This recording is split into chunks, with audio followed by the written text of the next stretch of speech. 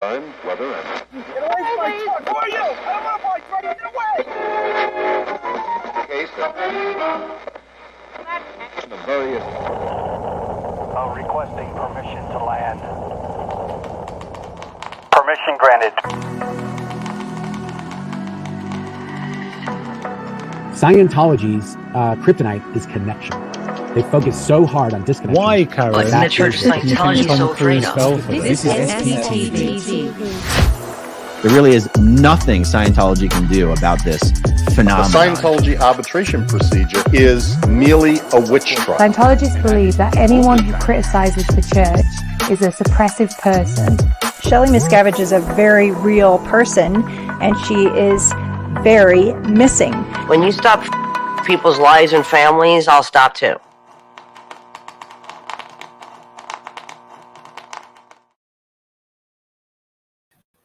Hi everyone, and welcome. My name is Clearwater Chad. Thanks for joining us on Sea Org Day.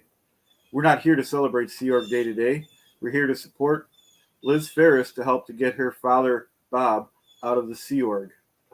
We're going to be here for the next 10 hours to raise money for Liz to help to get the funds for her father, Bob, to get out of the Sea Org. Thank you for your support. And now, here is Denver Steve-O. Hey, Chad, how you doing today? Good. How you doing, Steve-O? It's I'm doing well. It's definitely a day of thought and introspection, and a day that we're going to have one heck of a good time bringing everybody together to help Bob. Absolutely. Without a doubt. Okay. And here is Marilyn Honig. Hey, Marilyn. Hello, everybody. Hi. How you doing, Marilyn? I'm doing great. I am stoked and excited, and I'm ready for the long haul. We're here for 10 hours to show support to Liz and help her dad, and all of us are just coming around her, and it's going to be a great day, night, and we've got an amazing lineup of so many people that are here to support Liz. So I'm really excited. Thanks for everybody joining us. Absolutely. And now here's Juliana Bittencourt. Hello, everybody. Hi from Clearwater, Brazil. How are things in all the other Clearwaters in the world? Pretty good. Yeah. Clearwater, amazing. Yeah, Clearwater, amazing. That's like the Kenergy from the Barbie movie. It's all the Kenergy. We're all Clearwatery. we're all going clear water today. Happy Sea Org Day. Oh my goodness. Yeah. I think it's so interesting that we picked this date and it just happened to be Sea Org Day, and we're trying to get to somebody who's still in the Sea Org. What a nice nice way to celebrate from outside of the Sea Org than to try to get somebody out of the Sea Org, and more people hopefully too, but hopefully Bob Ferris soon. Yep. And welcome everybody. Thanks for joining us. Yes. Hello. So we're just saying hi to some new friends and older friends and younger friends and Pete Jensen. New faces and old faces and new faces. Thank you everyone for joining us. 5A and Joe, good evening from London. Nice. Oh, there's our friend John Sostowski, and I see Free Xenu Project. Oh, yes. To Lone Water Dinosaur. To Lone Water. I got the water. Lone Water Dinosaur. The Lone Water Dinosaur. To Lone Dinosaur 13. Degraded Daughters of Dianetics. We'll be seeing them soon. And our fabulous guest of honor, Liz, will be on very soon. Mark Turi, hello. Hey, Mark. Hello, everybody. Oh. Something. I see Gino Dean in there. Yeah. Hi, Sarasota Jerry. Daniel. Nice. I'm in the start. Told him Clearwater. We started a bunch of hellos. We wanted to say hello to everybody, but we might not Yay, Children of Children of Scientology. Scientology. Gonna be with us later on. Yes. And who else is there? Oh, Linda Golan, Hazy Nation. Freezing New Nation. Freezing okay. it. I gotta say hi. I gotta say hi to somebody. I want to do it a little bit Mena, different. I see you, Mena. You're not invisible. Ah! Oh, wow. Nice. Thank you, John, for this, Mr. Bildall. And you saw the video of Apollo. It scared him. But I like even how Mike he says likes him. Southern Clearwater Ski. John also inspired cool. me to get this. My little David nice. Miscavige. Nice. My real life size.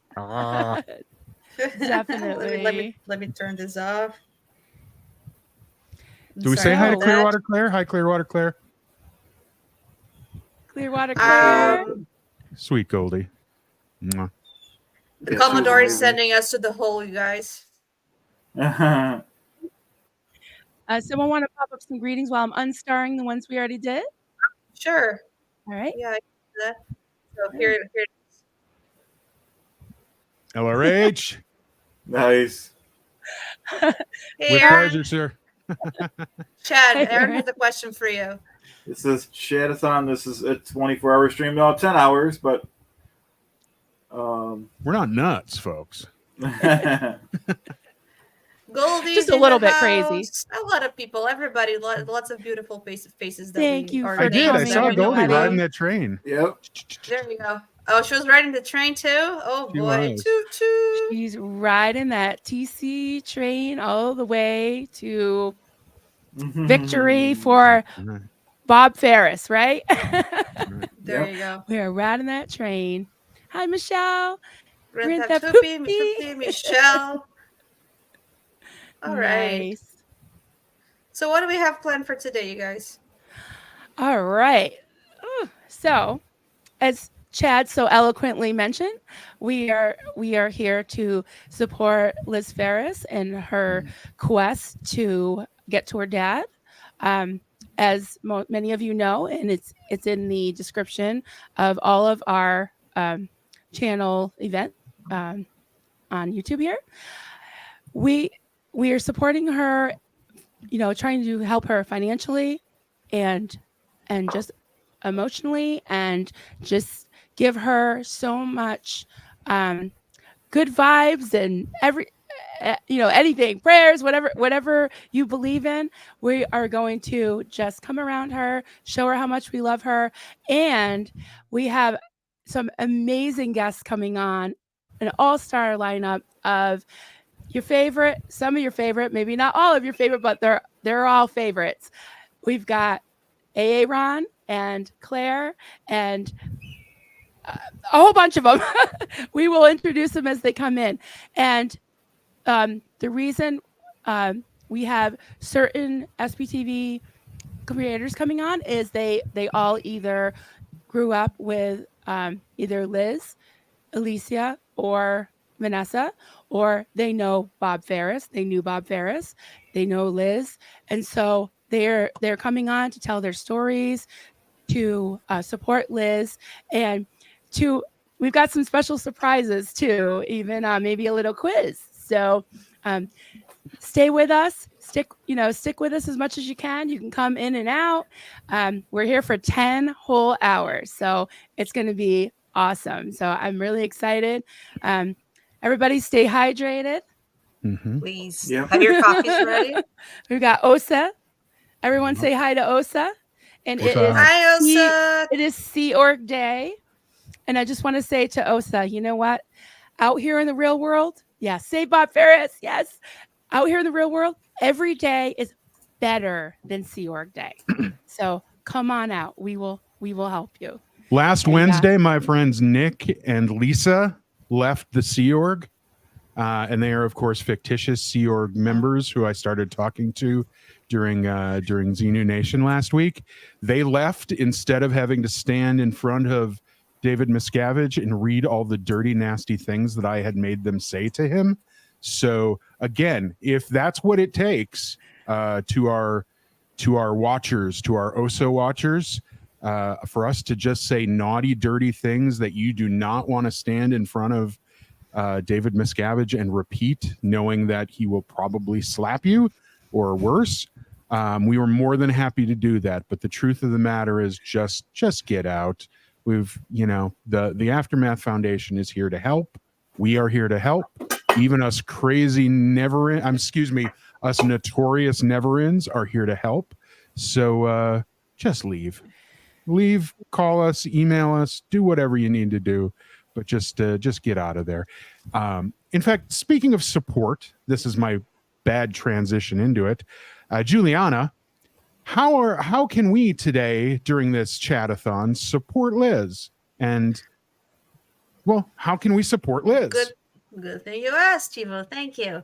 Well, I think the moderators and also us, we're going to be throwing links throughout the show, but mainly Liz has 2 links. One is GoFundMe, which I will occasionally put up on screen here. You have a QR code there on the corner on top of my name at the moment, but it'll always be there, but it'll be on top of whatever is there, which sometimes will be nothing. But the link is also in the description of the video, and then she also has a Venmo account that you can donate to. Sweet. And very 21st century to have a QR code. Oh, and everybody just grab your phones and go bloop. And that's so easy, right? It's so easy. So easy. QR codes make everything so much such a fan of the QR code. And Steve-O, just before we introduce our next co-stars, co-hosts,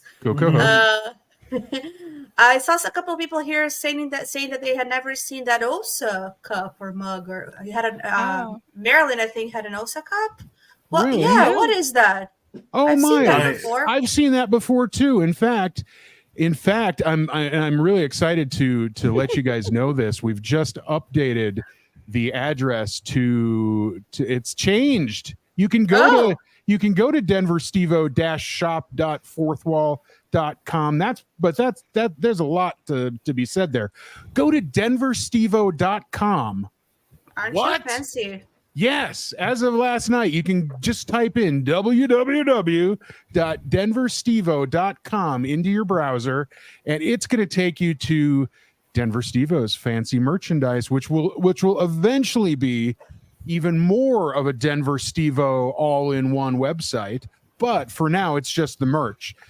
You can get those fancy OSA smells like poo cups, although you can't really read the smells like poo, which makes it look really cool when you're wearing that big old OSA shirt and other Scientologists are going, oh, look, it's OSA. I'm going to go talk to them. And then they realize, then they don't realize that you're there to get them out. Yeah. But there's also the Xenu, let me do it the right way, Xenu Nation line of stuff, which is actually where we're quickly expanding. We'll have clothing out here soon in the Xeno Nation line, and oh shoot, I have nothing here that promotes it except for Sweet Me. There's our fancy, sexy I Slept with Steve-O line. So grab your pillows, grab your t-shirt dresses, grab your dream journals, whatever you're looking for to memorialize your time sleeping with Steve-O. But all of those are available at denverstevo.com. So swing on over, grab those. The OSA line is selling like hotcakes. I don't want anybody to miss out. We also, for those first 50, which is about down to the next 13 or 14 transactions, you get 15% off of your entire purchase. So swing on over. But I'm not one to promote, not on a day like today. It's Sea Org Day, and I'm not Sea Org. It's Save Liz Ferris, save Liz Ferris too, but more importantly, save Bob Ferris from the evil clutches of Gold Base. Let's get him out, and today's the day for that. So what was that? I'm sorry, Marilyn. I was talking. I was just going to say, speaking of merch, merch. There are Bob Ferris t-shirts and mugs and mouse pads and Ferris I think a few t-shirt. stickers. There you Ferris go. t-shirt. Yeah. Bob So that's on Ferris. the Blown for Good fourth wall. I'm not sure if we have the link handy, but I'm sure the mods will get those up. And Yes. the proceeds goes to the cause To that Liz. we are to Liz to help in the fight to save her dad. So yes, get Great your cause, yeah. Yeah, That's today's the day. same If thing I was gonna Ferris say merch. that I forgot about that too. today's the day, if Thank you're buying merch, swing on over to the Blown for Good merch store and definitely Please. pick up your Save Bob Ferris merch, because all of the proceeds to that are going to this cause as well. So. Oh, good. And if you don't need to buy merch, if you don't need to super chat, if you don't need any of that, your money is very, very welcome on that QR code over there helping the GoFundMe. We're going to be popping that throughout the show. I'm not going to leave it there the whole time, but I'll put it back up. In fact, do us a favor, just because, sorry, I did not prep this with anybody here. Just because, do us a favor, don't do super chats today. Super chats are going, super chats always go to the individual channels. This is not. And YouTube. And YouTube, right? YouTube gets 30%. This is not a formal fundraiser, because it doesn't line up with all of what YouTube says it has to be a formal fundraiser, like Surge's fundraiser was the other week. So all of this, so there is part of this money ends up going to YouTube, and so do us a favor, if you've got questions, just in big letters at the beginning of your chat, just type question. Same thing if you've got comments, or just type comment. Just let's not waste the money on a YouTube. Let's not waste the money on a super chat, where again 30% of it ends up going to YouTube. Take that money, if you want to send a super chat, send a non-super chat with the word question in front of it instead, and then just submit $5, $10, whatever you were going to spend on that super chat. Just submit that. Just give that right to Liz, right to the QR code, or let's just make sure that money goes to where it needs to go, as opposed to getting spent on the corporations. So Good point, Steve-O. That's great, Steve-O. Thank Yeah. you. Yeah. And whatever channel you're watching from, just so you know, the Degraded Daughters of Dianetics, who are coming up soon with Liz, they're streaming also the entire 10-hour Chad-a-thon from their channel. Also, if you haven't subscribed to them, please hop on over and subscribe and like. And if you'd like to do so, you can hop from channel to channel and like the event, because that pushes it out to the top of the queue. Subscribe to all of us would be wonderful. And our guests are also going to be streaming. Some of them will be streaming while they're on live with us. So just show your support in that way to the different channel creators. And yes, today is all about Liz and her dad and anyone else that is in the Sea Org, in Scientology, in staff. You've heard the stories. You're going to hear more stories today.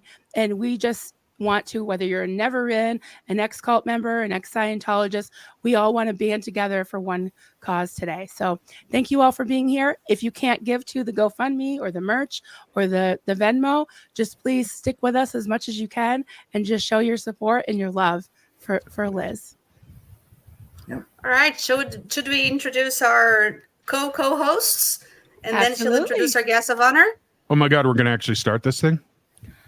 Yeah, we've been talking for too long. Holy I'd hell. like to introduce that I like to call on screen here our beautiful Degraded Daughters of Dianetics, Vanessa and Elysia. Woo. Hello. Hi. How are you? What a beautiful day we have today. So Don't much we? fun. And Thank on you Sea for Org having Day. us. Yes, we love you guys so much. I thought, we come from this background. We could start with a little word definition of the Sea Org. And then also the significance of the Sea Org Day, and then bring on our beautiful Liz. That's great. So Liz is a former Sea Org member. Elysia and I grew up public, so we had a bit of a different experience. A lot of people you guys are seeing are former Sea Org members. So I just thought I would read the definition of Sea Org. So in 1968, the Sea Org became a goodwill. This is from L. Ron Hubbard, okay? So just know it's not me saying this, it's L. Ron Hubbard. Then in 1968, the Sea Org became a goodwill activity and an efficient administrative arm of Scientology. The Sea Org runs the advanced organizations and is the custodian of clear and OT processing, interesting word, materials. Ron's Journal, 1968. Definition 2, it's the organization which functions at the high level of confront and standard. Its purpose is to get ethics in on the planet and eventually the universe. This organization operates with a fleet of ships dedicated to this purpose around the world. Being mobile and separate from the pull of land is an absolute necessity to accomplish its plans, missions, and purpose to get ethics in. So if that's not the definition of an extremist group, I don't quite know what is. But let me tell you about Sea Org Day so we can really just honor what we're doing today, because we didn't even plan it this way. We found out it was Sea Org Day, and it just seems to be the best thing. So fitting. Hail Xenu. Yeah, I mean, this is like just some wild stuff. I don't even know how to explain how cool it is, actually. So they all usually get a day at Disneyland. That's what I remember, is if you had your stats up, it's the day that you get to enjoy life. It's kind of sad. It's the one day. But today's the day that they have to probably sit there, and maybe somebody walked in and said, no Disneyland for you. And that's sad. And that's not our fault. We're out here sharing our truths. It's that structure's fault. So besides the 4 main holidays in Scientology, there are a number of additional days when lesser celebrations are held. Sea Org Day is the celebration of which is largely limited to its members, providing a time for them, among other activities, to publicly renew their commitment to Scientology, the billion-year covenant for Sea Org members. So I wanted to today publicly renew our support for Bob and Liz Ferris, and that Bob deserves a day off, okay? So can we bring on Liz and... Absolutely. Totally. Hi, everybody. Hey, Liz. Welcome. How are you? Great. Thanks for Good. being How are you? Yeah. I'm pretty good. I got my little sparkles on. I got my headband on. Vanessa I does got too. Awesome.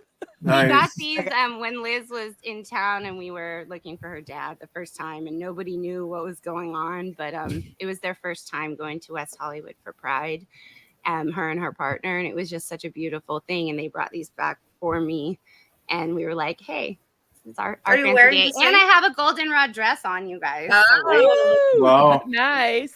Nice. I was gonna wear. Perfect. I was gonna wear a goldenrod dress, but I was a little scared that it would have been a little too snug. We don't mind. Oh, now I see yours, V. Thank the same, you. the headband. Yes, I have my I saw the headband. I have my yeah. goldenrod. We're celebrating today, and I even have Beautiful. outfit changes for later. So you guys Ooh. are Nice. Wardrobe in for some- change. in for some SP fashion today. Nice. Nice. Hi, Elysia. Alicia. Hi, I'm sorry. how are I say it you, wrong. Marilyn? How are you? Good. So Thank good you to for- see you. Yeah. So, Elysia, if I'm not mistaken, you are the one who introduced all of us to Liz originally. I mean, as far as Originally. us. Yeah, we started yeah. talking like 3-4 months ago, and me and Liz Yeah. talked first, and then her dad popped up as the question, and then going out to go see what was going on became on the table, and that's when she connected with Vanessa, because Vanessa is closer. I'm not in the same state. And so that's when they connected. And so it's really sweet because we all know each other and have our own little relationships, and then relationships all together as well. So it's And so it all beautiful. started because Elysia and I decided to speak up. I mean, literally, Liz Yep. watched our channel and thought, I really feel comfortable with these women and their stories, and I'm going to reach out. And that to me is like, why Beautiful. wouldn't you start a channel if you're ready? Go for it. Okay. Yeah. So Well, very Yeah. organic. It's all very organically Yeah. happened. And who would have thought 3-4 months ago? V, would you have thought? No, not at all. We couldn't have almost scripted our debut better. Honestly, it's like not something I wanted to do. I almost said no. Like I was terrified too. Oh, thank you, witness. I was so scared, and then I had to think about it, and then I was like, I've been training for this though. Like I do peer support. Who could better go with a survivor of PTSD to the location that they have nightmares about to do a welfare check on their father? Like who could be more prepared? I'm certified in that, and why I just did what I thought needed to be done. Liz, tell them what happened after that though. So after my emotional breakdown there, it was well, I stayed in control.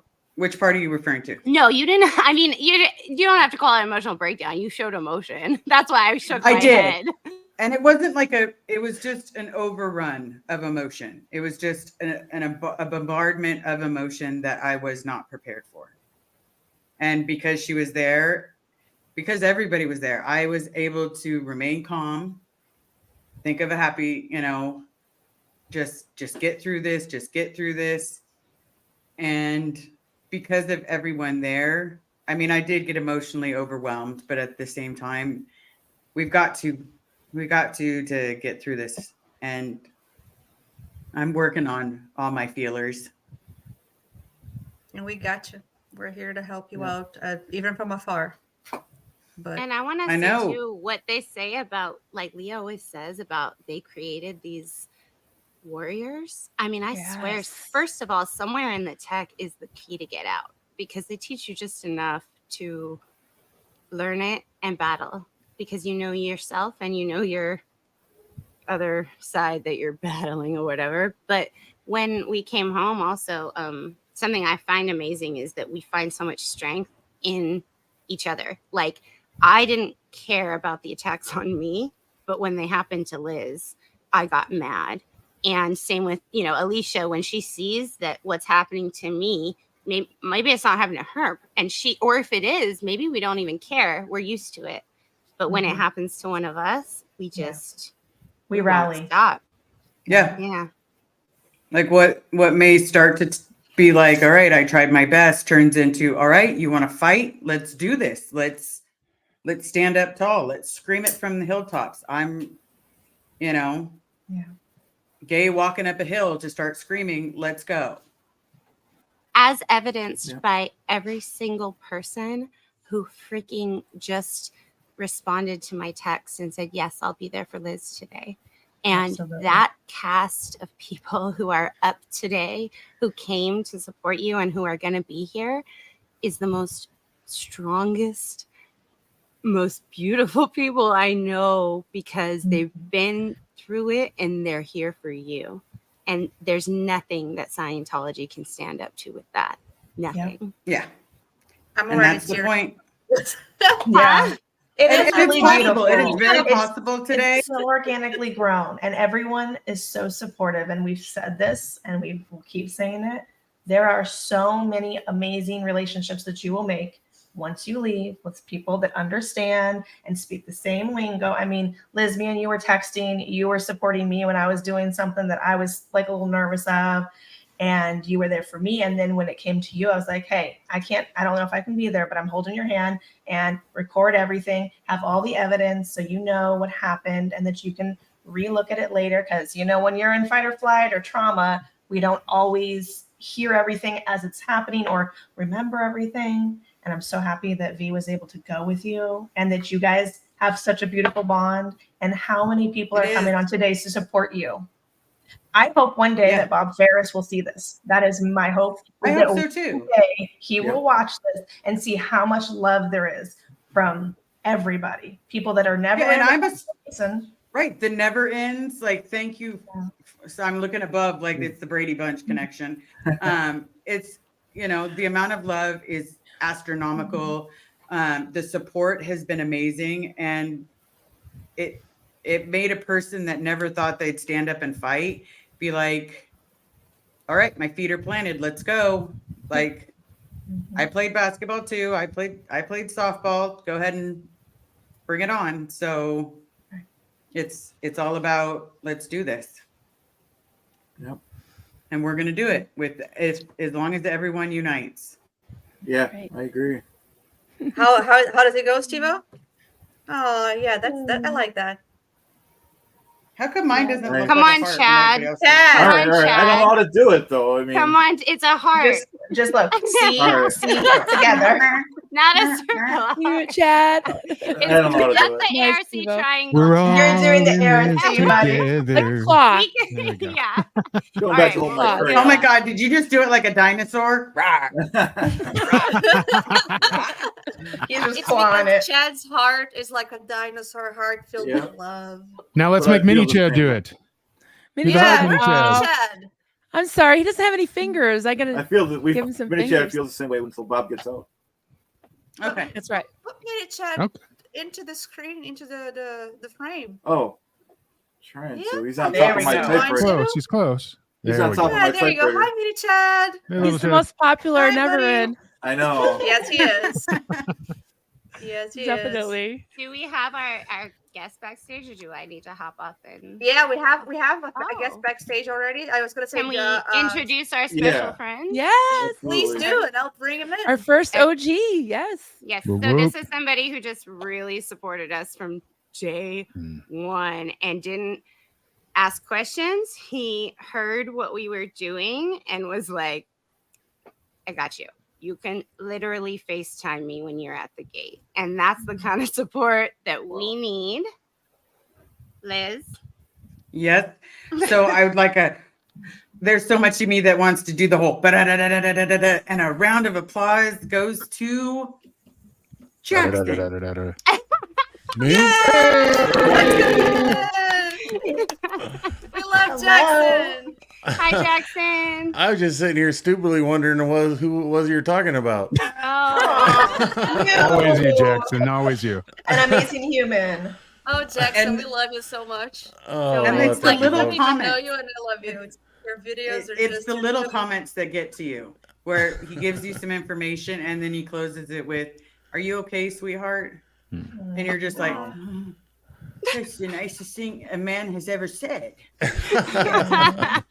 It's so You know, pretty and nice to see people openly express emotion. We're not super used to it. So it's something that is really comforting, because when people are just open with us, we're like, oh, finally. And just like you never ends, like you're pretty good at showing tears if you need to. And we're not always used to that. So. Not me. But even I'm very emotional and all of that, but Jackson still has a special place in my heart. Just the emotion, there's something about Jackson. There's something It's about the cheeks. I'm telling you, it's the cheeks. It's that rosacea cheeks. Where It's you're very, like, very "Hey." genuine and It's his kind beautiful. eyes, his kind heart, and his demeanor that is so calming. I love it. And he checks on you. And I he's mean, he's a supportive. busy man, and he wants to make sure that everybody's okay. And Oh, I that's, like this we comment. need that. Kim hi.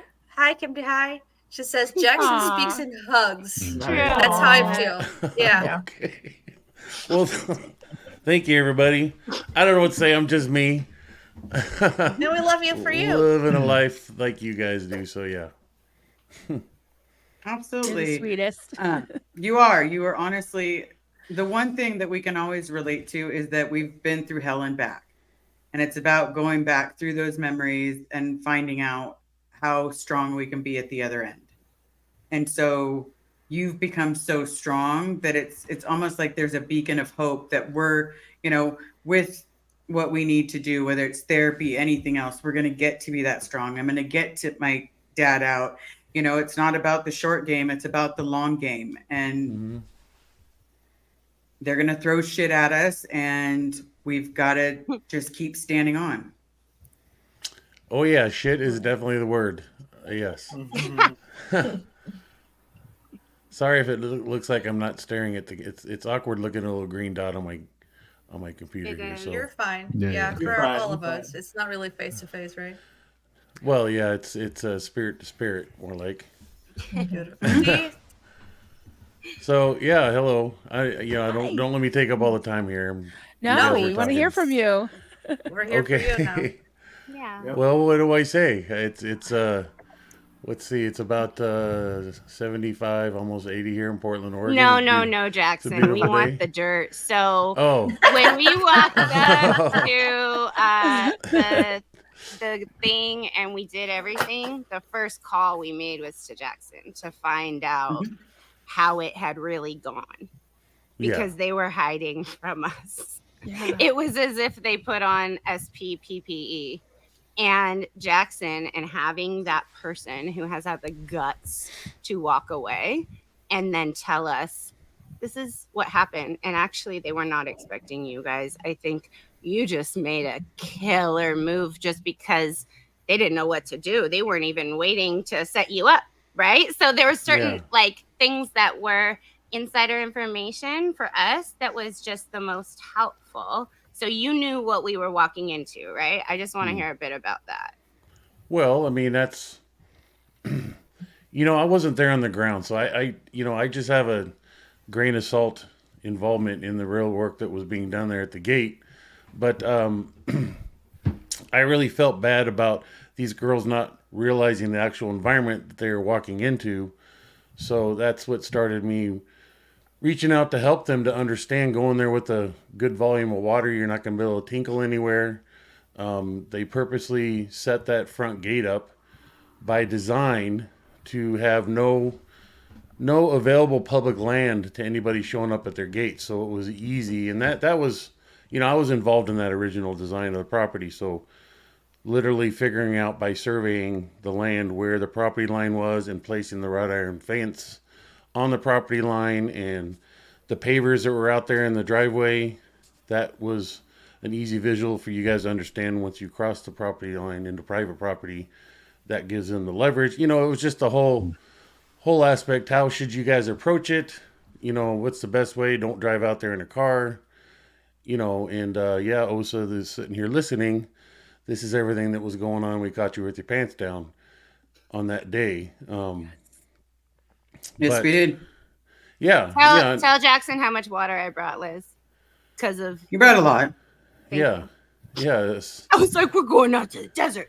I need all these. I even brought like a if you get lost, this is how you purify water thing. Like this is what we did. Stick a straw in the stream. Wow. Never know. Well, and it was just not going out there, not realizing all this. You think just like anywhere else, you're going to a restaurant, you're going to park in the parking lot, walk up to the door and conduct your business. Well, in this case, it's by design set up so you can't conduct your business, and it's put in the leverage of the church to tell you to get the hell out of here. And that's all they insist with. So, having experienced that for years and years and years and helped develop the procedures to do it, I thought I'd help you all out. It was a fun day. It was interesting. I could see how labored the ladies and Jeff were with the whole effort. I know they certainly didn't expect the amount of work they suddenly found themselves with, to then also include the emotional aspect of it, because that was a tremendous burden. Yeah. So, I just think there was a number of us at play putting together this whole well-prepared for plan to deal with the best that we could. So, Pete, I did my Girl Scouts at the Ash show downstairs. It was only Scientologists, little girls doing the brownies and stuff.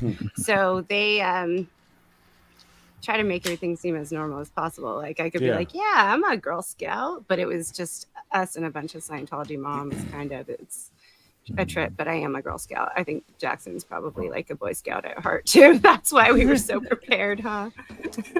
Yeah. I was not. No.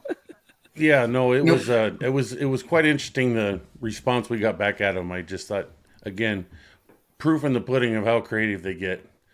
And but it's yucky, it's dirty. And how nasty. Yeah, it's nasty creative. It's not, anywhere near, let's see what we can do. Maybe there's something we can do to work this out. No, it literally, short of saying the obvious, get the fuck out of here, we don't want you to fuck here language. Mm-hmm. But it would have led to that, I don't know. I just feel we caught them with their pants down. Well, because I almost would have had more respect if they had said something instead of hiding and cowering like Yeah, it's just shocking. I mean, any other human being outside the confines of those fences is, you look for another human being. It's like, sure, let me see if I can find them for you or find her. And they actually go through the effort and find it. And, oh, here you go. Shake hands. But no, that's just the vicious we had ugliness. to stand in cactus, and that was where we had to wait. And so that we was didn't by get hit design. Yeah, so we didn't get hit Yeah. by a car. And Jackson was the one who told me, yeah, that was by design. And I thought, how clever. Yeah, all the way up to the curb. That whole section of dirt from the fence to the curb, all the dirt was filled in with cactus, so people cannot stand in it. And, you know, that's a little trick at your own home. If you want to protect your home outside your windows around your house, put rose bushes or cactus or thorny bushes. People won't try to enter your home through your windows. Just by humans' desire to not get pricked, you know. Wow. Believe me, it's just those. Yeah, those the cactus simple- out there would hurt. Oh yeah, and there's plenty of it. So it wasn't like we just planted one that would happily take up 5 square feet. We planted 10 in 5 square feet just to make it dense. And because it was available up on the hillside, so the Saturday rentals projects would go up there and transplant it, dig it up and bring it down. And anyways, that just, you know, them I going don't think into that this. when you installed it, you were thinking, I'm going to keep a woman from seeing her father who she thought was dead for 19 years. That's kind of the point. It's like you're keeping people out, but you didn't really realize that the barbed wire was for the people on the inside when you were doing it, right? Yeah, and let's talk about that barbed wire, because people talk about the razor wire and the barbed wire. When the whole security system was designed, when I first got to the base in 82, there was hardly any fencing around the property. And L. Ron Hubbard himself had given a directive advice that he did not want fences. Until over $40,000 of equipment was stolen from one of the outbuildings, and overnight. I don't know the backstory how that came about, but it was stolen, and then it was decided we will put fencing in. But the fencing was to be low profile and not in your face, and not in your face, and it purposely did not want it to look like a prison camp. Funny language, but so a lot of homework was done by myself and 2 other guards at the time, looking for razor wire or something we could put on top of the fence that did not make it look like your typical chain link with the barbed wire stretched across the 3 layers. He did not want that.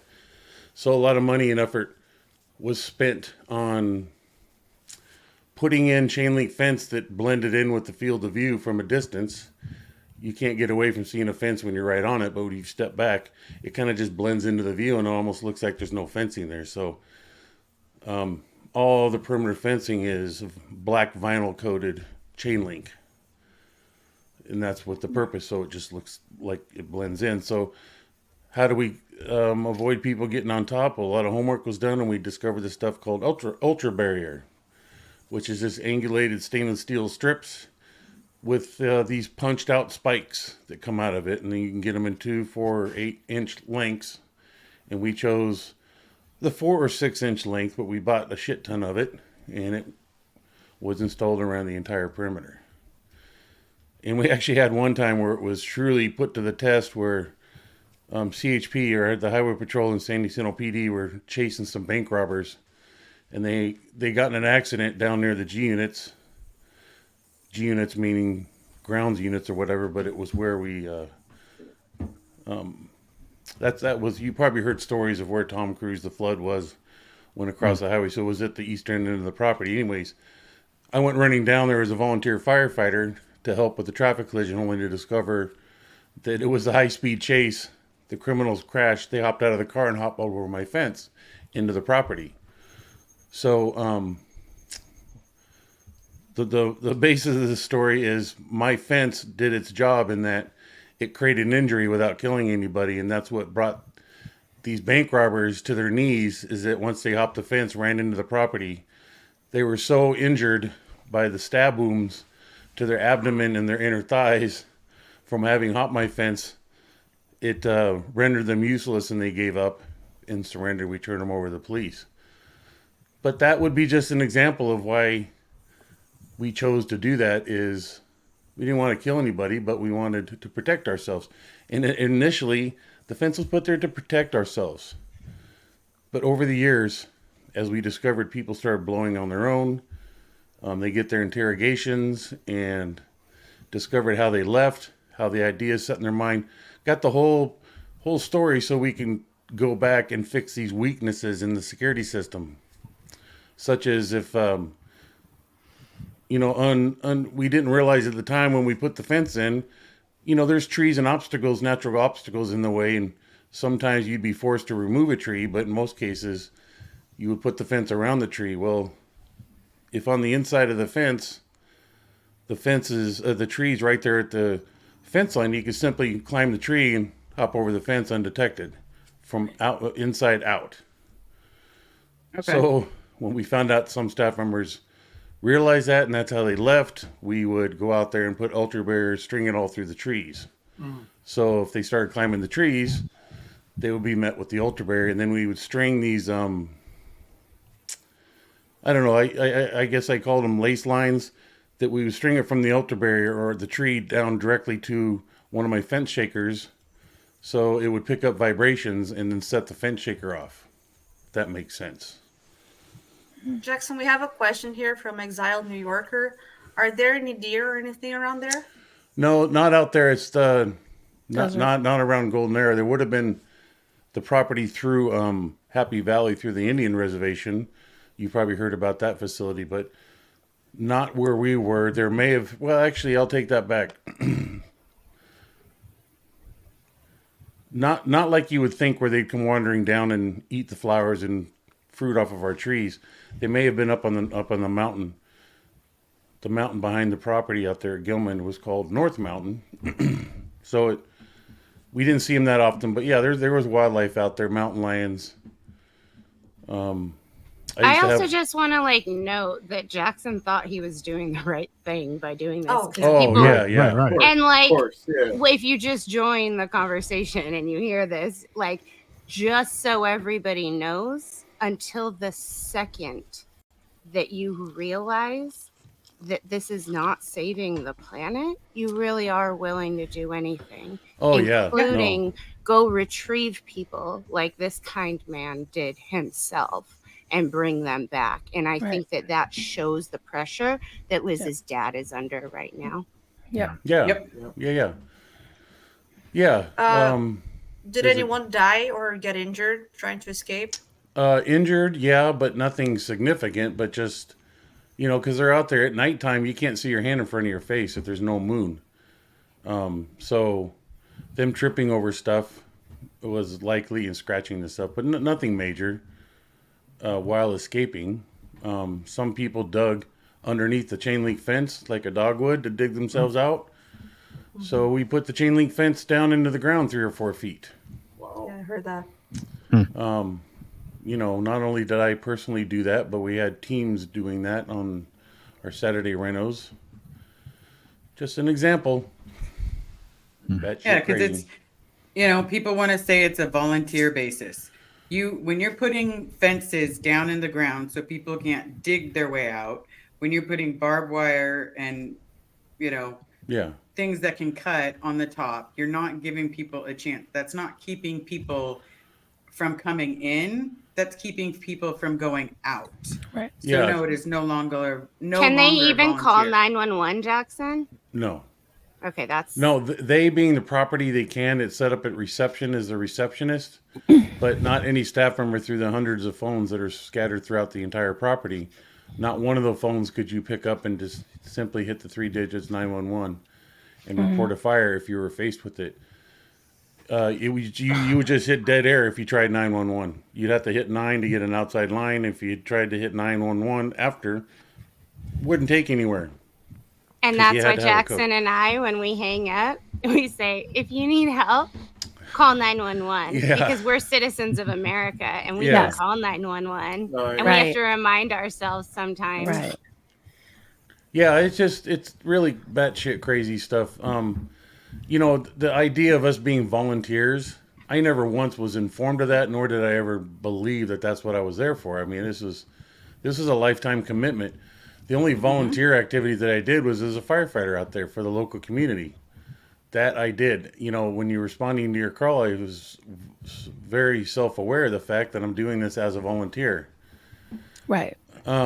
never once coming back or to the base or getting up that morning am I going, here comes another volunteer day of mine, and I got a year ahead of me and another year. I've done 14 years of volunteerism here in the Sea organization. No.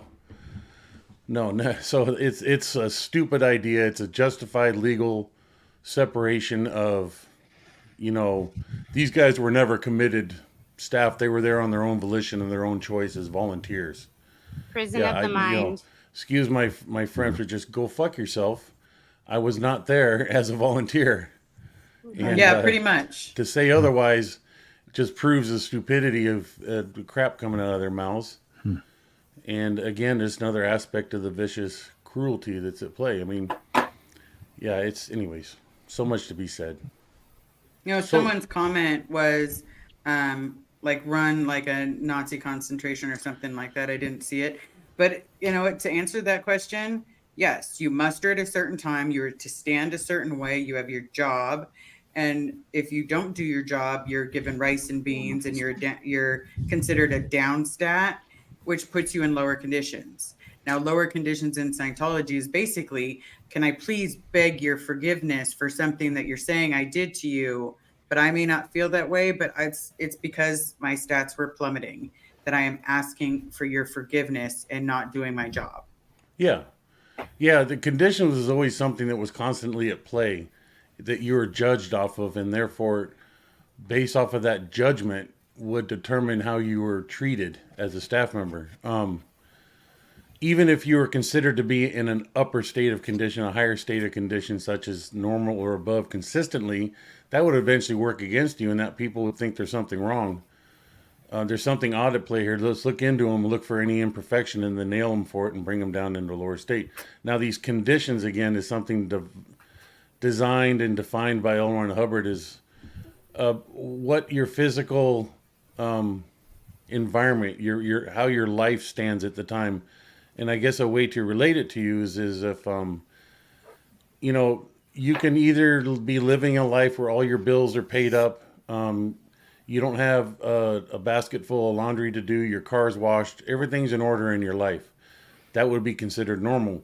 If suddenly the laundry starts stacking up, you start down trending to a lower state based off of this condition, the state of condition in your personal life that L. Ron Hubbard defined. So, I have found since leaving that there's nothing wrong with having a couple of baskets of laundry stacked up. Mm-hmm. I'm not an emergency or somebody who's in doubt or I'm a liability to somebody else.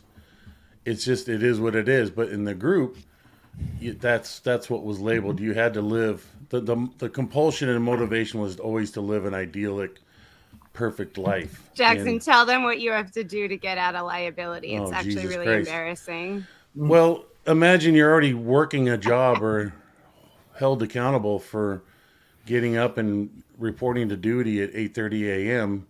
and you can't go to bed till sometime after 11.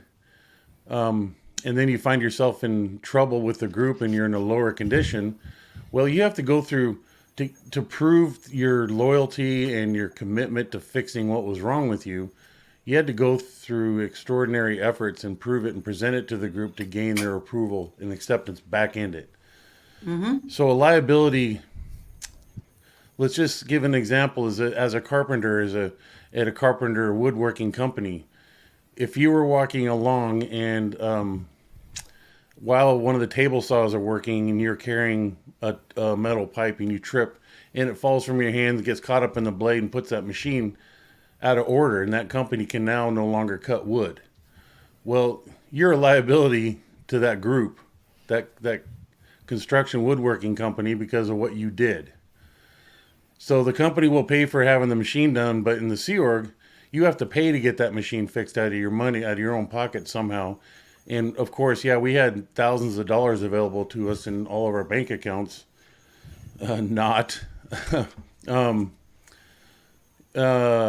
And you would have to pay for that, get it fixed, take responsibility for the lack of income that the company did not, with their downtime, because now they're not making money. And so that you would be held accountable for that.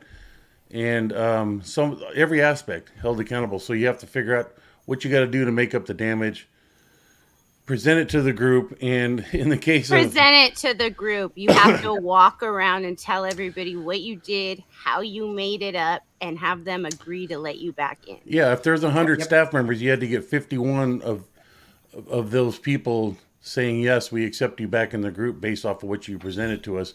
And only then could you be upgraded to the next condition. If you got only 49 that said yes and 52 that said, or 51 that said no, you'd have to reevaluate that condition and figure out what it is to gain 51 yes and 49 no's, you know?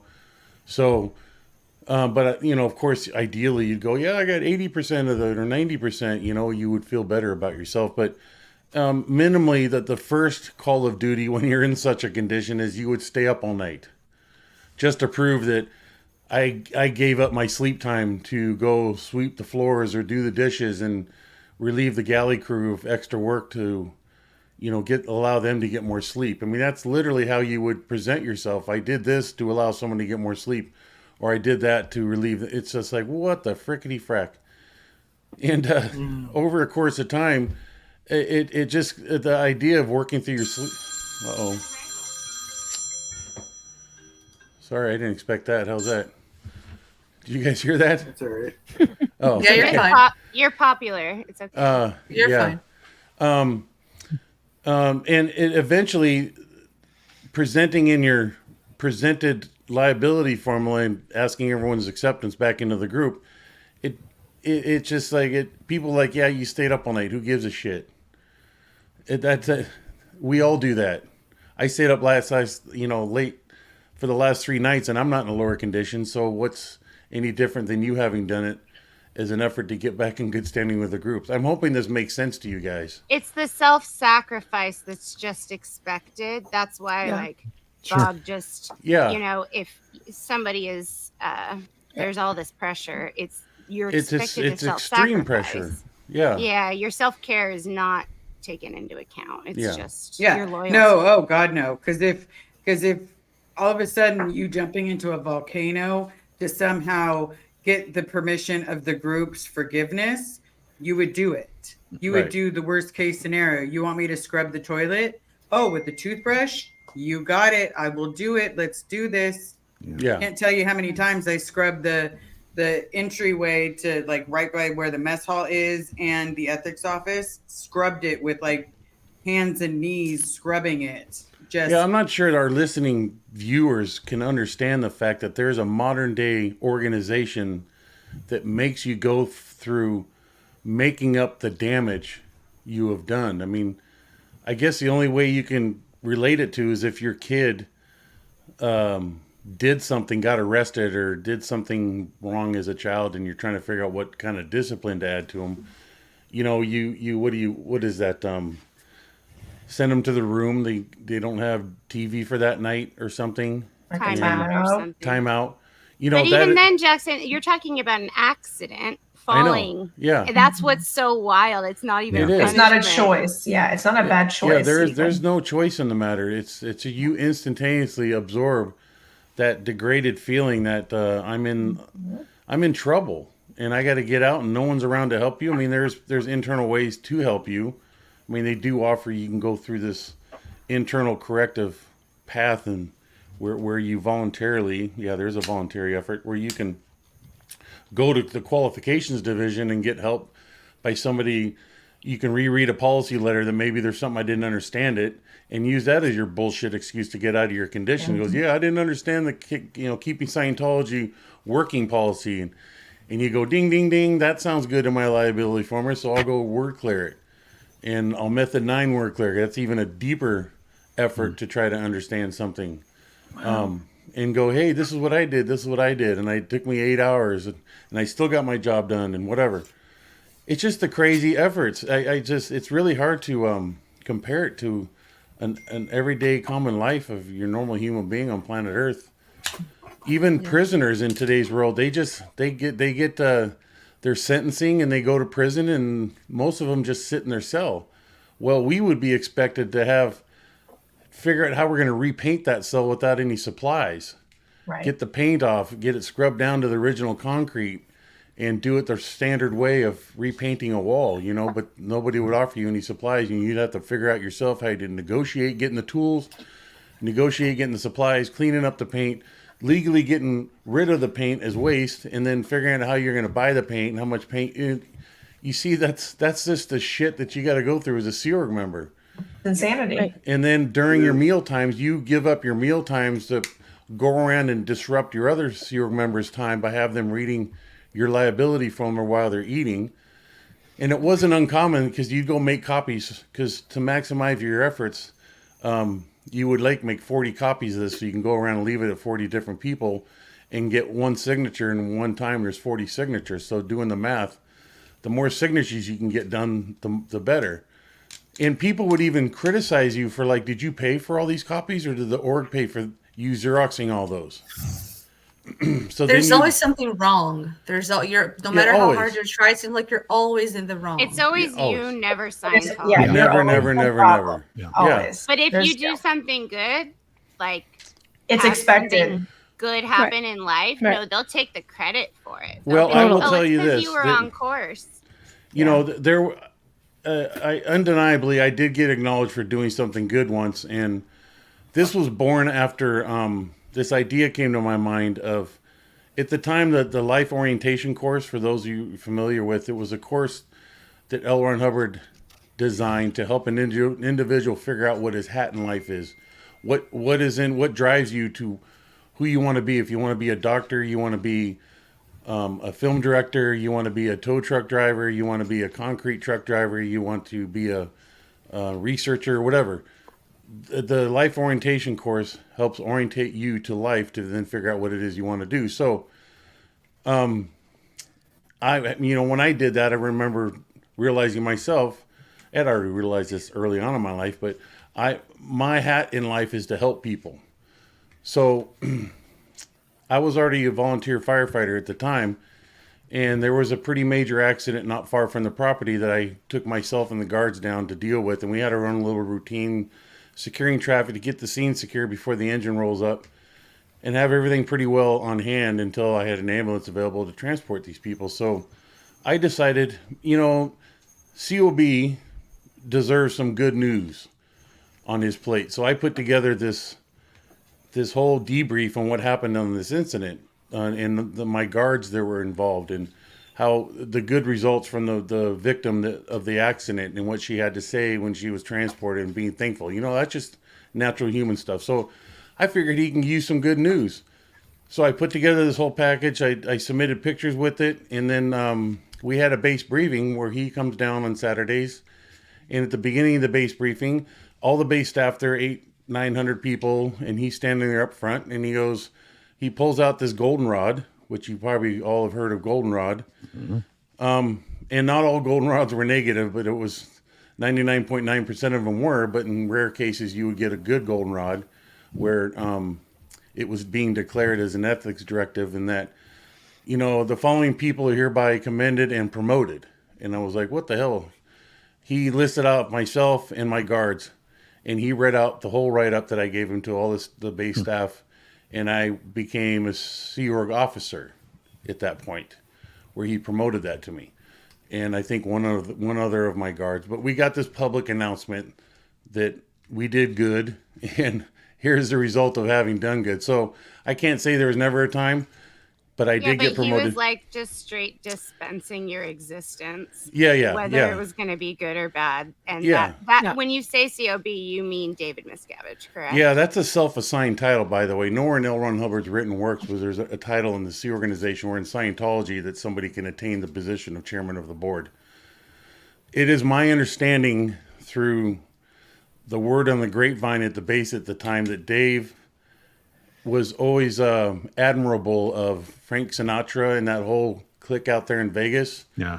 How Frank Sinatra himself... The Rat Pack. Yeah, the Rat Pack, and that time era, how he was considered chairman of the board just as a social default identity that they gave him. There was this board that existed that never existed.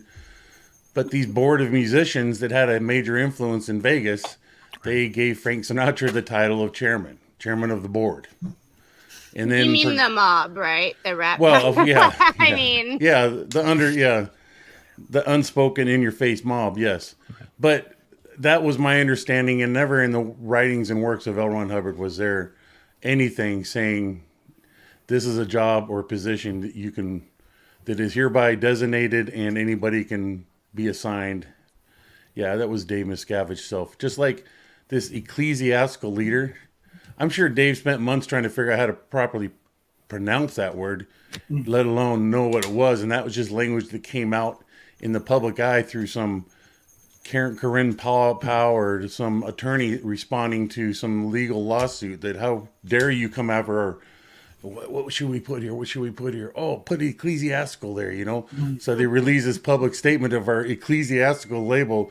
And Dave probably for the first time was like, what's this? And that means the highest, religious order. And, hey, it sounds great to me, call me the ecclesiastical leader.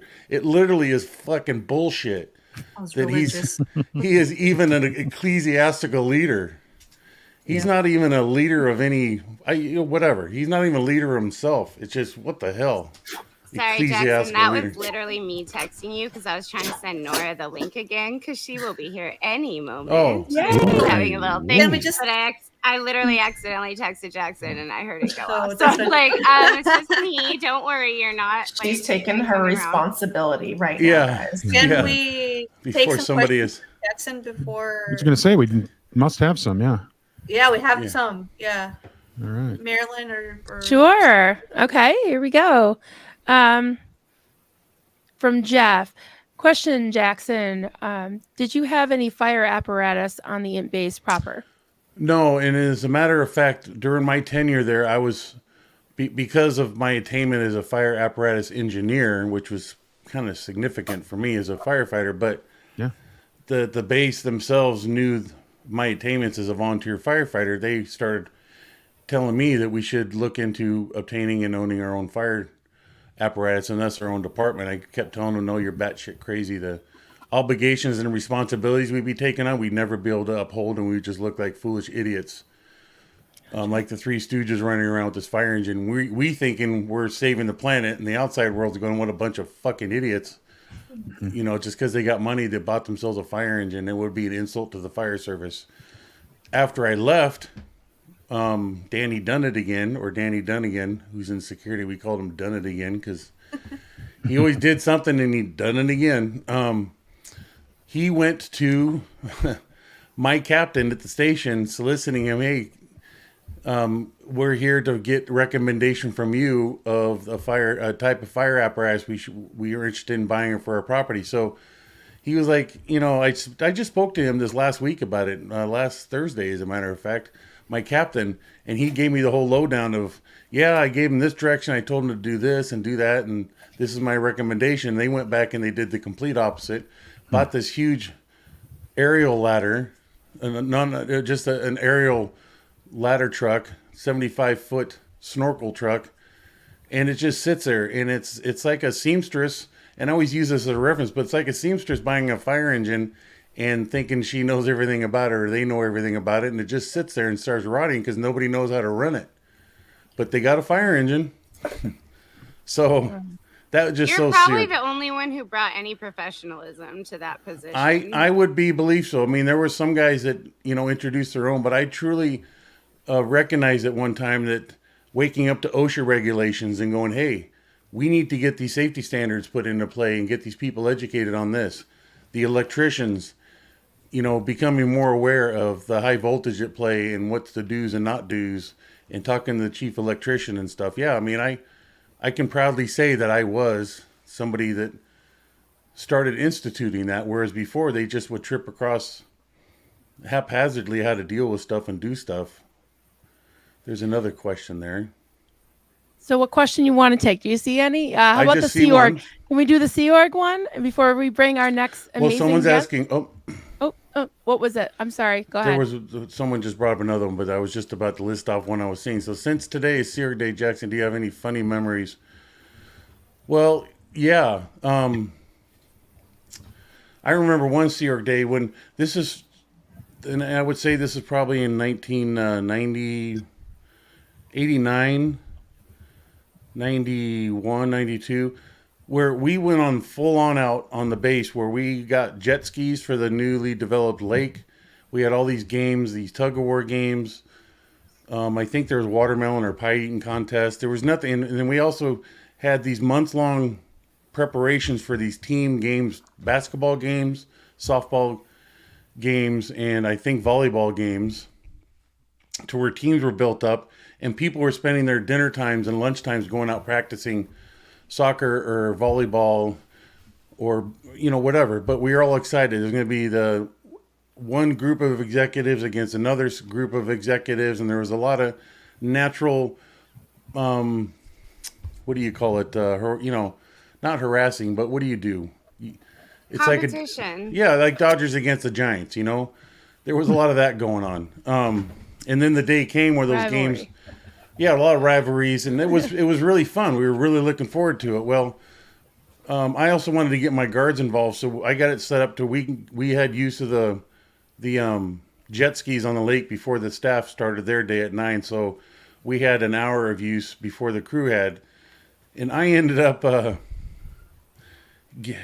of my guards ran into my leg and pinched from the nose of his jet skis into my jet skis and gave me this just short of, he probably got, the impact was so hard that it was probably just like a half a pound short of actually breaking my femur.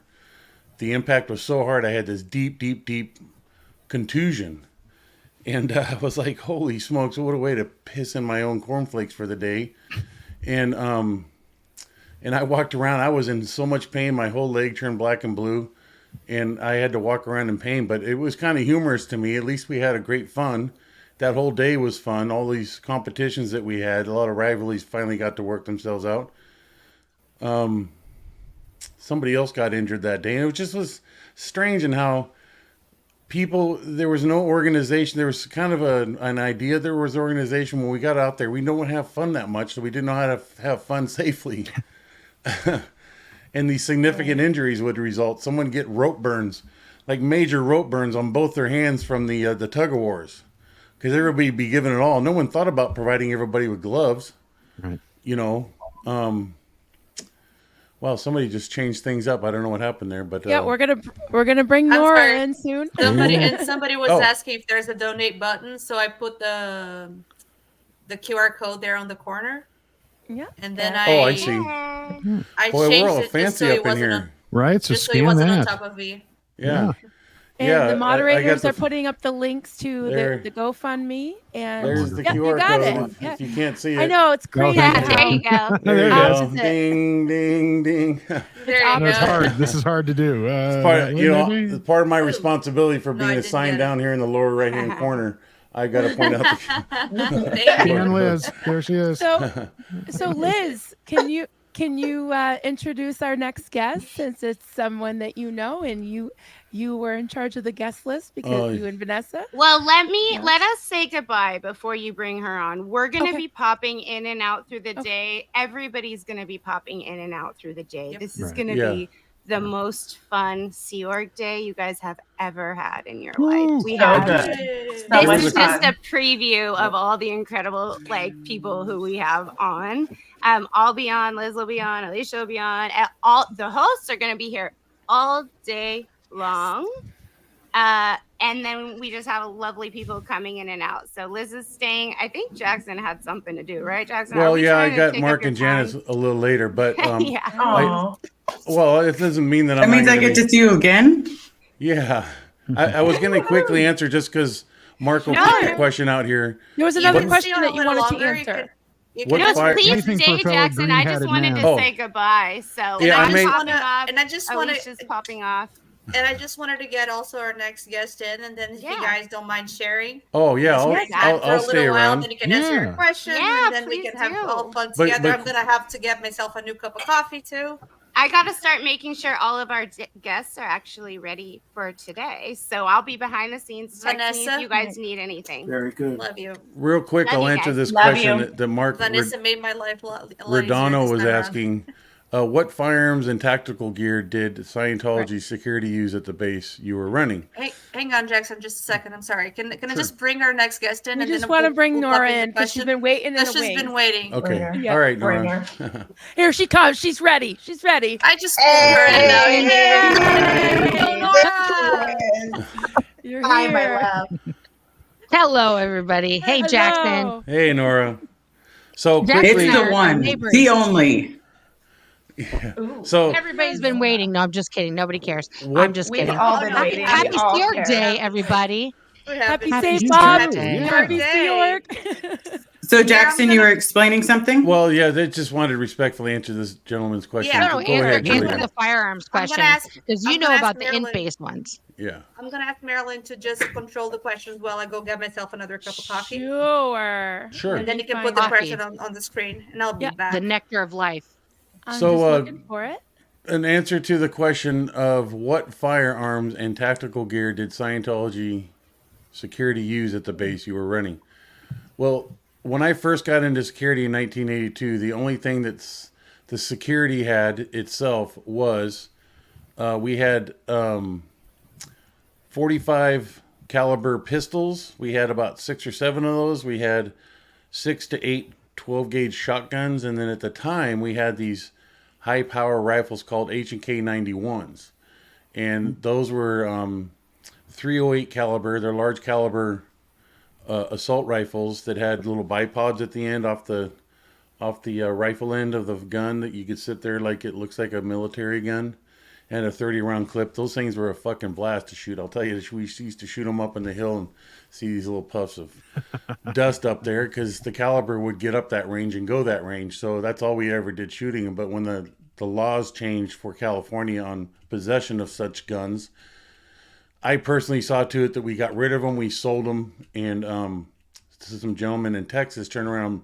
used that money, and at the direction of one of our private investigators, we did buy a professional high-powered sniper rifle that all the snipers and all law enforcement and anybody in that industry would seek out and buy. So we bought a high-power a sniper rifle that was also 308, and it had a very expensive scope on it. And we bought Premier rounds, if anybody know what that is. When you buy ammunition, you can get a general mixed. Anyways, it's prime rounds are much more expensive. It's like premium gasoline. You get your regular grade, then you get premium grade. Well, we got premium grade fire ammunition, and that's about it. And we also had bulletproof vests. And Oh, yeah. yeah, because that became a concern over time, but we didn't get those until we actually had people drive by shooting at us. So is this sniper rifle the rifle that we hear of that was hidden up in the mountains? There was never once did I have a gun up at that Eagle booth, and nor was there ever a rifle up on the hill. That was a story that got kicked around from Dave Miscavige himself, and that one of my security guards who set the hill on fire, at the end of his shift early morning, he decided to go take a deuce in the weeds.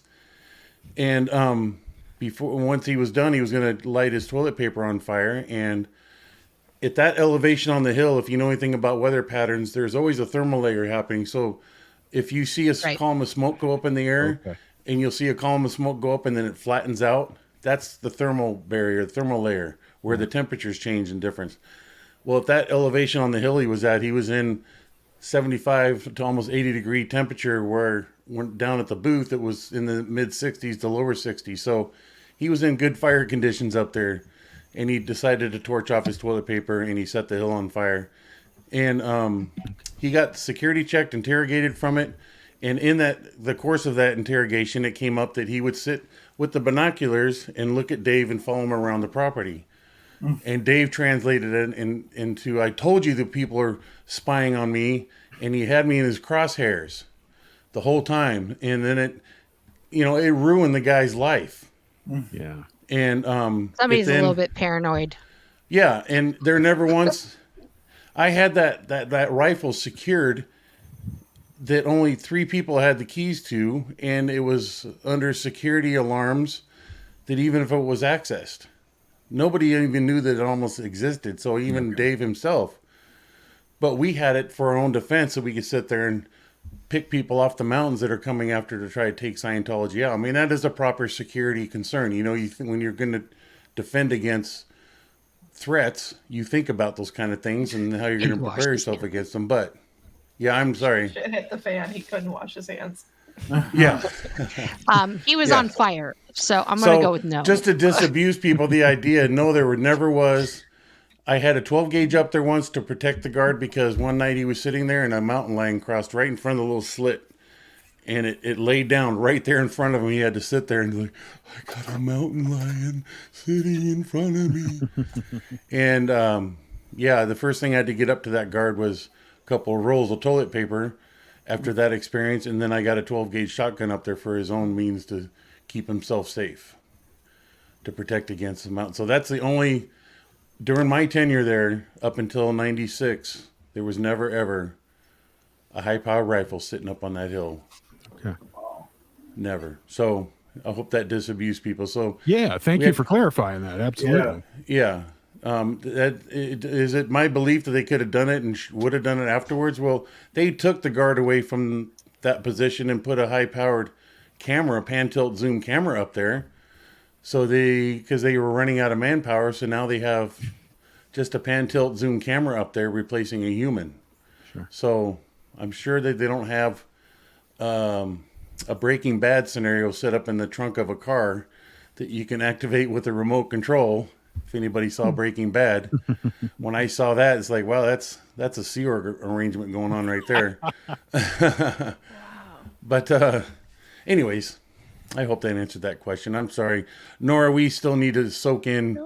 You're joining our it's all good. Little happy club. Jackson, here. you have so many stories, my friend. One day we'll get together, me and you, and we'll just tell some crazy wackadoodle stories and you know, together. we need to create some merch for Nora.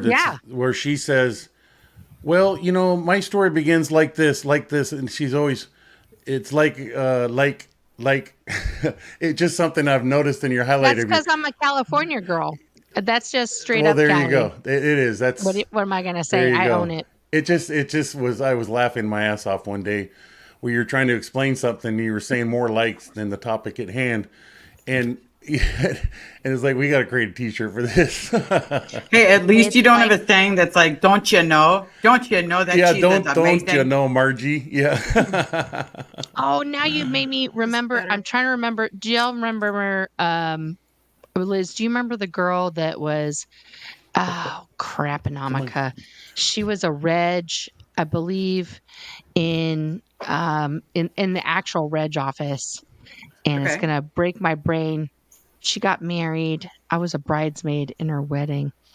Anyway, we used to do a whole like Midwest thing forever. And I used to call her Pam and she called me Barb. And we would just sit there and be like, hey, Pam, how you doing? Don't you know? How you been today? And she's like, hey, Barb. And we would talk to each other like this, like back and forth. Oh, yeah, you know, it's been really bad today. The reg office is just down. Our stats are way down. You know, it's just like in the garbage can. And oh, no. And one day we had been doing this for like 10 minutes. And I went up to the course room and I was like, okay, everybody, it's time to start course now, don't you know? And I couldn't drop the accent for the life of me. I was like, squeeze the cans there. Okay. It was really bad. He was like, are you from Wisconsin? And I was like, no, definitely not. I'm from California. No, I was answering a question. She was grabbing on us. Who's changing the screen layout? And I said I was. I did it because I'm trying to. It wasn't me. I am going to dip out to make a quick phone call to return that early ringy dingy that was happening. Okay. And then I'll come back to y'all. Thank you for joining us. Right, Jackson. I heard your face. What is it? Right? That's how you remember the chat. How is it, Chad? Kids do that thing with their fingers. I could draw it. Oh, yeah. I could draw it. Right? Yeah. You can draw it.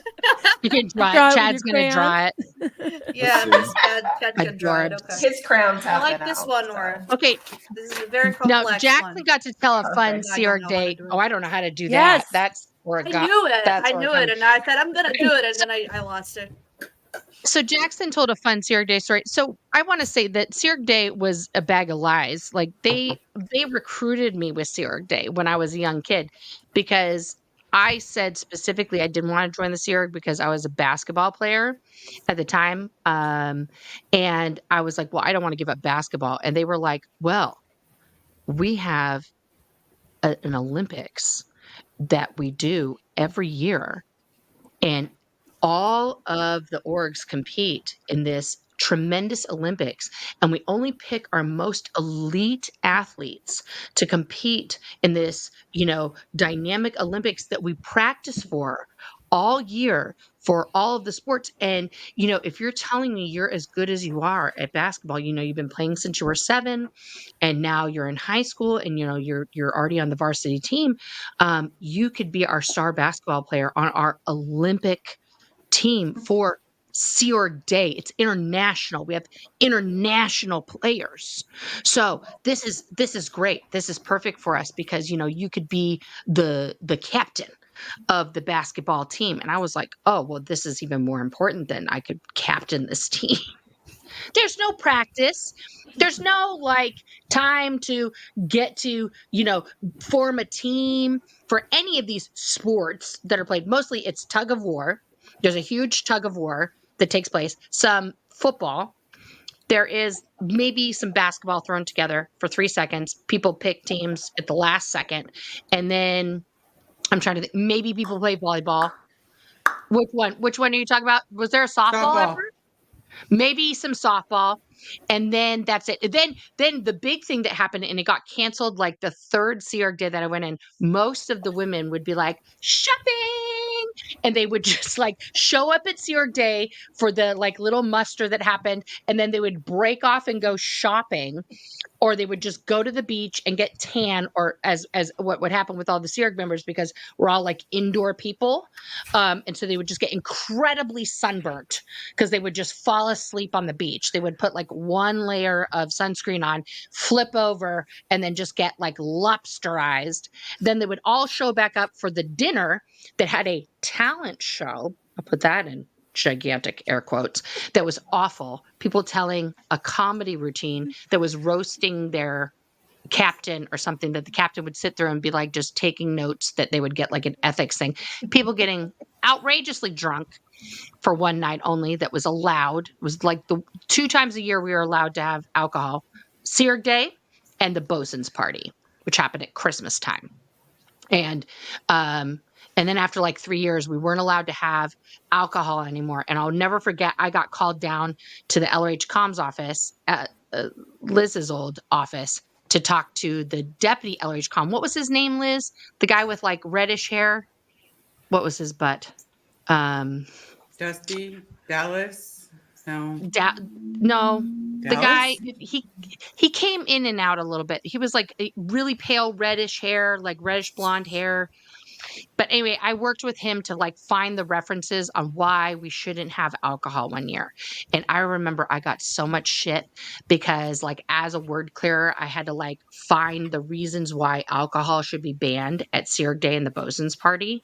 And so I found every reference and the definitions of why alcohol was bad for you as a thetan, and as a spiritual being, and why LRH was specifically banning alcohol. However, LRH also said in many different ways throughout that, it built camaraderie. He would give his C members rum and all this stuff.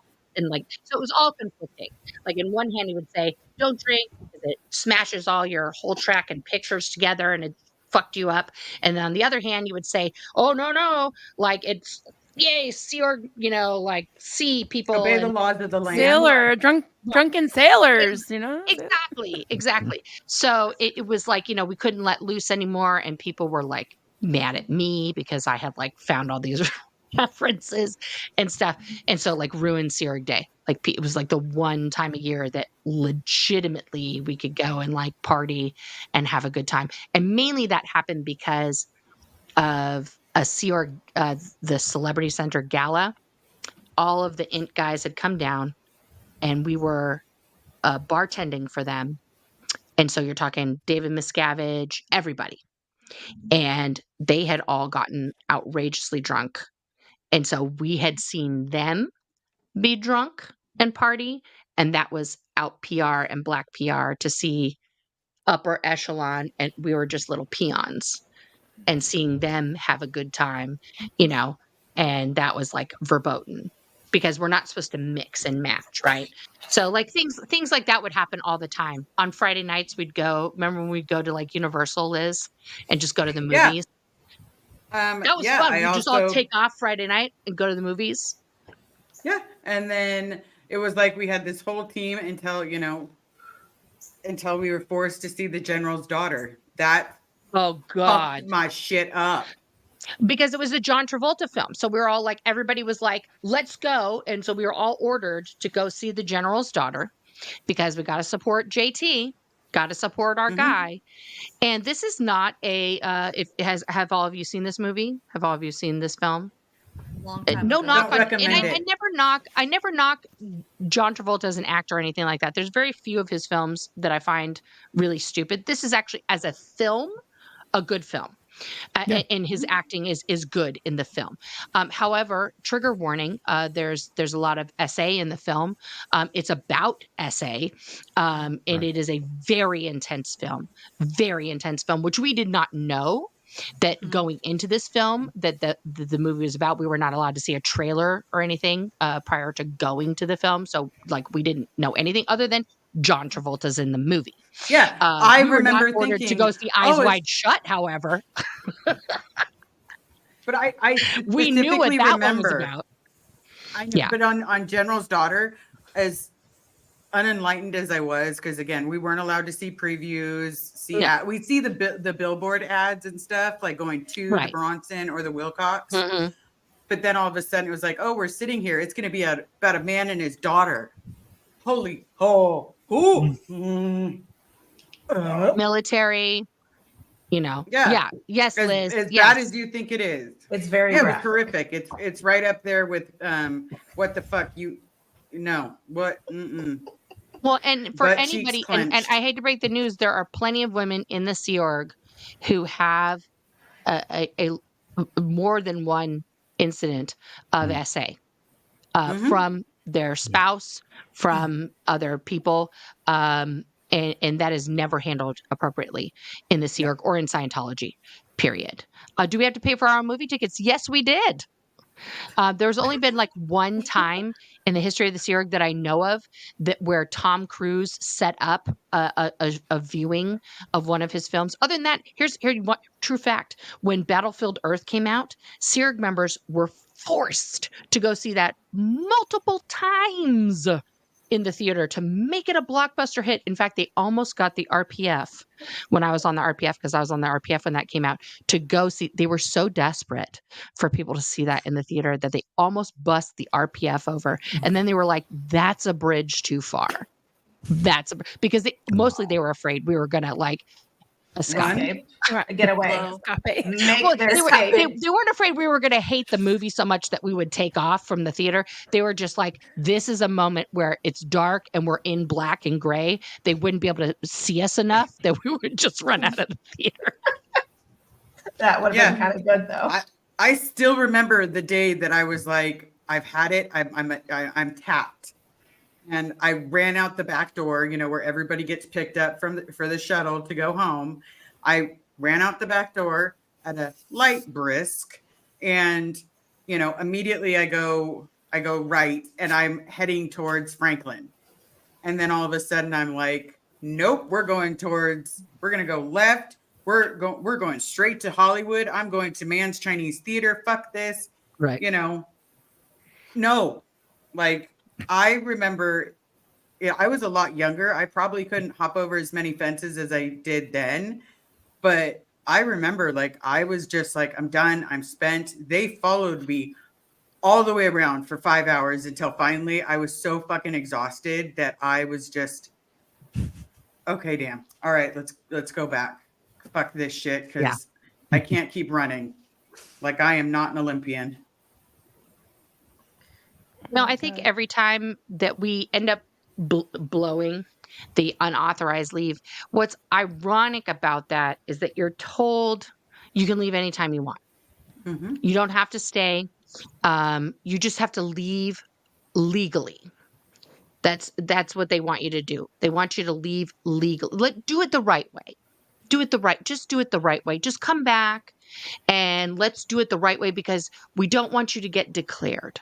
Because that would just be it would just be so bad for your family. Just come back so that you can get sec checked and do it the right way. So the first time that you ever blow, you're like, oh, okay, that makes sense. I don't want to lose my family. I don't want to lose my friends. Okay, I'll do it the right way. So like the first time I blew the Sea Org, it was after I'd gotten trained at Flag, and things like that. And like, the first time I actually tried to leave the Sea Org, I knew rewind all of that.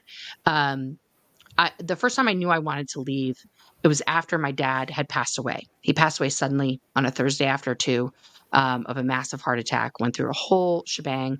And I got what I know now is like severely depressed. I was in a total depression, wanted to die, like the whole gamut. And, I kept feeling like I was going to run away.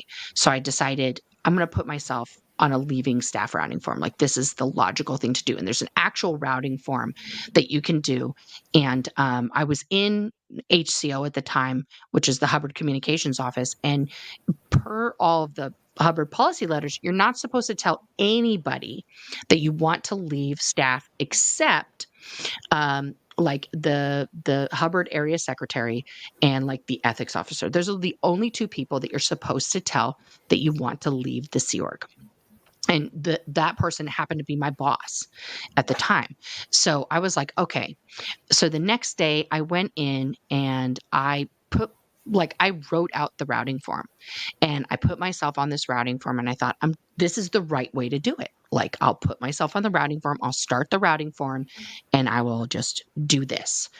And I wrote out the routing form. I put it on her desk, and I wrote her a note, and I said, can we please discuss this in the morning? Like, I really, why I wanted to do it. The next day I came in, and the CO somehow, instead of talking to her, instead of talking to me, she went directly to him, which is like 2 bosses above her. Okay. And I was nobody at the time. I was the recruiter or something. Like I wasn't even a big wig. I wasn't a big deal. He came up to me and tore up the routing form in front of my face and said, fuck you. You are never leaving here. Who do you think you are putting yourself on this routing form? This is bullshit. And just told me, like, you're not going anywhere. And I was like, what? Like, like you can't leave here. You're not leaving here. And I was just like, how am I? That's what you're supposed. But you can leave at any time. That's what they say all the time. So, no one's being held even against though their there's will. the routing form and it has steps on it, and I was doing the steps, I could. At that moment, I was like, there's no escape. And so the next time I just ran away, and it was like being in the CIA. I stole a car from my mom's house. I waited for them to come home, and I felt really bad. I left her a note on a card. She thought somebody stole it. So they called the police and everything. Then they got my note later. Then they had to call the insurance company back and be like, oh, just kidding. My daughter borrowed the car. I didn't realize she left me a note. And so then they were freaking out. They figured I went to my grandparents' house. I called her later and I was like, you can't stop me. And then, she ended up meeting me in Northern California. And then I ended up coming back, because I didn't want her to get in trouble, because like I knew it would mess her up.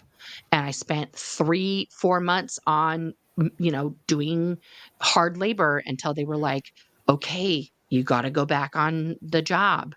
And it was just like this cycle over and over. I ran away a couple more times, and then I ended up on the RPF. I ran away a couple times from there. And then finally, left in spectacular fashion by trying to unalive myself. That was the only way. And then even doing that, the RPFIC came to the hotel where they were holding me with sirens blaring on a little security car that he borrowed, and looked me dead in the eye and said, so are you going to knock off all this case on post and come back and finish up this program or what?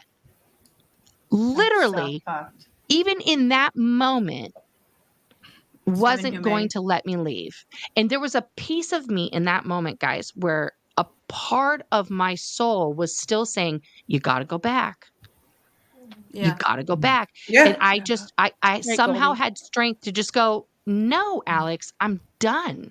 Like I gathered strength to say that. And he said, I like had my arm on the windshield, the like window, and he shoved my arm off and he was like, fine, fuck you. And then he like peeled out and drove away. But I was like, I was scared at that moment. Like I didn't know what was going to happen to me. And the next day, one of the security guys came and picked me up. We got my stuff, and then he just took me to HGB. They made me like stare in the camera and say, I'll never say anything bad about Scientology. I mean, I don't consider that I'm saying anything bad about Scientology because people are like, well, aren't you saying bad stuff? I'm like, no, I'm just saying truth.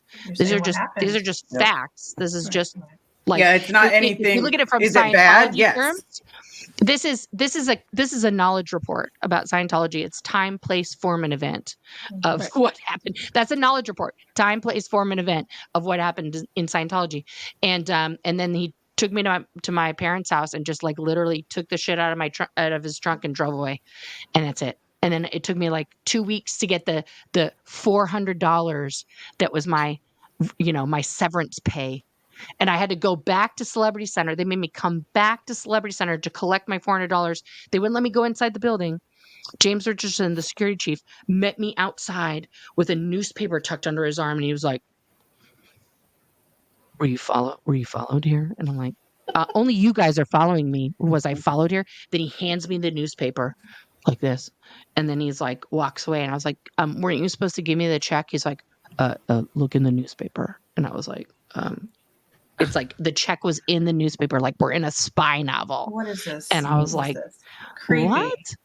It wasn't that scene from All the President's Men? Right? Thank you. And for me, they drove me. So as broken as I was, James Richardson drives me all the way from Los Angeles to Sacramento, pulls my mom into her apartment. And I'm hysterically crying. I don't know what the fuck's going on. Am I about to say goodbye to my mother? They're not letting me out of the vehicle. Bitch, I get car sick. I'm hoping I vomit on you. Like, that would have been great. Yeah, but I'm like, what is going on? You're crying profusely because you don't understand. And then all of a sudden they get you your stuff. They don't hand it to you nicely. And most of the time, like I'm missing years of pictures that I took there. Yep. You know, my camera film was exposed. Like I got maybe a third of my stuff back, maybe. So no. And then when they drop you off in such a way that you're fucking broken. Yeah. And then my mom's like, get your TRs in, get your TRs in, get your TRs in. And I'm just like, so I was broken for like a month. Like a month, I cried all the time because you don't know. Like, am I going to be able to talk to my friends again? Like, is this the end? Like, you guys pushed me. Like, I was pushed to the point of, you know what? Dying seems like a better fucking option than doing this. Because if I have to keep digging holes for the rest of my fucking life, you know, not getting an amount of food that will sustain you, you know, you're getting the bare fucking minimum. Let's talk about an 800 calorie diet with a 200-pound person. Like, I gotta remain fluffy. It's the fluff everybody loves. Don't try to make me super skinny, because it's devastating how many stores are similar. I wouldn't know where to go shopping of for them skinny. are. I'm just saying. Oh, Jackson's back. Nice. No, I feel you. Welcome I feel back. you on that, Liz. It's just. I mean, what you know, the thing about it is that like you stayed at Celebrity Center and they just sort of like held you hostage there. And what I find interesting about that is that like they, when everything happened for me, they couldn't fucking get me out of Celebrity Center fast enough. They just were like so panicked about it. They sent me and Austin out of Celebrity Center over to the RPF. Now she ended up graduating and going back because you probably worked with her after she graduated because you were there because you were there from I didn't leave till 95. 2000. So you left in 2000. Yeah, I left when I was 20. Okay, so you left in 2000. Correct. 2000. What month in 2000? I want to say September because it was Okay, really pretty, so but I think it was September. Okay, so I got RPF'd in March of 2000. So I was on the RPF, and then you were probably on decks at that time doing mess work. So they RPF'd me, and then they were just fucking with you the whole time, and then just shipped you out because they were like, we're not doing this again. Because by that time, I was on the RPF. 3 months later, they sent Austin to the RPF, and then they were just having you dig ditches because they were like, we're not sending 3 people to the RPF because we're not paying that whole huge amount of money they were paying per month, $12.50, guys. They were paying us per week, which after taxes came out to $11.32 per week that we were getting paid. So, and I want to remind everybody that with $11.32 that would tape, they would tape the change to the back of your paycheck. You were expected to buy all of your toiletries. Okay. So if, as a woman, you had to buy all of your hygiene products. That meant your shampoo, conditioner, your deodorant, and all of your feminine needs. Okay. So if you had to buy tampons, pads, that's on you. With $11.32. And then if you wanted something special, like a Coca-Cola or a cookie, they charged you for that in the canteen. A whole $2 per Coke, or $1 for those cookies, or 75 cents for them chips. So your $11.32 didn't get you too far. And then if you had a medical emergency, okay, we were all on the poor bus, so we had to go fill out all these great forms at the fantastic medical facilities known as USC Medical Center or UCLA Medical Center, way up in all of you, to fill out all the forms to say that we were incredibly poor, because we were, and we couldn't afford no medical care. So give us medical care for free, which is fine. However, asterisk, we had to ride the bus to get there. So we had to pay for that ourselves.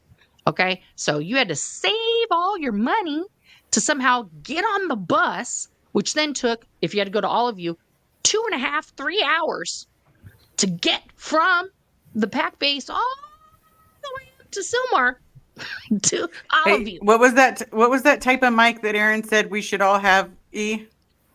This one. The Shure. The The M7. So when you backed your mouth away from it, all we heard was this. Ladies and gentlemen. And Nora, I wanted to kick Back in of there, the Nora. You say that we got $12 and whatever a week. We always That's on the RPF. Well, yeah, that's the RPF, but Yeah. people refer to we only got $50 a week. Yeah. That is only like maybe 4 or 5 weeks out of a given year. That For sure. never when once we got paid. was it consistent When we got paid. every week. And also, Nora, I just want to throw in a funny here. Are you going with the bike ride tonight? What bike ride? The naked bike ride. Oh, honey. Jackson, come on now. These titties are not flying out in Portland for everybody. We can get a crane. We'll postulate it, Nora. We got the crane. Yeah, I know. I was gonna go. I'm gonna do These remote are because two toddlers here, and they would just be like flying. It's like tetherball. These are God. property of my wife. See, this They're I didn't not plan for to be all part of the Portland. conversation, but I was gonna do a live No. remote. I was gonna drive on my cell phone and have my mic duct taped to my steering wheel, my handlebars, Duct doing the tape to naked bike something. ride.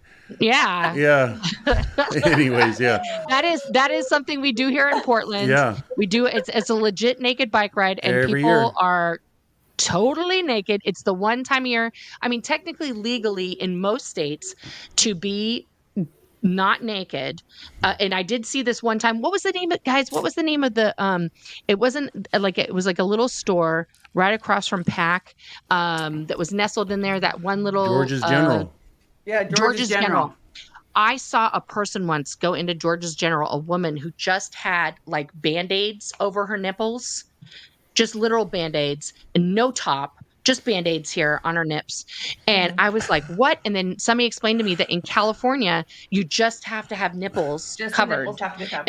And then you're legally dressed. And it's the same in Oregon. If your nips are covered, then you're not considered covered. topless. Yeah. You're covered. And I've seen women walk around like that. And I'm like, you are brave. That is, you go, girl. I can't. That's just not. That's Yeah, not for me. That's not in my I don't leave wheelhouse. the house. I don't leave the house without a bra on. Like even if I'm going to walk my dogs in the Oh my morning, I God, don't. this is going I'm way not- beyond. Way beyond I was expecting. This is People are awesome. donating though. People are donating. This is a woman thing because realistically, I'm the same way. I literally have left the house a few times without a bra on. Sorry. And the few times that I've left, I'm like, oh my God, this is over the shoulder boulder holder. Where's my tit sling?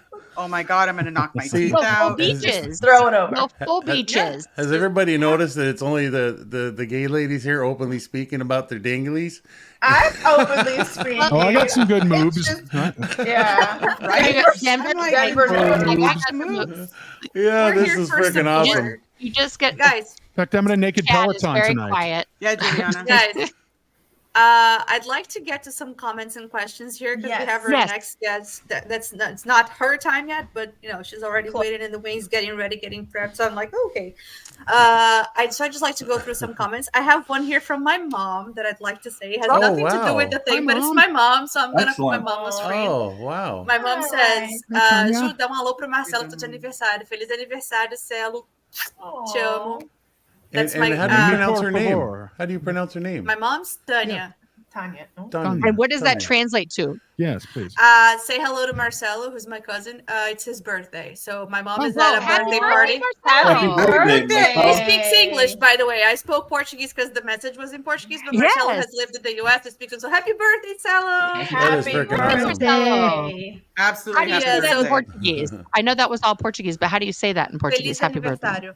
Feliz aniversário. Feliz de aniversário. Feliz Feliz. aniversário. Aniversário. It's like anniversary, but aniversário.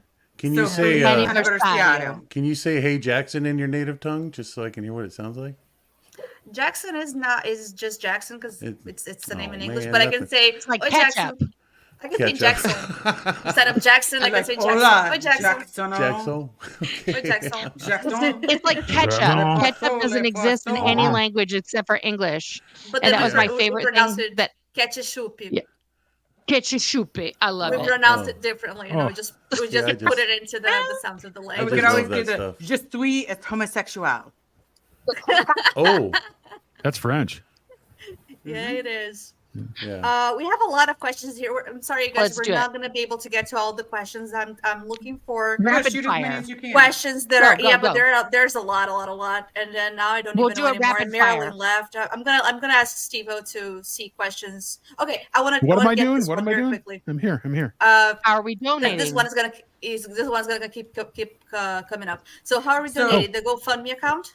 Yes. The GoFundMe, it's also listed with my Venmo account because I'm not very electronical. Sorry. So the Venmo is listed. Everything is kept in detail oriented. But you also have a choice if you don't want to use GoFundMe because they do get a small percentage, but it's a super small, like itty bitty teeny weeny titty committee small. And then, yeah. Where's our Okay, cool? so- Where's our cool thing? I'm gonna do it. I QR have to code went hide away. it. I have to hide. Yeah, Right the there. comment goes on top At of the this. bottom. Yeah. Oh, there it is. So the Over QR there. code is for the GoFundMe, Right. and the Venmo is in the description. There you go, Liz. You got it. Jackson Yeah. already knows the drill. Yeah. And that's not I even the think I below do. drill. So and again, folks, I had asked at the beginning of the Chad-a-thon. Let's forego super chats, super stickers, any of those today because first things first. If you did a super chat on my channel, it would go to my channel. Then I'd be splitting it off, and that's not a problem. We're all for that. We're all good with that part. But YouTube takes a bunch, and YouTube doesn't take a small percentage. YouTube takes a substantial chunk. 30%, yeah. So don't do super 30%. chats. Yeah, don't do super chats. Don't do super stickers. Do the QR code or do the There. link to the Venmo. The One of Venmo. the right over there. Under past Liz You- there from my finger. But donate that way because that's the way that the most money is going to That's get. the way. I I like like it. it. So you do it And, that. Our sweet Goldie says, I haven't worn one in years. Worn one. Oh, a bra. A bra. A bra. This is the conversation we've had before. Goldie. She lets the Yeah, I girls know. free. This is the Go, conversation girl. Nora Might also be why there's no all of us pictures of had before. Goldies around. Come on, Goldie. No pictures of Look Goldie's a guy Goldies. up. Our good No, that- friend, Oh, thank you. This Look is here, awesome. Jonas Apple says, comment for Nora. I love that part of the documentary Miriam. Apostle Alex did. It was so powerful and touching. You should be reading it. But thanks for sharing your story. You're so strong and awesome. Thank you. We love Nora. It's called hair product. That's what makes it strong and awesome. And I Does anybody want to take a hair look did at the today, at the just for start you, Liz. comments? Liz, I do see there's a Oh, question here. start Somebody comments? Yeah. was Just asking, take a look if there's anything you want to bring up. what's the latest update about Bob Ferris? Do you want to let's just So the latest update- Liz, I just want to say we got to watch what we do communicate to OSA. Yes. For our So plan to the be latest effective. update, without giving too much information, the latest update is we're not giving up. So That is we have to mind our wholeheartedly P's true. and Q's. We've got to sit there and swing to the heavens and hope for the best, but prepare for the worst. And we just have to keep swinging, whether it's flying down there, flying back, flying down there, flying back. Like, we're going to do this little dance. And, you know, again, if anybody has family, you want to be on the DL, please let us know so we can start your DL project. And I would And like also, to we're not going to stop talking about it, Jackson. No. That's the update for OSA. Yeah. We're not going to stop talking, and people out there aren't going to stop calling. Well, more we're not gonna importantly, stop we're calling not about going to Bob, stop. and we're not going to stop calling about Kendrick. We're not going to stop calling about all the people that Yeah. are in there. No, That's the real deal. We're not talk going to is- stop calling. Talk is talk, but we are actually not going to stop doing something about it. And That's right. I know, Liz, you know this, but you know, first of all, OSA, sorry you're missing Sea Org Day, having to sit here and listen and watch in. But Missing the Hi, everybody. Olympics. Sorry you missed the org day. yeah, there are truly some people that are incredibly dedicated to supporting Liz and navigating her effort. I'll just leave it at that. But Liz knows who specifically the folks I'm talking about. Yeah, maybe they're not responding as fast as we like, but nonetheless, it's an incredible We all got help. level of involvement. Pretty Also, incredible. also, if you're tuning in and you happen to have, you know, your non-alcoholic brewski next to you, just sad pandaing your way through Sea Org Day today, then listen up. Look at this panel here. Look at these 3 XSO members here sitting here, and of course Elysia, who left Scientology. Look at all these ex-Scientologists here. We are out. We are in our homes. We are thriving in the real world. Okay. And here's the deal. You can leave Scientology and you can have a life that exists outside of that little tiny world that you're in. And it's amazing. It's okay. amazing. And here's the other deal. I want you to know, A, you're not going to die. The whole world isn't going to collapse because you leave the org that you're in. And no one is going to hate you. Okay. Yeah. There is an entire world of X's out here that are waiting to help you. The Aftermath Foundation is here to help you.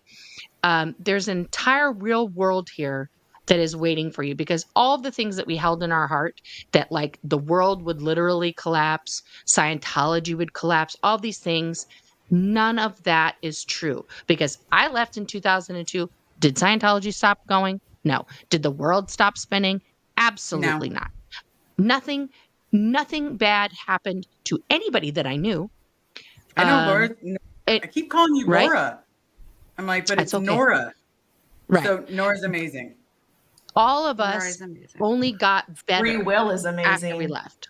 Yeah, it come is out amazing. And enjoy So- the naked bike ride with us too. You know, you can even do that.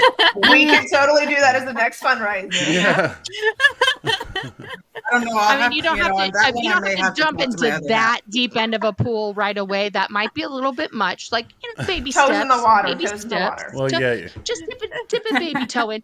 But you know what I mean? Get Like, a little sunburn. there's so much out here that you haven't experienced because you've been told everything out here is bad, and it's just not. It's really not the case. And so I want you to know, like, if you're listening in and, you know, we got like a notification. I'm not going to drop a name of a Scientology celebrity who's also a second gen, but I want to say this to everybody who's dipping their toe in the water and like looking and lurking and thinking about this, okay? And like maybe checking groups and checking things. Here's the situation. It's okay. You don't necessarily have to like follow, okay? All of us, instead of blocking, we're not blocking anybody. We're not blocking you on Twitter or Facebook or Snapchat or TikTok or YouTube or anywhere. Please listen. Watch our YouTubes. Watch the TikToks. Watch the Instagrams. Listen and absorb. And listen, all of our emails are on our YouTubes. All of our emails are everywhere. Contact us. Okay, you can contact us anonymously from anywhere, and we are open to conversations. Okay, because we want to help you to understand this side of, you know, Reality, what it's like on the other side here. Yeah, We'll because walk you through we it. know what it's like. We know what it's like over there, and we know what it's like to try and really make the walk to the other side. It's hard. It is extremely hard But we'll be to there. do that. We'll hold your hand. We're We'll here for support you. you. We are here literally because Liz reached out to me and Vanessa 3 months ago. Yeah, that's why we're here. Just to make this. Nora and I have and we chatted, and she was there for me. Liz when and I are like was this. needing it. We're we're like touching my pretty rainbow. I love That's you, right. Liz. And I told you. It I doesn't matter love if this Liz all so ends much. tomorrow. I'm proud And we're all of here this. for I'm Bob. proud of you. And we're all here for Bob because Absolutely. I'm here for Bob because I lost my dad in 95. And if I had an opportunity right now to reunite with him for even a moment, for 1 second, I would give all the money. I would give everything. Yeah, I would in the give up world. everything for 5 minutes with my Nana. If I can get my dad Yeah. face to face, then there is no way that he cannot see. Look, they did this. They did this. I'm not making it up. Here you go. Here's your proof. Told your family Yeah. this. Hello, man up. If he doesn't want to man up, he wants to stay, then we'll get another parent out. We'll get another sister, brother, aunt, uncle. I don't care anymore. Even if it's a seed But- that's planted and someone doesn't leave for a year or 2 years, we all know it takes people the time it takes them to decompress and to get their gears going.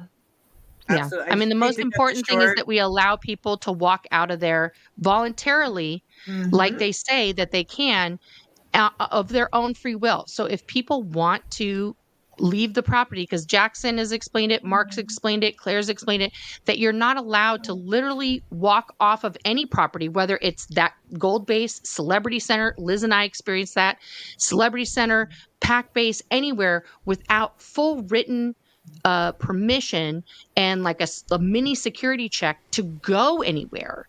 Okay.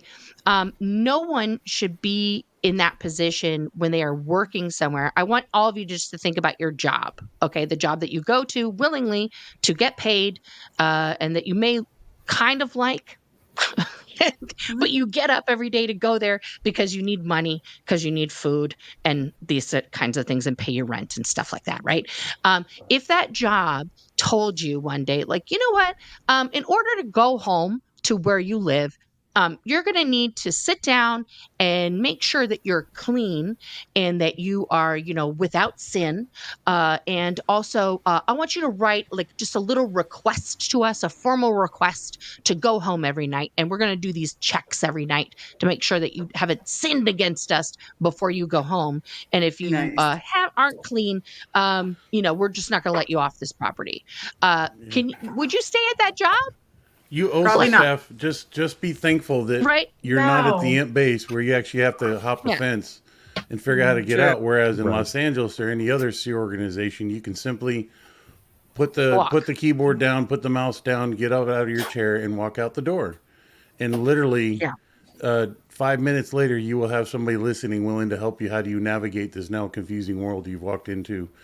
Because you're going to have what I didn't have and what plenty of my other homies didn't have, which is immediate help. And you'll, Absolutely. I comically will say you will be sitting having at a 5-star restaurant having a great frickin' meal for the first time in the longest time this Yeah. very night. Absolutely. If you simply just exercised Reach out. what has always entertained you in the back of your mind, what it would be like, when should I and when can I and can I make the plunge of just plunging and walking out that door. And this isn't, this is just simply you. Scientology is Scientology. Everybody can believe what they choose to believe. Unfortunately, the Scientology Sea organization world has been made very toxic. And what you are seeing is really seeing a very toxic environment. And your family out here loves you. There's people out here who will love you. There's a world that will totally support you. And you keep hearing this, saying the same thing over and over, and you're having to sit there, type it all up, and forward it in the reports. Yeah, Jackson and Nora and Liz keep saying how easy it is to leave, but this is what they're promoting. And as you're typing, you're going, should I, shouldn't I, should I, shouldn't I? You can do it. Finish your report, finish sending today's debrief up to Dave and to whoever needs to know, and then just log off so you can keep your security in. Don't leave your computer open. And you don't get assigned treason, but you walk out and come have dinner with an SP. You will help. Absolutely. You will be helped. Y'all comment. What do you think would be the best place? Like, what would be the best food to take someone to eat if they're just getting out? Whatever they want to do. Where would you go? I want you guys to comment. If they want to I want to see what people think. Yeah, if they want to go to Doritos Schnitzel. Where would you take Doritos Schnitzel. They want to go to Los Angeles. They want to go to Costco and get a hot dog and a Pepsi. My God. Little then pizza, we'll go. Steak dinner. I love Liz. You're a girl after my heart. Surf and turf. I think so too. I'll take Hey guys, I do hate to interrupt. I have a few things I have to do real quick, but I will be right back. I will be back on. Okay. And I was gonna actually hate to interrupt too, because we have Liz Gale waiting in the wings. Let's swap one Liz for another.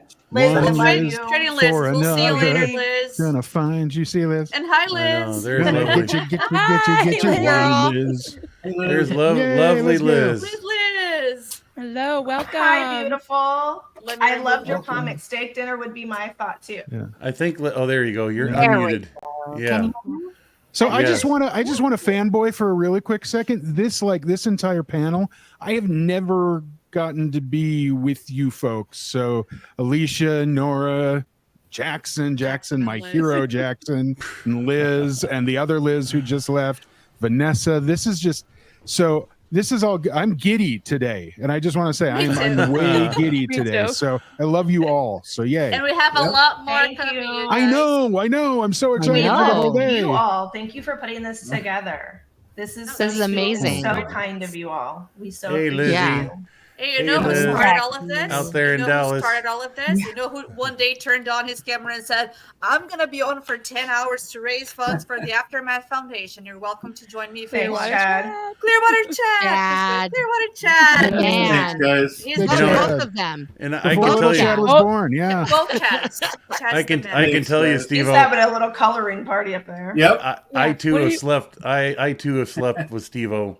I have fallen asleep with your little ambiance and your crickets and all that. It actually led to me downloading some other sound bites. It's like, wow, this is actually kind of cool. I didn't realize you just truly, you leave your camera live and you got the sounds of crickets and I've added wind. Got the lights, and, absolutely. But yeah, I've officially slept with Steve-O. So, Jackson. Wow. Steven's really getting around. You're really out too deep, buddy. I'm a slut. What can I say? I'm a slut. I'm gonna put Steve on the spot here now. I think you gotta send Jackson some "I Slept with Steve-O" merch. I think I'm going to. Yeah. Oh shit. Oh, he has officially Jackson left. will rock that.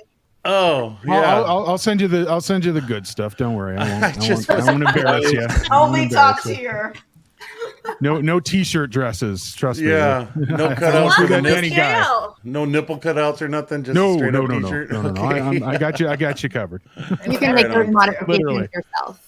Yeah, Liz, are you going to the naked bike ride tonight? I mean, going to join Nora and I? No, that's it. I'm not going. That was his first question to me. Am I going to the naked bike ride? Like, that is not. There's a very niche group of Portlandiers that go to the naked bike, and Liz is a native Oregonian, and she doesn't go to the naked bike ride. I like to cheer them on as they go by. Right? She's like, good job, guys. You know, the person that I shaved my head for, she actually came up from Southern California because she had she had the double what do you call that? Mastectomy. Yeah, mastectomy, and she came up and partook in the naked bike ride. I didn't do it with her, but I'm just saying. Nipple tassels. There you go. Anyways, it's just It is Liz. a We were thing. talking about it because it's our local. Those it's that are one day a year is happening tonight, and But I think more people come up for the naked bike ride than actual naked native go on there. Oregonians. But I if think you these say you're people gonna do- go, will Osa go there just to watch? It and is. see? It's like a You whole free the should. boob. Because Oh, believe does that me, mean I'm Osa not- has to They're get all naked on a bike?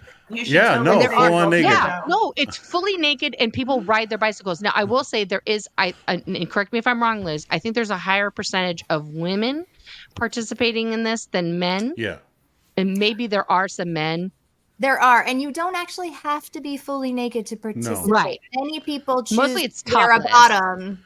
So Yeah. you could make sure your giblets and goodies are. I will But say there I'm. are a percentage of some men that just are full Monty on that bicycle, and great. Lord help us. It's But usually the older. I'm gonna be honest. It's usually older men. Yeah. It's usually like Oh, sure. 70-year-old men They that are just probably out give no there shit. And they fully wait for the nude, weather. just like Right. And they wait for the weather to cool down a little bit. Yeah. Just to Yeah. kind of make Oh, sure. that's Yeah, nice of them. 'cause I you will don't say want it- to sweat Because the with chain nothing. spokes, yeah. I'm certainly out there looking to see if any of my Starbucks baristas are out there, or my what is the other place? we don't get time off for that, Jackson. This is trust me, as a former Starbucks shift supervisor, I can tell you, you don't get no PTO for that. You don't got time for that. Yeah. You barely got time to be sick Well, at Starbucks. I'm You're saying for crazy. those who you see when you go through the Dutch Brothers or Starbucks, Oh yeah. you know, they just tend to be. I hope you're on the bike ride this weekend. Anyways, that's a funny. That's a funny. Nora, I'm sorry. I just saw a question for you that I wanted to have found Okay. earlier. If you want to Do I read know it. how Pam is doing? Oh, from Div 6 last time I saw her, she actually got shipped to the London org. Oh, that Pam. Oh my goodness. I do not know how Pam is doing. I have not heard anything about her for the longest time. Yeah, no clue. I haven't seen her since I went to the RPF.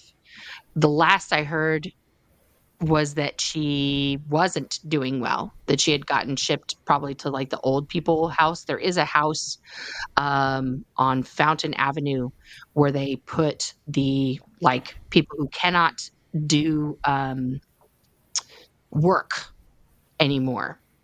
And then they just like, there's no retirement. Like there's no old age home for SEERG members. There's no retirement plan. So either if somebody gets like severely ill, they kick them out. And then if somebody doesn't have like any family or something like that or whatever, they will put them in this place, which is the MLO house, Medical Liaison Officer house. And they just basically stick them there until they die. And Aaron did like just a very short part of one video where he was talking about, you know, awful practices of things that they do to elderly people in the Sea Org. Because when they know somebody is just basically going to die or drop the body, as they like to say in Scientology, because, you know, nobody dies, really. They don't die. We don't celebrate that. We don't, you know, they just come back because everybody comes back. They will do horrible things to elderly Sea Org members, like just take out massive amounts of credit cards in their name and run those up. Because they're going to die anyway. It doesn't matter. They don't have any family. And just, you know, spend all the money on the bridge and things like that. And then when they die, it doesn't matter. It just gets written off. Just credit card fraud and The terrible most things. ethical group on the world. It's like putting an old horse out to pasture. Yeah. They're just like, bye. Basically. Good Yeah, luck. I you- hope you don't live too long and you're not too expensive. You got your work I mean, as hours an out ex- of this person, yeah. and let's Yeah. put them out to pasture and give them the cheap As an grass. example, Catherine Spolino's parents are in that house right now. A good friend of mine who I trained with at Flag apparently is there. She's young. She's barely in her 40s and apparently is in that house right now. And I don't have a way to contact her. I wish I did. So people with any sort of like incurable disease end up there. They don't end up in a proper medical facility. So Pam may have ended up there. She was already in her 60s when we knew her, or maybe just like she was, you know, may have just been my age. You know, everybody was old when we were there. But yeah, she already Alex- had like some sort of heart condition. Yeah. Alex asked, "What's Pam's last name? If she was in London org, maybe he can help locate her." Alex, I'm going to think on that. and then I will get back to you. I'll text you later. And hey, Liz. So, what are you bringing to the party today, girl? I haven't seen or talked to you for a while. What's going on out there in your neck of the woods? And yeah. Hey, Liz. I'm bringing the whole party. No. I'm so excited. I'm so excited about your quiz. I'm like nerding out on these quizzes. I did bring a quiz. We can start it if you guys want. Okay. I wasn't aware of that. I just wanted to hear shit. I am going to drop off because that is my time. I'm going to let Liz shine. Thank you, Nora. Yeah, plus I got to be love going you, Liz. soon. I'm going to see you soon.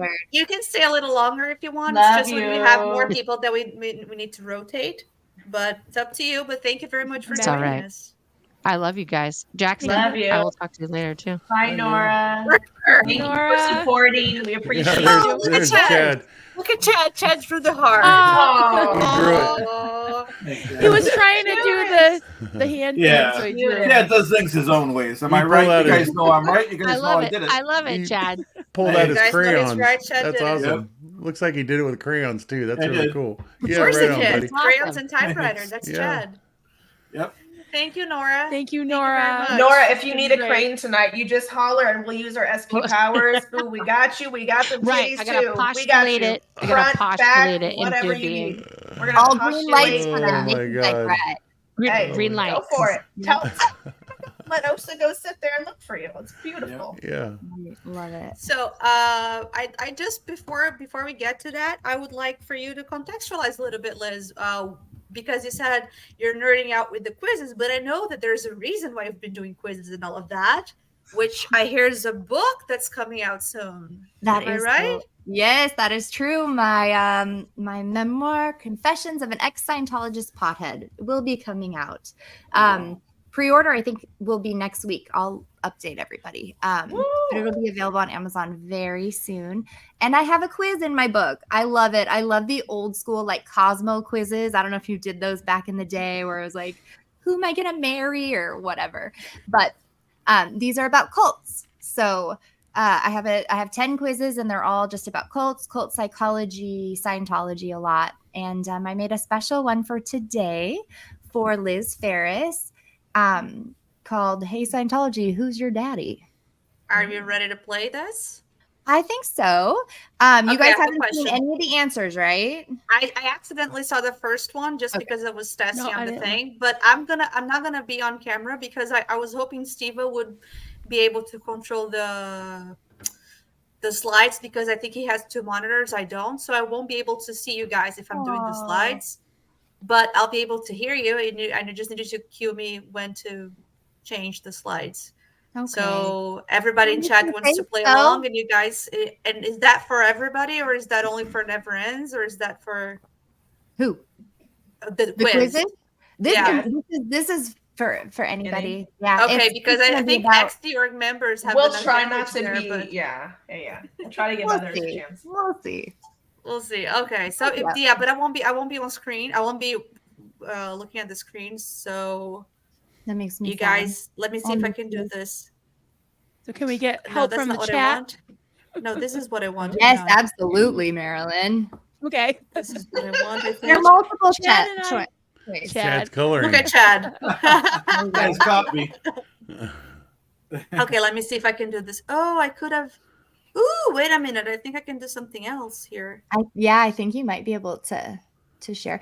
So because we're talking about Liz Ferris's father, I tried to make this focused on fatherhood in Scientology and fathers in Scientology. So hence the Good idea. Who's Your Daddy? Very smart. Oh, I should have seen this earlier. I'm not going to be able to do that now because there's a way to present slides instead of the screen. Yeah. Okay, so I'm going to ask you guys for 2 minutes. I'm going to put this back like this. You guys can talk for 2 more minutes and I'll be.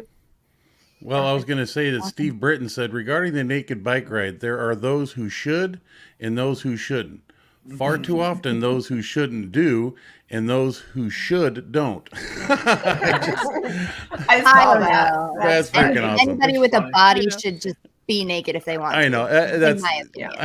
It's so fun to have fun with something that, you know, yeah, it's just having fun. So It's almost more fun to watch the naked bike ride than be in the naked bike ride. I'm sure. Then you see Like it's spectating. Like yeah. I remember I used to do route work really late at night, very early morning, and it was after, I guess, midnight, driving along and come around the corner, and there is a naked girl standing there on the corner on a bike ride, just like looking around, waiting to cross the street. And I'm like, oh yeah, it's naked bike ride night. But it's just, it's just part of the culture. It's what keeps Portland weird.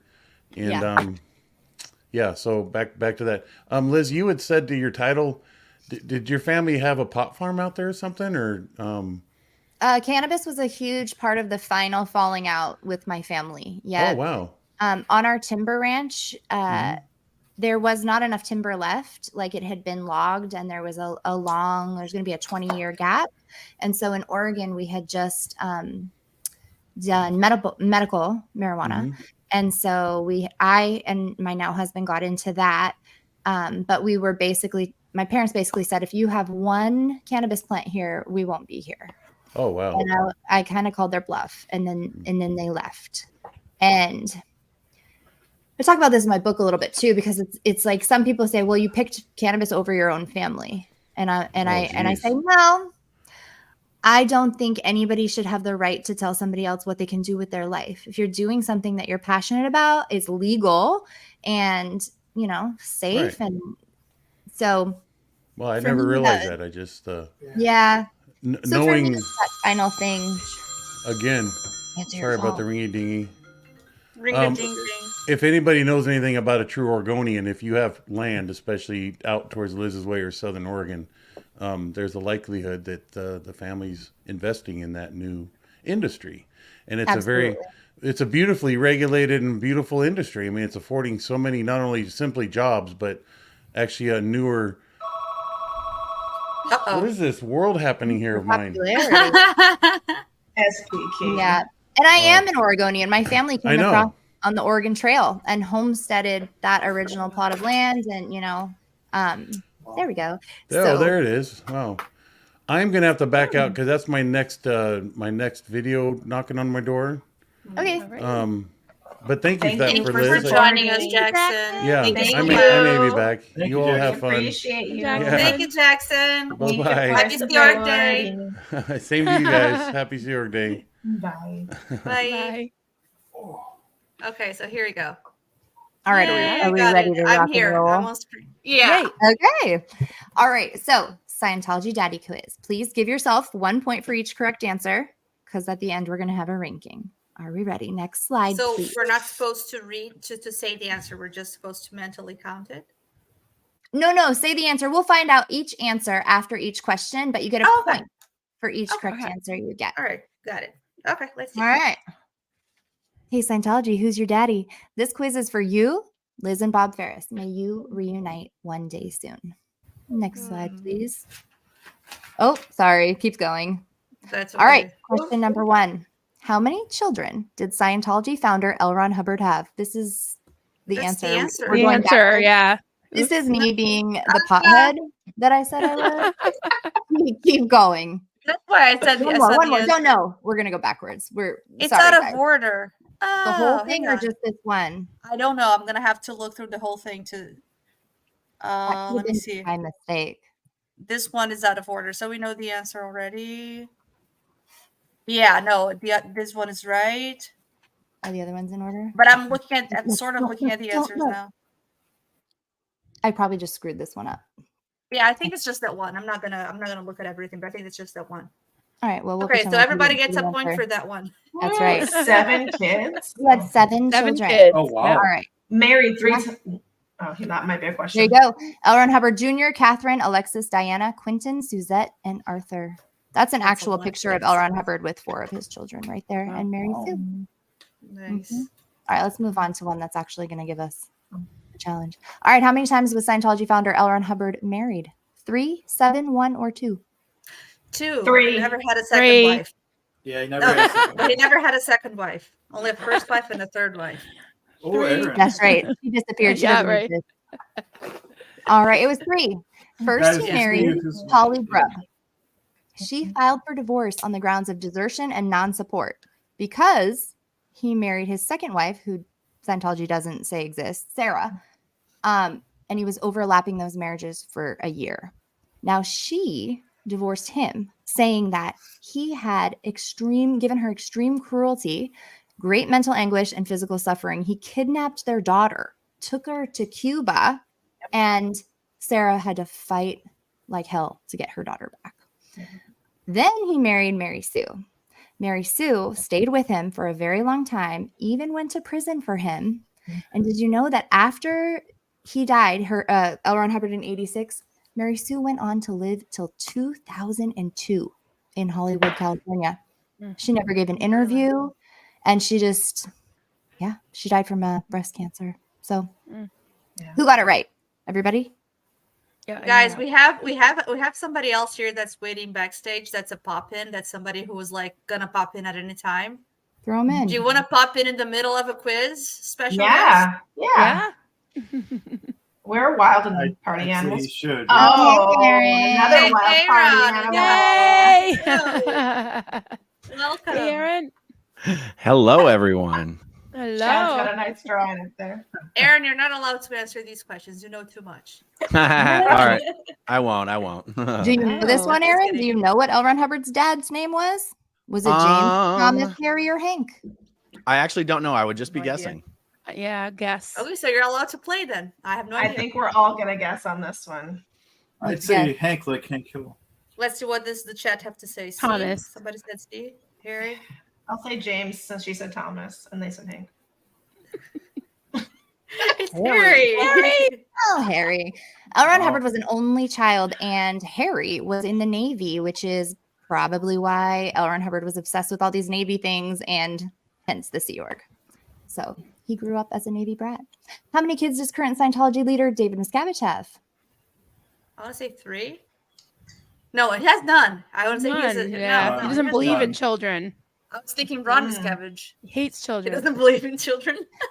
He doesn't have the time. He doesn't. He really doesn't. He was also the person who put the no kids rule into the Sea Org. So it'd be probably hypocritical. I think he knew how deplorable the situation was that he just wouldn't have kids and put them in there personally. But thank goodness he has no children. Can you imagine? Can you imagine being that kid? That's a great point. I had always just been running with the idea that, of course, he never had kids because you couldn't. But he was in the Sea Org during the time when you could. So he totally could have had kids. Yeah, and if we go by Scientology's own standards of the tone scale, his non-interest in children, his disgust of children is actually very down tone. That's true. So he's slacking. But then again, I think he's also saving lives by not having children. Oh man, Hey, Chad. I messed this up. Okay, next question. There's a bonus fact here first. There's this bonus fact here. Oh yeah. There's. You want to read it out? Yeah, his It's wife, their where's quiz. Shelley? David Miscavige's wife has been missing for over 15 years. Pretty hard to raise children when you send your wife away, also. And would you trust a leader whose wife was missing? Is anybody? I mean, I think everybody should know that. This man is selling technology on how to make your family better. He doesn't even have a family. Tom Cruise makes his wives disappear, but in a totally different way. That's right. I was going to say he has Tom Cruise. I guess so. I wish they would just call themselves a couple and just come out because And just get over it. Yeah, right. Over with it. Yeah. All right. So, how many of LRH's kids are alive today? Do you guys know? No idea. Think about that. I think it was Yeah, 5. 7. No. Could be all Not- 7, Not all 5, 7. 2, or No, 3. definitely not all I'm 7. gonna go. I'm gonna say 5. It's either I have 5 no or idea. 3. I'll go with 3 since other people are saying 5. I'll say 5. I think it's 3. I think it's People 3. are saying 2 a lot in chat. 2. Wow. Oh, I'm not 3. even looking at chat. 3. Arthur, Suzette, 3. and Diana are still alive. And at least 2 of them are living in California. Yeah. How many of his LRH's kids are Scientologists today? All of them? Let's say the ones, I guess, yeah. None of them? 3 out of 7 or 1 out of 7? The great L. Ron Hubbard. How many of his kids actually are Scientologists? 1. Say 1. 1. I'd say 1. Yeah. Go on to the next slide. You are right. It is Diana. And They seem to wheel her out, or I shouldn't say wheel. What's the word? Bring her out for some special PR moves sometimes, but you don't really see much of her. Side note, I have not listened to this album. Apparently she's a musician. You can find her album on Amazon. Interesting.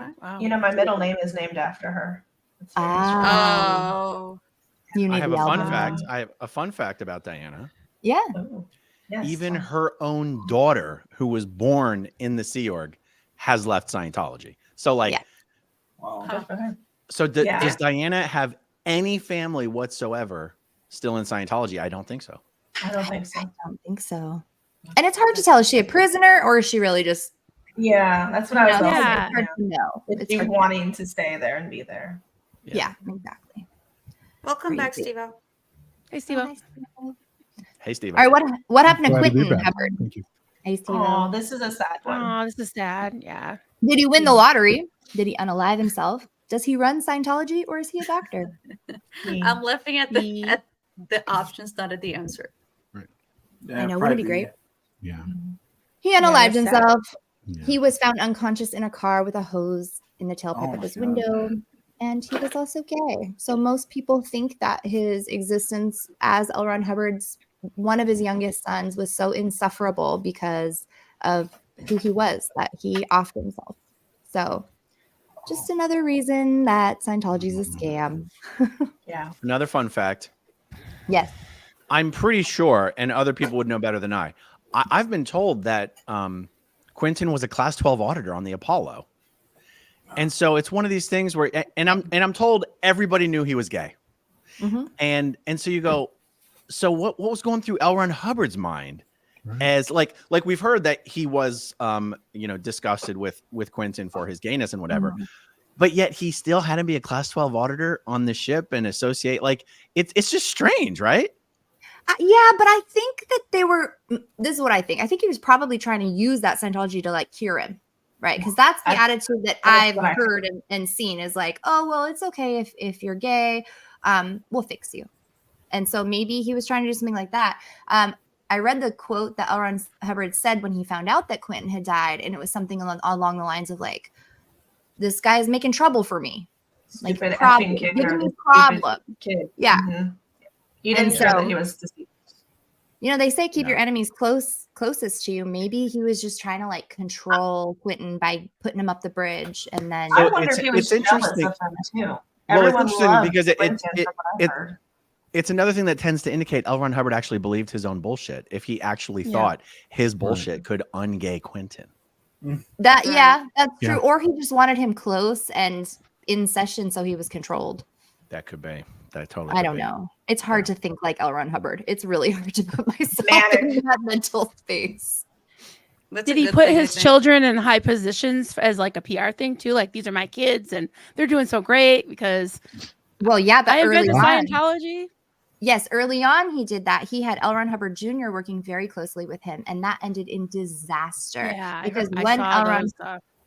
when L. Ron Hubbard went into hiding, his son tried to take over and was suing him and telling the whole world. You can see it on YouTube that he did drugs, and they were doing. I forget what kind, but they were doing hallucinogens to come up with these past life history of man, the origin stories of humans and Earth. That it was all a drug-induced occult trance. Liz, do you happen to know if was Suzette ever in the Sea Org? Was she ever like an exec like Diana is? Do you know? I do not know. I do know that she is still alive today, living in the LA area, and she's. What about Arthur? Was he ever? I mean, he had to have been in the Sea Org as a kid, right? Like, I just don't even know. Do you happen to know? I do not know. The old pictures I've seen though, they were all raised at St. Hill. So right. Of the youngest four, Mary Sue's children, I should say, were all raised at St. Hill. So if they had gotten out, what a testament to them, because they would have been indoctrinated since they were very, very young and probably given special treatment, they could have been high-ranking members. But I believe that first incident with his oldest child, L. Ron Hubbard Jr., probably soured him to having his children be in the public, because if they did something bad, it was a direct reflection of L. Ron Hubbard himself. And he's oh my goodness, an egomaniac that I don't know that his narcissism would have allowed him to be that vulnerable. Right.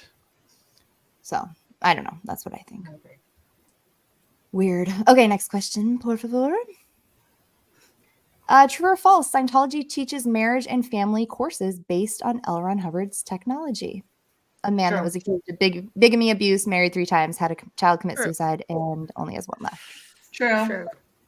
How to Save Your Marriage was his booklet, right? Yeah. They have so many. These were just the first ones that I could find. Having a happy baby, successfully parenting teens and tweens, creating a successful marriage, and successfully raising children. Hey, Tom Cruise, I think you're missing a few, doing a few courses. I heard the original title was How to Save Your Third Marriage. Yeah. They redid that. Where's By the throwing your wife under the bus and letting her go to prison. Put her in seclusion after she goes to jail for you. Exactly. That too. Actually, can we go back to that last slide for just a second? Sure. I'm sorry. I think I'm probably preaching to the choir here, but I just want to highlight how actually bonkers and insane it is that Scientology is continuing to sell these courses. These are introductory courses. So when Scientology says we're not expensive, anybody can afford us. These are the courses that they're talking about. And so they cost what, $50, $75. And when you go in, you think that Scientology has the answers to these, raising children, having tweens, all this stuff. But you just got to check your source. It's all coming from a man who was married multiple times. Every single wife he had, he did dirty. So I just want to bitch about that for a second. How to successfully parent tweens and teens must end with routing your child into the Sea Org.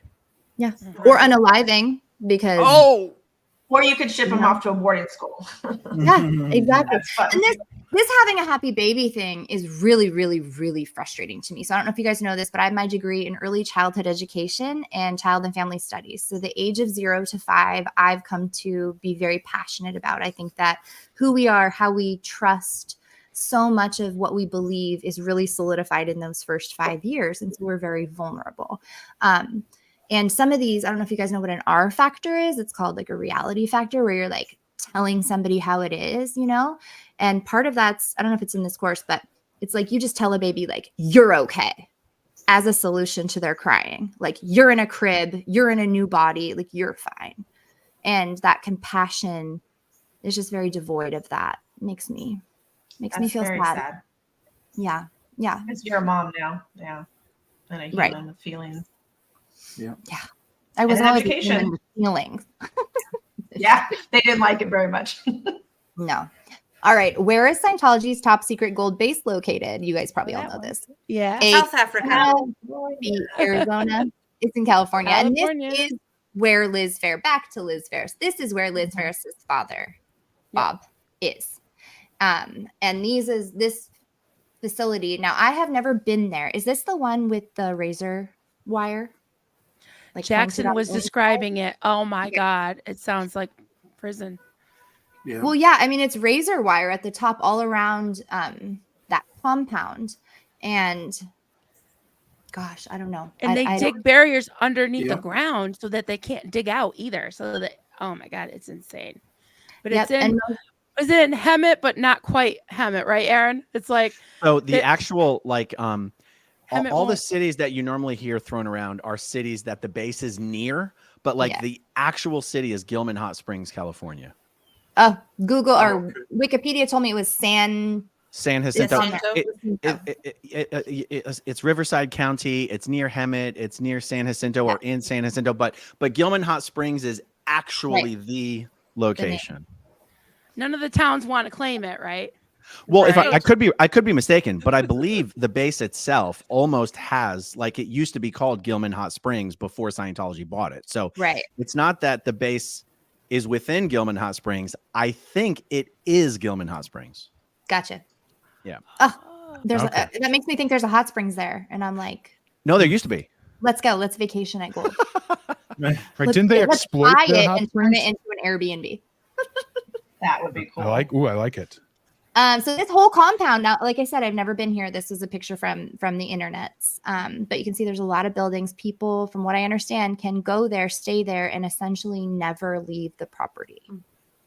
Aaron actually did a video with Mark Hadley going over. There's a YouTube video of a drone flyby, And Yes. Aaron and Mark actually Yeah. talked about all the Yeah. buildings, and Mark describes very interesting. If anybody Wonderful. hasn't seen that, if anybody's interested to see, yeah. For sure. Maybe we'll catch Bob working out there. All right. What year was Liz Ferris told her father Bob had passed away? Does anybody know this? Was it 1997, 2004, 2011, I 2021? think it's B. Yeah, I think it's Probably B. 2004.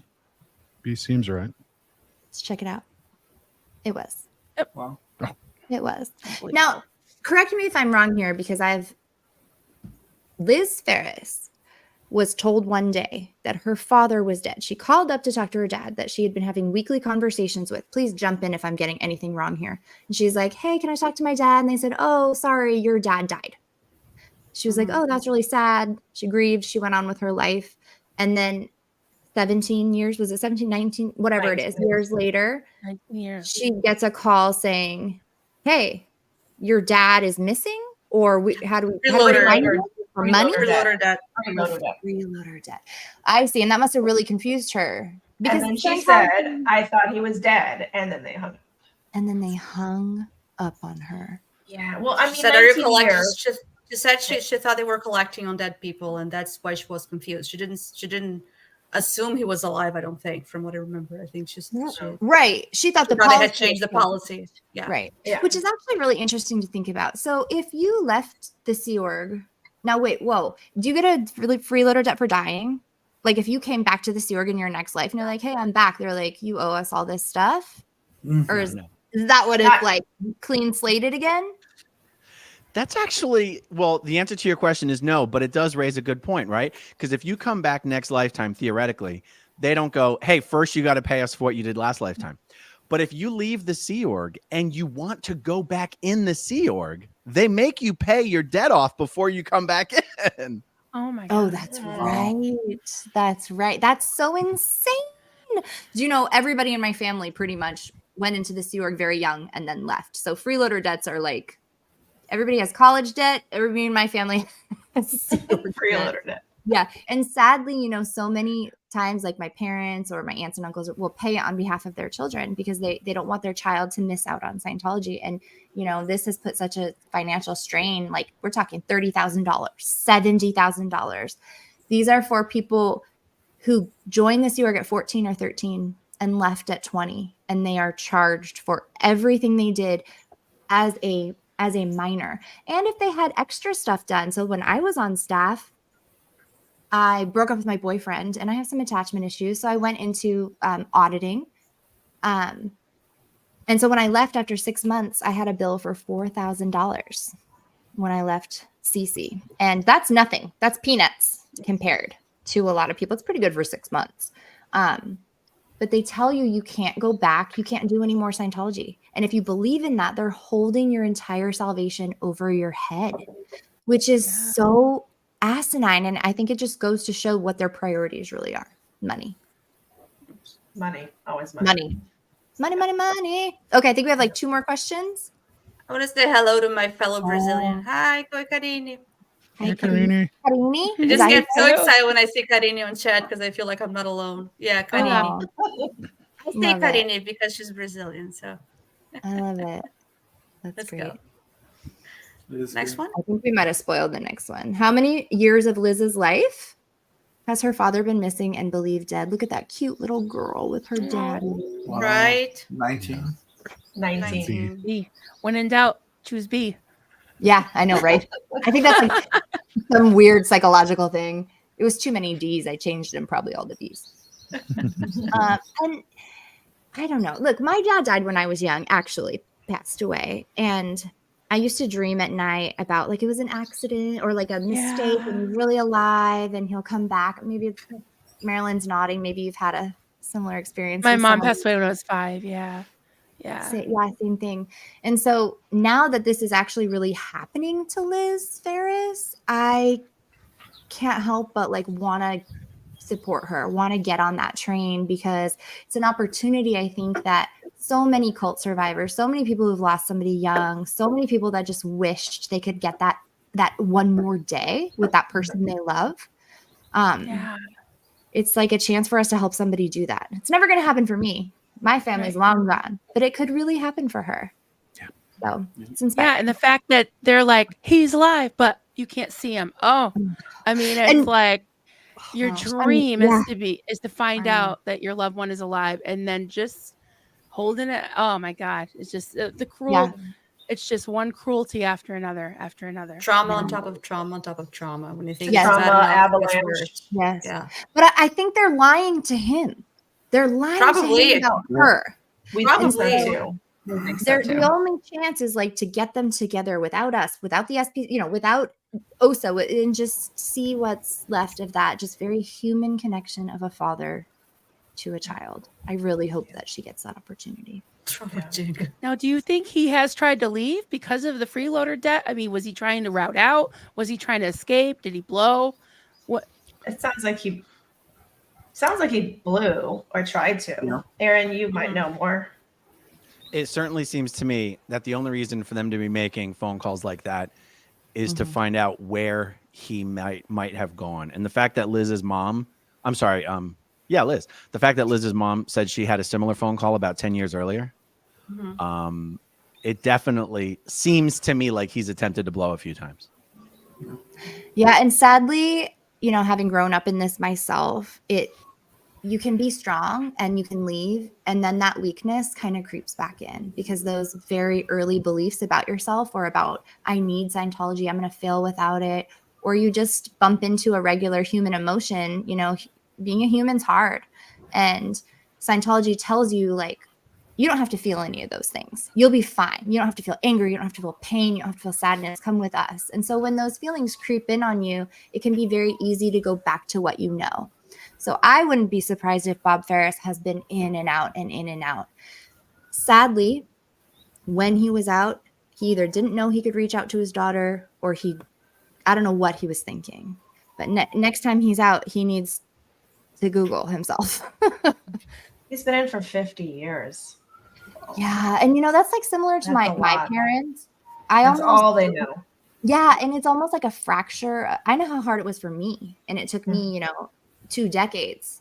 And so some people don't have that much time. Like somebody like, for my example, my parents are very diehard true believers. And I had to walk away and say, I'm never going to change your mind. And the minute that you start to question Scientology is going to be so hard and so painful for you that your entire life is going to fall apart and you're going to fracture into a million pieces. And if you do that on your own, I'm here for you to pick it up. But I'm not going to make you go through that. That's on you. It's brutal. It is brutal. Anyway, I think we have like 2 more questions. I'm gonna have to jump, guys, for an interview, but if I can come back in later, I'll come back in. Yeah. Absolutely. Thanks for your support. Thanks for joining. See you later. Thanks, Aaron. Okay, let's go next. All right. What will the funds from the Save Bob Ferris fundraiser be used for? A, transportation to and from Gold Base. B, legal counsel. C, investigations. D, ongoing support. Or E, all of the above. All of the above. Yes. That's right. And this is, again, just a reminder that when you guys donate to the Venmo or the GoFundMe, this is what it's going to be used for. Liz needs to be able to have her face and her body presentable to her father probably over and over again and go down there so that he knows it's real. He starts to feel safe. And like that takes time, that takes money. And there's not just the money aspect of it, like to have a fundraiser like this and even $1, $5, it gives the energy support. These are very emotional times for Liz. I'm speaking on her behalf. Maybe I shouldn't, but not just the money of it, but like the emotional support there and just showing up for her is priceless. So you might think it's only a few bucks, but the effect you're having is worth far more than that. So much more. I agree. Yeah. Yeah. Absolutely. Okay. Ooh. Let's count your score. I Did anybody didn't keep track? count. No worries. If We're anybody all winners. Okay, let's Yeah, wait yeah. for the chat to see. Did anybody out there, do you want to, I don't know if you guys want to share or should I just show the slides or? It's fine. Just show the slide. No worries. Okay. All right. If you got 0 to 4 points, premature papa, you're just beginning to peel back the enigmatic layers of L. Ron Hubbard's fatherly fuckery. keep at it. The rabbit hole runs deep. If you got 5 to 9 points, yes, fuckery. This is an official term. It's a word. It is. I love it. Fatherly fuckery. Fatherly fuckery. That should have been the name of this quiz. 5 to 9 points. You're a decent daddy. You're digging into the Hubbard psyche and uncovering knowledge, parenting nuggets with your finesse. Prepare to be disgusted the more you learn. True that. And the real winners, 10 to 12 points. Scientology's savvy sire. I think I spelled savvy wrong. You know more about being a dad than L. Ron Hubbard, Xenu, and David Miscavige put together. Nice work. Just don't walk in their footsteps if you can help it. I don't know why, but and then here's a link. If you go back to, I had so much fun. That's fun. It's great. You I did. don't know why. I loved it so much. And then I was like, that baby screwed. I know. Because don't you choose your parents in Scientology? Like you're a Thetan, like flying around. I think I choose Xenu. I think I choose Xenu. Even I was going to say Xenu gets a bad rap here. Yeah, I know, right? Out of the choices here, I think I'd go with Xenu as well.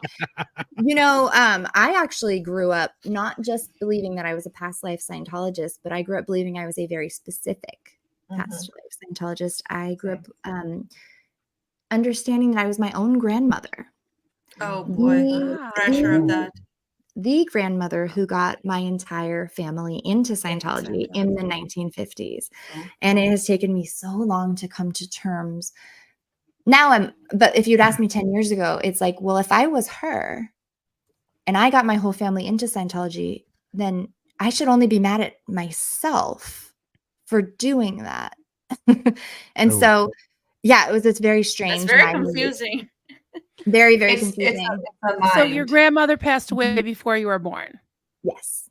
Okay. So you came back as your grandmother. Yeah. And you're still blaming yourself for your bad acts. You know, I don't know if I'm really blaming myself. She's Okay, well, fair. accountability. She's working her way back into the group right No, now. it's a fair question, but I feel the responsibility now to get my family out because I think, well, that's fair. If I got them in, I'll get them out. So you're a third gen, but and third gens are very rare. And right. And I just want to commend you two and Aaron and everybody that was on that were parents for breaking the cycle. Right, Elysia, we're always talking about that, breaking the cycle. Because I escaped from a cult with my kids, and I was a second gen, so I'm a parent of three. You're parenting in a way that you were not parented, and so you're learning it completely on the fly on your own. Yeah, making a lot of mistakes, but trying my darndest. The fact that you're here is amazing. That's why everyone loves you. Hey, Kelly. Kelly. Hey, beautiful. Helicopter, another second gen, another survivor, another survivor. Yeah. So just to finish up the slide here, we had the last slide. Oh, right. You had the link, right? I don't think it's a live link on your screen. You probably have to go. But in but you can copy that and paste it. Yeah. Or let me remove this. How do I do this now? Or where is it? Where is it? Here. There's a QR code. Is it under me? Am I mirrored? I don't know. That's right under Liz. Yes, right under Liz. All right. Nice. Well, and hopefully you guys enjoyed this quiz. I mean, I like to have fun and I like to make jokes, but at the end of the day, we are here for Liz. Somebody said they're too easy. Well, I'm going easy on you. I don't want to come in hard. No, I like it easy. I have 10 full quizzes like this that I'm going to do on lives on my channel. I'm going to have Chris Shelton. Aaron's going to come on. Nice. Lisa, we'll have some fun with it, but they'll get harder and harder. One of them will be the Scientology master quiz, and I dare you to try it. I dare you. Oh no. There's like the levels for Never Ends. There's the levels for the ex public or an ex Sea Org. You know, like I think there's. And there's a few about psychology, specifically about psychology. I know, like I said, I'm an early childhood educator, so I really like things that are visual and interactive. And happy Chatter Day. I like this, Kelly. Happy Chatter Day. Well, guys, I think that's almost my time. This has been told great. my children I'd be here for an hour. Okay. You're welcome to stay longer if you want to. If you want to chat a little while Plenty longer. of little spaces. Yeah. Steve of Maryland, if you guys want to take a look at the start questions, I don't know if there's anything specific for Liz, but maybe there's something that she could answer, unless she has to go right now. No, I'll stick around for sure. If there isn't anything specific for Liz, get some in there right now, folks. Really There you true. go. That's Hey, your chance. Liz, That's I've your got chance. one. Did your parents think that any of your kids, because they were so That's for the mature when other you had Liz. your kids, did they think that your whoops. kids Oh, were sorry. other Scientologists? That's for Liz Ferris. I'm sorry. Okay, I'm sorry. sorry. I didn't read it. I just saw Liz. I know it's confusing. So many Liz's around here. To answer your question, Elysia, I do not know. I do not know. I do know that the day that I told my parents I was pregnant, I came home and said, "Hey, guess what? I'm pregnant." And they weren't thrilled. It was a surprise, and I was 22. So I'll give them a little leeway for that. But my stepfather told my now husband, first time he'd ever met him, told him, "Your child will be a Scientologist, whether you like it or not." It's so aggressive. Yeah, Wow. very, very, very aggressive. Yeah. Of course, a huge red flag. Yeah. But so I don't know. I don't know what they thought he was gonna be like before he was born, but they certainly had plans for him after he was born.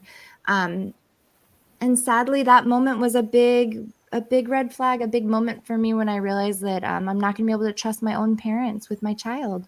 Yeah. You know, and as a mom, I think just as a human being, like that's a really sad thing to realize. But Yeah, it's also it's also an important step in leaving a high control group or leaving an unsafe situation. Because I don't know about for you guys, but I was abused so much and I didn't leave. I was trouble and I talked back, but I didn't actually leave. But when the idea of that happening to my child, yes, I just You was can't.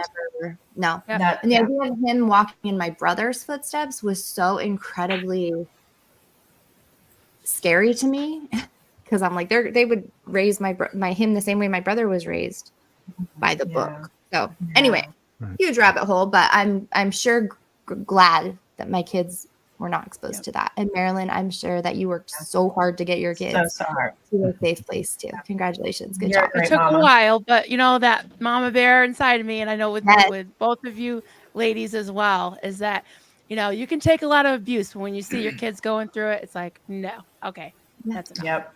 Yeah. Exactly. Has to be some distance there. Yeah. No. Liz, on a little lighter note, do you prefer sativa or indica? Indisa.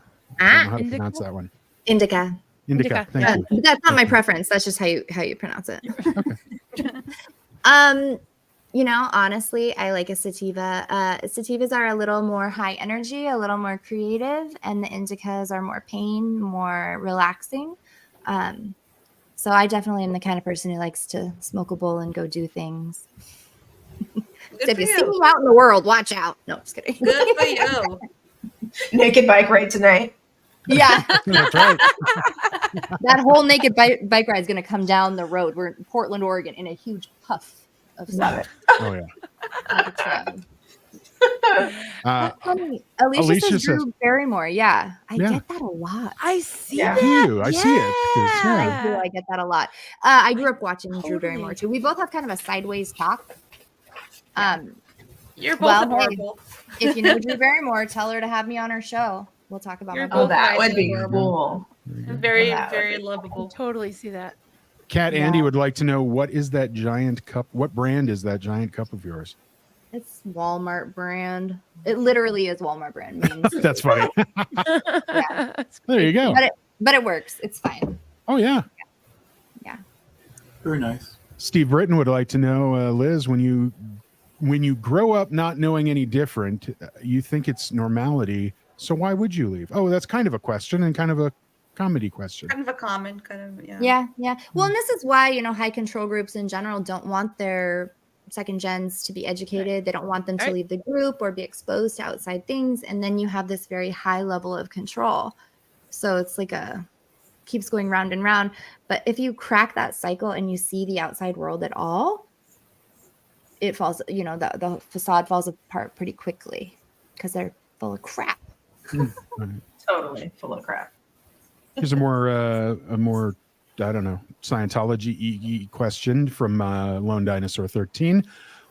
Why do you have to sign a billion-year contract every life? Why doesn't anyone ever claim to have already worked 1,000,000 years? Anyone? That's a good question. I just think they haven't met the right smartass yet. I think that should be, if you guys are out there, You do could- it. You couldn't have done the a million years because Scientology has only been around for 70. True. So we could say that you have 70 off your billion years. Yeah, I mean, I think that's what how it would go if you walked back in. They'd be like, okay, we'll knock 80 years off your billion. But yeah, what good does that do? If you were Jack Parsons in a previous life, would you get some time off, or would you just get booted because of the whole Booted. offending both Booted. things? Yeah, I think booted too. I think they'd be like, you know too much. Do they That's right. do they count 1953 as the official start of Scientology? I mean, you were a Scientologist in your former life, could you be? Or no? It just started in 1953.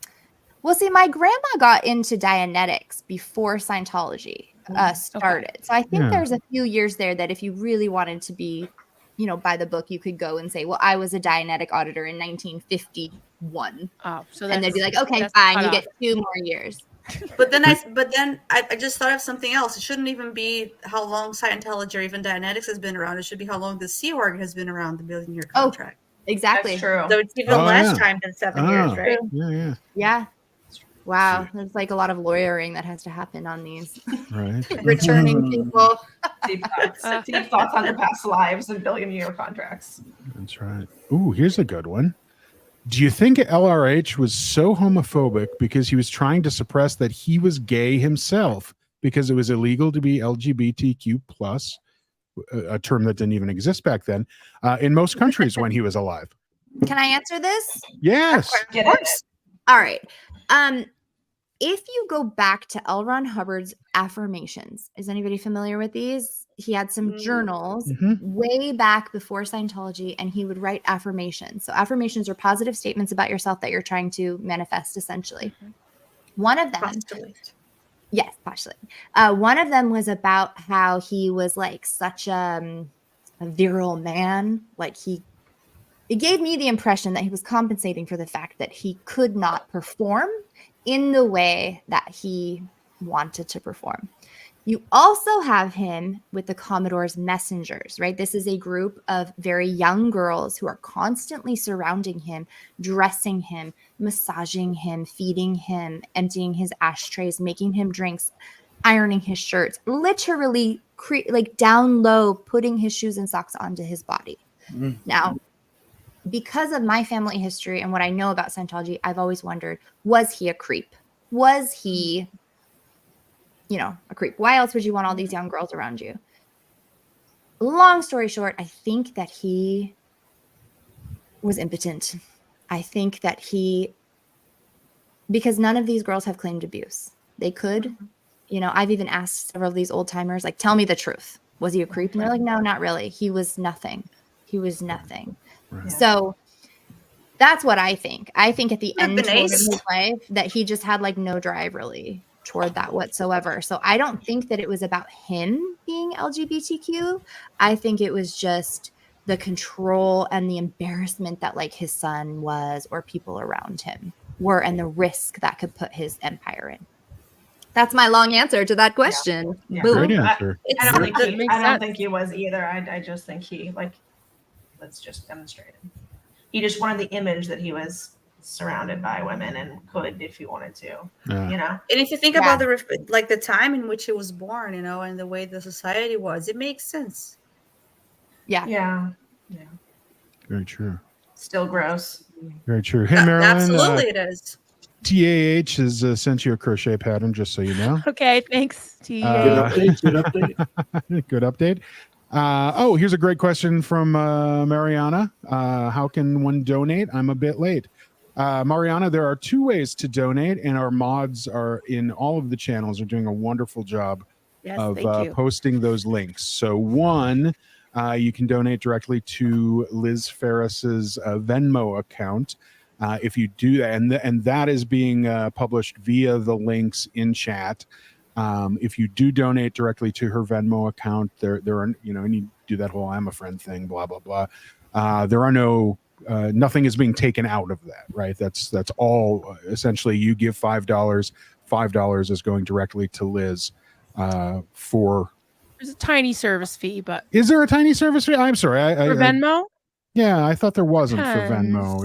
If you select a transfer of a Yeah, it longer depends. transfer, then you don't have to. Right. It Oh, goes in- right into your that's bank right. account. Yeah. That's right. Yeah. That's right. It's how fast you send it. Or you can also donate. Oh, comment go away. Comment There go we away. Okay, so there's the link to the Go to away. the No. GoFundMe. Oh, you want to show this? Okay. Yes, but also over there. I'll get that right one of these days. Down under Liz, there is The other there's- side, Liz.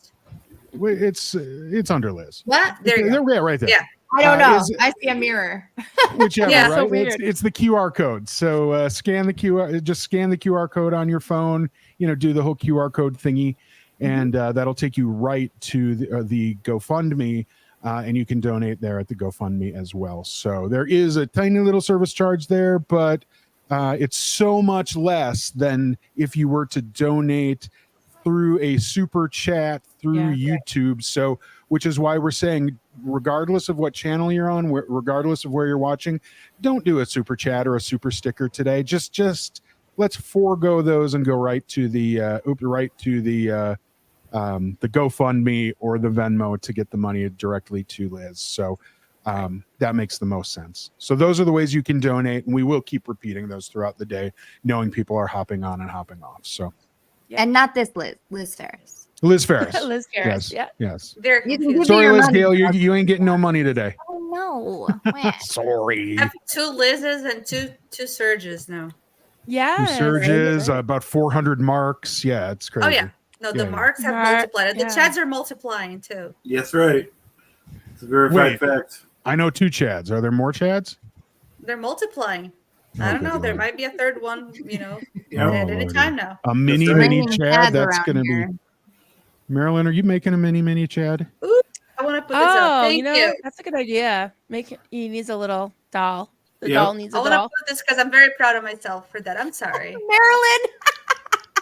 The doll needs a doll. I love that idea. Like sort of like the Russian. Yes. And then that one has a doll, and then that one has a doll. Yeah. Oh, throw up TH's chat really quick again. It sounds like, because we've had issues in the past trying with code worked folks better than outside of the anything else US I've and how they try to donate. So yeah, the QR code is Nice. working better in Canada. Canada. Hey, Australians, Europeans, give that a try. Let us know what donate in multiple ways if you're outside of the US, just to let us know what's the best way to donate. I couldn't access Venmo from Brazil, and I was testing the links yesterday. I was telling everybody, "Oh, Venmo's not working," and then they're like, "Yeah, it is." I'm like, I don't see anything." I kept getting an error. So maybe it's maybe it doesn't work in Brazil. I don't know. How do I? Interesting. I'm lost now. Yeah, but GoFundMe, the GoFundMe thing does. So great question from Elysia here. Back to our Elysia RT. Didn't he have a 3-way for his sex magic days? I think we're talking about the younger days versus the older days. And in the older bad teeth, more obese LRH days, he was probably wishing that Viagra had been created. And it wasn't working yet. But I think in the younger days, he was probably still doing okay. So, I mean, Well, he was involved with actual sex magic with Jack Parsons. Right. And, Pasadena. And he did, it was him, Jack Parsons, and L. Ron Hubbard and Sarah Northrup, who was Jack Parsons' girlfriend. And L. Ron Hubbard stole her, if you want to think about along with the women like boat. that. Along with the boat. Yeah, they went into business together, and he just screwed Jack Parsons over, took his woman, took his money, just screwed him over in true L. Ron Hubbard fashion. But it depends. Okay, I'm going to get a little specific here. It depends what you describe as a 3-way, because apparently I learned this the other day. They were not all physically together. It was Jack Parsons and him over Sarah. So just in case you wanted the details, you wanted to Thank you. lock that away in your bank, your memory bank. This is what we refer to as a devil's 3-way. There you go. Exactly. Exactly. And they were trying to make a moon child. And actually, somebody commented on one of my TikToks the other day that blew my mind. They said Suri Cruise, Tom Cruise's child, was actually made in a similar fashion, trying to reincarnate L. Ron Hubbard. Oh, no way. Get out of here. I've heard rumors that Tom might not have been her dad or conspiracies. Maybe, yeah. Conspiracy But I theories. don't know. Oh, I think that he must be her father because they look so They look alike. They look alike. Yeah. And you know, that whole Katie Holmes thing, I swear she is like my low-key hero. Because the way that she got out of Scientology, the class and grace and plan that she executed gave me so much hope. So really, truly, so much hope that like this beautiful person who got wrapped into it was able to get out. I don't know. It just, I thought she'd be stuck forever. I thought She has a great dad. Her dad is a 12 out of that list there. Yeah. Her father is a divorce attorney, and yeah, they nailed him to And- the wall. I mean, And you know, good dad. yes, and you know the day she married Tom Cruise, he was starting that paperwork. He was like, "This guy's crazy. I am not." Because wasn't he a divorce lawyer? And I heard that their prenup for was her. like a ton of banker boxes, just papers and papers and papers. But here's the thing: whatever she knows and whatever Nicole Kidman knows is so powerful that within the church they talk crap, but they don't publicly attack either of those women.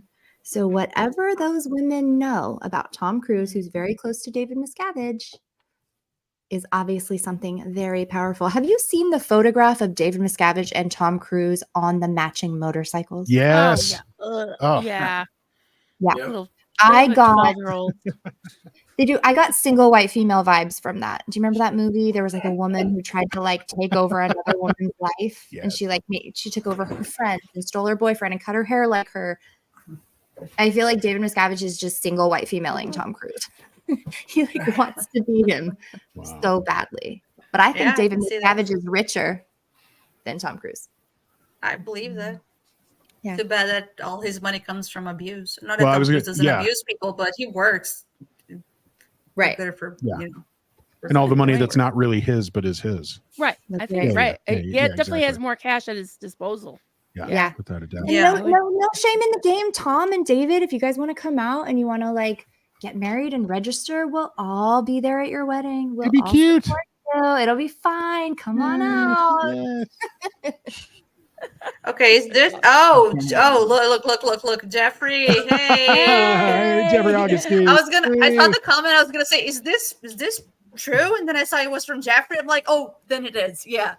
That looks like polyamory to me. And this is not a judgment. Like everybody should be able to live their own life. But if you are taking another person on your honeymoon with you, whether they're have legally part of your marriage, they're a part of your marriage. Yeah. They're part of your marriage. Oh, So for yeah. anyone who's doing the dishes or driving or something, we'll read it. The Scientology Money Project, which is the none other than Jeffrey Augustine, Tom Cruise and Katie Holmes' honeymoon on a yacht. Little baby Davey Miscavige went along with them on their honeymoon. I love saying little baby Davey's fake name. Little baby It's like Davey. my favorite phrase. Right. And I'm did you gonna hear all those crochet collect- one. dishes just drop when you read that? All those What? dishes just dropped. Yeah. Yeah, I know. Yeah. I mean, I've heard of somebody taking their mother on their honeymoon with them, and I thought that was, pretty Too far. bad. Yeah. Yeah. But like to bring David Miscavige, what did that conversation look like? Oh, hey babe, you know that honeymoon? Like he's gonna come with us. Wait, what? What? He's gonna sleep in the bed with me. You're gonna sleep on the couch, Katie. I remember the interview with Matt Lauer, and I remember the creepy parts of the interview too. But there were the cutaways because Katie was there. She was sitting, just off to the side, and she just looked at that point. She just looked so in love, and this is wonderful, and things are great. And oh my God, just how that had to change so freaking fast. Yeah. Love Just- bombed her. I mean, he was a huge movie star, Oh, and absolutely. she was a young actress. Like that's prime picking for the manipulation. And she was taller than him. Yeah. Well, who isn't? Yeah, I know. But David Miscavige. Yeah. Boom, boom, boom. Ah. Oh, good, Steve-O.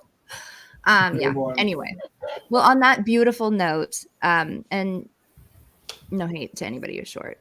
All bodies are beautiful. Not a joke. It's true. This is true. On that note, I'm gonna take my leave. It's my Thank you family so day much. today. I'm also going to leave too because I have to leave in like 10-15 minutes. We have kids stuff tonight too. I know, I wanted to kids stay on as long because I'm fangirling over all these cool Thank guests. you. And I'll be back So on good. later. I have so much love. Yeah. Thank you. See you Thank later, you. Thank you, Alicia. Liz. You're amazing. We love you. And thank you Thank guys you so, both. so much for putting Thank this you both. together. Much love, ML. You're ML. you're Right. invited ML on the always. Nutty Never Ends whenever, but we just want you to Whenever. know we We are appreciate so you. appreciative of We you guys love for you. hosting We this and for appreciate everybody for coming on. Liz, I hope you know how loved you are. Like Liz Ferris, I hope you know, and I hope one day Bob sees this and he understands and sees that there's so much love and support in the world. Like, come on out. Come on out. You can enjoy life. We'll take Yeah. you for a dinner wherever you want to go. We'll take you for multiple dinners, matter of fact, because you'll be out. You go to dinner anytime you want. It's a fun thing, guys. It is. Do all It's that. So thank you guys for hosting. I'll be back on later. Yeah, we'll see you later. I'll see you, Thank you see so you much, later. Liz. Thank you so I'm gonna much, bail Bye, out. Liz. Bye, everybody. That was awesome, Liz. Bye. Thank you. Bye. No, everybody. Bye bye, guys. All right. Okay. All right. Here we are. Wow. There we go. Do Hey, you want to leave guys. the QR code on top of you? That QR code on me is fine. That's perfect. Okay, I'm gonna leave it there. So OSA folk, those who are watching, those who have to pass this on tonight, sneak a copy, send an email, do whatever you need to over to Bob. Give Bob the message. And I know it's 10 hours. You probably have to break it up into a couple, maybe throw it on a thumb drive, whatever. Get it to Bob. Let him know the message. Let him know Liz loves him. And quite honestly, we all love him and we all want him out. And we're doing this all for he and his daughter to be back together. So anyway, Absolutely. yeah. So thank you to Liz Gale. Thank you to Elysia. Should have Thank you said to something. Jackson, who's been here. Did I cut somebody off? Did I? I'm sorry. if I No, did. I did something stupid. Oh, I disconnected Liz and Jackson before telling their audience that I was going to disconnect them because we might need the extra spots. So I'm sorry. Well, Jackson, Liz, we love you both. No, but it's not. It's not. Yeah, no, they know that, but it's I know. because of the people that were in the chats, and I just disconnected them and didn't say Oh, anything. whoops. Yeah. I am so sorry. We can if only you- have so many. Oh. Yeah. But I was gonna say You I have should have to let said people something know. like, "I'm gonna have to disconnect these people here because we might need the extra room." I need a break, guys. I'll be back. Okay, Sounds no good. problem. Sounds good. Because I'm upset. Back, let's I'm all take off. Chad, you got this covered. Little Chad, you got this covered for the next half hour or so. Yeah. I'll be back. No, I'll be back soon. I'm It's I'm all good. sorry. Yeah, we all got to rotate breaks for sure, guys. Here we go. Yeah. Say Bob Ferris. Say Bob Ferris. Look at me. Nice. Look at that. One, there's Yay, nice shirt. one there. There's one there, and there's one there. There we go. Nice. Sorry. Do you notice when Jackson was here, we both had the green hats on? I mean, it was I was really fanboying because I like dressed like Jackson did today. So it was really That's made me cool. feel Mini good. Jackson. I was Mini Jackson. That's I don't want to insult Jackson there. I love his stories. He might be Mini me, but our old friend Burke Wyndon Fire says Katie Holmes was like a real life reverse Taken movie where one day she just got up and unkidnapped herself and her kid like a badass, no doubt, or her child like a badass, no doubt. I also want to say I think if as much of this creepiness is the creepy bewitching stuff that is all going on that is actually that it potentially could be in that case Siri Cruz will be the ultimate destruction of Scientology. Once she's like 30, it's just going to all crumble and she is going to be the destruction of it. I truly believe.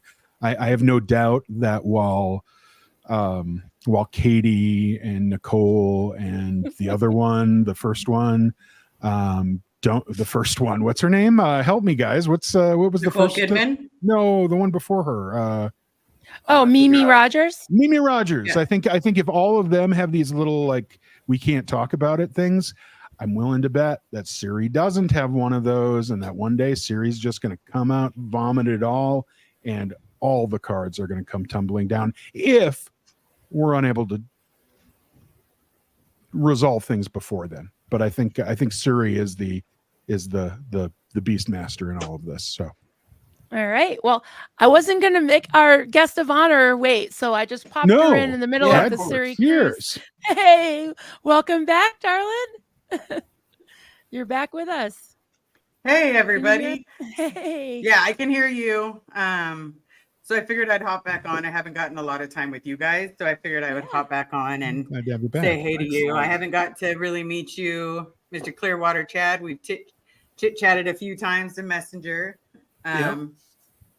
Marilyn, you know I've chit-chatted with you. I love you. Oh, yes. I don't do that right either, so I just go way back. But, you know, I appreciate everything that's happening today. Denver Steve-O, like, you remind me of the show Jackass. Like, any moment you're going to pull out a practical joke or a prank. I think you have that kind of sense of humor. Like, it's going to be like pulling cards out of your mouth, and you're just like... It might be there. It might not be. I don't know. It might be a skill you have. Maybe. It is. Maybe. I may have to laugh. Ooh. He is definitely a joker. Ooh, if I can make that happen, I'll take that. We had some Do questions. you guys have any questions? Yeah, either like the three of you. Do you have any questions for me? I know that we've gotten stuff, but I wouldn't mind answering questions. I have a question. Where is your sparkles? Where are your sparkles?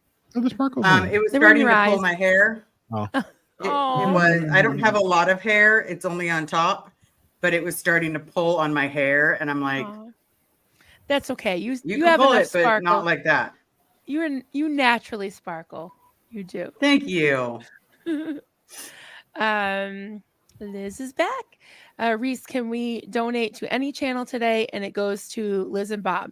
There is let's see if it's still there, the QR code right next to Liz there. And we also have the links to the GoFundMe and the Venmo being shared by our fabulous mods. And you can always go on Blown for Good and buy some merch. Oh, there's the sparkles. Yay, sparkles. We're trying to do it in such a way it doesn't pull my hair. Yeah, so Reese, I think I think we've answered the question since you've been on. There's my Kelly Clarkson. Oh, Kelly Clarkson. But I think we've answered that in a few times since you first posted the question. But don't do super chats, don't do super stickers, don't donate to any specific channel today. Please donate either to the QR code that's over by Liz there. Or to Liz's Venmo, which is also being posted through the chats. Post one of those two ways because those have the absolute least amounts of little fees and whatnots that go along with them, and all of that money gets directly to Liz, as opposed to if you donated to my channel. Say you donated $5. Well, first things first, 30% of that gets taken off and goes right to YouTube. And then the remaining amount of that, then it's like, oh, which ones of the super chats did I get during this, and then wait a month to get it and then send it over. It's just a pain. So donate directly to either the QR code, which is directly to the GoFundMe, or to Liz's Venmo, and she gets those immediately, or very close to immediately, much quicker than it would be through a super chat. So we're saying no super chats, no super stickers, none of that. Once everything is done and you have comments, don't do the super thankses because all that bad. Just keep using the QR code or keep going to the Venmo account, and those are the best ways. Right. And speaking of Liz sparkling, Joel McCoy, he's such a sweetheart. Love Joel. Does anyone else notice how good Liz is today? She has such a bright light in her. Every time I see her, she's better. I think she's becoming herself before our eyes. She will do great things. You are doing great things. That's great. That's my plan. We could all unite together and, whether it's a never in, an in, second gen, third gen, whatever generation, first gen, it doesn't matter. If we can all unite, we all have a very similar story, then we can at least team up and actually get some motion going. because the overall goal is to get the people inside to realize that they don't have to be in a prison camp. They don't have to get up at a certain time. Well, work 12 hours for $45 an hour or $45, a week, or $50, whatever it may be. You can afford a pack of cigarettes. You can afford to, you want to sleep in? Do it. You don't want to sleep on a cot for the rest of your life? That's also, $7 to get to 3,500. That's awesome. And that was just about a minute ago. So thank you for the math, Terry do Ray. it. Thank you, Terry Ray. Nice. We're gonna. I don't do math. I grew up in public make school. That $5,000 goal, and we're gonna. Yeah, you grew up I public love that. school. Hey, now I can't judge public school because you know what? I went to both. I went to LRH private school, and one of the schools I went to was Pinewood Academy. I got in trouble all the time. Can't tell you how many times I had to get on my hands and knees and scrub tiles for a 10 by 10 space. But public school for me, the people were shitty, but I loved the books. Yeah, you're very smart and very studious, and you love to learn. That's great. Yep. You are dangerous. You're a force to be reckoned with, because not only were you, taught to be tough in the TRs, but you also have a lot of intelligence and a lot of stick-to-itiveness. And I mean, they better watch out. That's right. That's I'm right. Excited. All together, excited for the united, future. we will get them to fall. United, we will. That's right. And what about you, Chad? Do you have any questions? Well, it seems like when it's a good idea, you can't really talk about your your specific. Yeah, I can't really talk about where we stand right now. I would love to. Yeah. Right. But there has to be certain things that are kept close to the hip because, let's be real. Hi, Osa. I'm sorry. You got a really bad Sea Org day. No, I'm all for that. Not guys, if you leave today, you can have your own Sea Org day tomorrow. You guys can go to Disney. You guys can do whatever you need to. Just leave today. Just go. Absolutely. And guess what? You can do whatever you want. Obey the laws of the land. You will have fun. It'll be hard at first, but you know what? We got a whole team ready to back you in getting out. That's right. Yep. And we're not going to quit until everyone that wants to be out is out. That's right. Yeah. Everybody that wants to be out will get you out. If you don't want to get out, then at least you're making the fiscal choice. You're not being beaten into that choice. You're not being, your family's not being told you're dead, even though some of us have had that amazing luxury. Let's be real, because it's so wonderful to find out your dad's not really dead after grieving. But at the same time, we're all going to back each other. I have Vanessa with my support. I have my partner, my partner in crime, my best friend, the love of my life. She's cheering me on. We've got Claire. We've got Mark. Speaking of Claire. Speaking of Claire. Mama Claire. There's so many of us that have each other's backs, and they want us to think that we're divided, and we're not.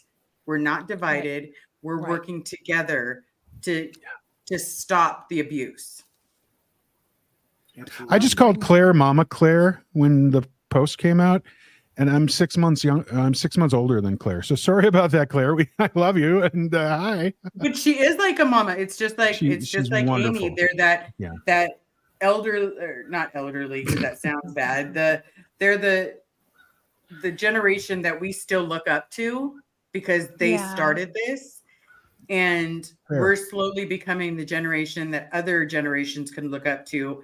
And it's like this great pyramid where you're just like, everybody's respecting each other. Claire's been through so much of this first, and she still takes my calls when I'm crying because sometimes this gets to be a little much. Like, am I going to be able to do this? And she gives me courage to at least keep going. And E, thank you so much, Nora. The fact that our sense of humor is so close and spot on. Yeah. It's amazing. It's amazing what Claire has done between the foundation, between testifying, in the trial and everything like that. Yeah. So right, Melinda. So right. Absolutely, Melinda, because a lot of times we're looking for someone to help guide us, someone to listen to us when we're upset, and someone that's been through this, give us advice because this is how they survived it. Yeah, my husband and I were watching, I think it was the court TV. We were watching the 60 Minutes Australia and all the different things that have been coming out after Leah made her big, amazing announcement. But I think it was the one, yes, I can't remember which one, but they asked her about her, I think it was court TV, asked her about the lawsuit. And she gave such a thorough, amazing answer where my husband was just like, whoa, I would not want to mess with her because she tells it like it is. And you can see the fire in her eyes, even though she's just such a sweet, calm, amazing person. She has that passion and she's not going to stop. So thank you, Claire. And thank you for all the support you're giving to the second gens. And you're giving us, the will to support you all and to just see justice. We are all for you. We're only us right here, 3 and 4, Juliana. We're 4 of thousands and thousands of people that are rooting for you all. So we just send our love and our support and anything we can do. Hey, really quick, just to throw the promo out there, we haven't spoken much about the court TV episode that came out just 24, 48 hours ago. If you haven't had a chance to see it, mods, could you grab that link to the court TV episode? It's a short. It's what is it? Maybe 30 minutes long max. Yeah, thereabout. Yeah. And it's a great. It was like very much. It's like 3 segments. One segment is Claire. One segment is Tony Ortega, and the other segment is I forget who the third segment was, and I should remember that. But anyway, just a great interview. Again, post Leah making the lawsuit announcement and talking a bit about Danny Masterson. It's just a great, I shouldn't even say his name. It feels dirty. But anyway, it's just a great little interview. It's wonderful out there. Also the 60 minutes Australia. Oh, Chris Shelton. Thank you. Yes. Yeah. It was Chris was the first. Chris Shelton and Tony Ortega and Claire. That's right. And then Claire. Claire was the middle of the 3. And just fantastic. And then the 60 Minutes Australia, if you haven't had a chance to see that, check that one out as well. It's fascinating to see the difference between like 60 Minutes Australia and 60 Minutes United States. Right. Yeah. Right. 60 Minutes Australia holds no punches. They're threatening us. They're sending all kinds of letters, and we don't care. Yeah, they don't care. And 60 Minutes US or 2020 are all like, we're going to be very gentle here because we know that they might threaten to sue us, even though they won't actually sue us. It's just a complete difference in the two. And bless you to the folks at 60 Minutes Australia for doing that. For having the guts to help us. Keeping speaking out. I mean, they're the ones that was the wonderful the wonderful interview where Tom Cruise got all testy several years back. I mean, it was just wonderful. I think that was around the same time. You know what you're doing. You know what you're doing. You know manners back. You know it. I saw that. Yeah. He's like, you're crossing a line. I thought he was like seconds away from doing a touch assist. To be realistic, like feel my finger. You feel my finger? Okay, feel my finger. Like, and then at the end, they made Peter Overton do 4 hours of some sort of training before of Scientology training before he even got to talk to Tom Cruise. Yep. And again, it reminds me that in order for there to be a welfare check, most of the time the officers that are going to do the welfare check have to watch a video first. Now, I don't know what video it is, but so much of me thinks it's just a Scientology recruitment video. Let's see if we can get this person to turn. Because realistically, the fact that they even have to watch a movie besides doing their law-abiding job, like, okay, like that's not going to help them get to know Scientology. You got to practice my song. Remember my song, Marilyn? It's a cult. It's a cult. It's a cult. Cult. It's a cult. Cult. Yeah, that's the answer to everything. Yep. It is. Just answer the question. Hey, reporter, you may decide to leave this building and go and blow your brains out. Isn't that the old the old recruitment video? Thank you so much. Thank you so much for offering me imprisonment for a billion years. Right. And so I did read this morning. Mike Rinder's blog talks about the laws applying to he has a new submission. It's blocking you, Liz. I'll read it quick. Mike Rinder's blog talks about the laws applying to elders in California and how now that Shelley is 60, someone can file a complaint from that angle. Why can't the same be done for Bob Ferris? So we have done where it says He's trying to fix it. It's basically you making a report with Adult Protective Services, and then a social worker is supposed to go out.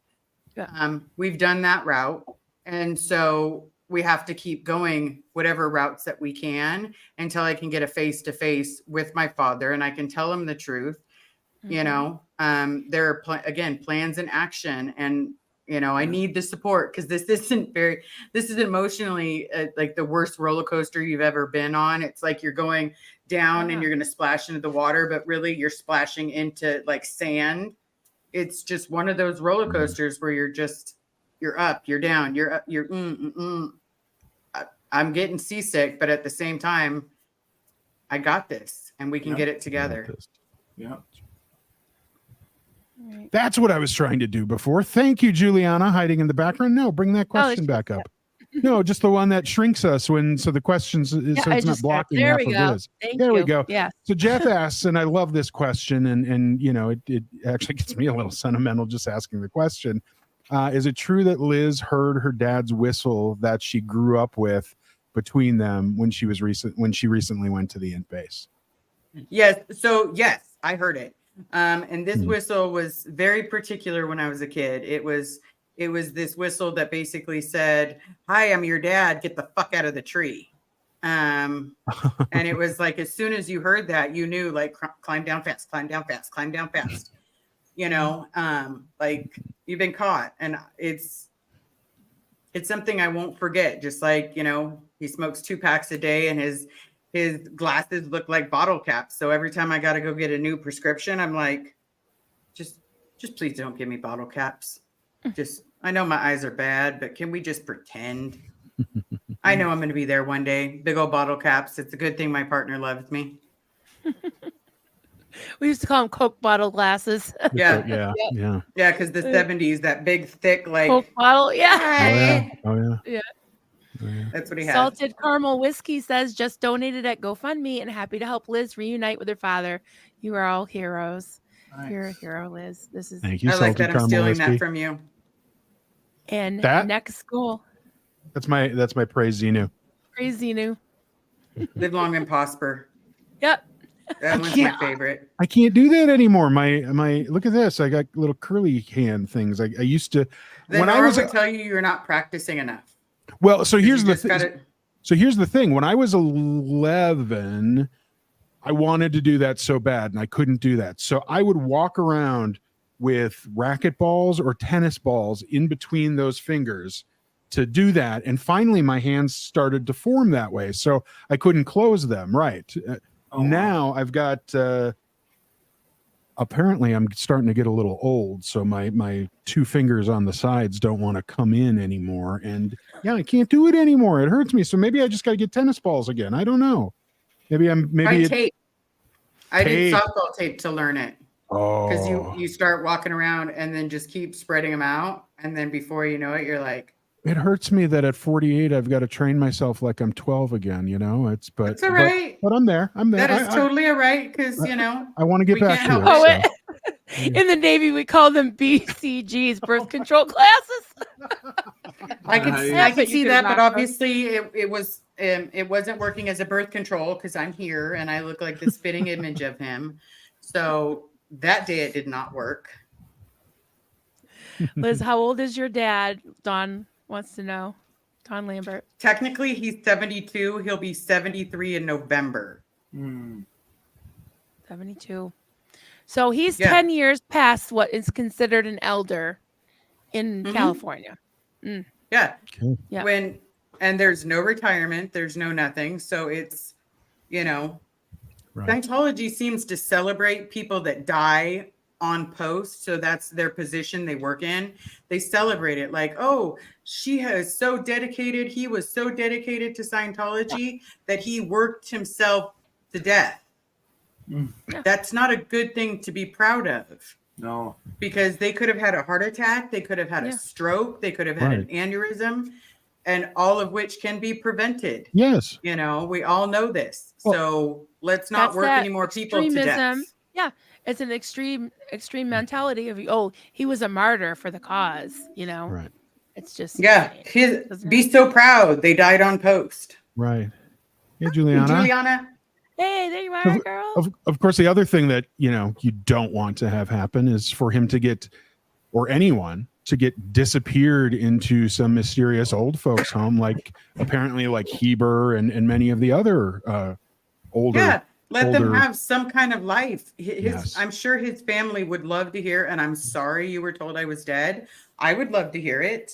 He can be out and be in the real world. It's not that hard here. And they tell you you'd be lucky to flip burgers at McDonald's. Again, I fucking love flipping burgers at McDonald's. That was the least stressful post I'd ever had in my life. Oh, you want me to scrub a toilet? I got you, boo-boo. It's not like you weren't necessarily doing that in the York anymore. But, yeah. Hey, creepy. I was doing it 10 times worse. Right. Here's a question from Peter Anderson. Just a suggestion. Liz, have you contacted the Riverside County Supervisor for District 5 or crashed a supervisors meeting online? Well, I haven't crashed any supervisor meetings online because I'm still trying to I need to be different. I need to be respectful in how I do this. And it's not based upon anything else. It's for my own sanity.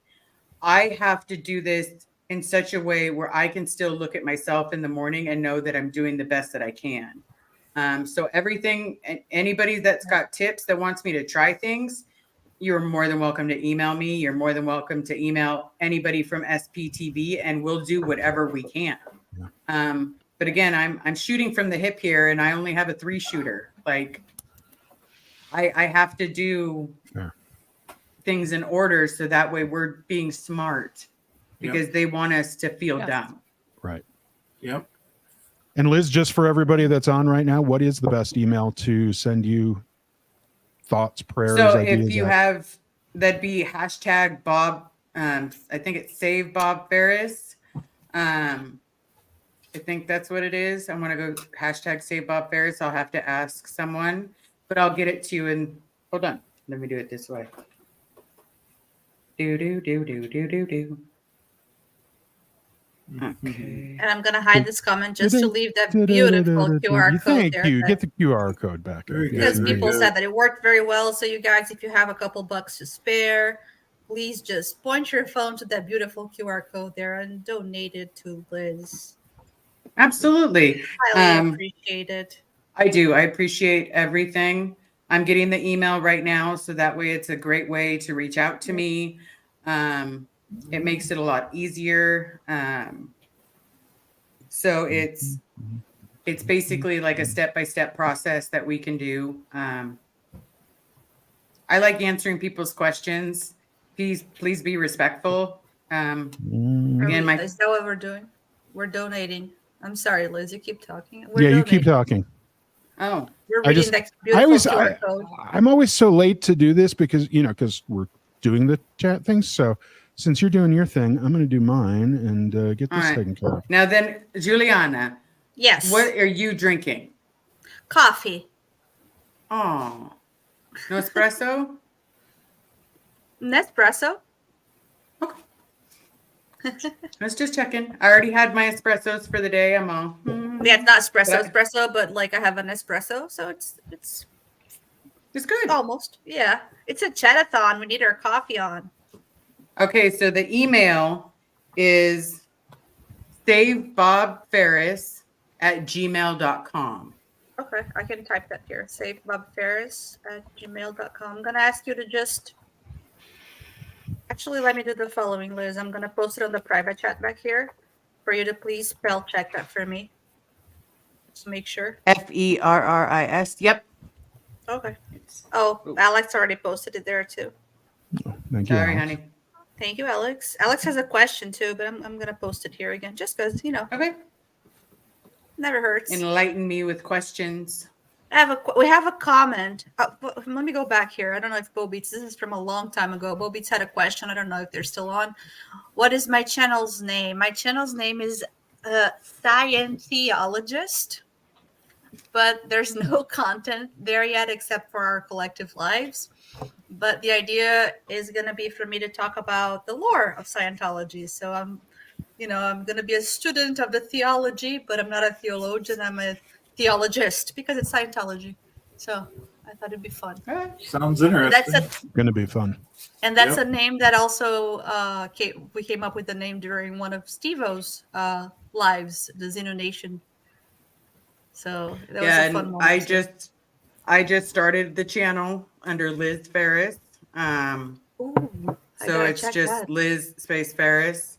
Liz Ferris, but it's just my name. Because everybody knows me by my name. Fair enough. So I see that you're broadcasting to your channel, so I'm clicking on the link there right now, and I'm gonna like it over there. Awesome. Yeah, I decided to open it, be part of SPTV as well. Get out as much content as we can. That's exciting. That's exciting. I know, and for everybody that's watching, please smash the like, please smash the subscribe.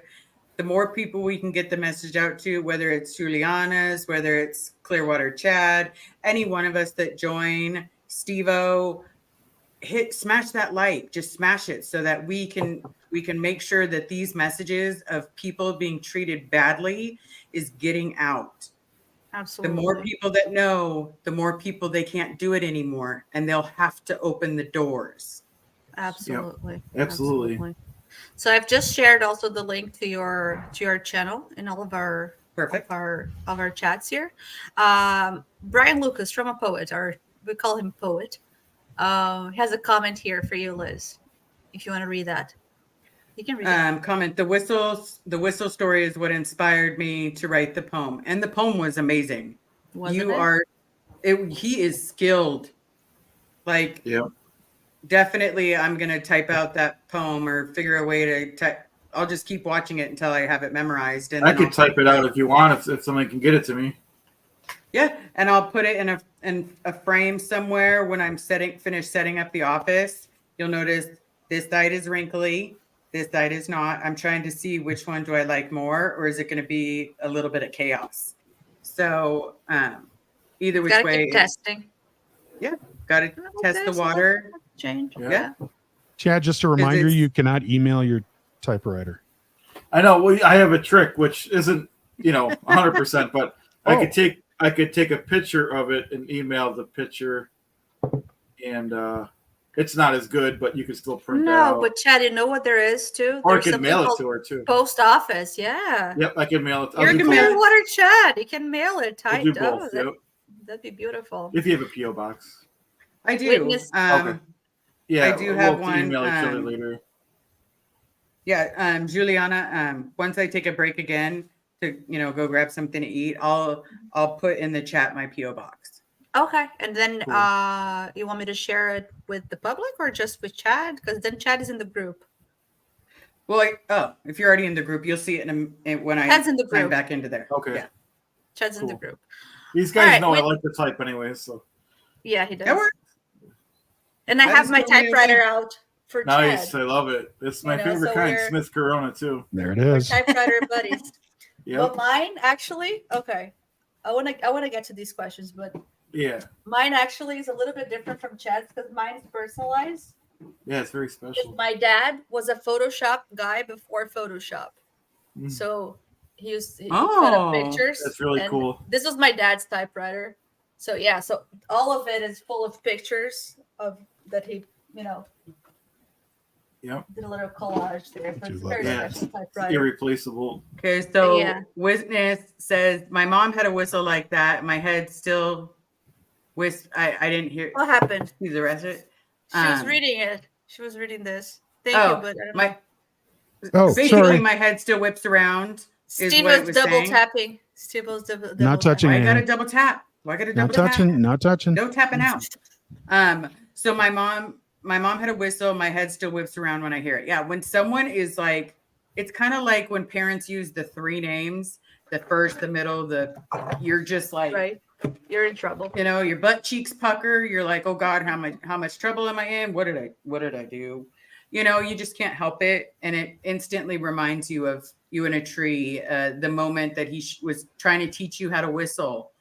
Because my dad taught me how to whistle. I had a hard time with the whistle. So now I New York whistle.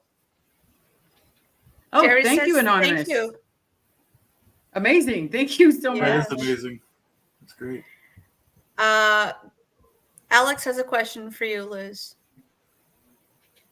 Do you want to read or do you want to read? Liz, what is your journey like adjusting to the real world ethic?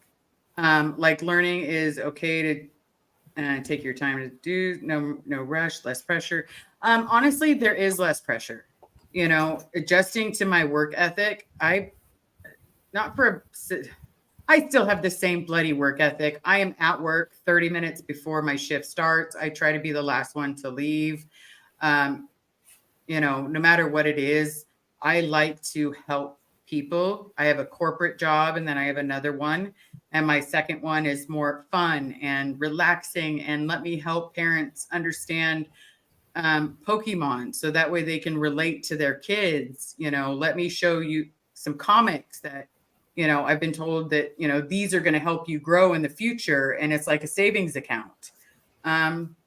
So my work ethic is still the same, minus the fact that I do go to bed at a normal time.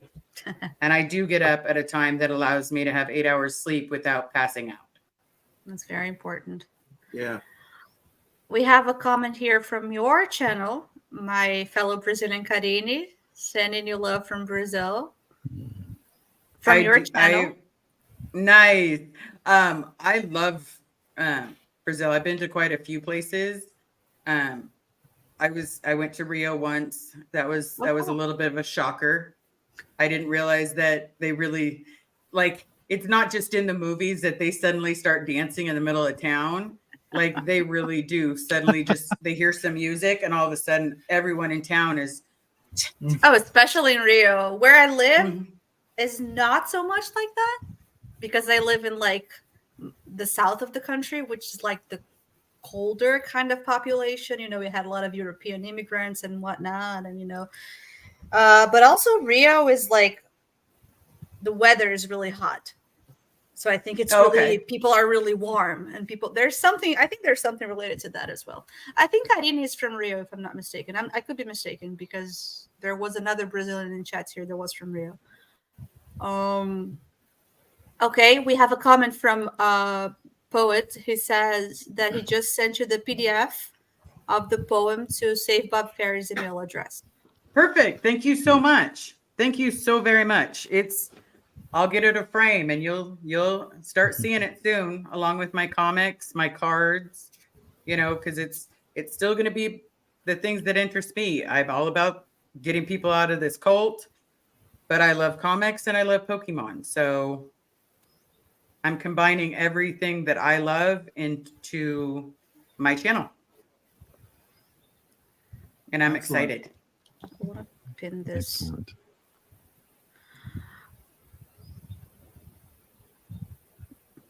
Steve, do you want to? Sure. Jamie Lynn says, I'm still fairly new to Liz's story, but everything I've heard so far has been nothing short of strength, courage, and heartbreak. And she still comes across as someone so kind and funny through it all. And yes, she does. Because realistically, I've had not the best childhood. And in those moments where you're thinking that nobody's going to give a shit, when your lip is split, your nose is bleeding, you've got a black eye, you're wearing these big giant sunglasses, you know, you think nobody's going to care. So the most that you can do is find little bits of happiness, and it covers up sometimes just how shitty things were. And if you can just smile then the day gets a little better. And that memory may have a little less power. So laugh, smile, giggle, fart in the wind, you know, do whatever you need to do to suddenly just find a way to smile. And before you know it, it's kind of like fake it till you make it. That smile becomes who you really are. True. You have a very nice smile, Liz. Thank you. Speaking of smiles, yeah, Thank you so much. Even if you're if or when you're maybe faking here with us till you're like, it catches on. Yeah, Like you my said. fake smile is the Okay, so no, I don't like that one very much. No, yeah, don't do because that. I don't know how to do my teeth when I'm faking, or I do the like am I smiling? And somebody else, I don't know if you guys talked about it when I was on my break, but somebody else commented very early in the stream that they can already see how much better you seem from month or From so the ago first, when you yeah. first, yeah. So that's Because it that's gets awesome. hard. Absolutely. Finding out my dad's alive has been amazing and terrifying at the same time. I can't even imagine. Yeah, same here. Couldn't Unquestionably. imagine. She's back. Hey, Mayor. Around. I can't. We can't hear you, honey. Muted. Now we know the secret button too. Yes, I touched that stupid button the other day and I couldn't figure it out. Yeah, I was just saying, middle-aged ladies, you know, I gotta pee every 2 hours, so it's been 4 hours. Is that We why all you need have to do breaks. that? Absolutely. Trying We to all stay need a break. hydrated with my Osa smells like poo cup because Yeah. you know, in honor of Sea Org Day, I got my Osa smells like poo. But That's we want them right. to come out. So hey, our friend Fantastic. and buddy Joel says, Liz, the best advice I ever got in my 69 years is always be yourself. Your channel is just that, you and your likes. Looking forward to it. And we all are. I just subscribed myself, so I'm. I did too while I was in the bathroom. Best place to subscribe. Why not? Nice. Why Thank you so not? much. Why not? Sorry if my cheeks Wine. go red. I'm still Irish. That's good. That means your blood is flowing to that area because you're smiling and you're. Yes, and I Right. I You know, am very Irish. All right. Karini, What else? just to get it out of the way, Karini said, "Great Liz, I am from Rio de Janeiro." So Karini is from the place where everybody dances. Where in the everybody street. dances. You're right. Right. Nice. right. I don't know if everybody, but it does happen. Yeah. Okay. And- as long as you're smiling, that's all that matters. Right. And guys, we have our next special guest already waiting in the wings whenever she Where? says she's ready. I Where? don't know if she wants to set up her YouTube channel to She- simul stream. No? Okay, so let's. You want to hit stream? I want to hide this. She said no. No. Let's give it up to the wonderful Laura. Laura. Hello, everybody. Hello. Welcome. Just a second. There I we want to go. make sure my audio doesn't sound like Karazap. Hold Sounds on. much better No, than it sounds mine. Oh, it does? Oh, fantastic. good. It's already connected to my shirt. Okay, good. Sound great. I just Hi, realized- Liz. Look at Hi. Laura's definitely Look talking at from you a and your shirt. golden rod. Nice. Did you see Golden Billy's rod. outfit? You're gonna label me. You're gonna label me something. I'm gonna really label it. Own it. Nice. Own it, girl. Liz, Oh, really Terry quick, has top some- of the Terry Ray says top of the hour GoFundMe update, $3,628. Woo! Nice. Nice, everybody. Wow. Thank you so much. I would do Thank like you, the Air everybody. Fives, but I'm probably sure that people are gonna, Nice. Let's keep it going. Air welcome, fives are Laura. good. Air fives are good. Thank you. This is so cool. This is so cool. I mean, obviously it's cool that you guys are amazing. The Never Ends hosting it. And it's just so cool because it's so supportive in so many aspects. Like we're making more people aware of what's happening. And then we're also, it's like very emotional really for everybody watching and listening that have their own personal, like my parents, my mom is there in at the Gold Base with Bob Ferris. You know, hi parents. Hi, parents. mommy. Hi, Dad. We're waiting Hi, for you out here. Let's please. go. Hi there, Yes. parents. Yeah, Yes, so it's you so parents cool. in there, you're missing out on some amazing human beings that you could be loving and enjoying and getting to know and having part of your life. I mean, Laura and Liz, you're amazing, and come on, parents, be parents. Yeah, But it's kind of like you have to think about it, because nowadays, like most of us have been brought up, you know, it takes two to tango, and then they make the baby, and both parents have to be involved. Like Nookie, you made a baby. Both of you did it. Not one person did it solo, but people do it solo. But in this situation, you know, we had two people, and it's about time both people stood the fuck up and said, yes, I'm your parent, so that I can go, good. This is what you've done by doing this. This is what we need to do to fix it. And let's get you out. we're waiting for you. Yeah. That's right. Yeah. Yeah. That's right. And in the meantime, I'll adopt you all.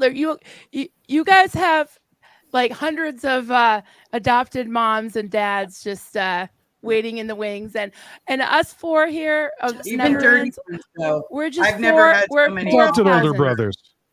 Yes, but I Brothers was gonna and say sisters, but we're four Neverlands, but we're four of Yeah. thousands that are supporting Yes. you guys, and we're Right. just appalled. I mean, every single time you guys speak out and you say your story, I find something else that I'm like, oh my God, that too?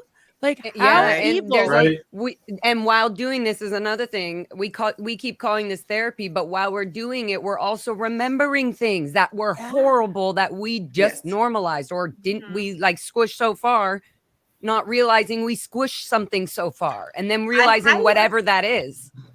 I highly Yep, and it's recommend coming to the actual surface. therapy, just to make things clear. We are not therapists. We are not licensed No. mental health practitioners. We're here to hold space for you guys and support and send you love virtually. But yeah, talking helps, right? Yeah, that's the thing. The It's processing. There's something with again having people who are involved in this exact thing. It's not like, oh, you know, we have a similar thing in our religion or whatever. It's like, no, these are people, these are kids from the parents, born out of the parents that are currently in Scientology, refusing to have even a conversation. Absolutely. Well, Laura, I love you. I'm gonna hop off for a little bit, but I look forward to hearing everything that you say. Rock it. Ya. We're here for you, Liz. We're so excited. Yeah, This is love amazing. you, Liz. Absolutely. Perfect. Do your thing. I'll talk to you soon. Thank you, darling. See you soon, Liz. Bye, Liz. Hey, Marilyn, just to point out something you said a little, just a few minutes ago. You know, there are you said there are thousands of never ends. Mathematically, did you know there are actually 7.8 billion never ends here to support? They just don't all know that they're supporting yet, that they need to support yet. So it's our message to get the word out to the other 7 billion people in the world that are never ends to fight the fight with us. Right. So, and hi, anyone Laura. that has Hi, Denver, Steve. Yeah. I think that's the first time we've officially said hello. It is. It is. I'm excited. Yay. It's so cool. Clearwater chat. I mean, I've been watching you guys. Hi, Like, Laura. it's so cool. He drew a hi. That's drew hi. amazing. Hi. Hi. That was Next he'll draw a picture of Clearwater you. chat's big hi. That's how he says hi. Yeah, I've been watching you guys, and that's what I'm saying. Like, if the therapy is not like you guys are therapists, we're doing this for therapy. No, like we started this to literally just start talking about the truth about things that have been purposely shut down and held, and like literally, like Bob Ferris being, you know, having to even tell his daughter or have his daughter be told like he's not dead, and that like Who does that? Oh, it's just this is just a normal thing that they do. And so and whether it's you know, we say it's L. Ron Hubbard's policy or whatever, it doesn't matter. These people have now mentally gone, you know, sort of like at effect that they're like being abused. You know, the abuser of Scientology has done this for so long that they're now, this is how we're operating. They can't even leave. They can't even have a conversation with their daughter or with Liz. It's just like, pick up the phone. It is unnormal, even to the most extreme, that a mother or father doesn't pick up the phone and just have an argument with their daughter or their like about it. You're like, to just say, I'm not even going to speak to you about this. I'm just going to disappear. It's like, that's where the inhumane, that's where the mental abuse of Scientology is. It's like, to make a parent who once joined this group or organization because they were wanting to clear and help save the planet and the world and to make other people feel better and do better. And then 40, 30 years later, this is the effect of it. It's like, how is this illegal? How is this not senior abuse? How is this not mental abuse? How is this not child abuse?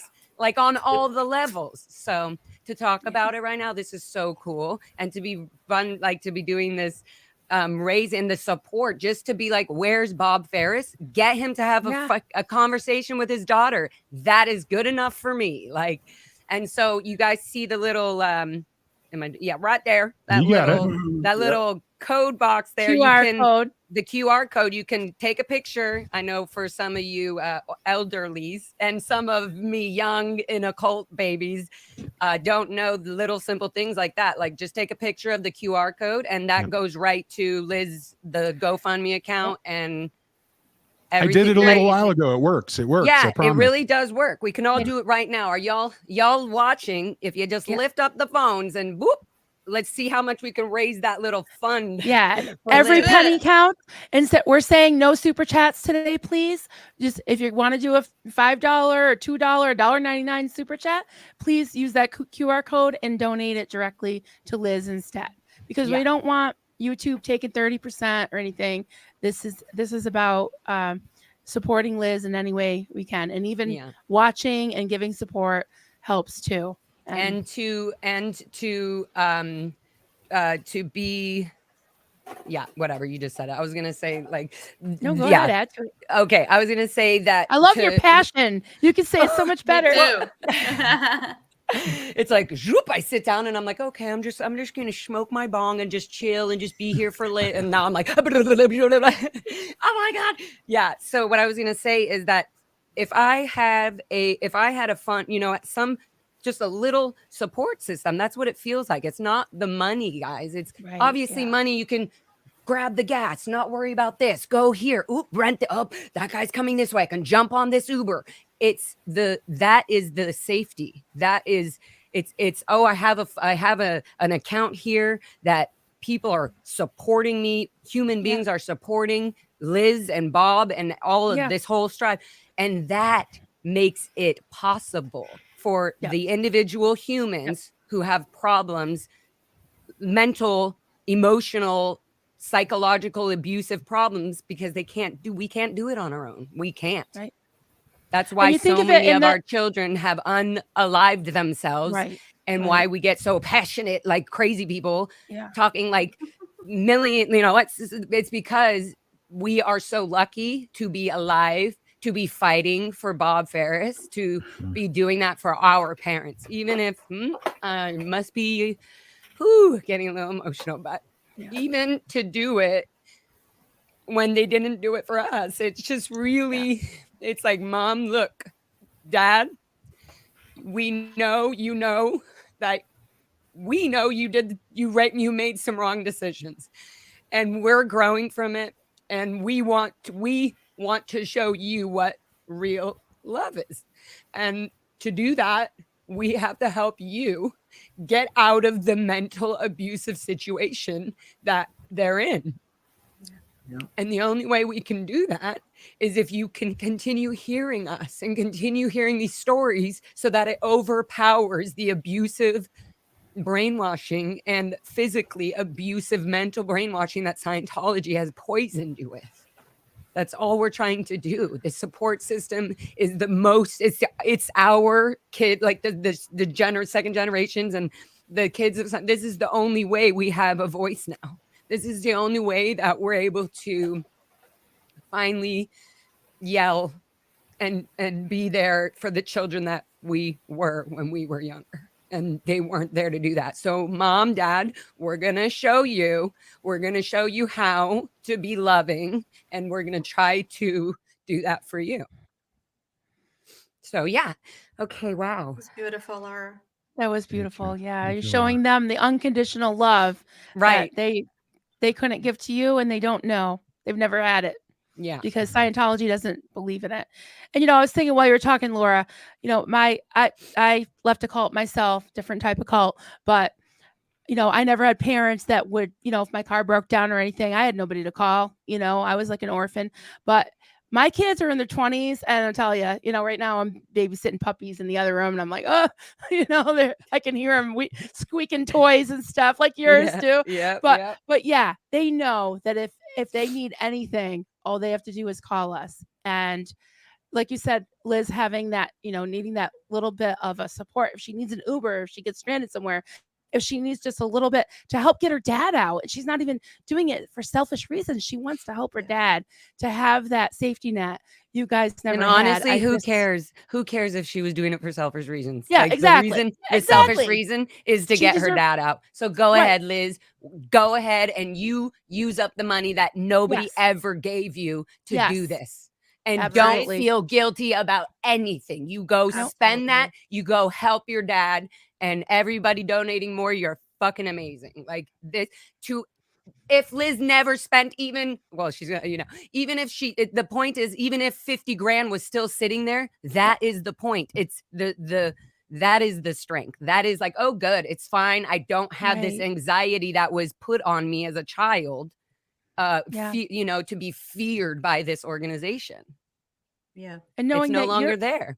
You guys, you're worthy, you're deserving of love and of support and of, financial support, everything, just for being you, for being human. You kids didn't get what you should have had as a kid, just getting thrown in camps and hotels, like as Serge would say. It's just unthinkable, and all under the guise of religion. It's disgusting.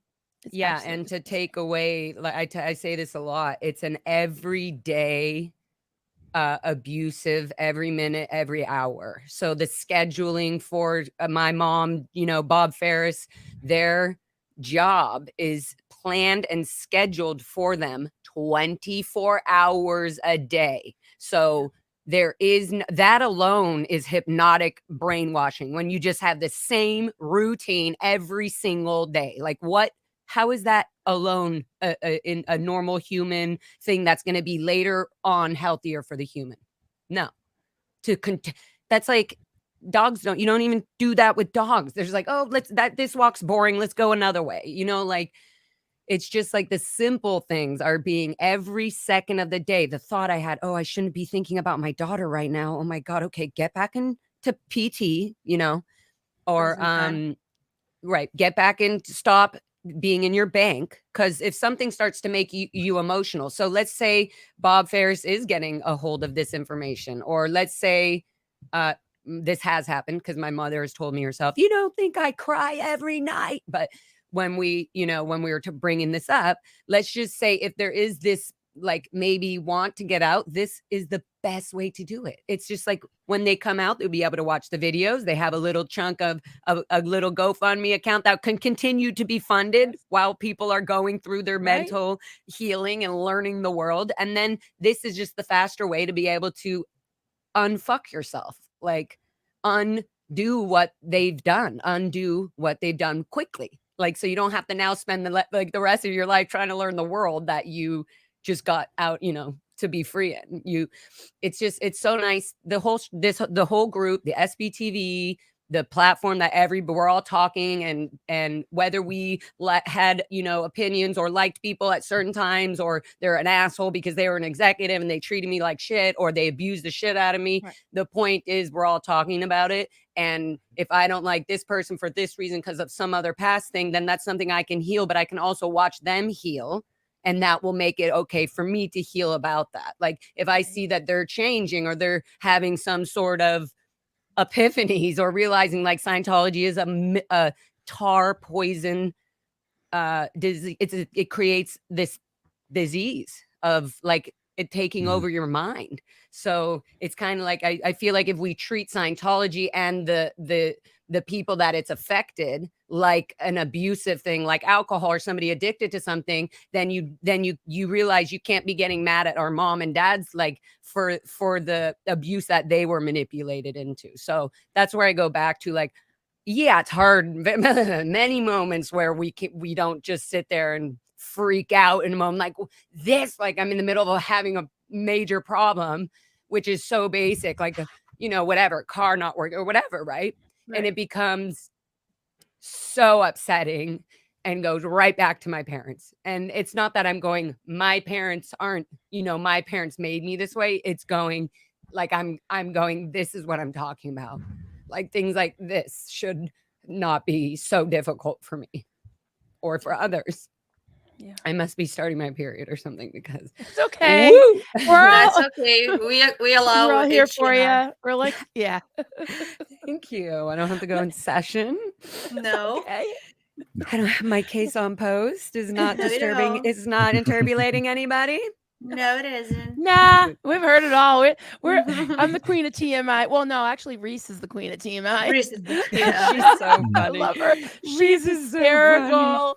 Sometimes I'm like, okay, Reese, it's not funny anymore. Like I'll be like, and then she'll be like doing something, and then she says, whoop, just something comes out. I'm like, oh my god, where did that come from? Like that's so funny. I just love she it. was giving Steve-O an education the other night. I was dying. I was like, oh my god, Monday night. I gotta wear Depends next time she comes on because I was laughing so hard. I was afraid I was gonna have an accident. Monday night was TMI show.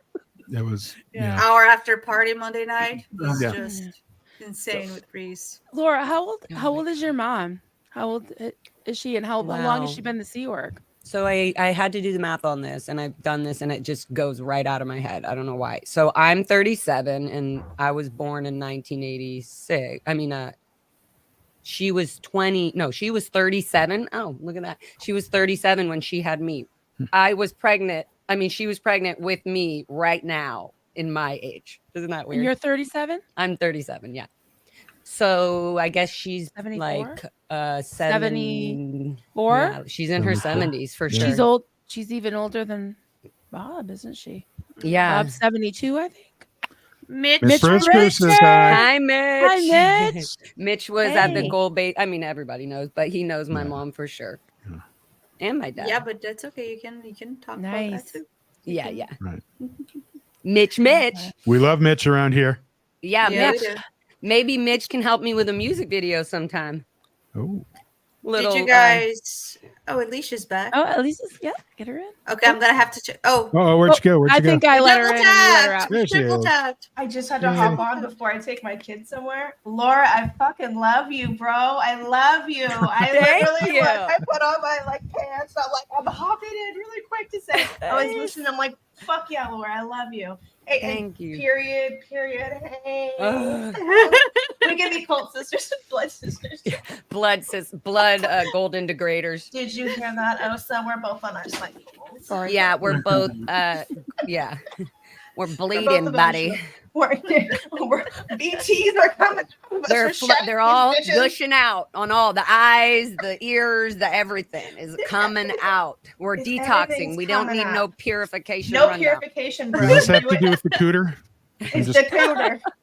Just that whole cooter thing? That's the BTs from the cooters, the BT cooters. Oh, okay.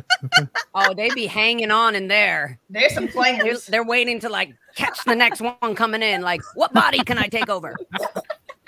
Hanging on the sides of the- hanging on the for the sides of the noise. lip. The noise that I just made, I dropped my menopause fan. So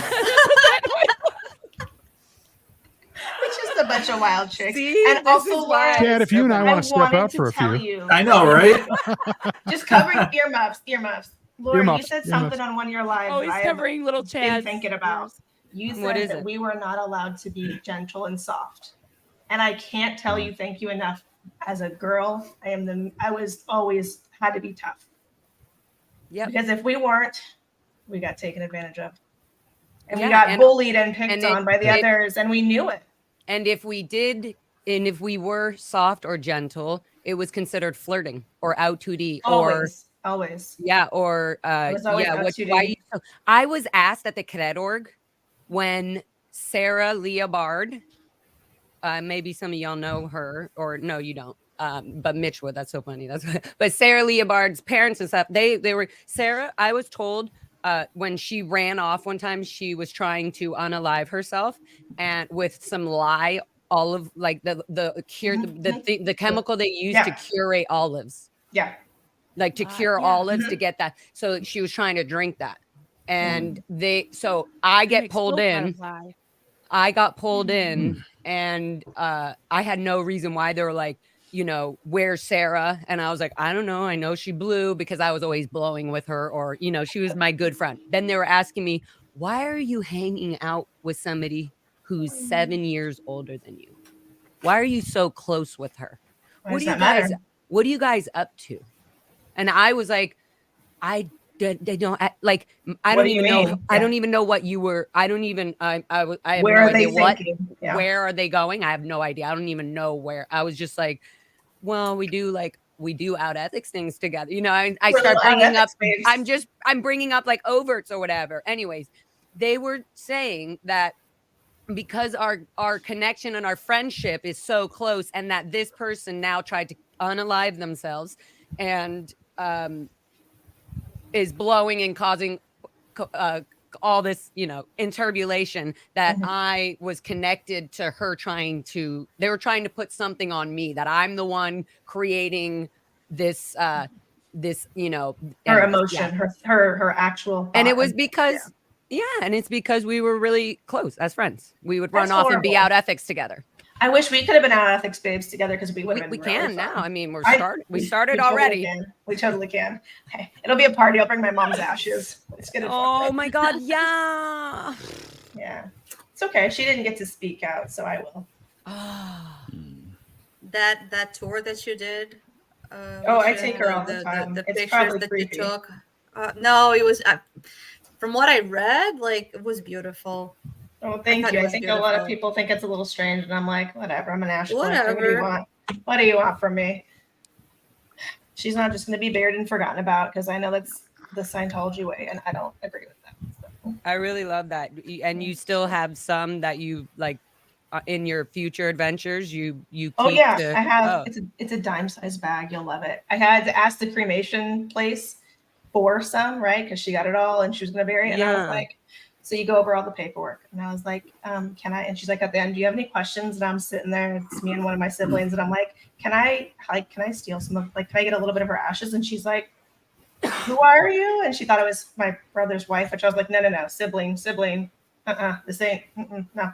And she's like, oh, well, yeah, that's fine. You can have some. And she's like, how much do you want? Like a teaspoonful? And I was like, no, that's not enough. That's not enough. Wait. I never knew that they measured it like this. Who's the person asking you? Okay, the crematory like the woman that works at the crematory. So this is so fucking weird to me. Like, who the fuck has the value or the godlike? Well, she just didn't know how much I wanted, so she's like, "No," do you want, but like, it's just so weird to me that and you're I'm sitting there, and I'm like, no, like, how about, like, if we're measuring it like that? I'm like, how about, like, I don't know, a cup? I don't know, a cup seems like a cup. And she's like, do you want, like, so when they ship to me, it's in a box and it says human remains all over it. Oh my God. Because when they ship it, it has to say that. So it came in the mail. I was like, oh, it's here. But then all it is it's like a dime-sized baggie. And I took it out. I'm like, for the one that never really was into drugs, because Scientology, you ended up in a dime-sized bag. I'm sorry, but you gotta appreciate the irony. Yeah, she didn't want me to have her ashes, and I told her I was going to take them. She did not like it. She was like, that's weird. And I'm like, that's the weird thing out of all this? Right? Bro, right. Yeah, we can go on the road. You're listening to L. Ron Hubbard's lectures on the day you die. That's weird. This is fucking wackadoo. This is wackadoo. But, you know, it's like, that's what they think. She regressed back into it towards the end, because I think she thought, oh, I'm going to die. I need to get it right so that, you know, I can go and come back. Because she did say, she's like, maybe I'll come back into one of as one of your kids and stuff. And I was like, I'm done having kids. I'm out. Uterus is closed. Mary, do you want to just take a look at the questions. I'm leaving. I just want to say hi and I love you. And I wanted to fangirl Laura so hard because I fucking love it. And we'll have to chat. We'll have to chat soon because we're both. How do you do a heart with the? Oh, like what's this? You could. Oh, you could. Oh, that's cute. She's like go like that. Oh, I like that. Like a heart. Chad's holding up a heart that he drew. Oh, yeah. Chad couldn't do it. If I don't know if Laura saw the beginning of when we were first doing hearts, and then Chad was like, "I don't know how to do it. I'll draw it." He was being a dinosaur. Yeah. Chad is, you know, Chad has over there. Chad does what he wants. He does what he wants. He's an unethics little babe over there. Yeah. That's the godfather of all this whole operation. Yeah, he's like the godfather of the SPs. The never he really is. Yeah, he is. I love it. Never. All right, Elysia, you'll be back, right? I'll be back You'll later. back. I saw Laura and I was like, fuck, I got up before Laura. I was fangirling, so I had to come in. So thank you. I love you. I love that you're out talking. Your goldenrod is awesome. Beautiful. Keep your SP voice alive, baby. You are doing huge things. I love it. I'm telling you, there's going to be so many like ranch kids that are like, fuck yeah. There's going to be so many kids from boarding schools that are going to be empowered by this. So yeah, I appreciate the hell out of you. I appreciate love you guys. you. I'll see you guys later tonight. Hey, honey. Bye. See you See you later. later. Thank Bye. you. Have a good night. So cool. All right, Laura, I got a couple of questions and comments for you. Lone Dinosaur 13 says, comment, I'm knitting a Laura doll because that's what I do, craft and SPTV. I was inspired by Marilyn. Oh, thank you, Lone Dinosaur. Nice. I've been working on it today while watching. It's going to be cute. Next up, a Helicopter doll. So someone's knitting a Laura doll. That's Wow. Does that, Love it. they're making like a doll that's supposed to like be similar to me or something. Yeah, they're making it like a Clearwater Chad. See him up there? Chad, hold on to me, Chad. All right. Great. A Laura doll. I love it. Oh God, I'm gonna be having conversations with the Laura doll by myself. I won't be live streaming with Nothing anybody wrong. else anymore. I'll just be talking to the Laura doll. What do you think? Nothing wrong with that. That's Chad. pretty similar. If Chad I'll be like, can't this make is it- my therapist. Yeah, your doll could sit in like Chad, Chad does. He therapy. does. One-on-one therapy. Yep. Literally one-on-one.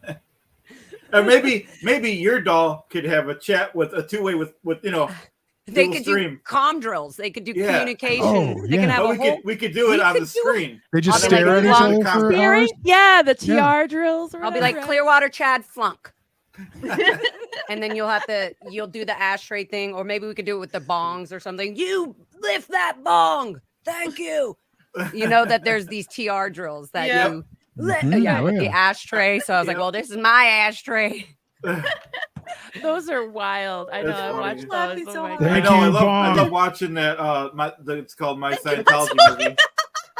I love that. She loved that. I love it. It's awesome. I have a lot of random things around I me looked that away and I was bring me like, joy.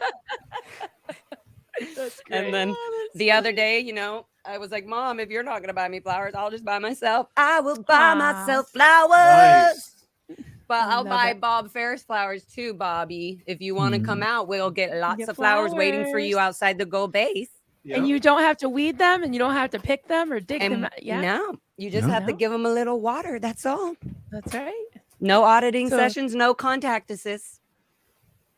So this is about Leah.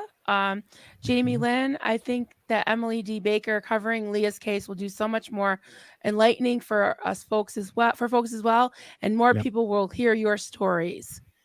So what do you think about that, Leah? Putting herself out there. Yeah, I love that. I started following Emily, and she's just really smart, fun, knowledgeble. Yeah. Has her look, has her thing, makes her little cute jokes. Like she said that joke about about the Russia thing. She was reading the things like what they're fighting for, and she was like, oh, like how the Scientologists, the response, and they're saying like, if Leah doesn't like religious freedom, speech, whatever, then she should go to Russia. And her comment Who does thereafter, that? Oh. Emily was like, "Oh yeah, they actually said that." Yeah. Like Emily, like as she's Yeah. like, "They said that," and like she just goes back to it. But I'm like, "Yeah, boom, boom, yeah." So she's It great was like follower. a 12-year-old with a freaking TP. That's whatever David that. Miscavige. That's little Davy baby. Yeah, it Little sounds baby so crazy. Davy's fake He's name. got to be ecstatic with ChatGPT now. He doesn't have to think anymore. Yeah. Wine for me. Mm. Davey, know, a little angry. Davey needs to go do a little bull baiting TRs himself. I think his his buttons are being pushed a little bit too much. He's getting squished and more suppressed every time. Down. He's suppressing himself. That's why he's so small.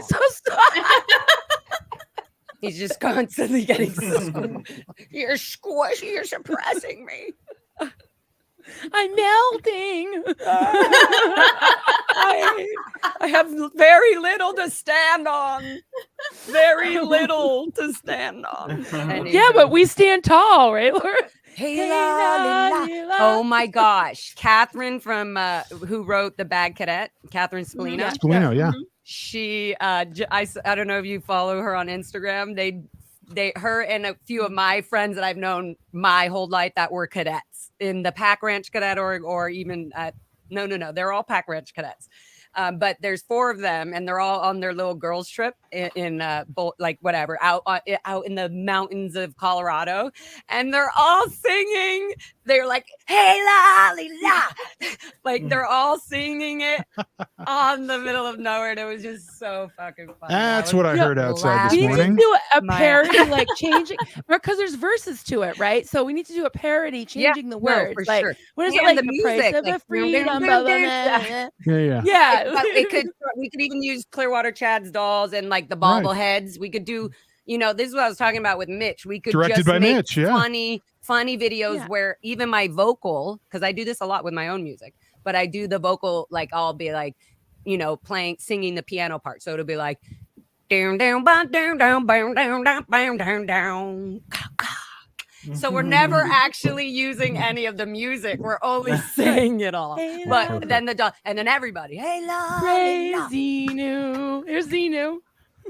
Nice. hey lolly, Xenu stand tall. Wait, is Xenu's a dude? That's Mike Render. Oh, and yeah. it's Mike Render. His baby Xenu. Wow. Wow. I don't think I ever seen babies, I don't think I've seen. Oh, I mean, he's probably a little Davy Miscavige BT baby.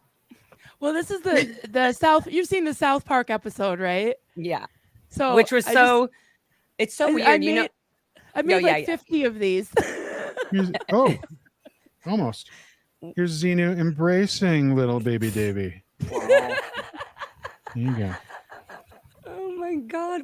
Why does this give us so much joy? I am good baby Davy. Yeah, I don't know. We're jokers and degraders. Dude, I'm a Clearly. short little girl that enjoys making fun of David Miscavige, who's a little bit taller than me, not gonna lie. But I don't think he is, because he's such a little person, such a small little, The Such more a it's small like little soul. such a small little soul. It's like There's very little Like- soul left in him. I mean, That is you can true. you can clearly see it. Right. that is true. So I think it's funny because he's such a mean person. He deserves the most irrelevant, stupidest kind of fun that we can make of him. Yeah, we have compassion on most people, but he's fair game. He's fair game. Yeah. He's evil. So we got a nice comment from Carol here. Love you so much, Laura. I'm old enough to be your mom, and I wish I could reach through the screen and give you the biggest mom hug. Oh, Aw. I love Are you that. hugging me, Carol? What a Thank sweetheart. you. Oh, I That's so think this sweet. was for me. Lone Dinosaur. I have a menopause pan too. Preach. I hear you, girl. Lady. We just goof off here.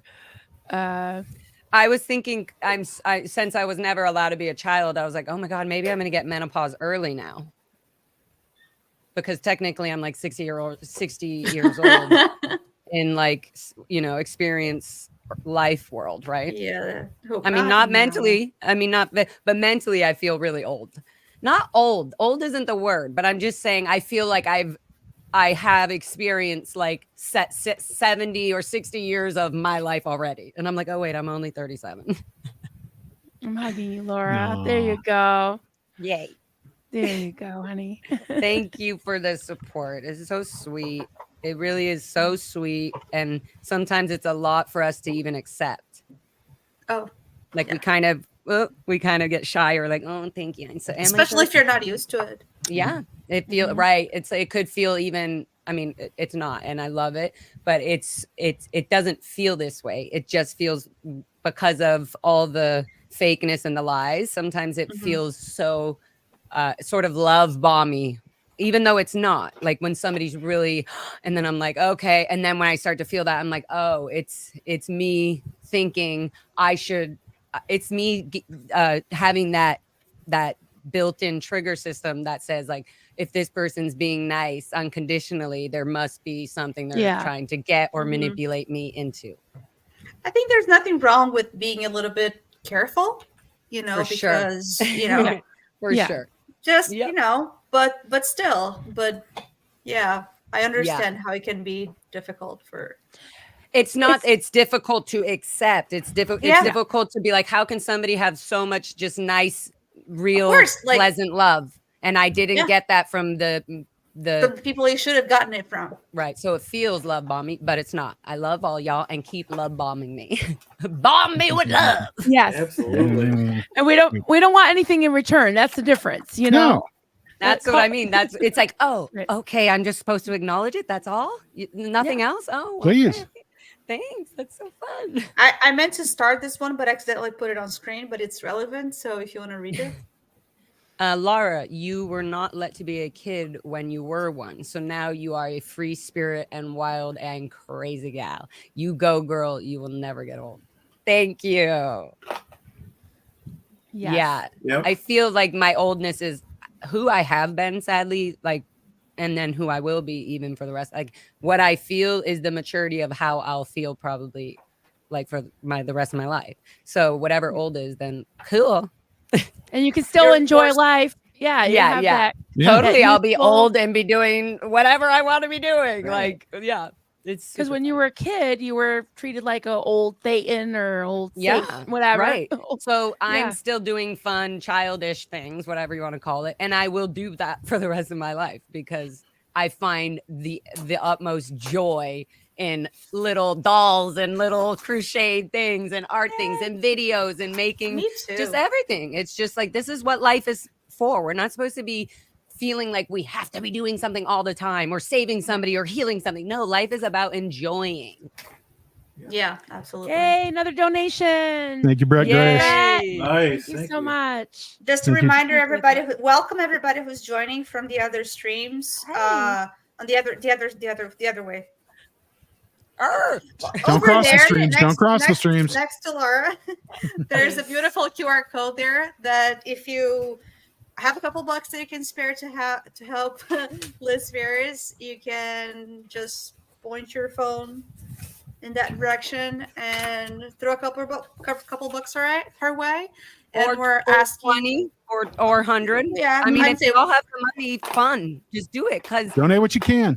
But say donate what you can, like if you can do a lot, do a little. If you can't do a little, do a lot. If you can do a little bit and a lot, do a lot. I don't know. Yeah, I like that. If you can't do a little, do a lot. If you can do 100, then that's great because then the people who do $1 feel really good that they still supported it. See, he doesn't want you to, so do it. Spite him. Right. Spite his name. He's like He's having a little fit. And if you can't donate, if you can't help financially, you can help by spreading the word, spreading the links of the videos, spreading the story. Just getting the word out. And I want to say one thing. I was talking to Vanessa. I know that they are putting together other ways to help Bob Ferris and this whole thing other than just money. So that's going to all be coming out. I wanted to throw that out there so that people can be looking forward to that. It's other things, being able to put stickers out or things like that. So that's all coming up. So I'm very excited for fun things like that. All supportive and really amazing. Yeah, we have you're in our Facebook group. I don't know if you've seen this, Laura, but it's great. There's Michelle Carpenter that created the Discord channel for SPTV, Yeah. and she made a milk carton to stick on. She stuck it on one of the oars. Where's Shelly? Where's Shelly on the milk carton? It is great. That's Well, you can great. see that for Bob, Oh too. my gosh, that's Yeah. great. Exactly. Like just these fun things. Like, yeah, it's so inspiring. I'm like, what it's instead of being at effect to Scientology's crap and knowing like, oh, I'm not gonna do certain things. It's more like actually I'm gonna start doing these other things that are very relieving and fun and creative and supportive, and it still will heal and help in the direction of not having to think how fucked up everything is of Scientology's world and Right. yeah. Well, we've got our next guest, but you can hang. You can hang with Yes. us. Yes. And before we introduce her, just a reminder, since we were just talking about it, whether you can or you can't donate today, please post the links up in your Facebook. All of your Facebook friends can see. Just get that. Instagram, whatever. If you're doing social media, do it. If you're not doing social media, that's all good. But just get the word out there to everybody, folks. That's going Send to an help. email. Send out an email. Send this link in an email to somebody if they don't want to be signing up on YouTube or any of that. Just go here, copy, paste, send it to somebody. Hey, do you want to support? $5. Here you go. Boom. Also, the links both to the GoFundMe and to the Venmo are in the description of the videos. So wherever you're watching this stream, down. I don't know if in all of them, but I think in all of them, there should be a link to that too. Awesome. So who wants to introduce our next guest? I have a very special guest. I can do a little drum roll. Yes, do a drum like roll. that. All right. Our next guest, because not everybody knows, is the OG auditor. You remember her from from Leah Remini and Scientology's Aftermath show. It is the legendary Karen Jayla Carrier. Yay! Hi. Welcome. Welcome. Yay. We can't hear you, Karen. You're muted. You're muted, Karen. You're muted. We can't hear You're you. muted. Where's Jeffrey? No, we can't hear you. Your mic. That's the mute button. Mute button. I think it's just the mute there's button. Hi, Jeffrey. Jeff. Hi, Jeff.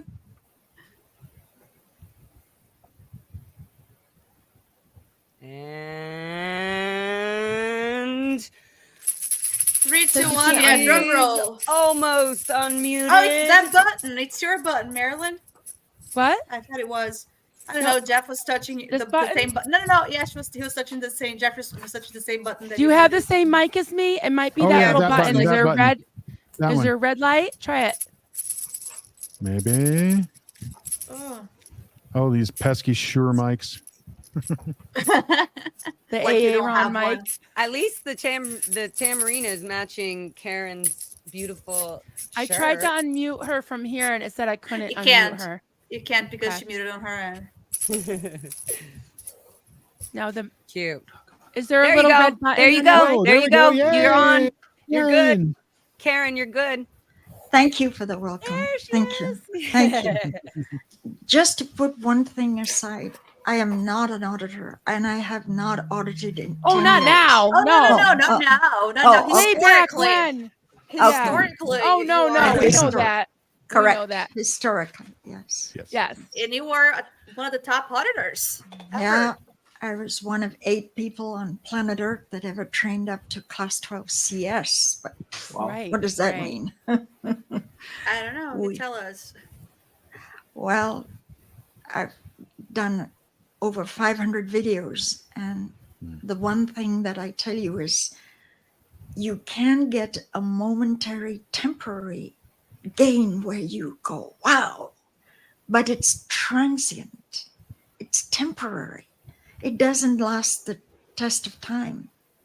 So all your gazillions of dollars and your belief in what anybody can have a real boost. You can win a lotto and be on a high for an hour. You can go to Vegas and win $5,000 on a slot machine.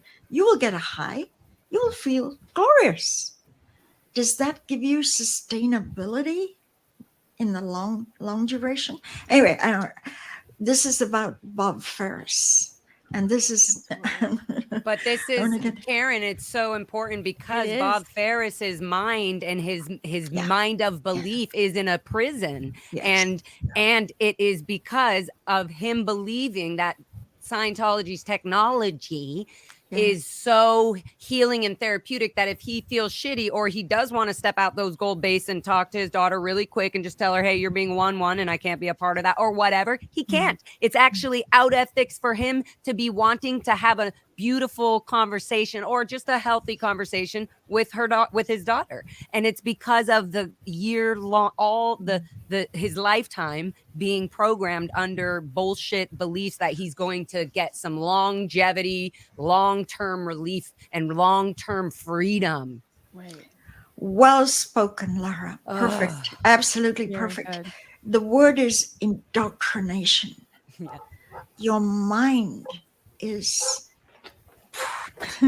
gaslighted to believe. Look at me. I was in 40 years. 40 years. I must have had a brain aneurysm. I wanted it to be true. I wanted to believe. I wanted to believe I was doing something good and helping. It's quite a. What happened is I was talking to Marty Rathbun and Mike Rinder very extensively for about a month before I came out very publicly. And Osa ran over to see me, a top guy in the intelligence. And he said, Karen, this is your final warning. If you keep talking to Marty and Mike, there is no reversal. You will be declared suppressive person.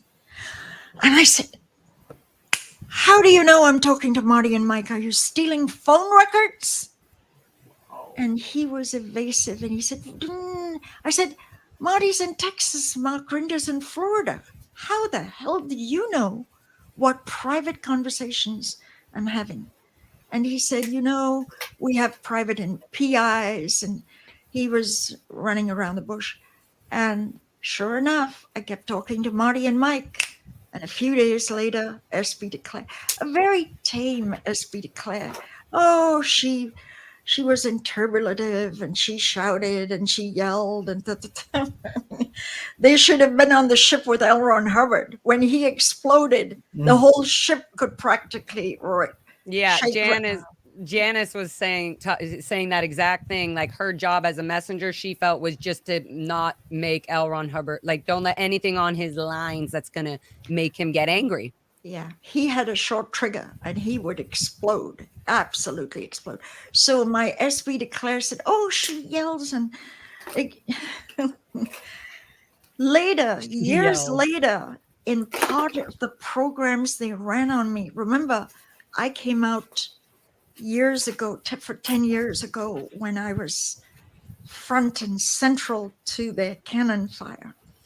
They even made a hate site on me about 3-4 years ago that I was a prostitute. They really did. I was married to the international president, Heva Jensch, for years, trained by Hubbard, worked for them donkey's years, and now I was a prostitute. Can you? Of course, before that, they had said I was a Russian spy. They actually had a hate website saying I worked for Russia, and nobody swallowed that. So then this prostitute thing came up. And then they used Steve Mango to say they find out what you hate the most and what you love the most and what you protect. And people naturally hate auditors who indoctrinate people in something that does not work, that is a scam, and can actually harm you. Endless sec checks are harmful. Sec checks are harmful to begin with. The assumption is we got to flush out the evil out of your soul. You're bad, bad, bad. You're bad. You've got secrets. You've got withholds. Cough it up. So then they got Steve Mango to say, she's an auditor. She's an auditor. Because positioning me as an auditor makes me a hateful character. Anyway, I'm Well, you delighted to be. cleared that up. You're not an auditor. You haven't been for many years, right? Would you Yes. say at least 10 years? So, going along the lines of just the lies and the you're supposed to be the most ethical people in the planet, right? But the horrible things they do, what they did to Liz. I mean, there's a question actually for you, Karen, about it. Witness says, Karen, what are your thoughts about why they told Liz that her dad was dead? Why do you think that happened? Like, what was their reasoning behind it?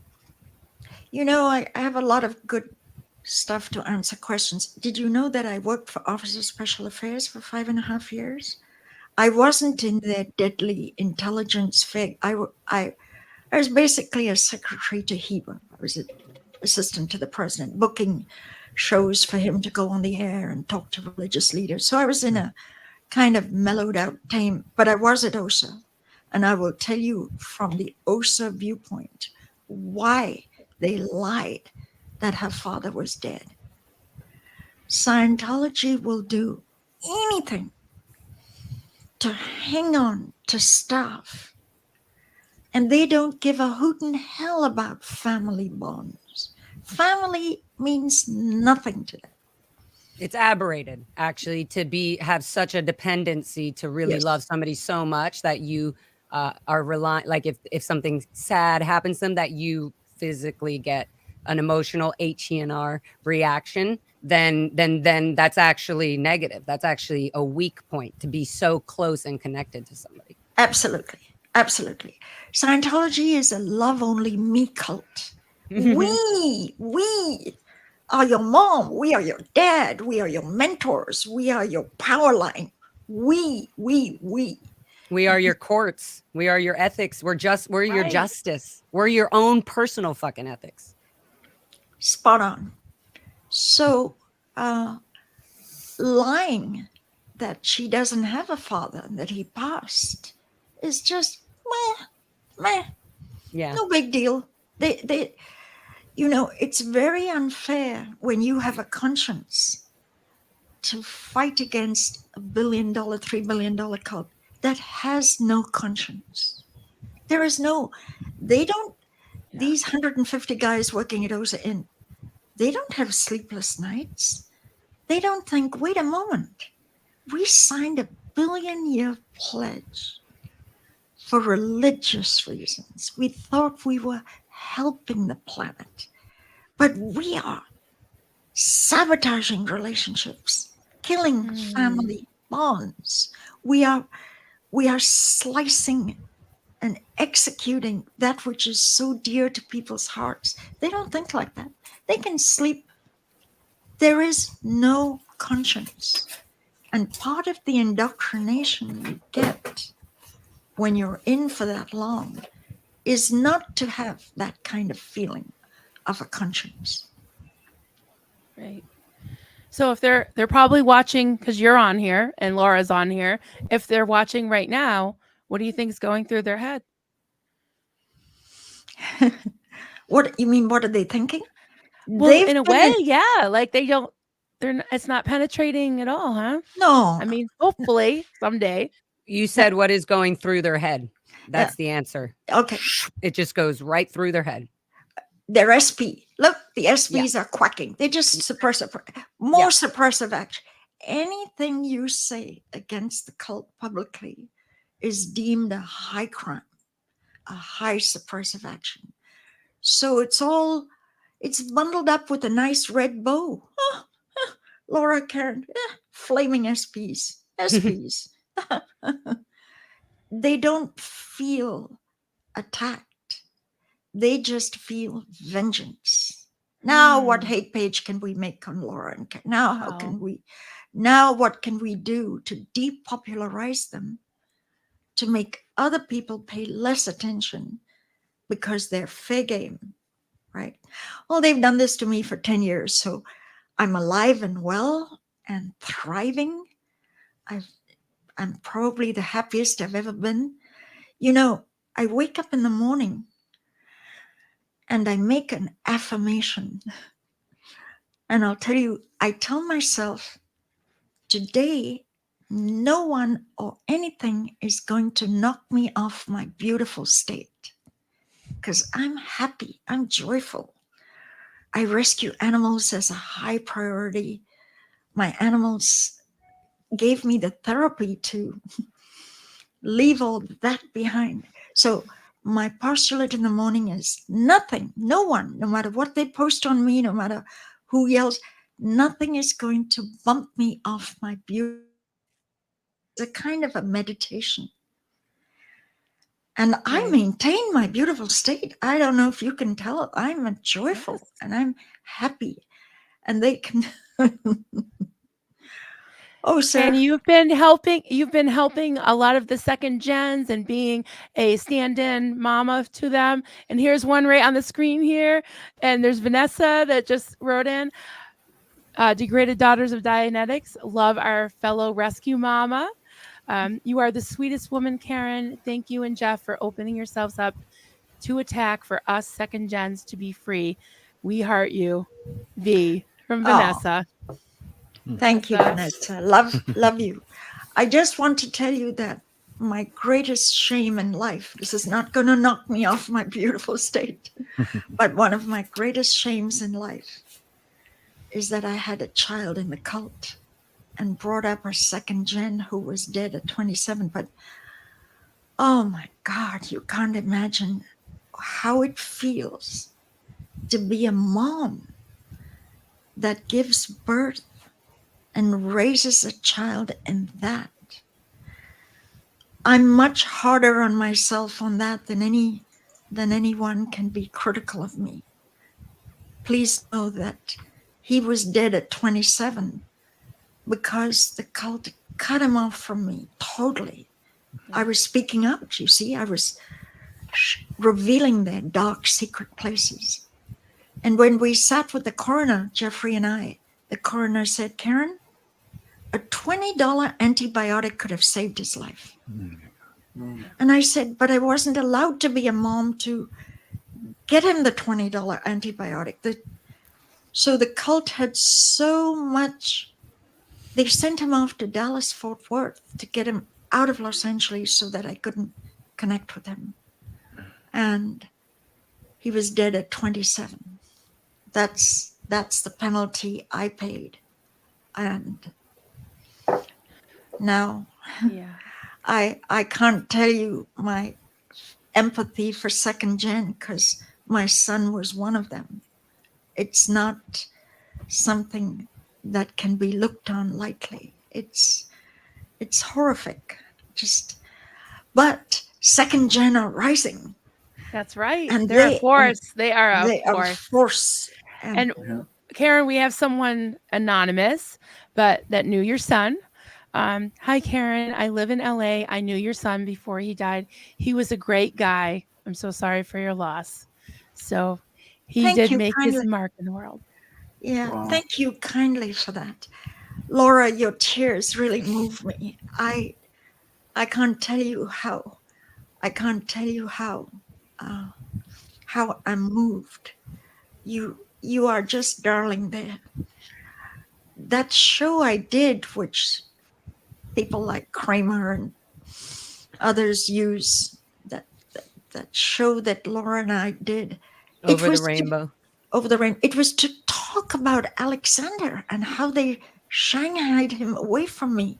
That was the theme of the show. They edited and took out, oh, God. That was an OSA program. Anyway, just so you know, I got some beautiful feedback like this anonymous who just typed in. And apparently Alexander started getting angry and said, I don't believe that I shouldn't be allowed to talk to my mom. He told people in Dallas, I'm getting fed up with this. I have to report to OSA every week on what I'm doing and stuff, but it's not right. So before he died, he was bucking and feeling, this is wrong. I can't talk to my own mom. This is not right. It was wonderful to hear that posthumously. He was dead and gone, but he did. He wanted to connect with me. He wanted that. you know. Anyway, Yeah, you have. It said Naomi says Alexander may be gone, but you have so many kids now. Maybe you had a hand in pushing all these second gens to you. Oh, I love that. Thank you, Naomi. Thank you. Thank you. Yes.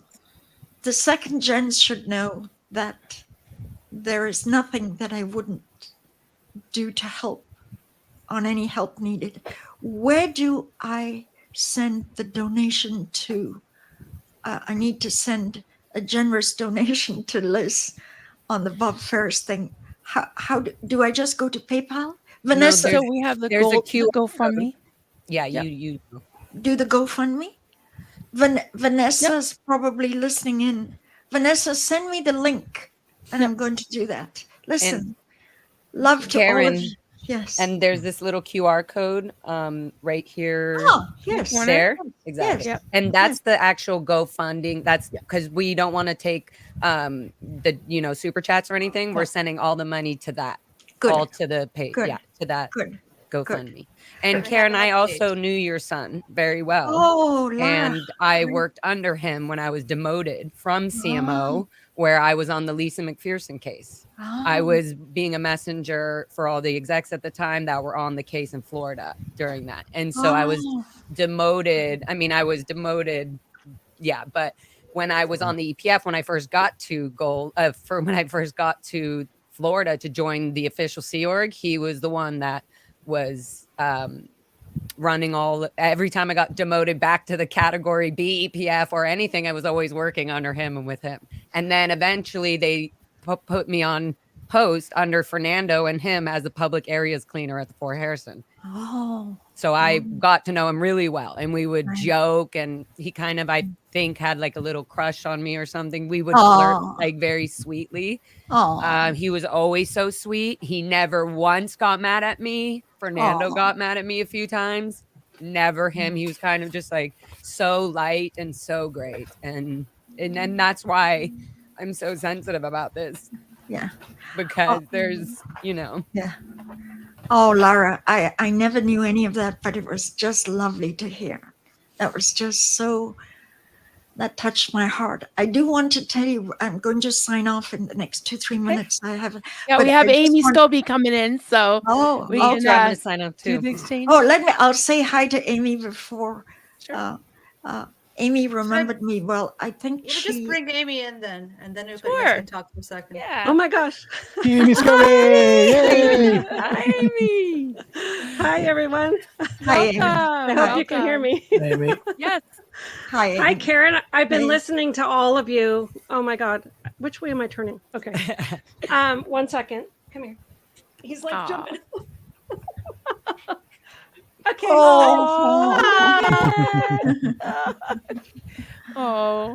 wants to be part of the action. But anyway. That's Mango, right? Or that's Kiwi? Oh my God. Okay. There's Mango. Kiwi's that big already? Hi, Kiwi. Kiwi like tripled in size in just like a couple of weeks, it seems like. Yeah. Oh gosh. But let me just tell you all, thank you so much for asking me to be a part of this. It's just such an honor. And I've been in touch with Liz, and I just wanted to say I've been listening to your awesome conversation. And Karen, hi, I love you. Love you too, Amy. Love you too. We share our love for that Christian singer, Lauren Daigle. It was like, I just loved how you said, Karen, I have it on autoplay, and I'm trying to educate you to listen. I gotta just say, the first time that I met Karen, I was 16 years old. Mm-hmm. Okay, she was already a hot shot at Flag in Clearwater. I was in Clearwater. She had this long blonde wig, just like long, and she's like got this perfect figure, and she's got these platform shoes. Okay, so she's walking around. Everyone else had uniforms, but she was like platform shoes, her beautiful hair, and she was just in charge. It made a big impact on me as a 16-year-old just arriving. I bet. Well, Amy, didn't you do something in the HGC? Did you fold a page or something for a bit? I worked in the Solonauts HGC. Oh, you're right. Solonauts is OT7, and I worked in that HGC for a while. Yeah. Right. Yeah. Well, I want to tell you one little anecdote, because this is an important show for fundraising for Liz. One Yes. little anecdote, which many of you may or may not know. When Alexander Jensch was in Clearwater at 12 years old, he was having sexual intercourse with Marie Warren, a 40-year-old who would take him to, what's that big hotel on I-75 that the Sea Org The QI, Quality Inn. And I think there was another, anyway, they were having sexual intercourse, which is child rape. He's 12 years old. And I knew nothing about this. The moment I came out, the day I announced my departure on Marty Rathren's blog, a dozen people wrote me and said, did you know what happened here? A girl who was at OSA, Kirsty, she used to work at Kirsty, a Norwegian Finnish girl, was at OSA. And she told me, Karen, the policy of OSA is whenever there's a criminal act, get them right out of town. Oops. Did I? Okay. Get them right out of town. So Alexander and Marie were put on planes as soon as it was discovered and shipped to Los Angeles. Marie Warren was put in the RPF. Alexander was put in ASHO. And he was instructed in a sort of mind control way. Don't you ever speak to your mom or anyone else. You were guilty. You encouraged this. You have evil that you encouraged and seduced me. A lot of the blame was introverted into his soul, that he, as a 12-year-old, participated in this. Oh, she's frozen. It's frozen? Oh, you're back. You're back. You're back. Oh, okay, sorry about that. So Alexander bore this huge withhold. Marie Warren currently lives in Clearwater and is an OSA asset. She spies and reports Clearwater resident. Okay, so she raped Alexander when he was 12, and now she works for OSA. I just want the name fully known, Marie Warren, because on my site, Outer Banks, there's a couple of Florida people, and they talk about what she's up to and stuff like that. So when I told you a few minutes ago how hard I am that I brought up a child in the cult, I brought up a child who I put in harm's way, who could be aroused sexually and have that going on, and then blamed for that having had. Please don't think I don't understand second gen. I do. I do. I know more than. I remember Matt was. Yes. Yeah. Oh my God, Amy, tell. Matt was treasury sec. They had to get money for those airfares to get him out of town. Amy, please continue. Yeah, so Matt was the Treasury Secretary for the Flag Service Organization. And at the time when this rape occurred, he was told that he had to come up with money now to get these people out of the state so it could be covered up because it's child rape and that person should have gone to jail. So they're getting them out of the state. I don't know why they sent them to the same place. That's kind of crazy. But yeah, so he knew about that. And when Karen came out as I'm now out of Scientology, and Matt was like, I know what happened to her son. I should tell her. Should I tell her? And we were like, oh my God, what a horrible thing to tell her. You know, I wonder if she even knows. But I said it's the right thing to do, to let her know what the truth is. And because if there's going to be any healing, she needs to know the truth. So he told you, and you were really, really grateful.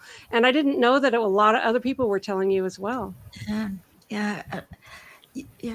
I valued Matt's communication. Matt's not a bullshitter. Matt couldn't even think to invent when Matt said that. And then I got these other people all verifying. Who's the guy, Amy, who lives in Seattle, who has a daughter? He was COCMO Clearwater briefly. Tom DeVocht. Tom DeVocht was COCMO, and he put under Matt's, because I posted it, and he put, I verify I was COCMO Clearwater at the time, which get all the CCs on everything, and I verify Matt, verify Matt. Anyway, why am I throwing this in? I'm throwing it in because there are stories, and when we shed light, we disinfect the viral mosquito swamp of the dirty, dark deeds of the cult. That's the bigger picture.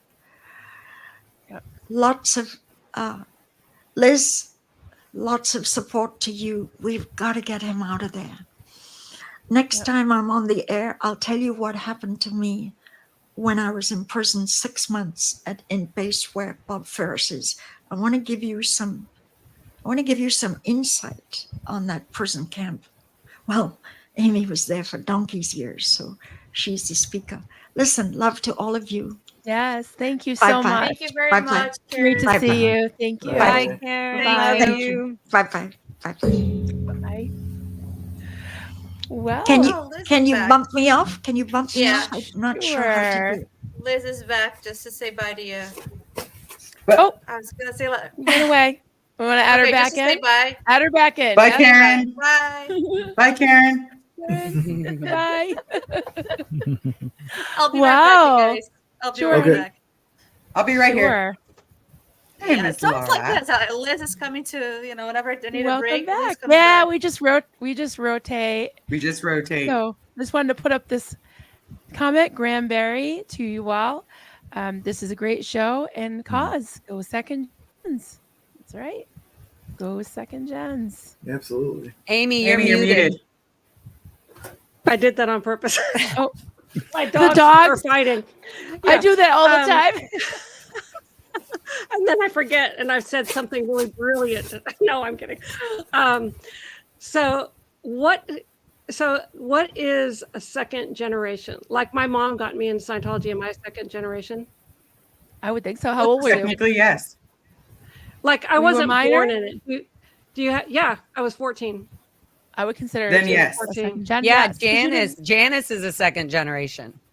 Yeah. Because Okay. she was in it when she was 4 years old, and then 12 as a messenger and all that. So, and her Right. parents got her into it. So she's, even though she's older than most of our little brains and whatever, Everybody. No. our little bodies, then she still is a second gen though. Because Well, there's a So that born would in, make- and then there's second gen. You're definitely second Okay. gen if you were a minor. Yeah. Yes.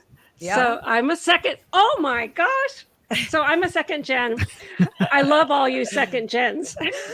And we love you. that means that Claire's a second gen too. Claire and Definitely. Janice. Wow. Okay. Okay, good. So I wasn't putting that together. Somebody says, all the second gens, and I'm like, second gen. So my mom was in that, and then you go, okay, so that means that I'm a second gen. So that's cool. You are. Oh yeah, starting young. And Karen was just saying that I was at the int base for donkey's years, and I was there for 20 years, and it is a prison camp. From It is what a years little- to what year, Amy? 1983, and I got out of there. I was sent to the RPF in 2003. From Gold and then- Base, you were there the whole time? So you Yeah, definitely you probably definitely know Bob Ferris, I'm Yeah, assuming. totally. And Yeah, you that's what we're definitely gonna- know Diane Anderson and Phil Anderson. My parents. Why are they? Yeah, I've been trying to talk to you How- and Matt about this. Matt doesn't realize who I am. I'm Megan Anderson. Little Oh my blonde God. Megan Anderson as a kid, but No, now I go by all I know is- Laura.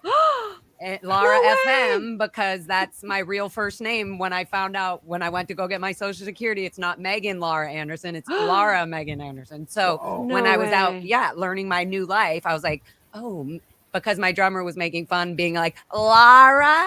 And I was kind of like, stop. But then they're like, why Lara? And I was like, well, that's my real first name. Yeah. But I didn't yeah. know that. But anyways, so I've known, Amy scooped, and I couldn't believe you and Matt when I was in FSO as an MAA. Matt was the Tresec. I was a little Wow. blonde girl running around, like little Yeah. HCO MAA. Wow. Yeah. Oh my I God. love- I know you. I love it too I when know, they connect. Yeah, that's amazing. know. I know That your is- parents. Yeah. And I know And your- my brother, I know Jared your Anderson. parents, and I know your parents. Wow. Jared Anderson is your brother. Yep. This is crazy. Oh yeah, Isn't it? I mean, and then plus a lot of the time that I was there, I was over personnel, so of course I know a lot of people there. I mean, because when you're in personnel, your life is knowing everybody. So, and you do crew lists and postings, and you decide who's transferring to where. So you know a lot about people's lives. Bill Anderson, I know him so well. I didn't know your mom as much because she didn't work directly with me, but Phil did. Yeah. Yeah. Isn't that wild? I would love Okay. to have a whole convo about that later on my Yeah. LAR FM TV channel. Yeah. Well, no. Anyway, so Bob. I knew Bob Ferris too. Bob Ferris. He was a staple in gold. Like he's one of these people that he knows what he's doing, and you don't question what he's doing because he just knows it, and he doesn't get transferred because he's so stable on what it is that he's doing. You know. So you went out. Oh God, this story is just so heartbreaking. So you never were at the int base, right, Liz? Correct. I was at CC. You were at CC because that's where your mom was, right? No, my mom was AOLA. Oh, but then, so when you were old enough, you went to work at CC? I joined the Sea Org. Okay. So I'm missing all of this. And you were at CC what years? Quite a few. I don't remember the exact date when I started, but I remember it was just after the 4th of July. Okay. And there was a 4th of July party on L. Ron Hubbard Way.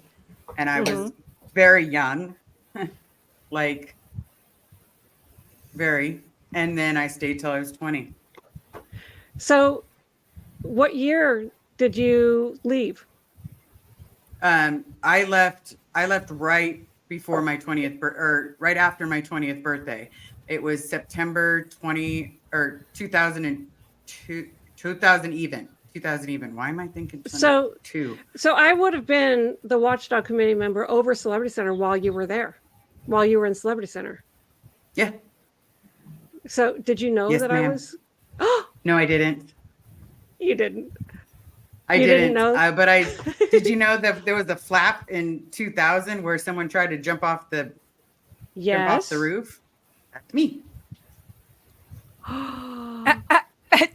That we go was again. you, Liz. Oh my Yeah. God, this is so Wow. revealing. Okay, why? Why Yeah, did that because happen? so for me, we were forced to watch the downward spiral that I had was I loved my post. I was the EPFIC. You know, I did, security when we had events. I loved it. And then we were forced to go watch The General's Daughter. And I mean forced. I asked my boss if I could step outside because the movie was just killing me. Because right before I started, I was actually raped. There's a long story. Unfortunately, no, I don't want to share it online. Yeah. But I'll tell you one day. And then basically, because of that, I started having nightmares. And then all of a sudden I was being told that I was, if I wasn't going to do my post, they were going to be transferring me to flag so that way I can become an auditor. And I was just like, you guys need to give me a break. You guys need to give me a break on something. I'm literally about to snap. And they told me once again I should try to recruit my mom. So I tried again to get my mom to come back. That failed. And then I was put on Dex. So For no reason. For no reason. So well, I was told it was because I was out ethics. And they, you know how many times I got told I was out ethics? I got a sunburn surfing on my birthday. I'm out ethics. You know, you get assigned treason. Actually, if we were cadets, we got assigned treason for having to be taken off our post. Hats not wearing. Because our sunburns from our 14-hour all day long Saturday renos was burning our, and we, you know, I said we would talk about like where it was the only day we were allowed to wear civilian clothes. So it's like, civvies. Look at us now. These SPs are all wearing civvies. Anyways, but we would wear like a tank top or something because it would just be different than a thing. And so we would not this isn't why we got sunburn. We were just excited to wear civvies, literally. And then we would get these bad sunburns.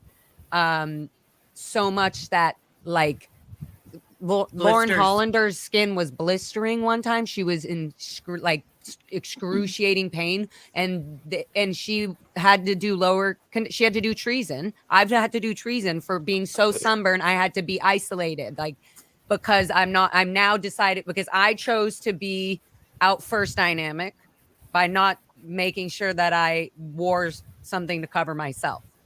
And so now I took myself off post. So sorry, not to go down a whole thing. What was I'm just curious, Laura. I'm just curious. What was your understanding of the definition of the word treason? That's a pretty strong word. Treason. I mean, well, there was two things. One is like just being like you're a treason. No, it was like for us, treason is the treason condition. Like, so it means like you're one condition below confusion, which is the lowest condition you can be in. And then you have to do all this work. But to be to be told you're in treason, that's very extremely like, oh my God, I'm back in I'm back out ethics in the bad group again. And I have to do all this work to get out of this. And the stupid formula for treason is find out that you are, which is that's it. I always thought that was the stupidest thing. Yeah, that's all it is. Find out that you are. So you're like, okay, I am. Like, yeah. Do you know how hard it was to sit there and so explain? Hard. Oh my God. I'm in treason because I have a sunburn, because I allowed my skin to get burnt. Yeah. You know, shitty that sucks, and then you have blisters. Treason means you're a traitor, means you're betrayed. Like, So betrayed your own skin. Once you finish treason, once you get through this one question of find out who you are, then you go do enemy, right? Because now you're coming up through the condition. So now you're just an enemy. Right? Yeah. You're moving up slowly, but it still so sucks. then that next one line, guess what the next line one-liner question is for you to do on enemy? Find out who you really are. Yeah. So find out that you are, find out who you really are. So isn't that what you do in OTA? Is it OTA? It's like all this was BS, and now we're gonna find out what you really are. Yep. Actually, you're not. We were OTA'd every time we did treason and enemy. And I hated walking around begging people to look at my out ethics and just look at my out ethics, and I need you to sign it that you approve for me to come back into the group. Yeah, you guys were talking about that earlier. Shit pissed me off, and or let's go down to the fact that I get a sunburn and I'm being ordered to go get a nerve assist, and so where they go like this on your body, right? And I'm sitting there like fuck tard, fuck shit, son of a bitch. Feel my finger, ow! Feel my finger, ow! Yes, that's like don't touch the blisters. Yes, I feel it. And you know your back is out. You're supposed to do a nerve assist, and you roll over like a flopping fish in order to do this stupid procedure, and your back is out. I mean, it's just while ridiculous. Feeling like you're the one who created this whole thing anyway. So you're feeling you you'll be even wasting now somebody else's time to give you a nerve assist. Yeah, exactly. But at least you're flying the tech. So when so when you do your liability condition, Liz was saying, you have to go, I don't know if this was clear, you have to get a certain percentage of the organization or the group. It has to be more than less, right? In fact, actually, if there were more, at some point it was like if there's 20 more signatures that were no, they're signatures. You have to actually go get the. So yeah, if they said no, you would have to redo your liability until a majority actually did approve it. But you have to go. They have to sign your condition, the paper. They have to sign it, and there's a box for them that says, "Here's a line. You are allowing me to re-enter the Dianetics group." Yeah, like when I was 14 years old, it was the first time I ever had to do lower conditions, and I did it because I got raped by a guy who was 35 years old, married. He was my boss. He kept me behind afterwards. I've told the story a number of times, and raped me at the church, quote unquote. And then and I had no way to get home. He drove me and then drove off somewhere else and raped me in the car as well, and got home. And no police were told. And I had to do lower conditions, treason, and go around and get people to sign my thing. So they told me I had to get everybody's signature. So I just took a blank piece of paper and I said, will you sign this for me to be back in the group, right? This is the first time. And then I was told, no, you have to say what you did. And I'm looking at them with like, I had to say what I did? You have to write in the liability. They're reading your liability, what you did that was out ethics. And so in her case, she was being raped and it's being put on her as her out ethics. And that she's to get out of this, she has to basically tell everybody, degrade herself in front of everybody because she's letting the group know that she is no longer that person. And then they have to read what you did to specifically fix that. It's literally, for me, it feels like Oliver Twist when you're sitting there and he comes out for the porridge. Please, sir, may I have some more? And you're just begging these people to let you back into the group. Just like me again. Don't walk by like I'm. No I'm one working said this. you're a 14-year-old girl who just got raped. No, that would be sympathetic. That's not even used in. I'm gonna need you to get get illegal. your stop being a child. Stop being a baby. Stop acting. Get your TR. Exactly. Osa, do you hear this? Amy, you're muted again, baby. Guys, I just wanted to say something here real quick. Terry and Goldie posted the update that we broke 4K in the GoFundMe. Awesome! Nice. Really nice. Thank you, everybody. Just a reminder. Thank you so much. You can just point your phone to the QR code on the screen, and that's very easy to do, very easy to donate. Very smart to do it like that. Yeah, nice. But let me tell you, I want to add my little kicker onto this first incident of doing lower conditions, of many, because 27 years in that god-awful place. But which was that man was later promoted to ethics officer, which is the person who's responsible for keeping everybody's ethics in, right? And he's a total pervert criminal that should have gone to jail. And my parents were never told about it. It was all kept inside the church. They handle their own. Everything is kept inside. No PR flaps, no shore flaps is what they would call it. And that person went on to become a serial child artist. I won't say the word just in case we can't, but sexual assault, and went to jail. He went to jail only because his brother, because it was his 8-year-old niece, and his brother broke his arms and made him, got him arrested and everything like that. So, but if it was in Scientology's hands, it would have been covered up. Yeah, absolutely. They would cover up anything. Absolutely anything and everything. Yeah. Let's do a little dance. Happens at a restaurant. You've got to go in there. Oh man. You'd think I was emotional. No, I caught that covered for you earlier. But no, if you are to show respect for everything that you do, and if you don't show respect and you embarrass Scientology in any which way, you're PRing the shit out of it, like, you know, this is what started it, you know, racial, you know, whatever it may have been, to throw the eyes off of the fact that Scientology did something bad. Yes.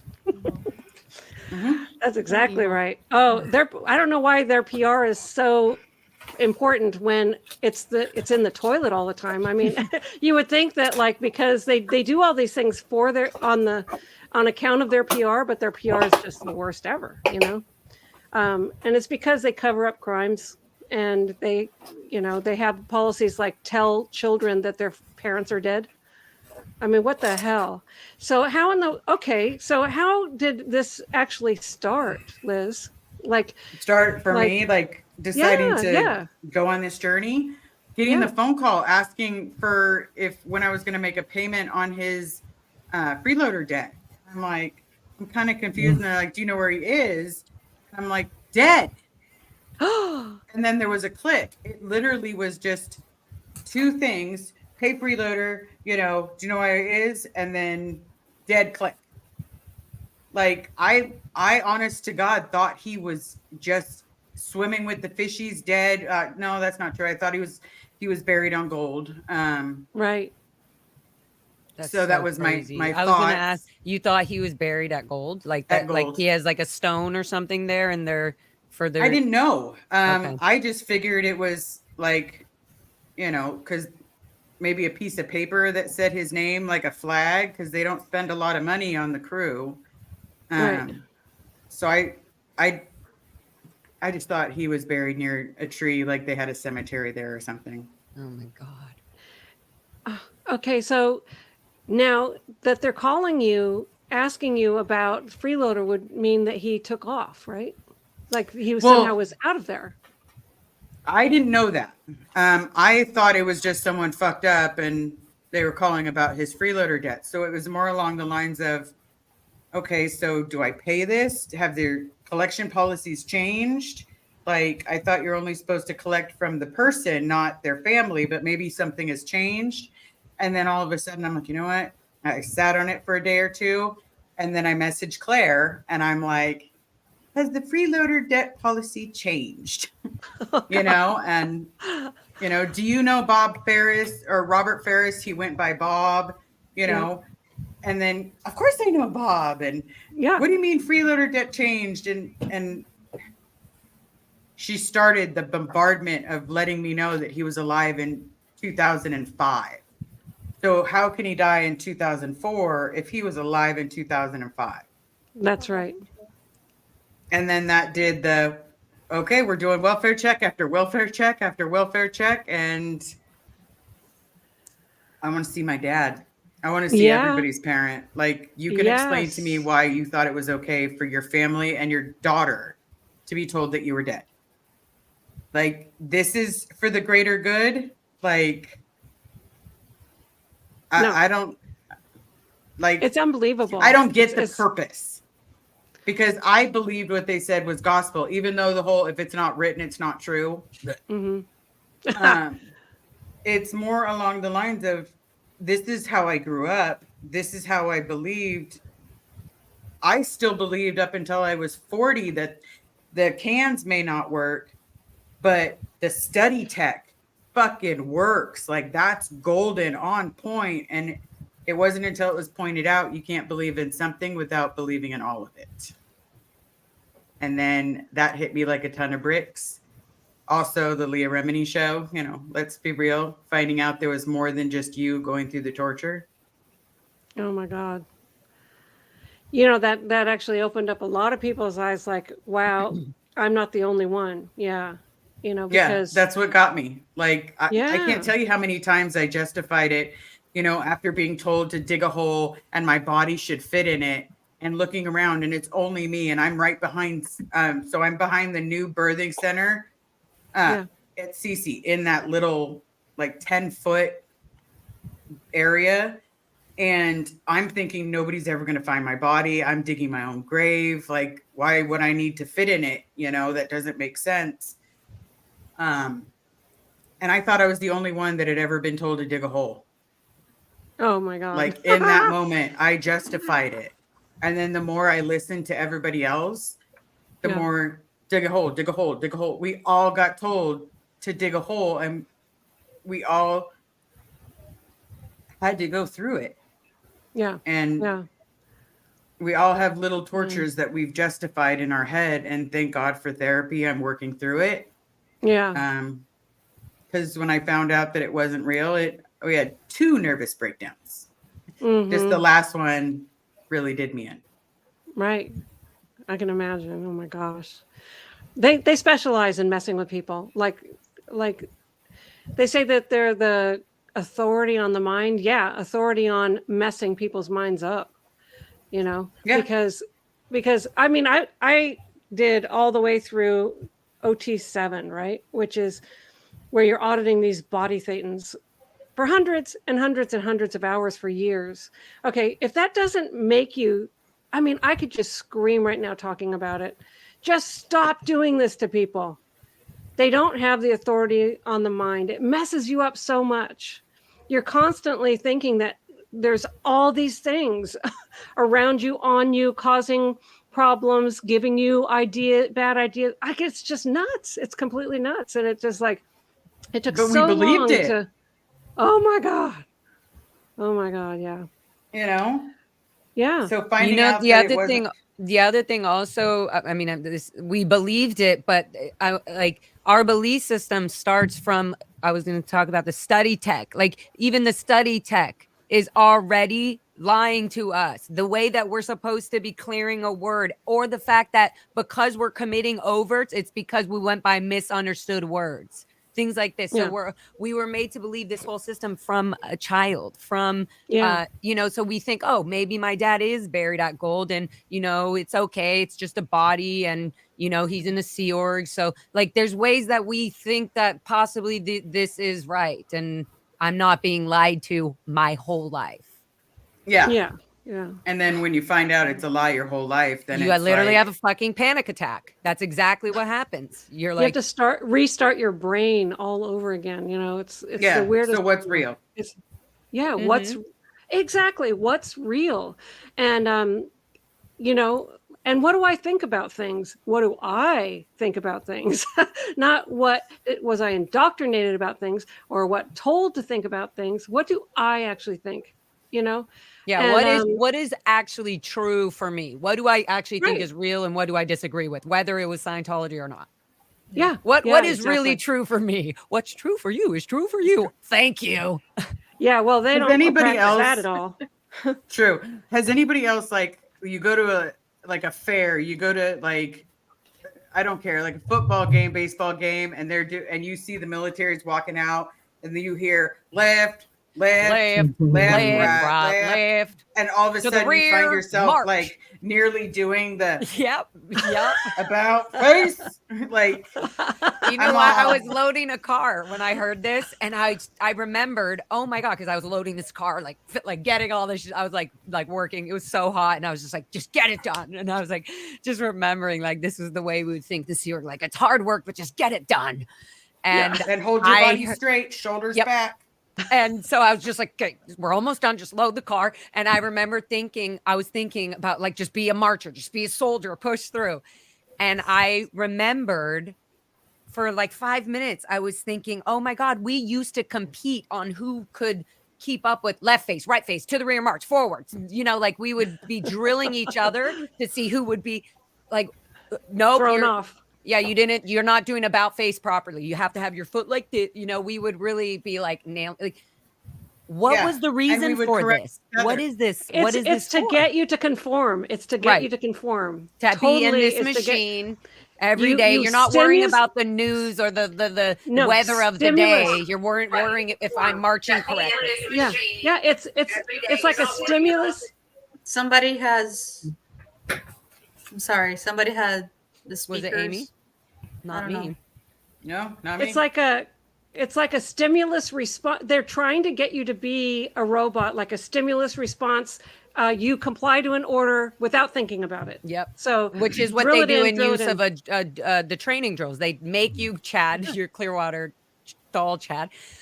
They make you use a doll And the reasoning for this, for people psychologically watching, is because once you can be numb enough to the idea of a doll doing it, then it's fine that the human is now doing it. Yeah. I promise I will never chant that on my way up the stairs again. Because I do. I literally do. But I think that'll trigger me now. So no more. No more, I promise. It's Oh the my context, gosh. right? You were not traumatized by having to do that since you were a little kid. Yeah. I get traumatized by ham, like or not ham, by scrambled eggs with no salt Scrambled on eggs. them, put into That's a giant me. container, and then dry pieces of toast with a jar of honey next to it. I'm I'm not gonna eat today. Yeah, That's like all. today. The scrambled eggs.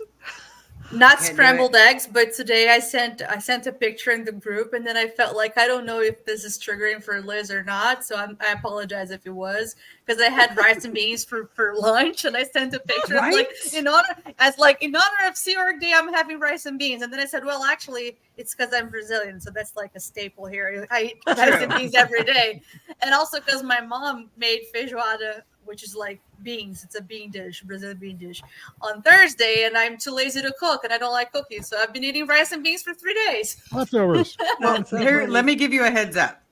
Your rice and beans did not trigger me. The thought of rice and beans absolutely triggers me.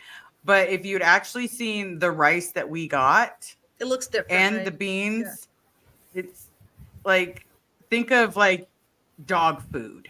And that's how most of the time Exactly. the beans looked. Wow. The rice was dry. We're not even Mine soy looked sauce good. could have survived it. And the beans were like, okay.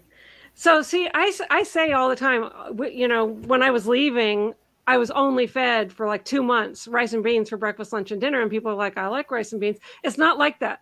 I like rice and beans. It's like- I eat rice and beans almost every month, but not for breakfast, lunch, and dinner.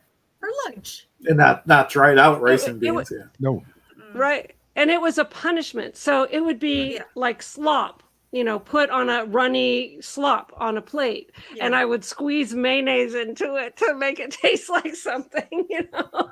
Yeah, I'm sorry about that. I So talked that was- about that was eating the bad. butter and the chicken. Like I would take butter chunks and chicken, and I was like, Oh, God. oh, this is the best thing in the world. Oh God. I love butter. some I still calories. love. to I be like- definitely love butter still to this day. Like I Yeah, love yeah. butter. I love it too. Butter's good. Laura, Yeah, you're not the butter. only The one. butter. Yep. You better believe it. These SPs love their butter. We got freedom with our butter out here. Yeah, that's the cultural We thing. can- Like, you my can have All husband- the butter you want. You can have I love how toast, people- butter. You can have sunny side up eggs. No, you don't have to have scrambled, wet, soggy eggs Scrambled. that's mixed with a little bit of granola and yogurt in there. And why I did can it always do- turn green? Why did this Because they were mixed with, because they were in a weird metal pan, which is Oh, probably the God. toxins coming out. Anyways, and they were No way. yeah, They did. They would did. put They them in turned big green. dish pans, and you just scoop it out of there. Especially Yeah. at the Int Ranch as cadets, we'd be like, I'm fuck. so You would sorry, put a you pan guys. down, and it would be like brrr, gone, like Yeah. ants. Fast Yeah. forwarding. You guys Like were the food's starving. gone. I am so We sorry didn't to think hear we that. were either, because we have we have the whole farm and the property out there at Happy Valley, as some people call it.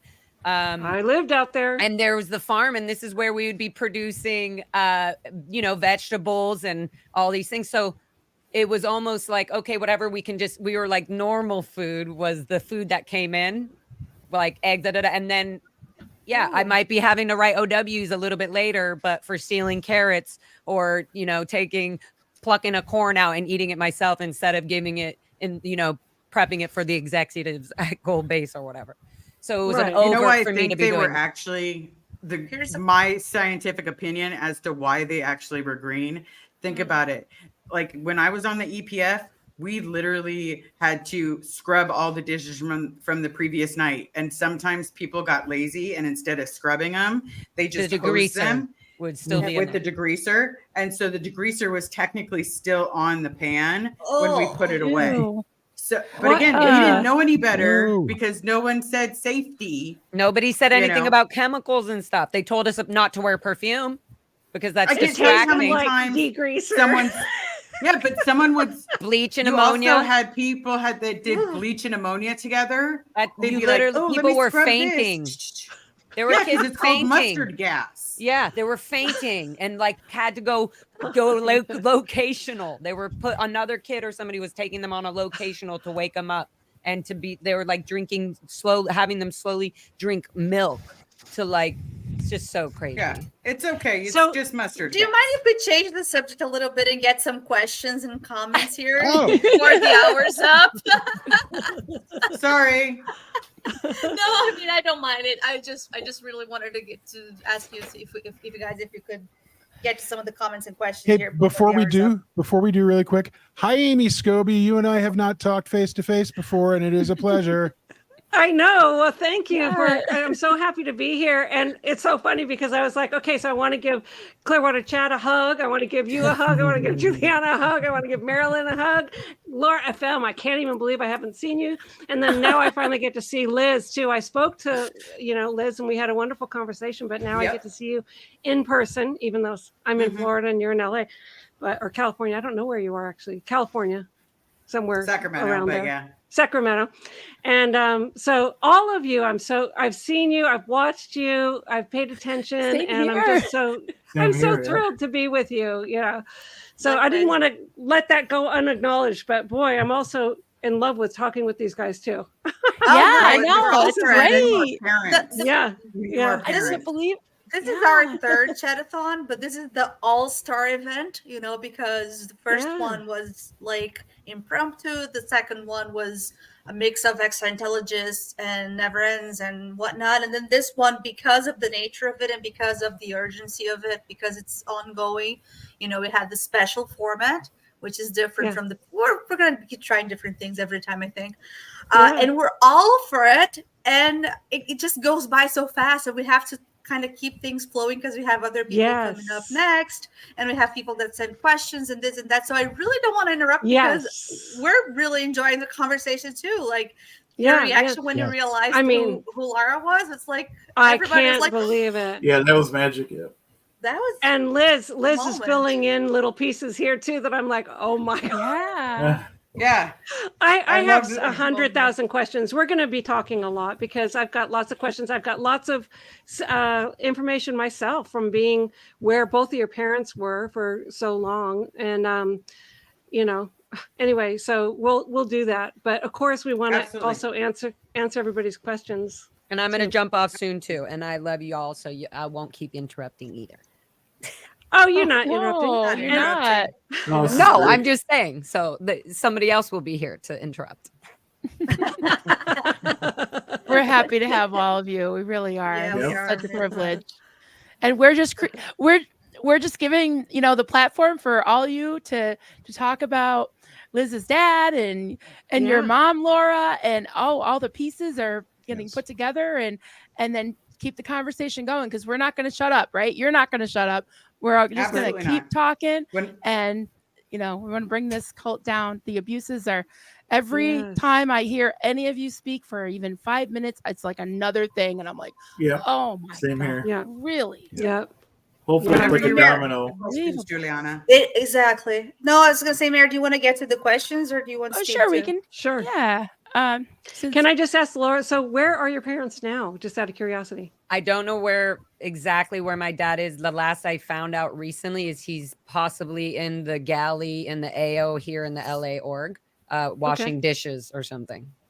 Yeah, good use of his talent. And then my mom is stuck at the gold base and is completely untaken care of. She has arthritis. She has so many issues, and she's just being hidden up there. So are they still married? Still. Apparently I don't know now. Separated. Yeah, David Miscavige separated. My dad was sent to the RPF like 10 years ago, 9 or 8 years ago. And he was a sales sec or something. And then and then you got him and a bunch of other people were all sent to the LA RPF. Mm-hmm. And I have some OSA docs that say where people were sent. So I'm going to look that up. Yes, please find out where Diane and then Phil Anderson are. Yeah, I'm going to look it up and see if their names are on it. Can I read this? Oh. Yeah. Yes. Yeah, I'm so proud to be Stephen Britton, and I am so proud to be a member of SPTV community. We're glad you're here too. Yes. It feels good. Britain's Yeah, been we around. always say us four Nutty never ends.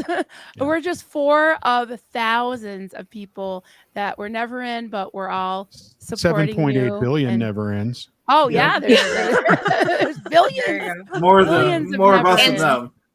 And Britt- Stephen Yeah, I was was just going on to say. with us. Oh, go ahead. Sorry, he was on with us last time, and he creates fun limericks and all sorts of fun He's stuff. a blast. Yeah, there's Yeah. just so many great I people. keep hearing about Denver Stevo from Mark Headley saying do you have like these all night-a-thons or something like that? Or sleeping with Steve-O. Yes. Yes. Mark gets a kick out of that. Yes. And I found out earlier today that who did I find out? Jackson has slept with me. So I mean it's huge. Yes. No, It's a thing now. So I'll tell you what I did is a really quick story is I did this when I was first trying to get monetized. I needed watch hours, and I'm like, what's a good way to get watch hours? Because I was an impatient person, and because all of the funds from any of the monies that I'm getting are going over Mike's way. So I wanted to get to monetization as quickly as I could. So I came up with this idea based on an idea that Juliana had, or based on something Juliana had forwarded me. That I saw. That she saw from a Brazilian Twitch guy streamer who did a bunch of stuff. So I'm like, well, why don't I do this sleeping with Steve-O? But then I realized I'm doing it on a Monday night, and I've got to work the next. I've got the real job the next day. So I turned on my feed, and then I just go to bed, and I just leave the lights on behind me and play some all night? crickets or soft music. And at first, I'm like, yeah, this is going to work, whatever. And I left. And then as I started being the creeper and going back through the videos to see what was going on, fantastic chats were happening. And I'm like, oh my God, I'm just going to turn my feed on all night, Monday nights, and let people talk. It's let the chatters chat. The chat's and gone. The chats go. Yeah. They're having so fights yes. that have been. Yeah, they make up. They're having therapy Oh, yeah. sessions. They're sharing On recipes. The same night, people were fighting and making up through the night. So it's just so it's been fantastic, and we've just kept it going. I was a little ill this weekend, so I didn't do it this week. But ladies and gentlemen, Sleeping with Steve-O will be back Monday night, right after the after party, after show, after the big prime, whatever. You guys know what's going on. So, but Monday night we'll have it back, and yeah, it's just a blast, and people just, like I say, they just chat all night, and it's And just a so huge what thing. are they looking at? Like nothing? Or are they watching you sleep?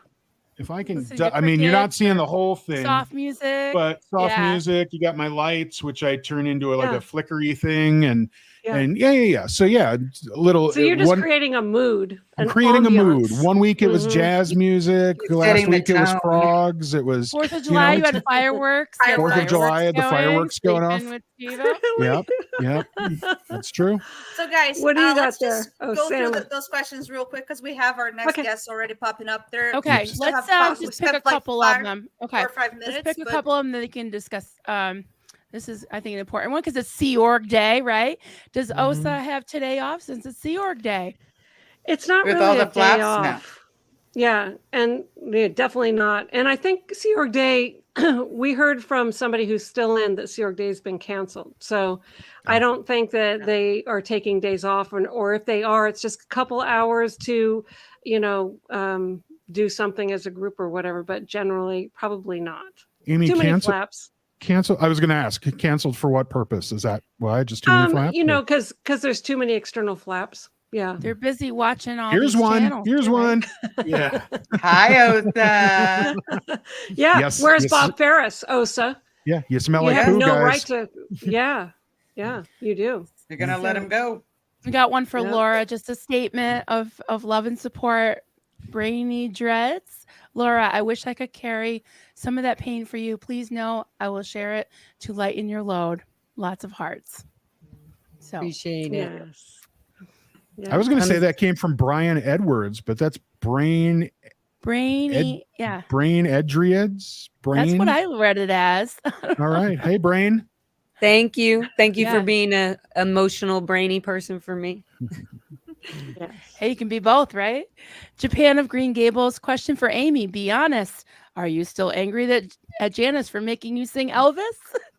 You know, it was so funny. So I was just on with Janice and Mark and Jackson talking about SO Day at the international base. And one time, and I started telling this story, I said at one of these SO days, you know, somebody like made me get up to sing Elvis on stage. And I went, oh, Janice, it was you. And she said, I did it. Yeah. Nice. She made me get up there and sing because she was my boss at the time. And she's like, no, you're going to do it, you know. And I got up there and sang. Laura was just talking about how like suppressed memories come up as you guys are talking. Like, wait a minute. That was you. Because then I got the picture of the person who told me, and it was Janice. Nice. She started laughing so much. Yeah. So am I still mad? No, I love Janice. We go back a long ways. Yeah. Got one question for Liz. Was your wife nervous when this all started? So glad you have so much love and support to fight for your dad. Was your wife nervous? Thank you so much. She was, but she also knew that I was terrified and what the fuck am I getting myself into? Sorry for bad words, but you know, do I really want to go against this billion-dollar company? I can't call it a church. For me, it's a company. Right. Yeah. And she said, either which way, I have your back. And I knew right then and there I wasn't going to stop. I'm also a little jealous because her dad, again, amazing. I kind of want a piece of that if I can. Yeah. Well, at least you have him, which is awesome. And then Kiwi. And this is his little puppy bark, like and you have all of us also that are in your corner. And I can't even imagine the pain that is. I just can't because, you know, anyway. So evil Scientology is going to have to change its ways, and we'll just keep working to get your dad freed. I mean, in the past, when somebody has spoken out about Scientology or whatever, they would usually just offload the person because they're PTS and they're creating a problem. So I would be surprised that he's still up there, but I don't know what they do nowadays, you know, just lock everybody down. Who knows? He might know too much. There's so many people describing him as like the stable datum of gold. So it's almost like, you know, for lack of better words, what do you know? Yeah. Like, he knows too much. What have you seen? Anyone who's been up there for a number of years has seen a lot. So because he's been David there 40 Miscavige years. was, I know, he's like freewheeling. What year did he go up there? So my dad was staff for 10 years and then joined the Sea Org in 82 per my mom. Yeah. It's either 82 or 83. She's Yeah. old. She doesn't remember. I don't know how or why, but whatever. So he's been in there since 1983. He was at Bridge Publications for 1 year. Okay. After Bridge Publications, he went directly to gold and has been there since. And so I would have known him the entire time because I got up there in 1983. So I was at the int base the whole time he was. Mm-hmm. Minus when I got sent to the RPF. Yeah. So whatever reason they're using to not release him, you know. Yeah. We're going to get him out and then he's going to spill his guts. Yep, that's right. Yep. Free Zunu. Yes. Oh, we missed their comment earlier. I think they should cannibalize a bunch of Furbies and put them in dolls like little Chad and Laura's new doll so they can talk for themselves. We were talking about the crocheted and knitted dolls that people are making. And no Chucky Chads. No Chucky Chads. Chucky Chads. No. Yeah. No, we get all kinds of comments. When did she get there? She went to get her B, I think. Oh no. Oh, Mango. Oh, Mango. And I put the Kiwi. and I put this little. Oh, the Duke of Chug. I love it.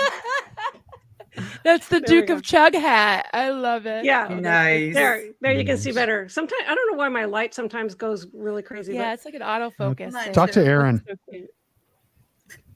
I love it. I like it. I like it. I love this, and I love the bee that I got too. I have a bee. You know, one of my. I mean, come on. Oh, that is adorable. And it says SPTV, but from somebody I got 2 bees. One was a little one, and then one big fat one. The big fat one, the dogs got. I'm sorry. They still run around with that. And then the small one I gave to Leah Remini. When I went to LA, I said the community is so amazing and they make all these amazing things. And so I gave her and put it in this jewel box, really nice, this little tiny bee, and gave that to her about this big, Anyway, so that's nice. That's cute. So along those lines, really quick question: does Clearwater Chad have a Marilyn Honig doll of himself? Does little Chad have his own like Marilyn? No, does Clearwater Chad have a Marilyn? I think the question is if Chad's little doll is made by Marilyn. That's the way I read it. If I'm reading it wrong. Does Clearwater Chad have a Marilyn? Oh yes, yes, whistleblowing good witch. Yes, yeah, sorry, I understand now. I made the little Chad. Yeah. Yeah. I want to make one of all you creators. It's going to take me the rest of my life, but I really want to do that. Oh my God. Wow. Anyway, Thank you you, guys everybody. are awesome.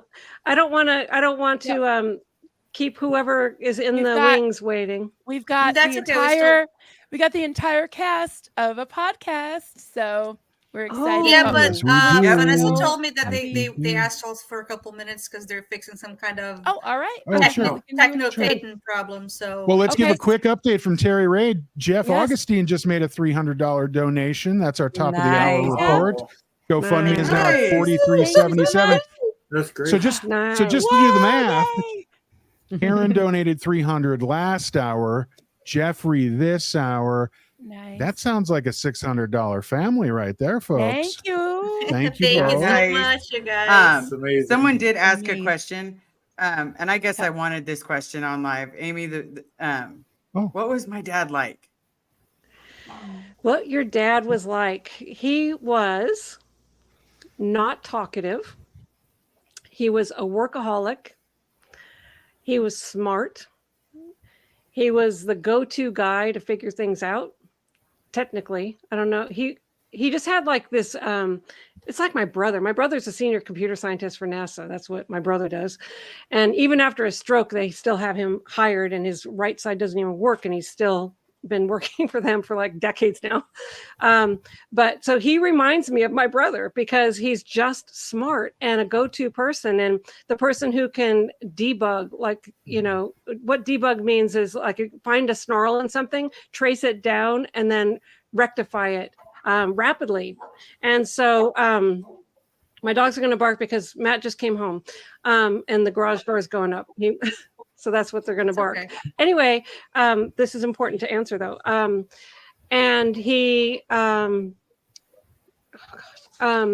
so he would smoke a lot. I noticed. Did you know? Did he smoke?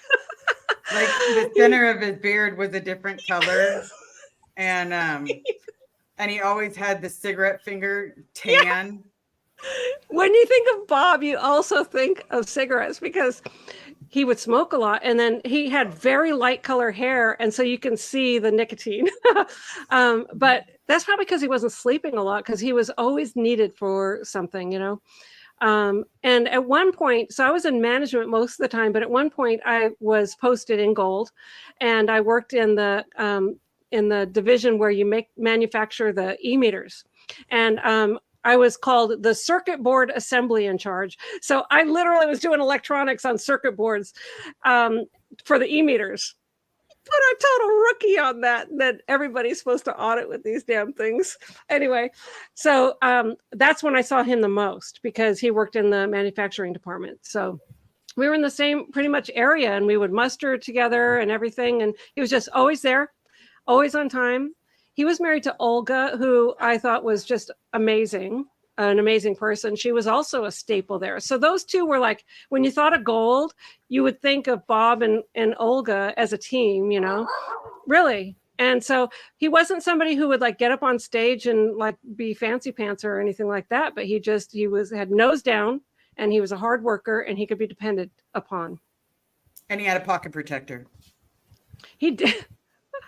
Why do these guys wear pocket protectors? My dad always had one too.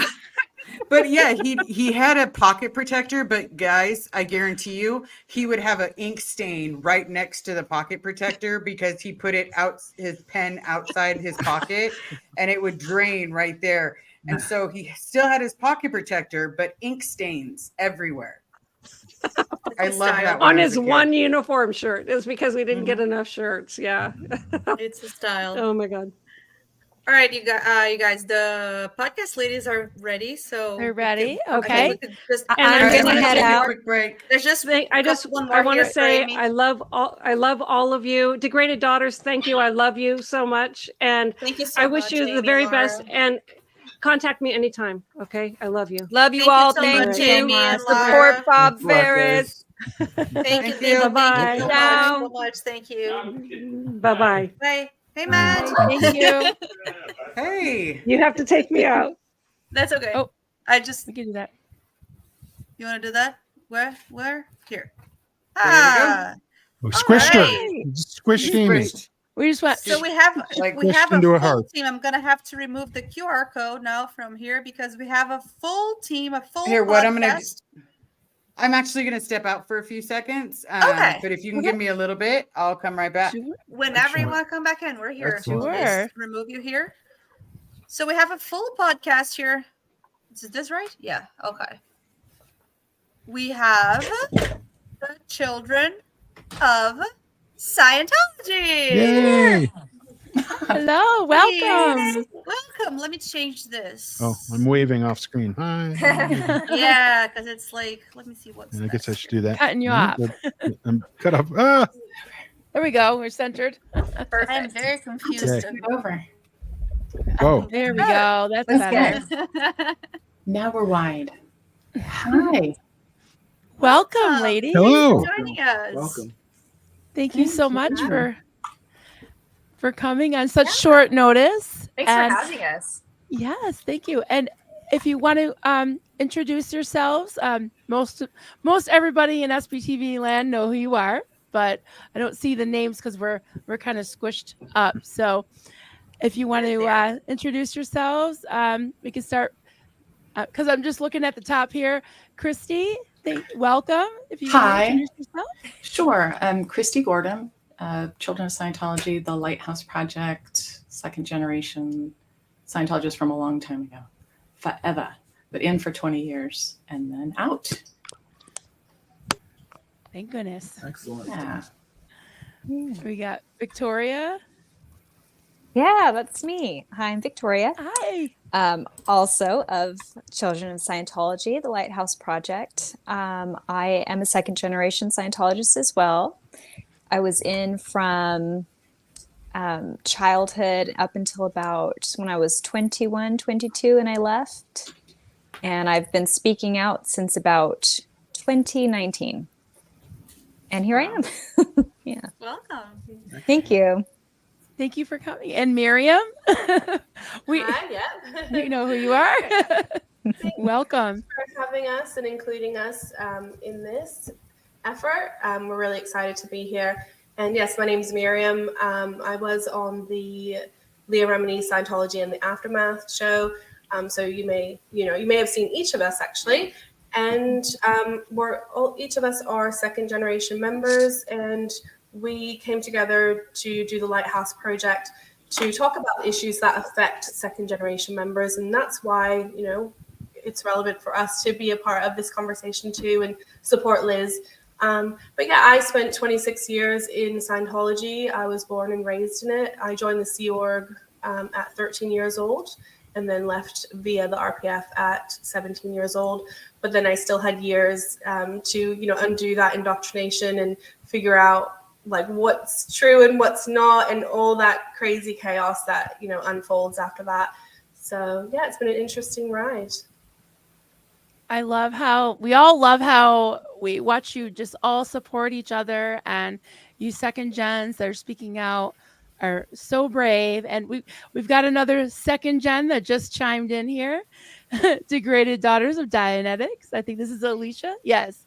Oh my gosh, look at these beauties. Hey, Yes. Christy, Victoria, and Miriam. So in awe of y'all's bravery and amazing podcast. Elysia. Girl, you. Thank I'm you. in awe of you. Thanks. It's awesome. I'm so glad that you could be here to support Liz. Liz kind of popped out. She's been popping in and out. She's Saw got that. to get something to eat and whatever. So, Yeah. So she said she'll be back in soon. Cool. It's been a day already, you guys. We've been watching since this morning when Yeah. you started. Thank you so much for doing this. Yeah. It's incredible. Thank you and for it's, joining us. oh my gosh. For of course. watching and for being here. And Miriam's in Australia, so we had a little, scheduling, navigating, logistics. But no, this is fantastic. This is just exactly what needed to be done. So yeah, thank you again for doing it and including us. That's our. Hey, just a reminder to the 174 folks that are watching right now, make sure you like, subscribe, and share to wherever you're watching from. And swing over to the other channels and like, subscribe, and share those as well. Remember, we're not doing super chats or super stickers or super thanks. We're not doing any of the super stuff today because this whole thing is super. If you've got questions, just post them in the chat. And if you want to make a donation, we've got the QR code down on the bottom left. Just scan that, and that'll take you to the GoFundMe page. Also, the moderators are posting Liz's Venmo links, as well as the link to GoFundMe as well. And So you both can, links are also in the description of the videos. and also in the description of the video down below. So feel free, go right in. That's how to make a donation. That way we're bypassing all of those crazy YouTube fees. But yeah, please, if you have any questions, any comments, anything, just post them in the chat of whatever channel you're on right now. We're getting them all, and we'll address the ones that we can. So thank you. Hi, everybody. I'm just putting up some little comments. Miriam was great on Leah's A&E show. Yes. Season Yes, 2, you are episode also great. 1, was it? Correct. Yeah. Yeah. Ah, look at you. I'm Yeah. impressed. Not just a hat Christy and rack. Victoria have also both taken part in their own specials or episodes in the series as well. And I do remember. everyone- Yes. Yeah. I don't mean to point at you. I'm like, I do remember. What was really special about the second season of Leah Remini's show was that it did have that focus on the second generation members, and that's really where our heart is. We're really focused on those issues that affect those people, whether it's mental health, whether it's the heartbreak of disconnection, whether it's the cover up of crimes and all that sort of thing. So that's where we're sort of diving into and what we focus on. That's specifically the perspective of being a child in it, and during your formative years, being raised in cult mindset, and how that affects your brain and your mind and your everything, your whole soul, heart. Yeah. And So not guys- having a choice, not having a choice in it. You're raised in Liz it. is back. There's Liz. Hi. Hey, everybody. Hi. Sorry. Yeah, I had to that's go it. run an errand real quick. How dare you take a break for 6 hours? Marathon. It's like a new drink. You're good. Yeah, that you mentioned, that the aspect of being trapped in something you didn't ever choose for yourself is a whole nother layer of the trauma, aside from no emotions, no family, no freedoms, no boundaries, no protections. Like all that stuff is really awful. And we could talk for decades about each one of those things. But the idea of being trapped in that scenario when you never chose it for yourself is really, that's quite a different prison. You know what I mean? Yeah. Yeah. So It becomes a prison not only on the outside but on the inside. absolutely. You are so inside yourself. You retreat because And I think- having absolutely no one advocate for you at all. Right. So you build this false persona or these walls. If you want to have a boundary, you have to keep even your thoughts, your feelings, because you go in session and they might pull things that you didn't want to talk about. And so you just learn to really put up all these boundaries and barriers as much as you can, and you internalize everything. And that, I think that, obviously that's one of the major causes of mental health issues for second gens, is that this false personality situation for so long, or never knowing who you were, never even getting to discover yourself.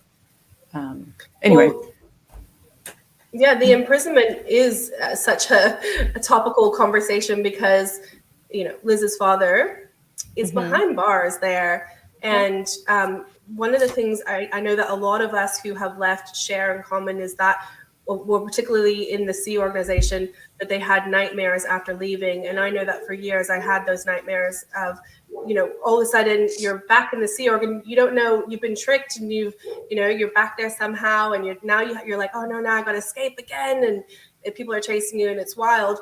Recently, over the last couple of years, my dreams have changed. And it's been that I've been a Scientologist and I've been like, oh no, I'm a Scientologist again. So there is that second layer of entrapment, that second layer of imprisonment. And so even when I think those physical barriers are removed, they're absolutely, and our brain is trying to correct something in these nightmares. It has to eke out somewhere. Yeah, it does. Your emotions they'll get out somewhere, one way or another. They always do. Yeah, I know for me, they kind of went. Yeah.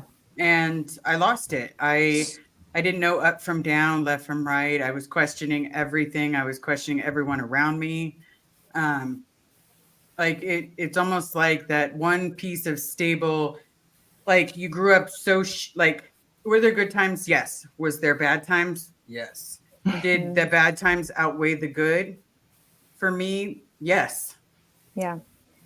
But well, then Liz, did you have the hold on right to it. for education? Yeah. Did you have the right to an education? Did you have freedom of choice? Like, did you have any of those things? Yeah, exactly. And so kids will always try and find like some kind of reason that it's okay. Yeah. Kids will always try and find that silver lining. That's about survival. And that's how kids survive. And that's also how we can separate ourselves from the trauma too. So it's a way of getting through. And all those things are really important. We needed to do that when we were there. We didn't have any other means or things, advocacy, Victoria mentioned. So we didn't have anything else to get us out of there. We just had to survive it. And then at some point, recently we talked about this in one of our episodes, but at some point, if you do find that life raft, you get out of there. And the thing is that it can't really happen any sooner than that moment when that opportunity is available to you. Yeah. So we just, for me, it's about creating more opportunities for everyone, for not just one person. Because yes, I am just one person, but there needs to be opportunities for everyone. We're all a second generation. We're all have some kind of link. And as weird as it sounds, a bridge can be built if we just unite together, and then nobody can get past our bridge. Yeah. Sorry for using the bridge term, but no, reclaim it. Take it back, right? But yeah, if we unite and we stand firm, our stories are all so very similar. And, so similar.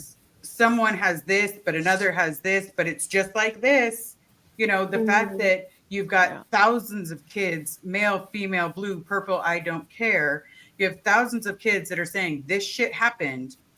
We're not all linking together and making up the same story. We all have a story. And if we link together. Yeah, us two or us three, we were just talking about this, a couple weeks ago of, if Scientology was doing something wrong to me in the moment, I felt that it was my fault and that I was not applying the tech appropriately. But then years after, once we start comparing notes, it's like, oh my God, this happened to everyone. All of these stories, like this is the tech. This is systemically abuse. And it's just, the comparing of notes and realizing it happens to all of us, and it's disgusting. Yeah. It's And scary. if we can save one person, then we save Yeah. two, then we save Exactly. three, then we save four. And before you know it, the people that are just like us are going to be like, I got your back. And then Yeah. we'll create a new family. Yeah. We already Because- have. Yeah. Yes. Yeah. Absolutely. We're all uniting, and it's people from all walks of the world, Yeah. all experiences, good or bad. It's really, I feel like we're uniting every single day more and more and more, and we're getting stronger and stronger, and I think so we're too. going to keep doing it. And we're bringing them down. We're coming. I think so too. Looking in from the quasi outside, I think you're absolutely right. Yeah. Thank you. Yeah, they created warriors, and you're gonna just rise up and you know save others, and you know all that. So I was having a Yeah. conversation the other day, and we were talking about we somehow, second generation, third generation, were born with the key in us to get out and have that somehow a little bit more, I think, than the first generations that chose to be there, that were so committed and dedicated. And even if you were born and raised in it, somewhere there was this little escape hatch key in you that you just had to find it in there somewhere so that you could leave. And a little, so we were saying it's Scientology escape room, which is hilarious. Oh, that is funny. I know. But we were talking about the other day on this episode that we haven't released yet about what they do when you want to leave and you're in the Sea Org and you're a kid, basically. And it led us to pigs birthing and how you're segregated from everyone and put off in a garage or in a boiler room or out of sight and being penalized and put in these living conditions that are even worse than typical Sea Org living conditions. Yeah. And it made me think of your dad so much because it's what they do to you when you want to leave, when you don't want to be there anymore. It's like they just start ramping up the pain points even more, which for a Sea Org member, those are already really, really extreme, you know? So I just think about your dad, and if he was able to sneak off briefly, it just breaks my heart. And so I love that as we're constantly and have been for some years now, really working hard on building a second generation community, which didn't exist. Well, it's always existed. There's always been little pockets of kids here and there, but really doing a gathering. Like, this is safe. We can all talk about this. So we have Facebook groups and whatever that are secret. It's been so empowering because we're having these conversations that Victoria and Miriam were talking about, where we're finally saying, this happened to me. It happened to you. It happened to me. And that's super powerful. And what a huge relief to understand that you didn't pull this in fact, and you're not insane. Like, because it really does, the gaslighting is real, and it makes you, for me, I ran off and hid under a rock for a really long time. I was so ashamed of my childhood and my coping mechanisms. But so we've been working really hard on building this second generation community, and we've done it on the backs of ex-Scientology kids, Amy Scobie, all these people that have written books, of course, Mike Rinder, second gen, that came before us, Bloom for Good, Mark Headley, Claire Headley, all these people. But we've got the largest collection, I think, of second and third generations that's ever existed, all united at this point. Yeah. And it's so remarkable to look up on the screen here. Aftermath was fantastic. It was scary. It was weird. I think it was worth it. You know, I didn't want to be on TV, but it was worth getting the second generation experience out there. We each did our part in that. But this, to not have a gatekeeper, not need permission, just come on here and say everything as we feel it, when we feel it. It's just incredible.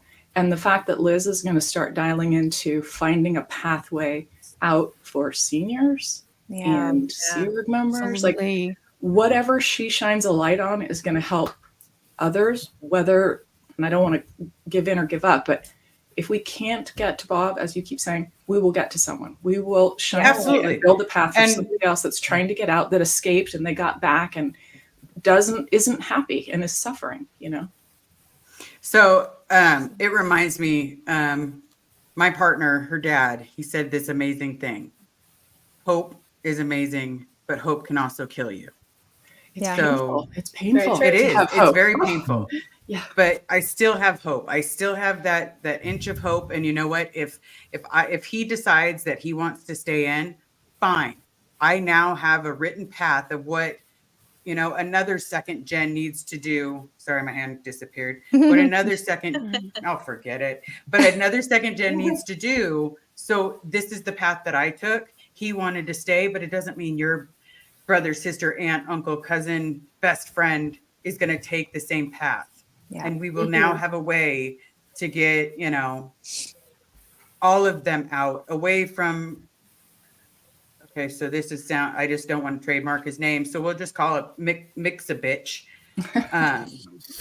You know, they'll get away from him. They'll get into like a freedom zone and know that there is an entire world of people that are there to defend us, be there for us, just as we will be there for each other. Yeah.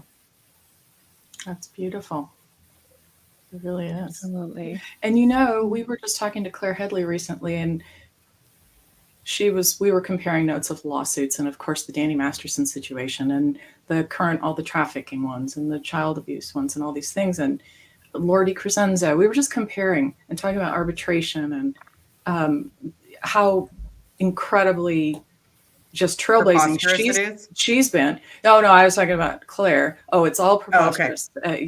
Arbitration is incredibly ridiculous, and it's just so insane that they get away with it when all of us know there's no arbitration. Where's the policy on that? Like, that's not part of the ethics and justice system. So I'm just going to say, out of all the HCOPLs I had to read, that one must have evaded me. I know. That's a new one. Because I'm pretty sure it's called the Mix-a-Bitch PL. It is the Mix-a-Bitch story. So Claire said she was talking about her lawsuit because she was one of the, an OG in suing Scientology. And we were just talking about her case taught us how to correct and change and alter course and edit. And so it led us to exactly where we are now with these things. And I think what you're doing is going to do exactly the same thing.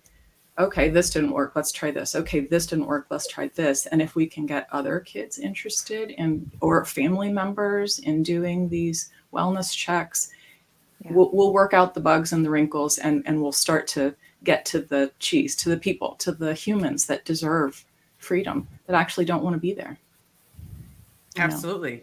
Because there are people that don't want to be there. They're just scared to say those words. Well, I can tell you, I was one of them.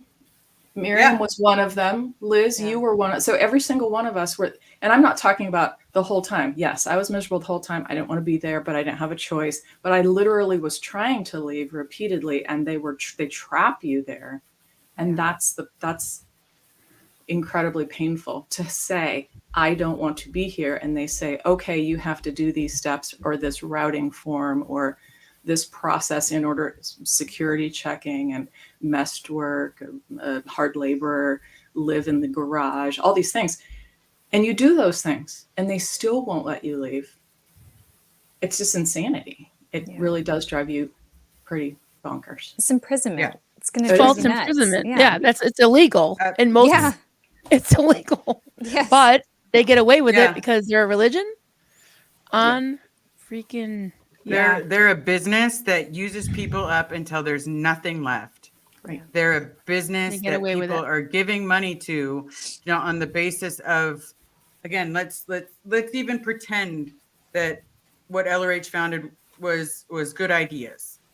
Mm-hmm. The fact that he's been dead since 1986, yet there's been how many volumes of each of his books rewritten, fixed. Oh, this is what he wanted. The man's been dead. Yeah. Unless the Ouija board is telling you to fix it, like, oh, no, that's wrong. I meant this. I don't know what to tell you, people. You're buying tapes, movies, books where he's dead. This is computer animation. He's dead. Yeah. Stop holding our parents. Stop holding our friends, family, sisters, brothers, uncles. I don't care. You're believing in snake oil, people. Mm-hmm. It's not going to make you better. I think the main thing as well is basically it's just clearing the path for external advocacy to come in. And that's what we never had. And Liz, you didn't experience that, as you were growing up through it. It was just, you were just in that Scientology bubble, unfortunately. And I think it's amazing that you know, as an adult can then have that type of compassion to come back and create that for your parent is pretty amazing. And my hope is that you're able to make that contact to have that conversation, because this is really shining a light on how extreme this group really is. Not only did you believe that he was dead for years because they told you that, which is insane, but you want an opportunity to just have a conversation with your father. And why is that so bad? Why is it bad, Scientology? Why can't you not talk to her father? This shows how absolutely extreme this group is. It's an extremist organization. Yes, it is. It is. I do want to say, Christy, it's nice to see you face to face. Always in the chat thread. So I want to say something about that. Liz, you were introduced to me several years ago. Some nice guy that you bumped into, and I don't know if it was in a chat group or one of the Facebook groups, or if it was on Reddit or whatever. But this guy might have been on something. Yeah. So we started chatting, and that was good. And we had some tough conversations, which always happens when you haven't spoken to another person who understands you and knows exactly what you went through firsthand. So I remember you having some nerves around it, and we took some time, but we had a nice long conversation. But you had not been part of our community, and in order to keep us all safe in these secret groups that we have the system where we have to kind of vouch each other. And I wish that wasn't necessary, because it's heartbreaking not to just reach out and grab every kid that was raised in Scientology the moment that they hit our radar. But we do it to try and protect these really sensitive conversations we have. And so then you disappeared into life or whatever. Okay. My breakdown. Oh no, I didn't know the breakdown. But anyways, you came back and resurfaced, and I was so glad. I was so happy to see you back again and engaged and doing well and ready to just take this shit on. Like, it's just incredible. What a story of resilience, because you had your own horrible experience. And like Miriam's saying, to find it within yourself to come back, which we're all doing, come back and now get safe, get stable enough, try and understand what you experience, which is super hard for us to even find language around what we experience, because we weren't raised with this language, to try and understand it, and then talk to each other about it, and then decide to do something about it. And that's kind of where we are, really all trying to do something about it. And I'm just so incredibly happy that you are with us doing that now. I can't wait. Thank you so much. What we can do together. Absolutely, because realistically, yes, we did talk a long time ago, and I wasn't ready for my story to come out. I wasn't ready to be in the limelight and deal with the shit show that comes along with it. It's hard enough doing it privately. It's hard enough just accepting that you were a victim in literal human trafficking. Like, that's what? And doing that privately, but then, stepping out into the public eye, and all of a sudden people's opinions, you have to, it's hard. It's really hard. Yeah. And then, so I have my own story, as you know, Christy.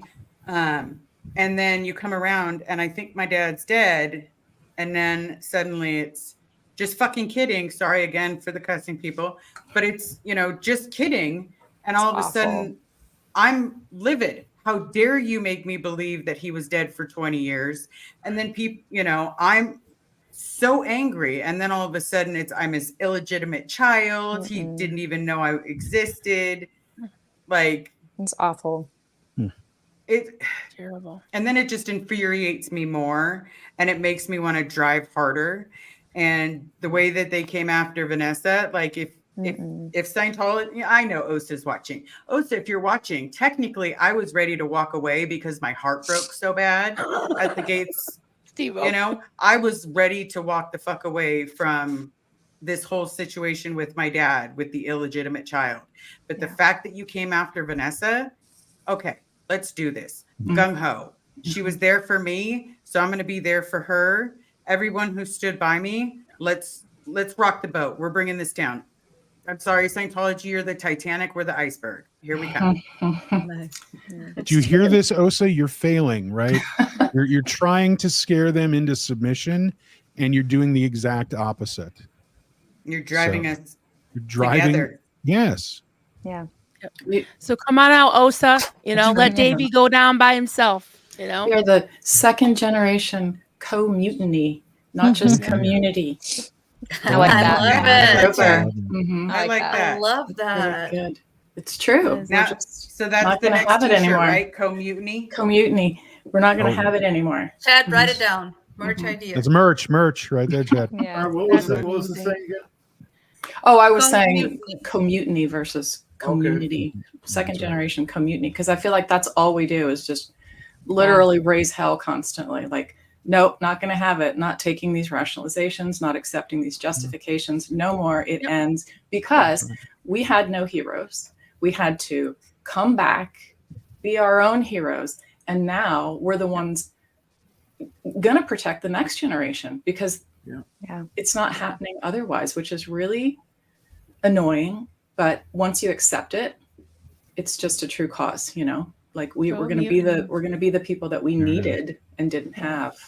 And so that's kind of, it's empowering and it's heavy, but it's good, especially when you see some small successes, cases winning, people coming back up after they disappear and having, you know, taking their power and their voice back. It's incredibly powerful and inspiring and empowering and motivating. And that's just, our community is full of that. And also a lot of sad stuff. There's, you know, there's a lot of sad stuff that happens all the time. And then we deal with it together. And we don't always agree. And we're a little delicate and fragile sometimes, and sometimes outrageous. But it's all, But that's okay. It is okay. I And we're make all- Kristen not delicate and fragile, human. Yeah, Totally. it's all part of the process. Correct. Absolutely. That's a better word. We are human. We are not homo novus after all. Yeah. But right? And again, we're not all going to agree. We have a don't. common goal, but the Right. trick is now we're talking. So we may not agree in that moment, but you know what? We can get back to, we can come back together, and we have that one common goal that every single one of us has. So petty arguments, petty fights, it's just that, it's petty. It's not worth the bigger goal. The bigger goal is getting everyone out. misunderstandings. Yeah, right. No, I think we can accomplish anything together.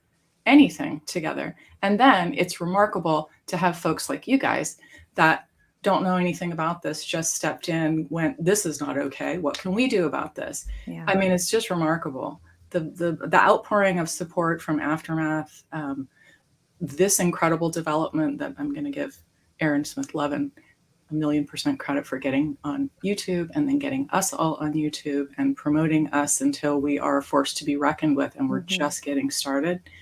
It's just really remarkable. And I guess, I don't know if you guys know how much we appreciate you. Like, it's to have people that care, to have people that are willing to stick their neck out. When you see what these people are willing to do, when someone, you know, speaks their crimes aloud, it almost makes you want to cry, but then you just say, no, I'm not going to cry. Yeah. But if you want to, and if you have to, do it. You know, Yeah. like I was telling Laura before. we you do guys all the came in. time. Yeah, and we allow HGNR here, so. Or go- if you want to see me cry, just go to Aftermath. I cry through the whole episode. I was the crying hard lady. one. Oh, I had to talk about my mother. That's tough. So here It's I am. hard. My mom got out, but not before she was wrecked mentally. So that, I guess, I'm so invested in any kid. And there's a lot of kids that don't want to go back for their parents. So Liz is an exception. And that's valid too. Yeah. It is absolutely valid. You have to heal not only yourself, but that relationship. And that's hard. It's very shit. hard. Sorry for the shit, but it's hard shit. And so I'm so impressed by kids that go, like, I forgave my mom because I had to. That's just what happened. I didn't ever get closure with her. We didn't get to have these tough conversations. So I want anyone that wants to have that conversation to have that conversation. Because it's a part of your, a part of your healing. Or deciding you don't want to do it and you're going to move on. But it's your choice. It's so much your choice. Right. Yeah. Yeah. And there's too many times and too many memories of having zero choice. Exactly.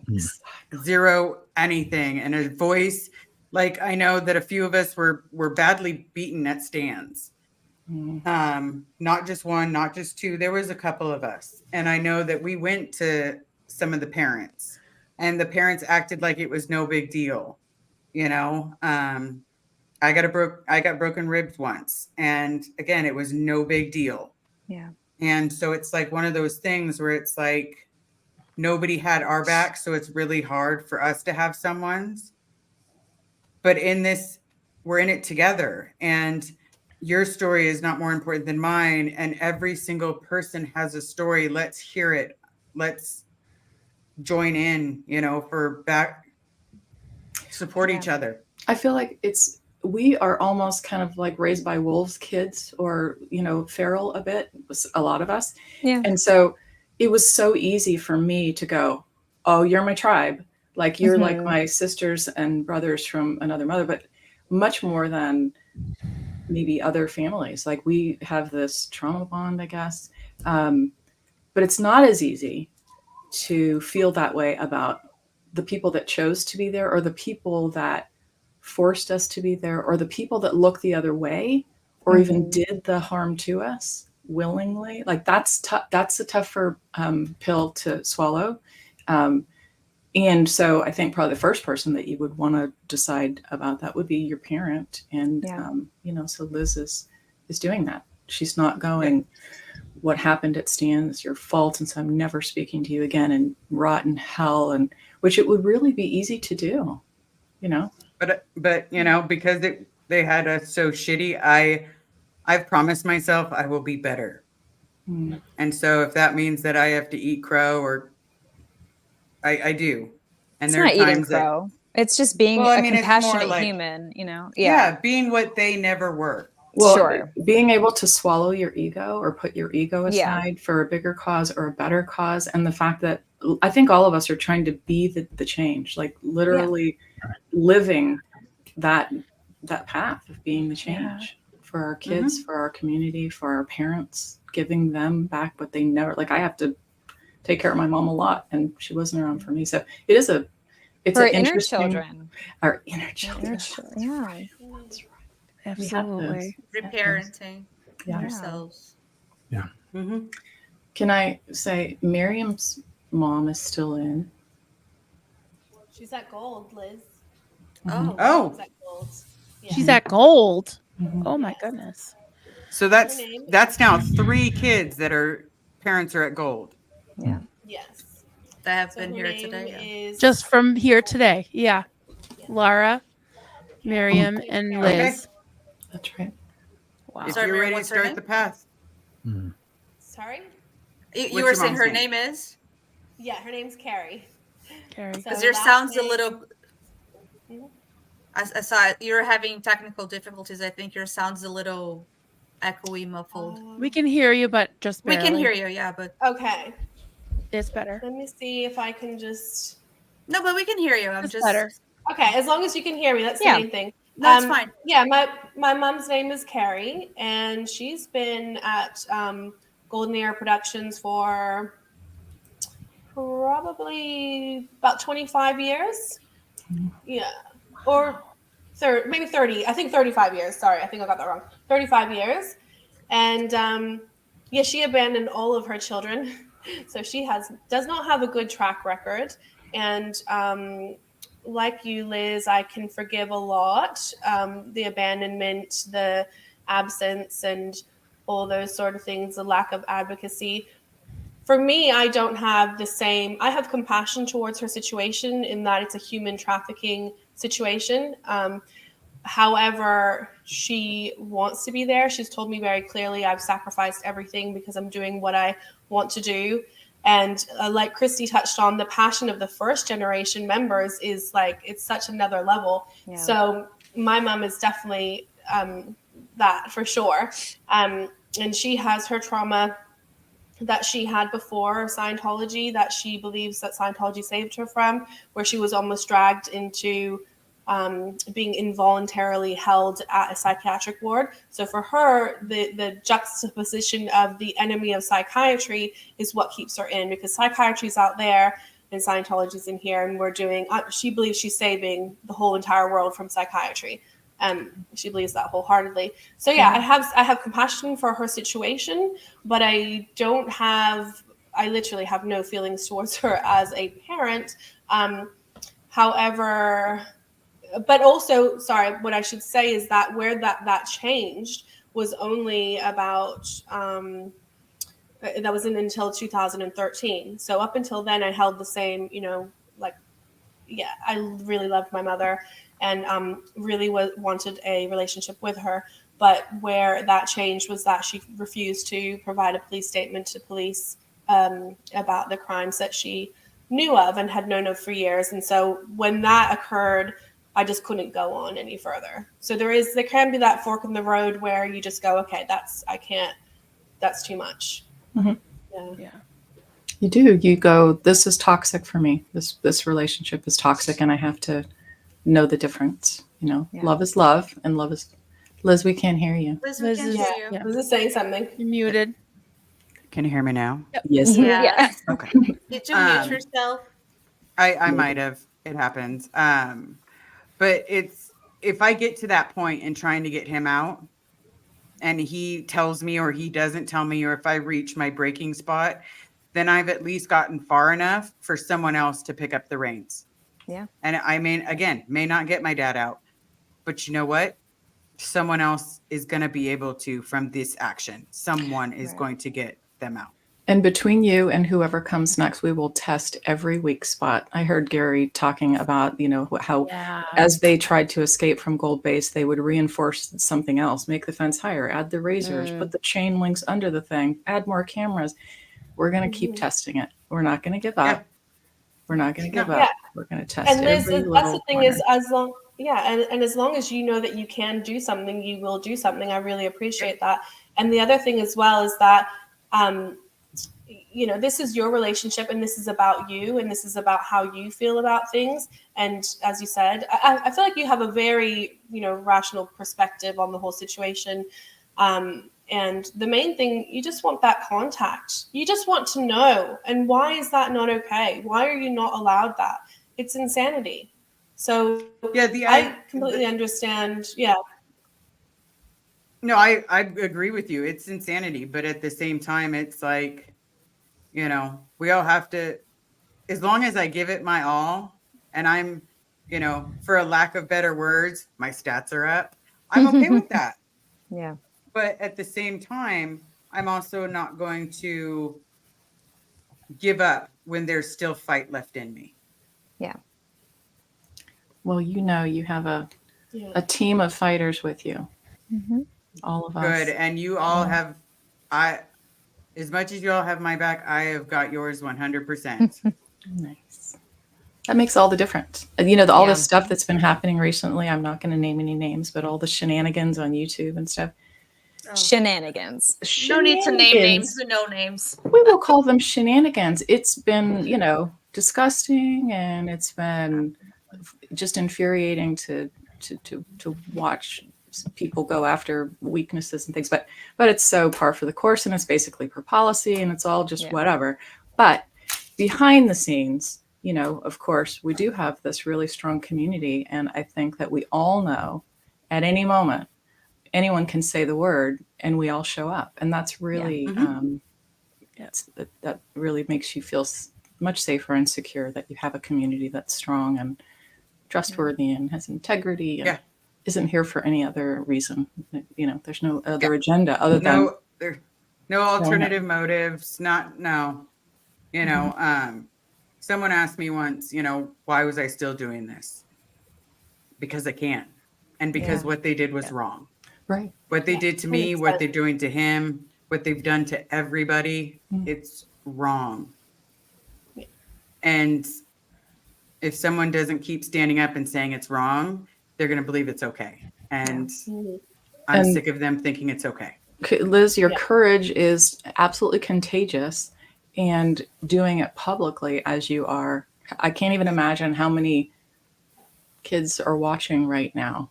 And not just kids, but other, even first gens that have people trapped or whatever. Like, you're really you're on stage, and not to make you nervous, we're all on stage. We're doing this together publicly, and it's the way it needs to be done, and it's the way it should be done to expose it all. But it's just brave, and it's beautiful.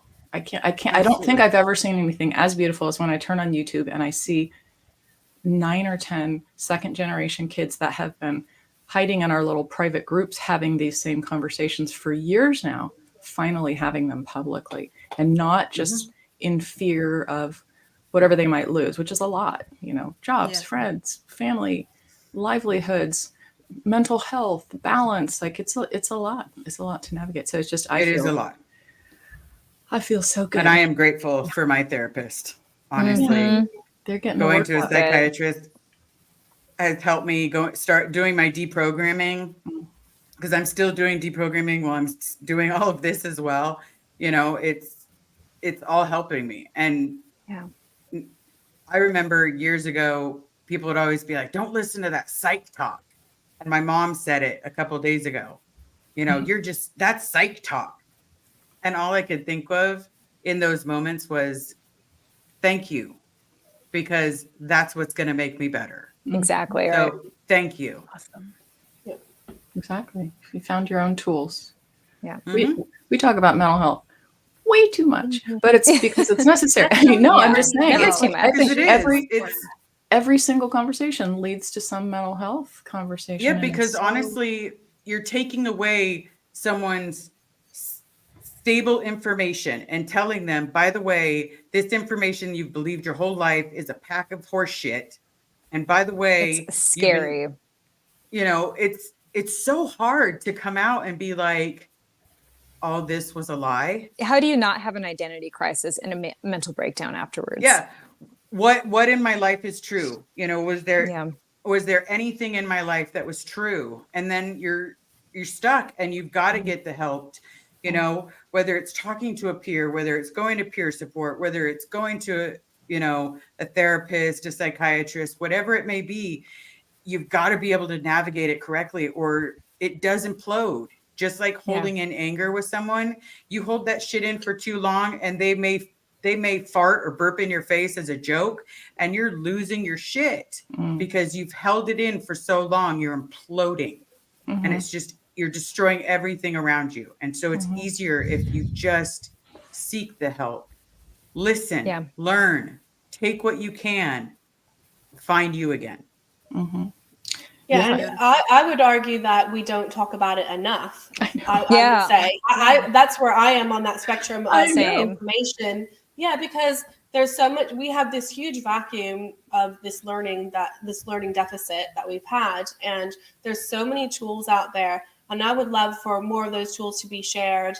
What works for you, or what have you come across, or what does your therapist recommend? And that might not work for everybody, but there's a lot of techniques that can, the trouble is as well is that we were really disconnected from our feelings and our body sensations, and our brain body connection was completely obliterated through Scientology, because that is literally what the technology of Scientology does. To make you a robot.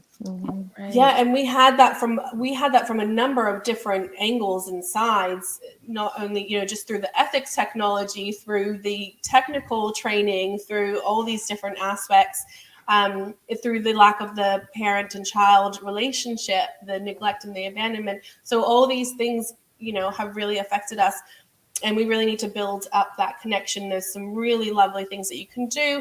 And in Scientology, you are not allowed to do other practices. So for us, things like meditation, yoga, these really gentle, or even just take a walk, take a daily walk, get out into that sunshine. Write down how you felt for the day. Journal. Beautiful. Yeah. Excellent. And through our therapy that we've individually experienced, or just reading articles or books or whatever it is, we may have, put together a little bit of like a tool, tools that we will reach for when we need it. Victoria's really got some great ones that she uses in her life on a regular basis. I'd love to learn more about that, and we'll be sharing those things as we go. With our podcast, we try and what we decided from the outset is that we were going to have a toolkit, and that we would just kind of every episode pop something in there. So whether that's sharing a link or talking about a particular book or anything like that. And so there's so much information, which how fantastic is that we get access to the internet. We're no longer in a cult, and we can really work on our real self-improvement in the way that we want to do it. Mm-hmm. Absolutely. Awesome. Absolutely. Yeah. And then Guys, you have support behind you. Mm-hmm. Go ahead. We have our next guest waiting, and we still have a few minutes, and it started a little bit late. I just wanted to check with Marilyn if I just want to quickly take a look at the start, see if we have any I'm looking urgent questions or comments for the ladies, or nothing specific, or if you want to nothing pop too something up. specific. I can do there is one question. There's just a lot of nice statements, but there's things that have already been talked about. So it's just reiterating everything you're saying. And there's a question from Don Lambert for Liz. I'm not real familiar with your story. That said, did your dad know that you were told that he was dead? That we don't know. We honestly don't know. We don't know. In this situation, we don't know if he was told that his whole family was told that he was dead, or in reverse, what Scientology told him about me or about his family, because they could have said yada yada, spray painting whatever on an org building, and suddenly I'm public enemy number one. Yeah. So who knows what he was told. But once I get that face to face, if I only have 5 minutes, I'm using that 5 minutes to say, look, you're with someone that abused your daughter, treated her like shit, made it so I was ready to jump off a building. You were digging holes, but hey, let's not top the fact that your whole family was told you were dead. Mm-hmm. And now guess what? You're not.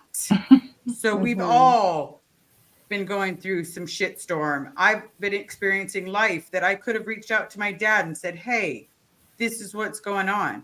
But instead I gotta rest in peace, but no answers.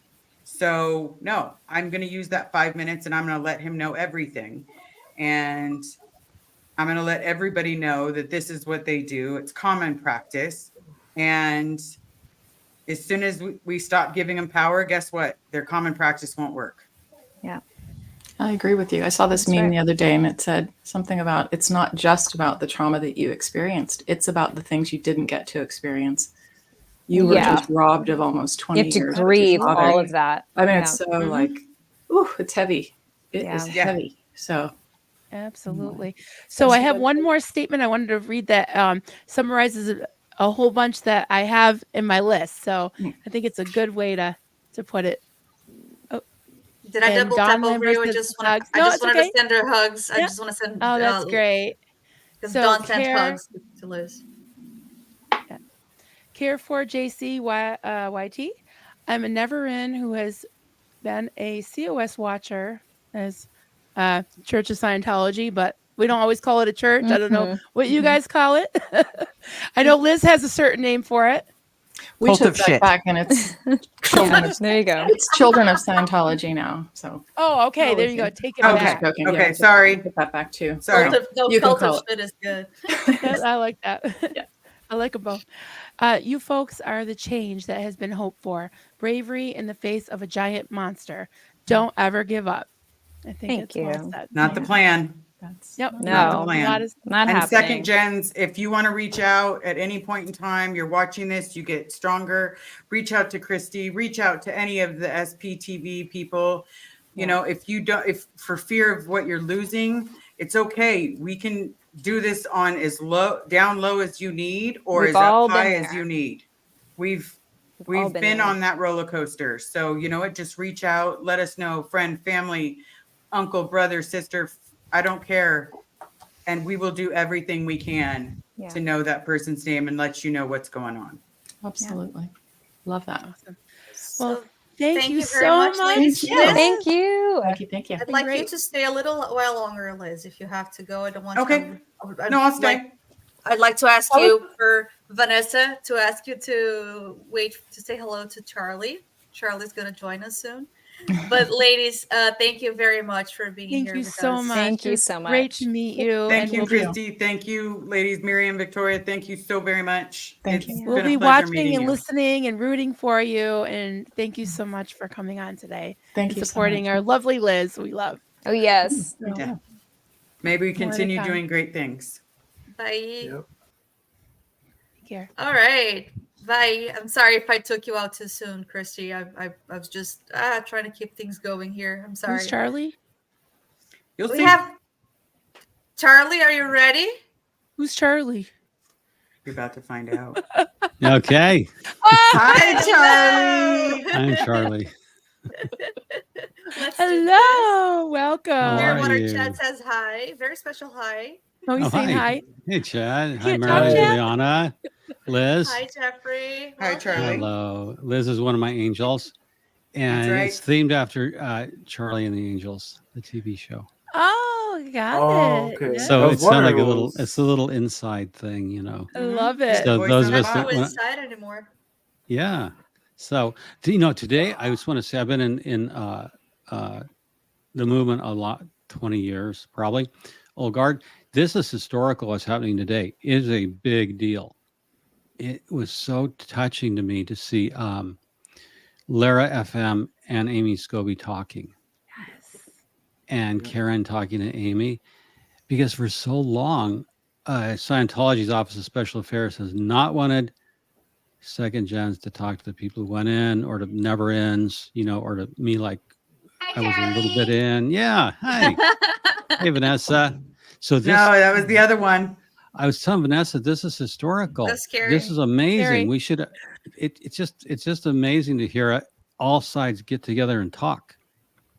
You know, Yeah. it really is. I agree. It really is. I'm Absolutely. honored to be a part of it, and it took a lot to put together.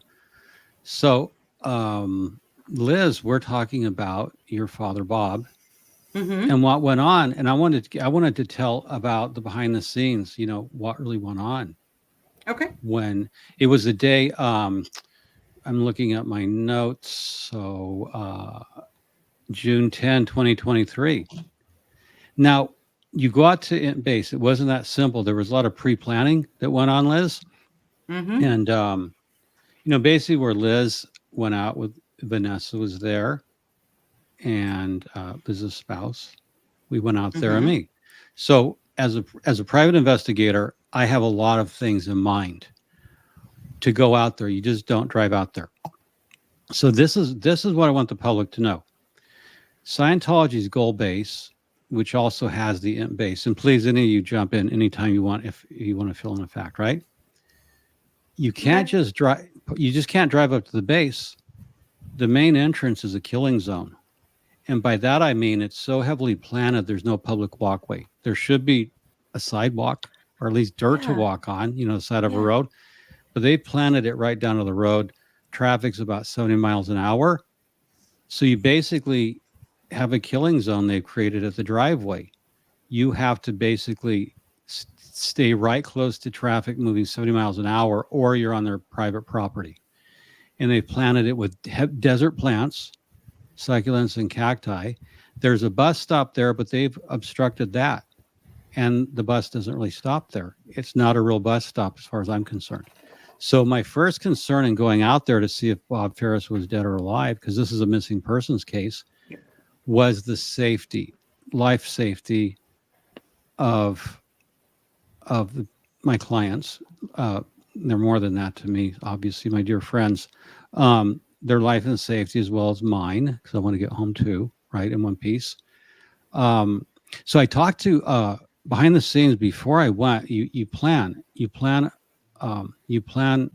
this, and what I did is I talked to Jackson. You know, Gary Moorhead, who was the former head of security, who's been on earlier.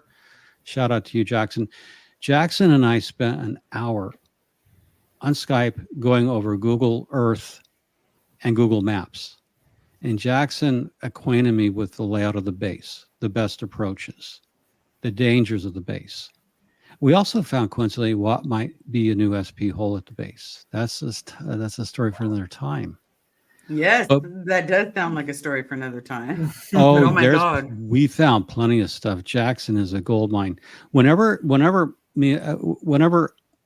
as a private investigator, when I can talk to a security expert to get filled in for a visit, that's part of the pre-planning.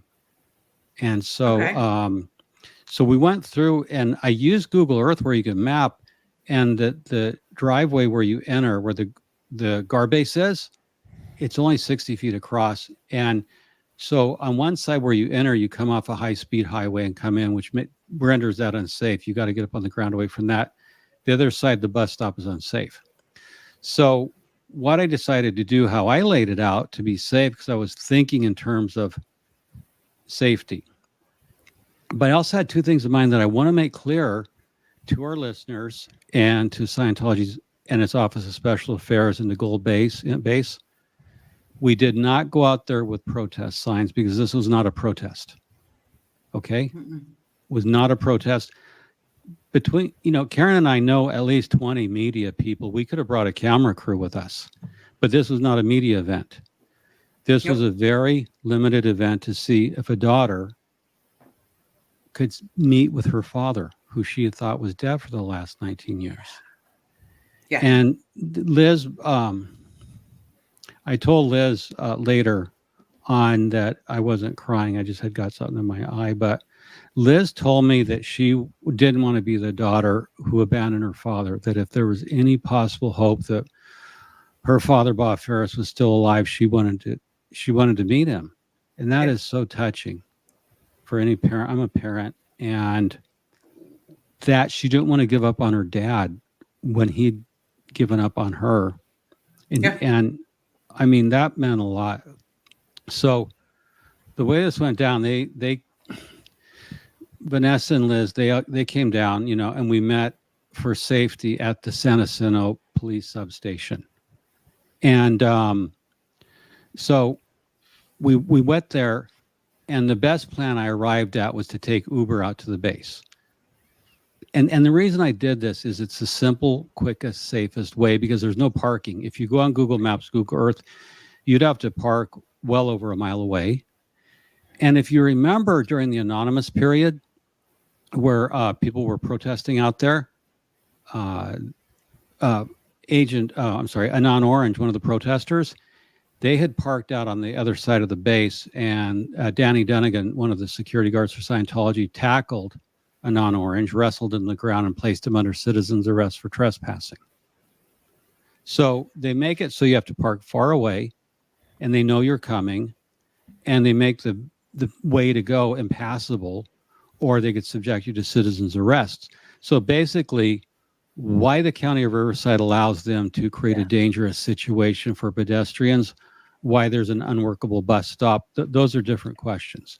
So Uber, we park at the police station for our safety. I told an officer, even though the substation was closed that day, a patrol sergeant was pulling out, and I told him who I was. I'm a private investigator. I gave my card. So we were going out to Scientology's Gold Base to try to look for a missing person.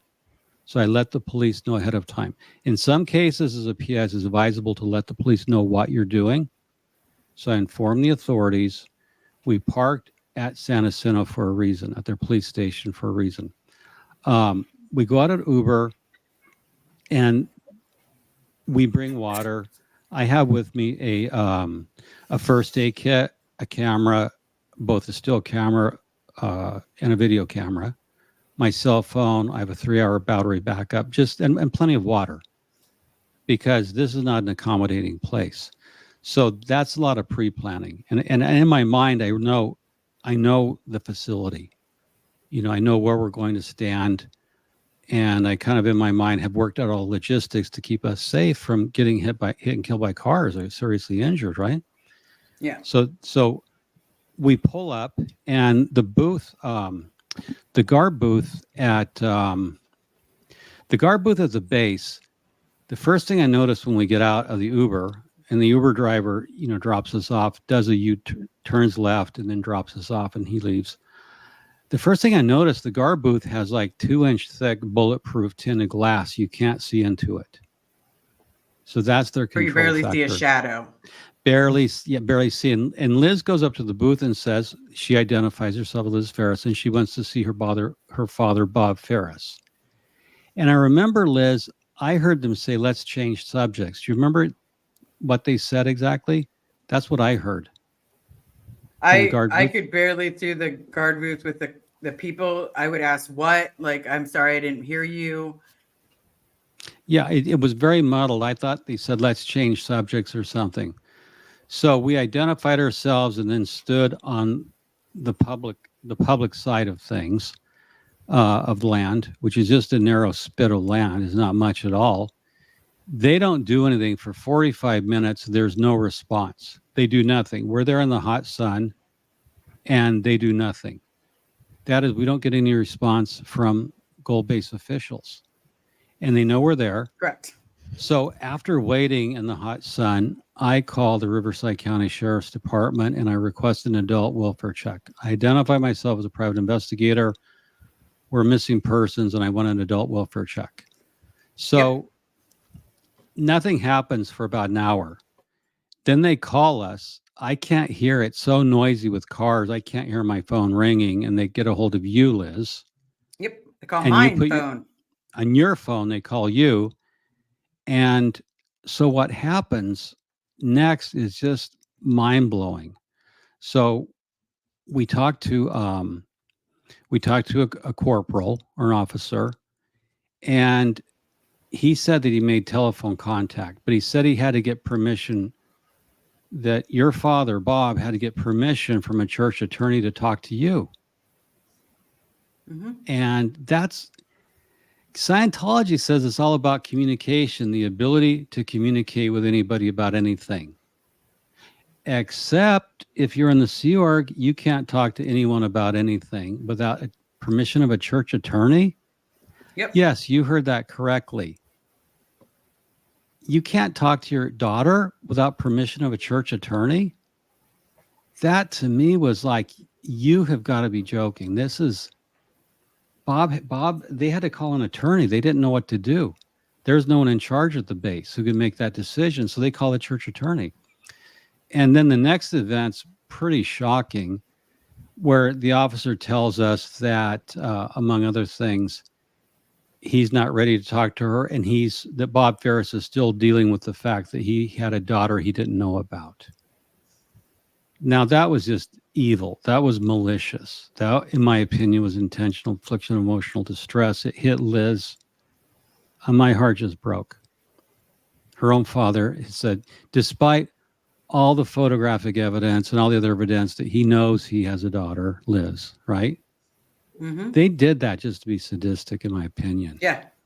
Just pure sadism. Just to be hateful. And that's fair game in its essence. It's sadistic hatred. It's disinformation, it's libel, it's slander, invalidation, and every evil thing. And that hit Liz hard. But then the police officer gives us contradictory facts, as they say, right? He said that he tried to write her, and then he said he doesn't want to go to get a TRO against his daughter, a temporary restraining order. Okay, so here's what I'm thinking as a PI. This is contrary. First of all, he's saying he didn't know he had a daughter when we have photographic evidence and other evidence that he did have a daughter. So does that mean he has dementia and Alzheimer's and doesn't remember his daughter? Or is he not being truthful? If it's the earlier case that he has dementia or Alzheimer's, then he needs medical care. Yeah. If he's not being truthful, then who has induced him to not be truthful or to actually lie? Mm-hmm. So lie to a police officer. Yeah, exactly. That's a great point, Liz. So one of the reasons I'm there, I have some professional detachment from this. You know, and Liz is so blessed to have Vanessa there as her emotional support person. And this has to be a team thing because we want to take care of Liz. We want to protect her. Yeah. And I'm noting that, and I'm making mental notes that I turned into a report later. So when Bob says he doesn't remember having a daughter, I don't think he's being truthful, but I don't know. He could have Alzheimer's or early onset dementia. I don't know. Yeah, because as you and I talked about it, his father died of brain cancer and his mother was dying of MS. Yeah, so there's a family history.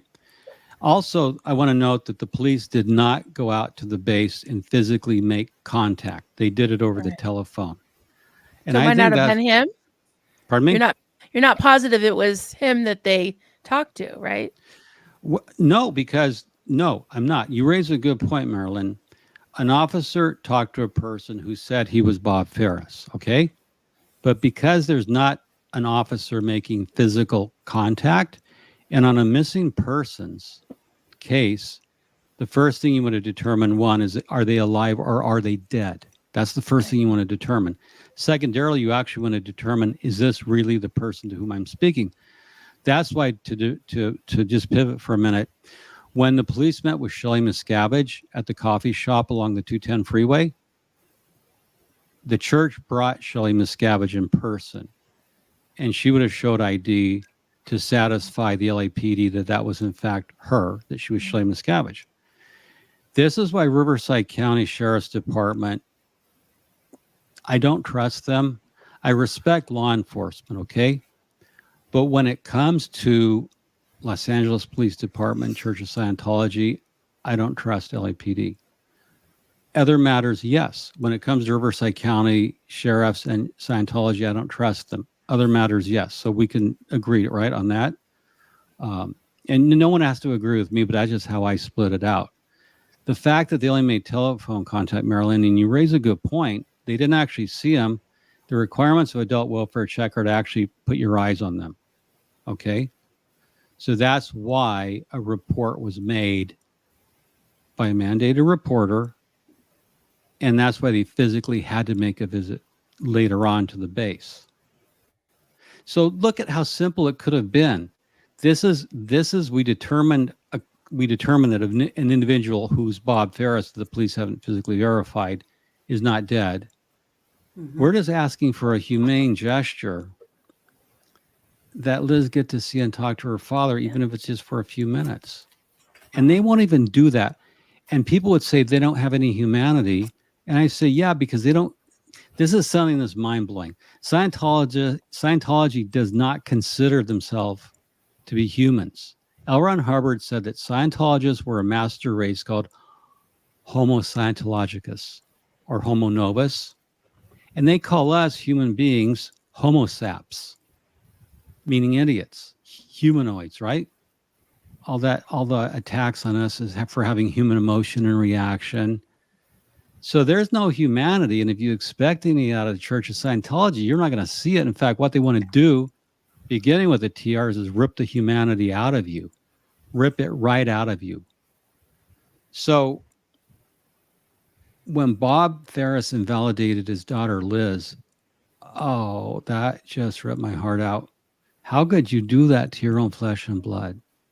To your own daughter.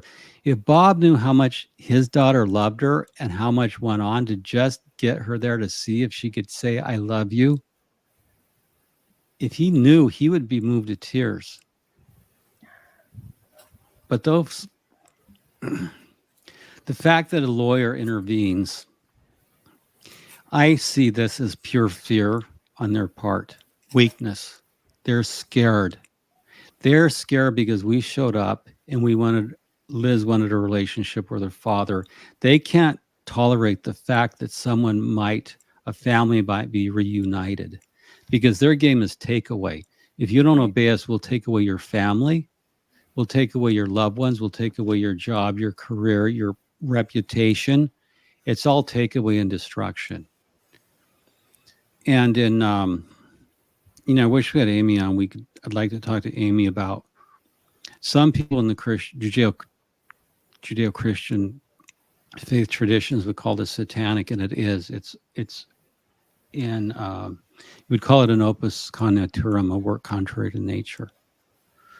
So the police officer to whom we were speaking said that we needed to leave so there wasn't a trespass situation. So this didn't get into a trespass situation. And I said, yes, sir, thank you. We're leaving. Our Ubers, we'll be out of here as soon as our Ubers comes out to get us, right? Well, Scientology creates a trespass situation. In fact, they create, like I said, a killing zone. Yeah. So once I determined, and I was running the operation, and I'm responsible for it, and I'm responsible for the life and safety of the people I'm with, as well as my own, I called an end to the operation to try to get Liz to meet her father and called Uber, and we got out of there. I told the deputy we were going to be in compliance with the law, but we were on public land nevertheless. And I was very mindful of that. And that's where I appreciated Jackson's help on where the boundaries are. So Uber came, got us out, then we went to a restaurant and ate. Now, a couple things I want to tell you, Liz and Vanessa, about the operation.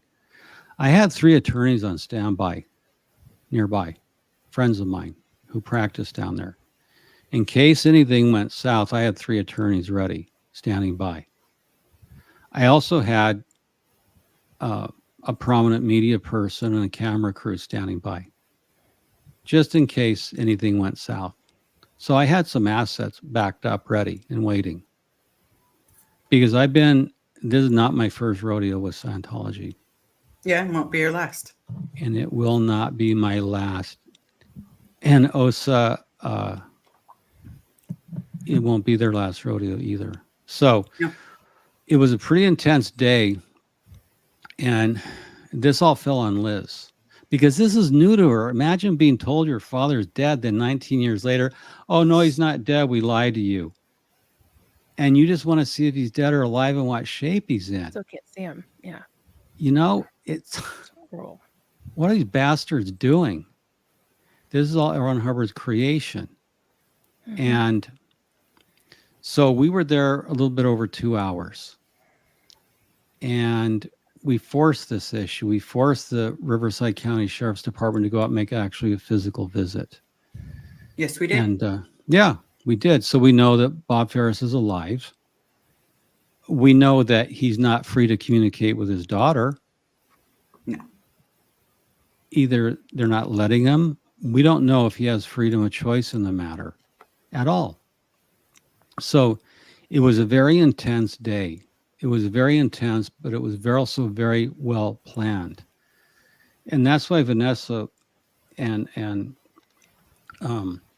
your spouse were there for the emotional support. You know, Yeah. we were all Hey, there. yeah. We were all there for you, and it was important to take care of you, Liz. Because I couldn't imagine just the feeling when we look. Karen was on earlier. My wife Karen was on earlier. My lovely wife. And nothing will bring back Alexander. Okay, we know that. And I'm sorry for your loss, and I'm sorry for hers. Well, thank you, but thank you, but nothing will bring him back.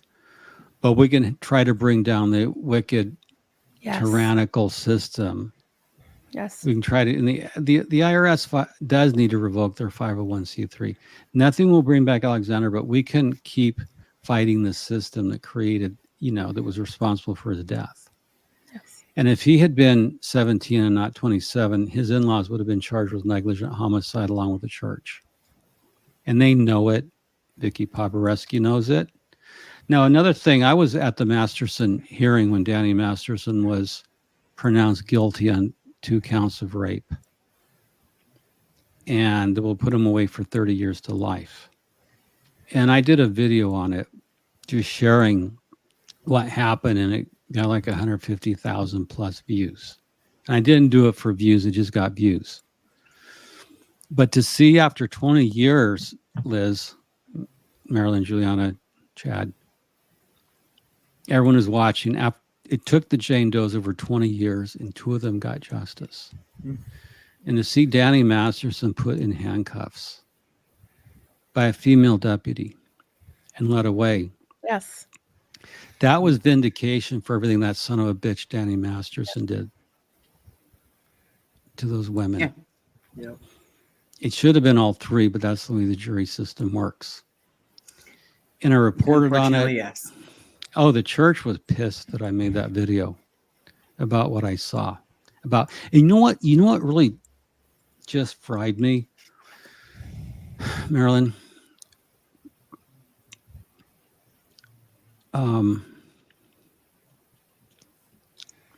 When Danny Masterson was pronounced guilty, when he first heard that guilty verdict, the rage on his face, the blind rage, you could see his sense of entitlement, like, how dare you convict me? Don't you know who I am? And then the second count, guilty as charged, comes down. you could see his sense of entitlement as a Scientologist, that he should have been protected.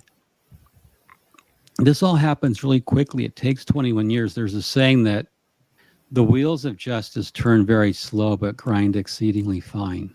And that's what had happened to him. The third count hung. And it happens in less than maybe 3 minutes. He's in handcuffs and he's out the door. I mean, so just keep that in mind. This is a game that takes a long time.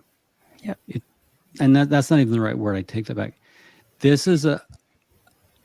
We're seeking justice for the victims of Scientology. And the most hellish thing is to grow up a second gen. Just growing up into that system. It's everything it's almost perfectly designed to destroy a child. Yeah. From the very beginning. It's just an insane system.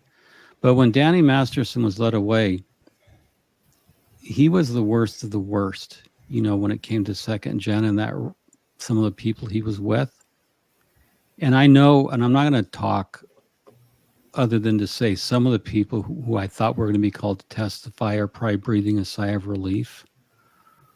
But Danny Masterson is going to be put away where he belongs, So things have to be set straight, and there will be a reversal in the order of things. So I'm glad we're doing this, where we can talk across the generations. Yep. And share stories. Definitely. Because Scientology is the common enemy. Yeah. So we all have one enemy. Yeah. Yeah. And I don't mind, I consider them to be an enemy. They have proven themselves, the things that they put Karen and I through, you guys through, and this current operation going on that's failing badly. Oh, wait till you see how this ends. It's not going to end well for a certain individual legally, in legal terms. It's not going, I don't think it ends well in legal terms. God, So I hope that you're right. Because I'm so sick of motherfucker. that. I'm so sick of that dude. Yeah, well, I'll just hold back now, okay? There's a file on him. That's all I'll say. Stupid motherfucker. Anyway, sorry I said that. It's okay.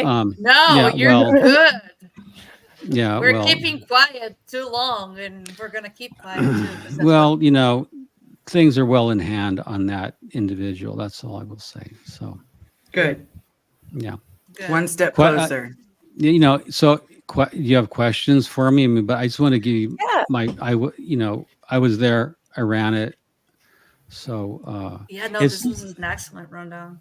I just want to read this this comment from the lovely Vanessa, I think, right? Degraded Daughters of Dianetics are protectors forever. We love you both. Thank you, Charlie and Jackson. Angel V. So actions speak louder than words. Hashtag. Definitely. Yeah. And we do have to work together. I know we have differences of opinion because we're all individuals. We're not trapped in a cult mind thing, so we can honestly disagree. Thanks, Zeno. Yep. Oh man. Yeah. One thing I want to point out is because we all think differently, there's going to be disagreements. But because we're all fundamentally strong people, or we wouldn't be speaking out, sometimes our disagreements will be intense, Mm-hmm. But, you talk it out. There's such things as you can forgive someone for being stupid or making a mistake.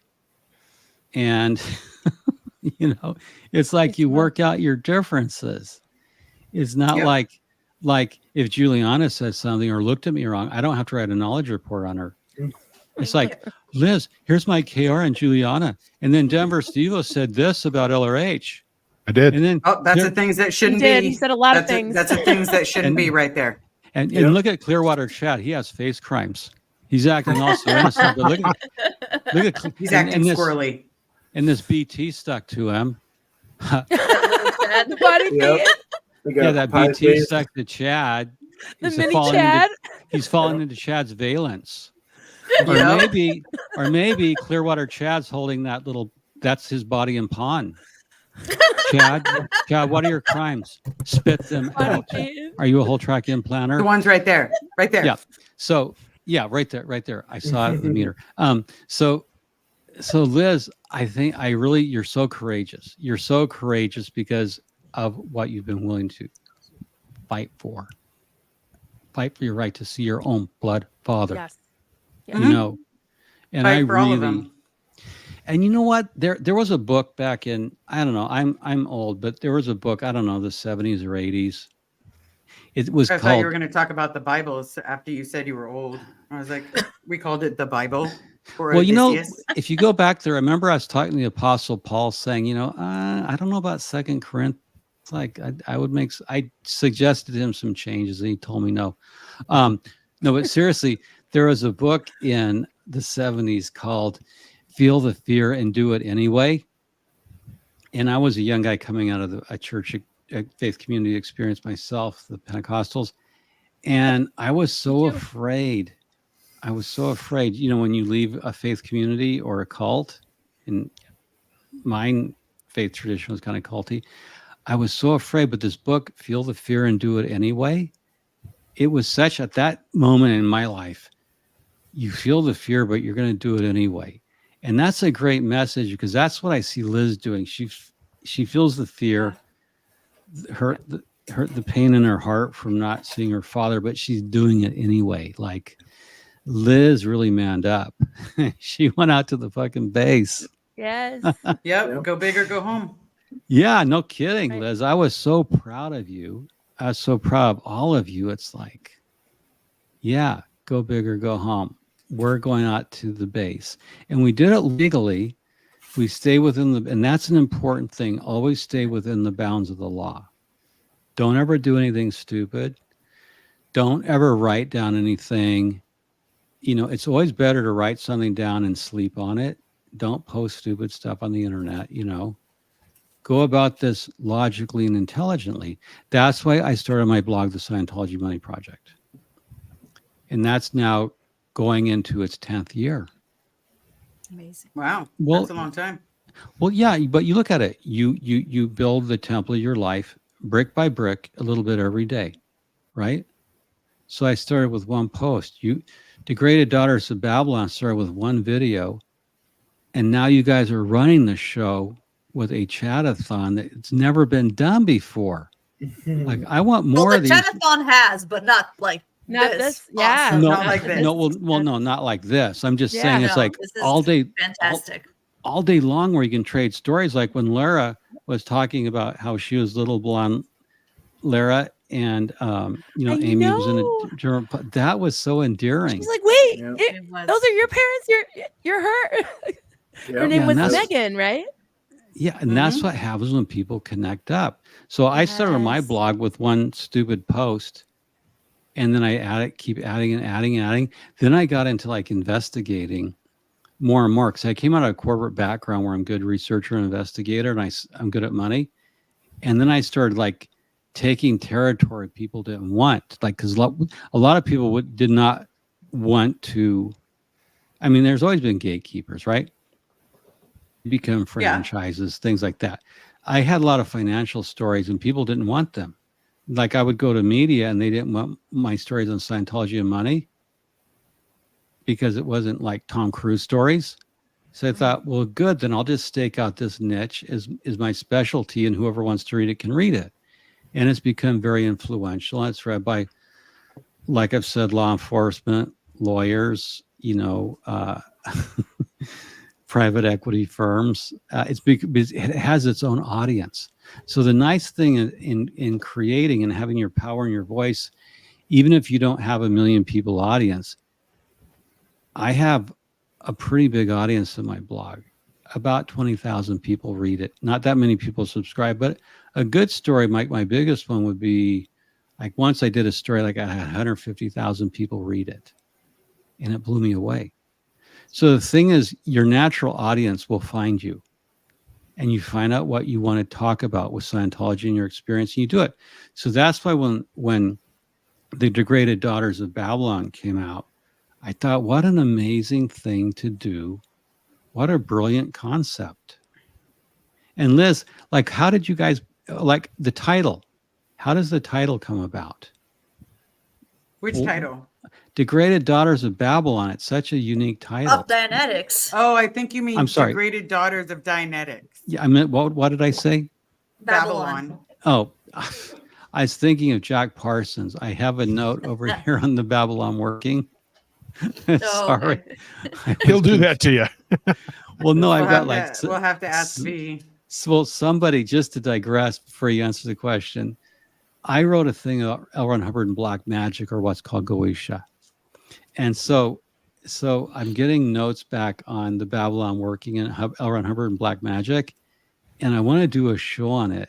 I want to do a show on some real stuff I have that's not known, because I have some sources people don't have.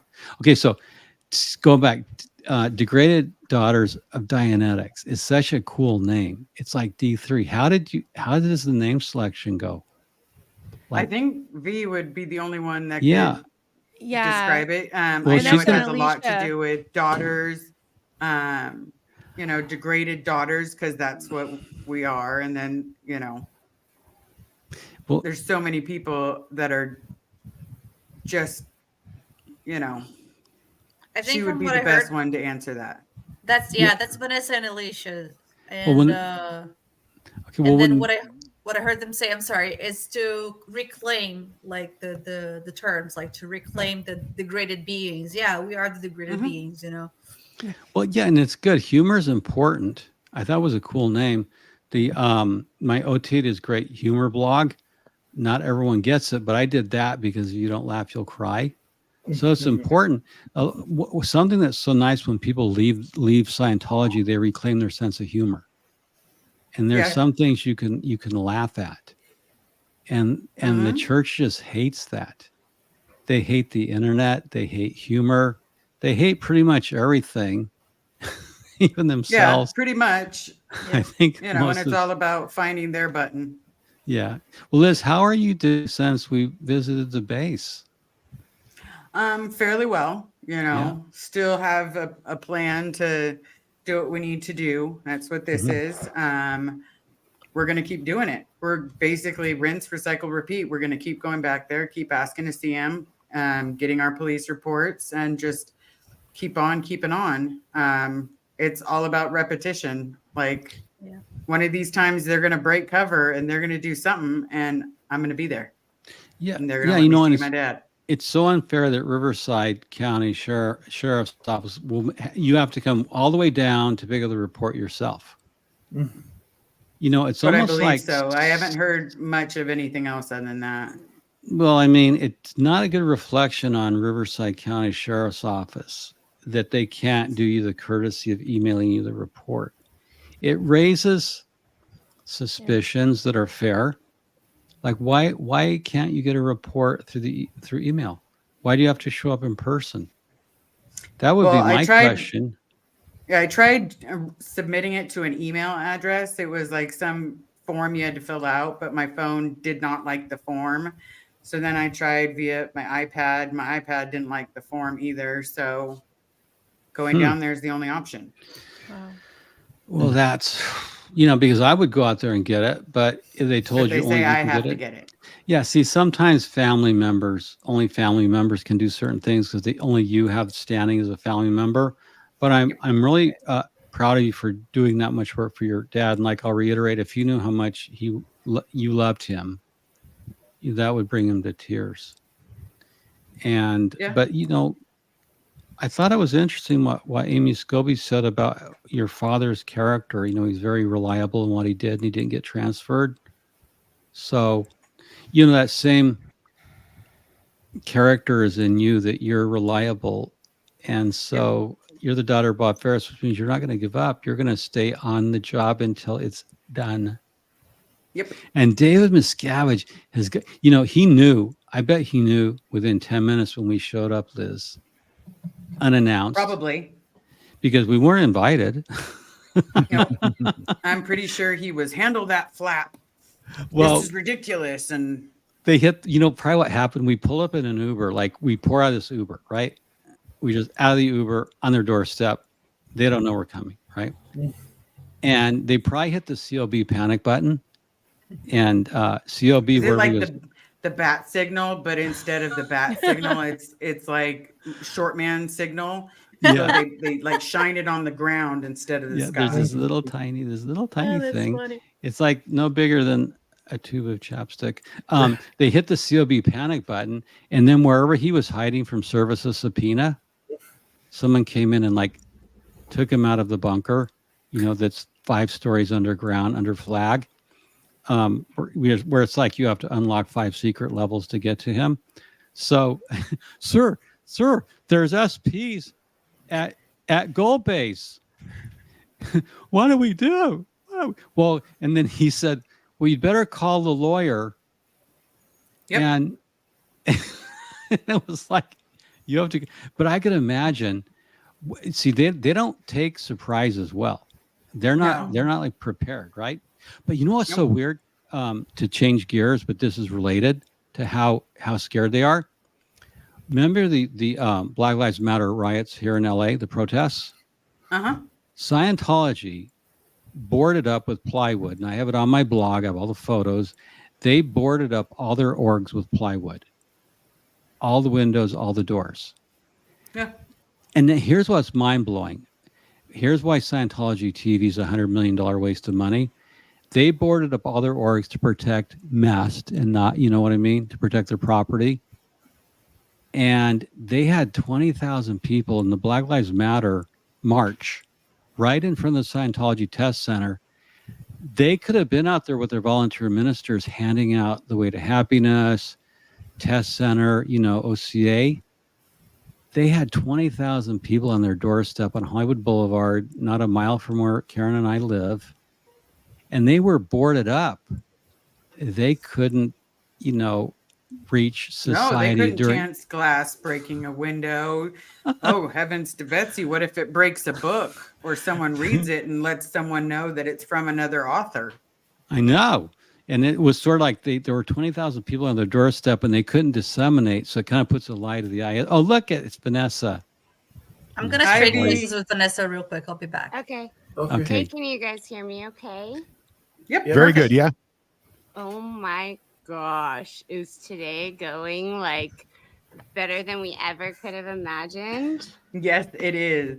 It's amazing. Today is amazing the amount of people that came out to love my dad. Love me and my dad. Yeah, and thank you guys to the Never Ends for hosting this.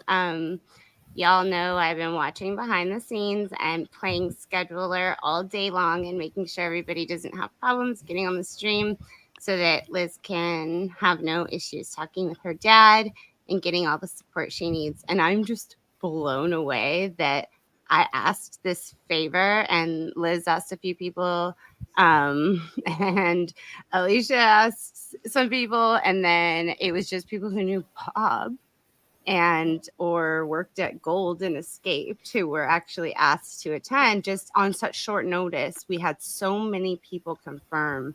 We had to not make cuts, but almost like just really out of the consideration of everybody who's so awesome, give you guys enough time to talk because it's so important. So we're always happy to do another one when and after there's more, because this is just, where we're at now and getting Liz back to Los Angeles. Yeah. Mm-hmm. Yeah, and we're doing a revolution. Like Viva la Revolution. Oh yeah. The revolution will be televised on YouTube. On SPTV. You guys. Oh, wait. This is my own. This is my own. That's great. But I had to make it special for today. I have my goldenrod dress on, but I had to make it kind of me. It's so dorky the other way. I'm sorry, but when you're like handing out water bottles in a disaster zone, trying to recruit people who are going through current trauma to a cult, you get to wear it on lives like this, Yep. Yeah. Rock it on Sea Org Day, or what used to be Sea Org Day. Yeah, I'm sorry your house was destroyed by a hurricane. Here's a copy Here's of The some Way water. to Happiness and a bottle of water that we stole from the National Guard. Wow. I hope the you feel fund better. is at 4,600, you guys. Isn't that great? Nice. Holy moly. That's You've been great going work. for all day. We've all been going glued to the YouTube, to be honest. This is the most interesting day I've had in a long time. It's beautiful. It's unexpected. It's like I didn't even know if the scheduling was going to work out. And all of your friends came through. All my friends came through. Jeffrey's friends came through. And it has just turned into the most lovely day. It's amazing. It's an SP house party all day where you just drop by. I mean, it is like an SP house party. We hope so. It is a lot of fun. I mean, nothing this big has happened since Anonymous. I mean, really, this is like Vanessa. What you did online is the equivalent. You know, it's like to do something like this and have this many different people from this many different generations telling their stories, showing support for Liz. Yeah, this is a big deal. And you were behind the scenes. Oh, I wouldn't miss it. And you were behind the scenes like air traffic control, bringing in all the SPs into land and take off at Everybody's the right been time. watching me on the messenger, calling like, "Hey, how do I stream? How do I do this?" And it's really cool. We've been moving all the SPs around, and you know something I've noticed about one of my friends who's under the radar, I won't even mention, but they're in the service now. Sometimes Scientologists who were raised in the in the org end up in the service, but he totally is like, watching all this. So many people are watching this, and he is pointing out that all my childhood photos, I'm grimacing. So he would always be like, "Do you ever smile?" And like, I'm always like mad dogging, You mean like this? Yeah, always. There's not a smile. And what I've noticed is since we've started all using our voices, We're smiling. I'm a little glitchy, but I hope this sounds okay. Since we've started using our voices, we're all smiling so much, and I'm catching pictures with teeth, and it's really like exciting. This is a whole new era, and it's 2023, and we're here to get Bob Ferris a day off. Yeah, absolutely. Or the next, to billion. Absolutely. Yeah. Well, I hate to cut this short, guys. I'm going to run real quick, go stretch my legs before they fall off. I will be back, everybody. Charlie, waiting for the next time that we meet. And B, I'll talk to you soon. Okay, Liz. Bye-bye. Okay, bye-bye. So I was listening on the story, and you guys were going over the details of that day, huh? Yeah, it was a pretty intense day, Vanessa. It was very so intense. something I knew we needed to record. So we do have the cell phone footage coming up. So even that moment that you were talking about, what did he say? I recorded it, and I listened to it so many times. What that guard said, I still really couldn't figure it out. I think you had a good guess. But they were really not talking to us. We tried to even bring help with us that day.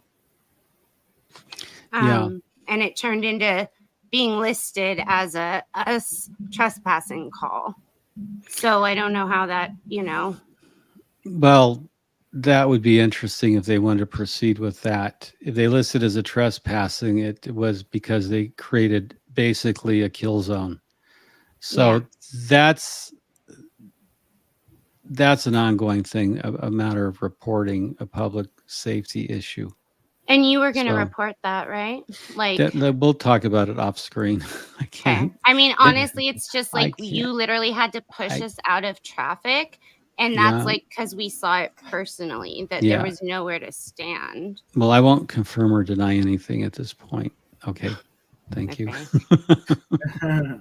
It's like the Air Force with UFOs. I don't confirm or deny anything. I mean, somebody should. Maybe Jeff doesn't need to do it, but somebody should. I don't know why we're the ones just out there. It kind of doesn't make sense. But anybody who's seen it could report it, I'm sure.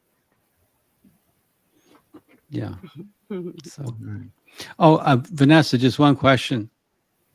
When I was talking to Liz, I asked how you came up with the name Degrated Daughters of Dianetics, because it's such a cool name.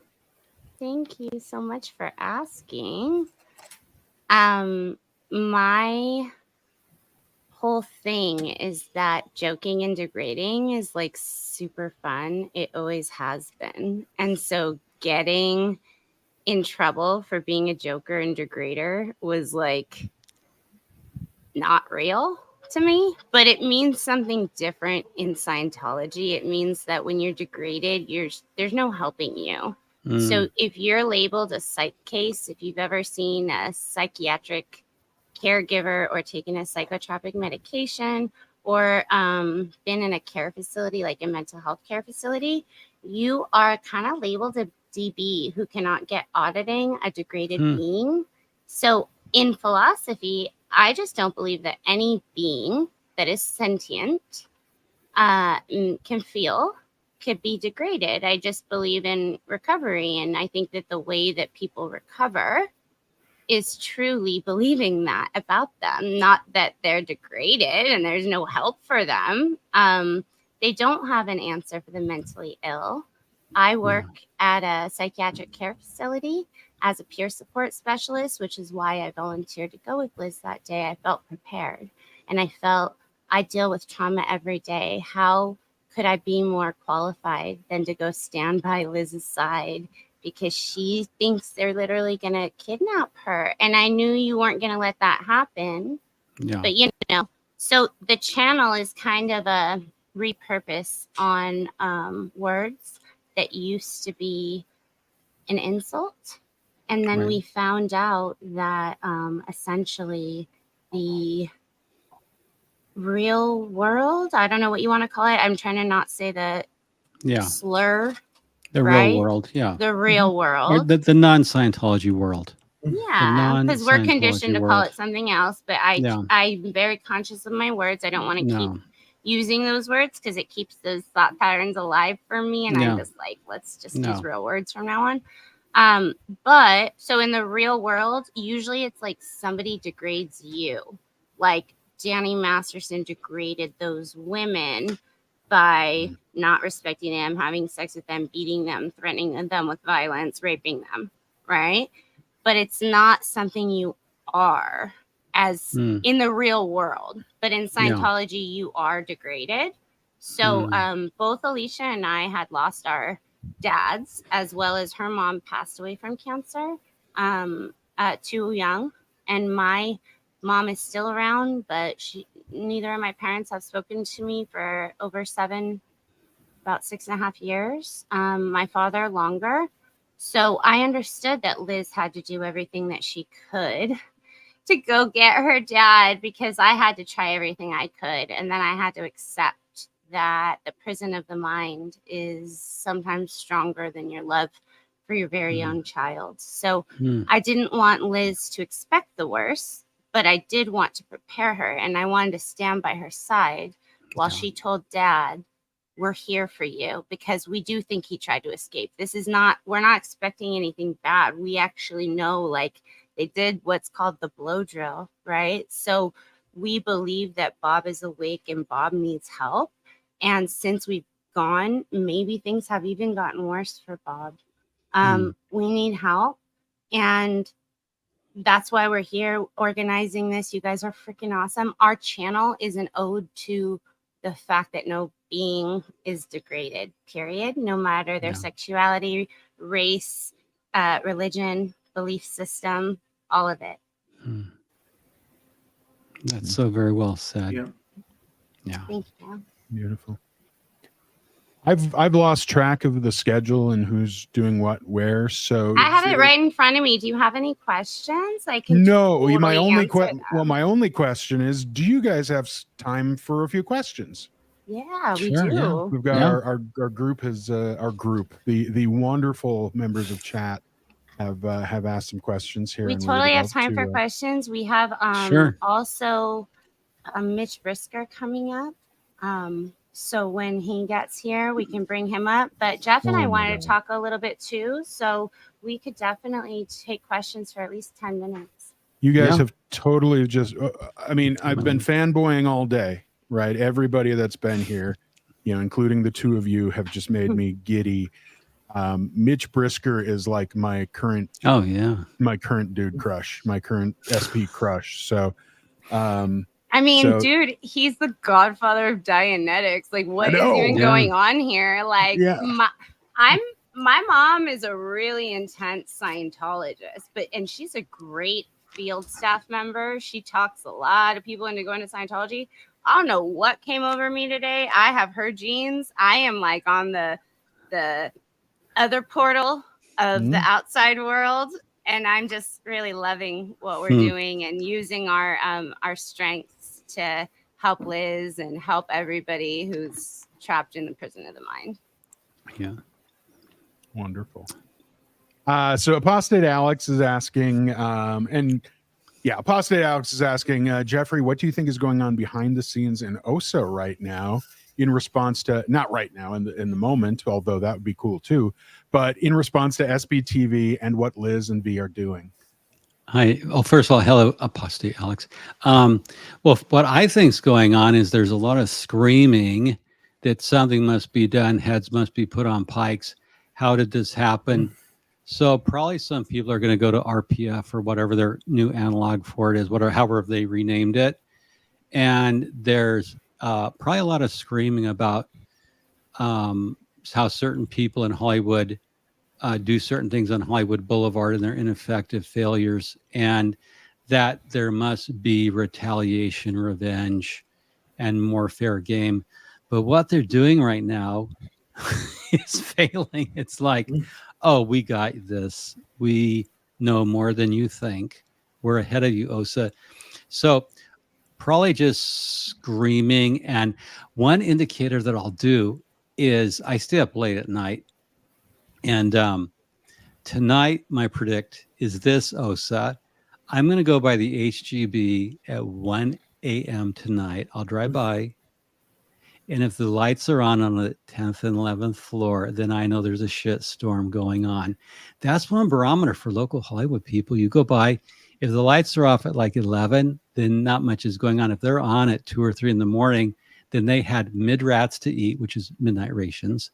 They had mid-rats to eat, and they're going to be up all night because COB, David Miscavige, is screaming from his hobbit hole in Clearwater about make something fucking happen to the SPs who are doing on YouTube.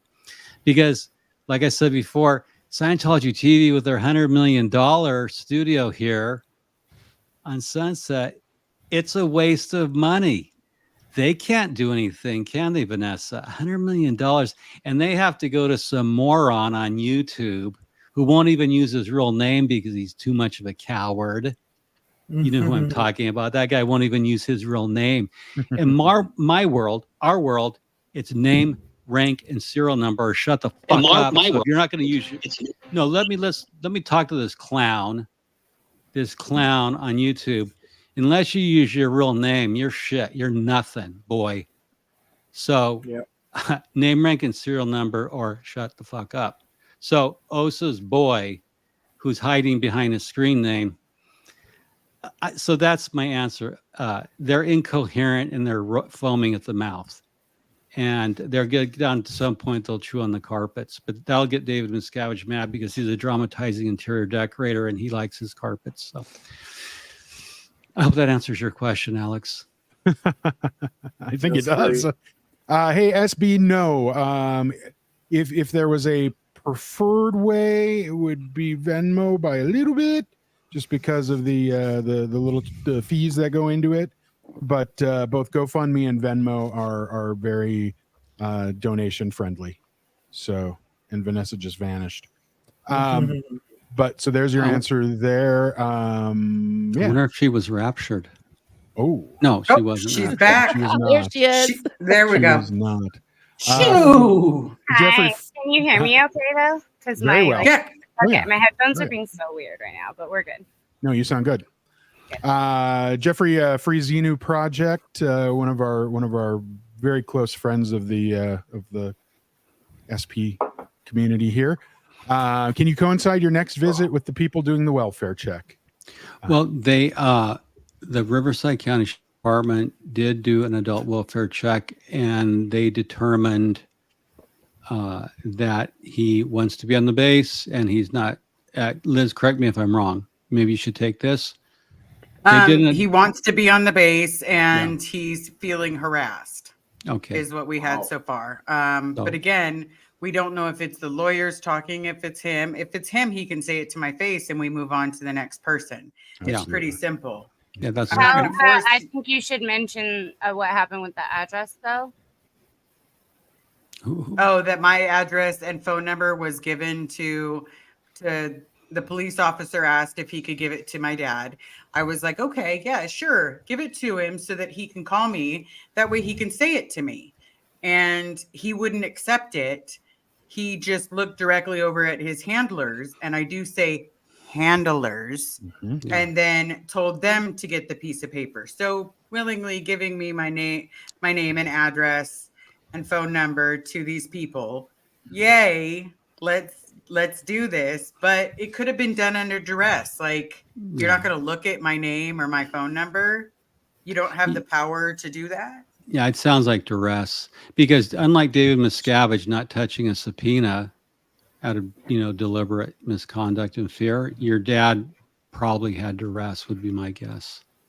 Because if he accepted the piece of paper, I think he did it on purpose because he's awake.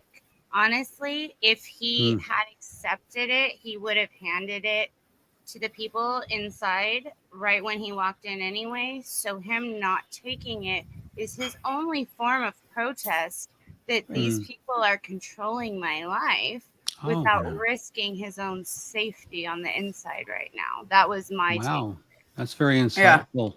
Yeah. That is. Yeah. So it's fascinating. Yeah. Okay, so Jeffrey Liz, hope you invite some such as Riverside County District Fire Superintendent, blah, blah, someone similar to political influence. Political influence sounds great and all, but here's the thing about political influence. They're going to do what's right for them so that they get elected, so they get put in a seat. They can pretend they have your back and then suddenly don't. I want people that, like you guys, will be here, will stand up and hold up the torch and will say this is wrong, not change their mind at the last second. Yeah. I wanted to add something too. Down at Gold Base, there's a 9-hole golf course, and it's owned by the Church of Scientology. When they bought the property, the county required them to reopen the 9-hole golf course, and they allow local community groups to use it for free. So you can use that. It has a dining room and a golf course, and you can do charity fundraisers. So for them to safe point themselves out of Scientology, they use that 9-hole golf course to maximum effect. You mean like if I wanted to get married on a 9-hole golf course? Like, wouldn't that just be fitting? You know what? They couldn't discriminate. You know what? You're onto something here. That is so suppressively clever. You should ask to get married in that church, or I'm sorry, at the golf course. Yeah. Yeah. I think you're onto something because it's open to the public. Now, when Scientology TV applied for their permit, they said they would be open to any other religious groups and community groups using their facilities. So maybe we should apply as a group, as SPTV, as a community group here in Hollywood. We want to use Scientology TV facilities since you're opening to the public. And if I need to start a religion, I will. I think we're going to call it the whatever, but we could have the Church of something. But the thing is, I got one. Yeah, the Church of Charlie. That would be too. Thank you, but I would have to decline because I don't have that kind of need for. So we have Mitch Brisker in the Mr. backstage. Cool himself. Yes, right. we Mr. bring Cool him himself. on in. Well, I want to see. And I'm back Cool. too. Hello. Yeah. All right. So we'll have 8. Yeah, too. Wonderful. All right. There he And then we is. can. Hey. Oh my God, Mitch Hey, guys. Brisker. Hey. I bet this is Yay. better or worse. Hi guys. Oh. Hi, Mitch. Hey, can you hear me? Okay. Mitch. Oh yes. I think Hey, Okay. yes. Denver Hey. Steve. Go ahead. Fanboy. Yeah. Welcome. Hey, Mitch. Hey, Mitch. Hey, Jeffrey. When I Yes, was, Mitch. some people are the thing you just brought up about the Scientology opening the studio up, SMP to other religions. Well, the B'nai B'rith Society, the Jewish group, they used to use KCET for their, their big telethon. Oh, okay. And, yeah, and Miscavige promised to let them keep doing it for free, but he never did. Really? Yeah, like he offered it to them. I mean, maybe they turned him down. Maybe they said Maybe they want to be around him. we don't want to do it. But he tried to make good on that promise. So anyway. Wow. But your idea is a great one to try to use the golf course. Well, let's get behind the scenes and meet on that, Mitch. Yeah, we should definitely. Yeah, and I've enjoyed your work since you came out. Thanks. You're like Mr. Cool. Oh. Hey, you We should- we guys, should- I want to give Mitch his time, so I'm going to pop Yeah. back and start getting into my organizing, because guess what? We're on hour 8, you guys. We This is, are. like, And- We are. wild. Jeff- We've had so many Yeah, Denver moments. Steve, I'm going to exit too. Oh, Jeffrey, before you No, leave really Jeffrey, quick. stay on. There's more questions. Yeah, one Please last let me question for finish Jeffrey. just really okay, so quickly here, so I okay. can hop off. I just don't want to Sure. talk over everybody because I have to get Sure. to organizing. So I just want to let you know we have 2 more awesome hours of incredible marathon. We only have about $500 left to our goal. Please get on the GoFundMe. Yeah. Please send Liz the Venmo. They do not take a fund from the Venmo. So far, people haven't super been using that option. It's a good one. They keep putting up the Venmo code. Thank you all so much for being here. I'm going to hop backstage. And if you need something, you just live on air. I'm watching. Thank you, Mitch, for hopping on last minute. You're so No awesome. problem. I can't wait. Thank you. Cannot wait to talk Dianetics with you. Yes, please, anytime. Thank you, Vanessa. Love I you just guys. want You're awesome. talk to you soon. I just want to say to everybody, as I'm looking at the GoFundMe right now at a goal, or not at a goal, at a raised $4,695. Yes, we are $305 away from our goal right now. We've got 2 hours to do it. Ladies and gentlemen, please, if we can do that and more, that's even more fantastic. We're on our way. So please, please feel free to hop in and volunteer there. And I wanted to give a big shout out to all our moderators, but especially to our wonderful Terry Ray, who's been moderating 3 channels of all those 3 people on Wow. top of there. She's been Wow. moderating and doing a fantastic job fundraising Amazing, for the Terry. cause I agree. all I day. agree, Thank you Terry. so much, Terry. Thank you so much. I appreciate you. You're awesome, Thank you. Terry. I just wanted to get this question out there before we kind of do that full transition over. But Jeffrey, if you've got any insights, Apostate Alex was asking, are you able to give a brief rundown on what Scientology are doing with Kozrecki and the $100 million loan? Well, I'm going to abbreviate this, Alex. We could do a podcast. Kozrecki is the Church of Scientology Religious What is it, Mitch? Church of Scientology Religious Education College. Yeah, I don't remember the whole acronym. It's Scientology for the Commonwealth countries. And Alex and I have reviewed this. He did a beautiful piece on his new blog, Scientologybusiness.com. Basically, Scientology in the Commonwealth under Kozrecki is $100 million in debt, which means they can't exist in England, Australia, the other Commonwealth countries without substantial loans from IAS and other Scientology organizations. So there's just not enough members to sustain it, the UK or the continent. And Alex did a wonderful job. So that's, I don't want to go deviate from Magnetic North on Liz, Alex. So I hope you can respect that. We'll do a podcast on it though, my man. Appreciate that. Last one. Can you, from Peter Anderson, can you request the body camera footage from the officer that performed the welfare check? Already have. Have? Okay. Yeah. Nice. Nice. There it is. Good update. Guys, Thank you. we're asking that you guys don't super chat. We're not being ungrateful here. Thank you for the super chats. We had a couple like in the past few hours. I'd like to address those very quickly. But we're asking you guys, please, if you can, instead of super chatting, just donate to Liz. because that's the cause we're all here for, today. And YouTube takes 30% of their super chat, and it goes to the creator, and then it makes things a lot more complicated. Right. Of course, the creator can donate that to Liz, but it's a whole thing. But just to address super chats here, we had one earlier that I just where did it go? I think I unstarted because it was there for like 2.5 hours or something. Yeah, I just unstarted like the second before you started talking. Sorry, but thank you for it, Destiny. Thank you for it. Yes. Yeah, and Chad thanked her. Chad thanked her, but I wish we had brought it up. And then Lori has just. Please. I won't touch. Sorry, I'm sorry. No. I'm not frustrated at you. I'm not mad at you. No problem. I double tap all the time. I just want somebody to read that. This together. Liz, I'm a retired cop of 24 years, says Lori Plays. If I could get there from Florida I'm happy to take the ride with you. Very little brings fear my way. So. Thank you so much. I definitely thank you. We're not releasing any time phrase as to when we're doing this to keep you and myself in safety. So right now we have to.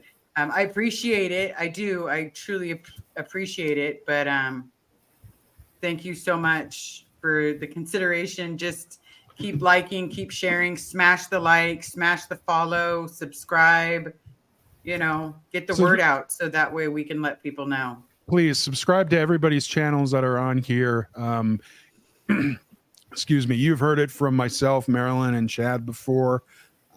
Liz just launched her channel. And are we correct? Am I correct in remembering? Because I don't know that I have a link to it. Is it at Liz Ferris? Yeah, it's just my name. No, the handle is not. Oh. So it might be harder for people to find it. I'll just share it here.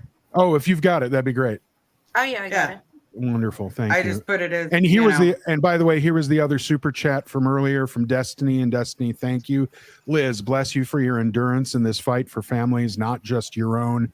You're a real hero. And I hope that your efforts can bring you and your father as well as other families together. Yeah. I hope so too. I do. I hope it destroys this thing. Yes. That's the best word for it, is a thing. Without a doubt. So no doubt. So were you Juliana, I'm sorry, maybe I'm blind. Did you bring it up? I posted it. Yeah. Juliana. There it is. At Liz Ferris 5. Okay, so at Liz Ferris 5767. They like their numbers here at YouTube. We don't. Chad just subscribed. Yeah. Thank you so much. Also, for those that haven't been here thus far or may have forgotten or whatever the case, the ways to subscribe. I'm just going to make that go away for a second, but I'm going to star it. The ways to subscribe are, you see down, there it is, that QR code. You can scan the QR code, and that's going to take you right to the GoFundMe page. What? Donate, not subscribe. To donate, not subscribe. My bad. Sorry. To donate, click the little thingy, the little QR code, and it'll take you right to the GoFundMe. Otherwise, our wonderful moderators. Thank you. Yeah. So don't click the little thingy. Can't you tell? Point there you your go. Camera. Don't click the thingy. Point the Don't click the thingy. Point the thing. Well, you got to click the thingy. You got to point at the thingy. No. Point at the other thingy. Don't I have to touch the thing after I point at the thing? Yeah. You point the camera to the QR code. Yes. Then you touch the little thingy under the QR code, and it takes you there. The link.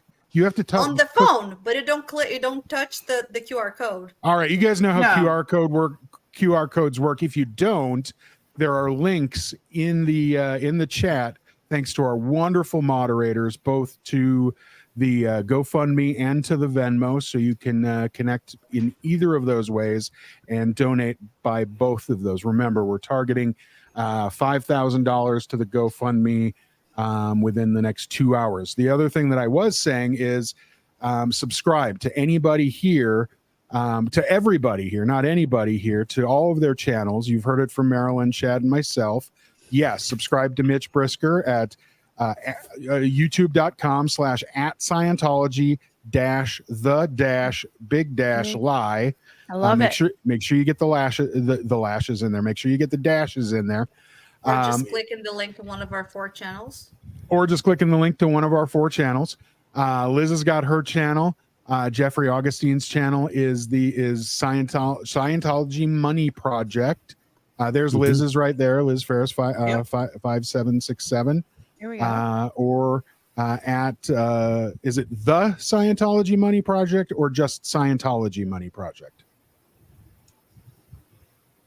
Oh, it's Scientology Money Project on YouTube. Okay, Scientology Money Project on YouTube. On YouTube, yeah. So yep, subscribe Links there. And Going up in chat in 3, 2, 1. Go. I can There go are now. also numbers. Oh, and there is also so there's the There it is, yeah. Scientology Money Project Thank you, 8496. Chad. Thank you, Clearwater Chad. Yep, wonderful Chad. Yep, I just And looked then at you and also our Juliana has her channel out, and it's No content. There's no content there yet, Still a but great channel. she's here and she's streaming There's with no us the. today as well. And there's going to be some fantastic content as soon as it appears. And she is at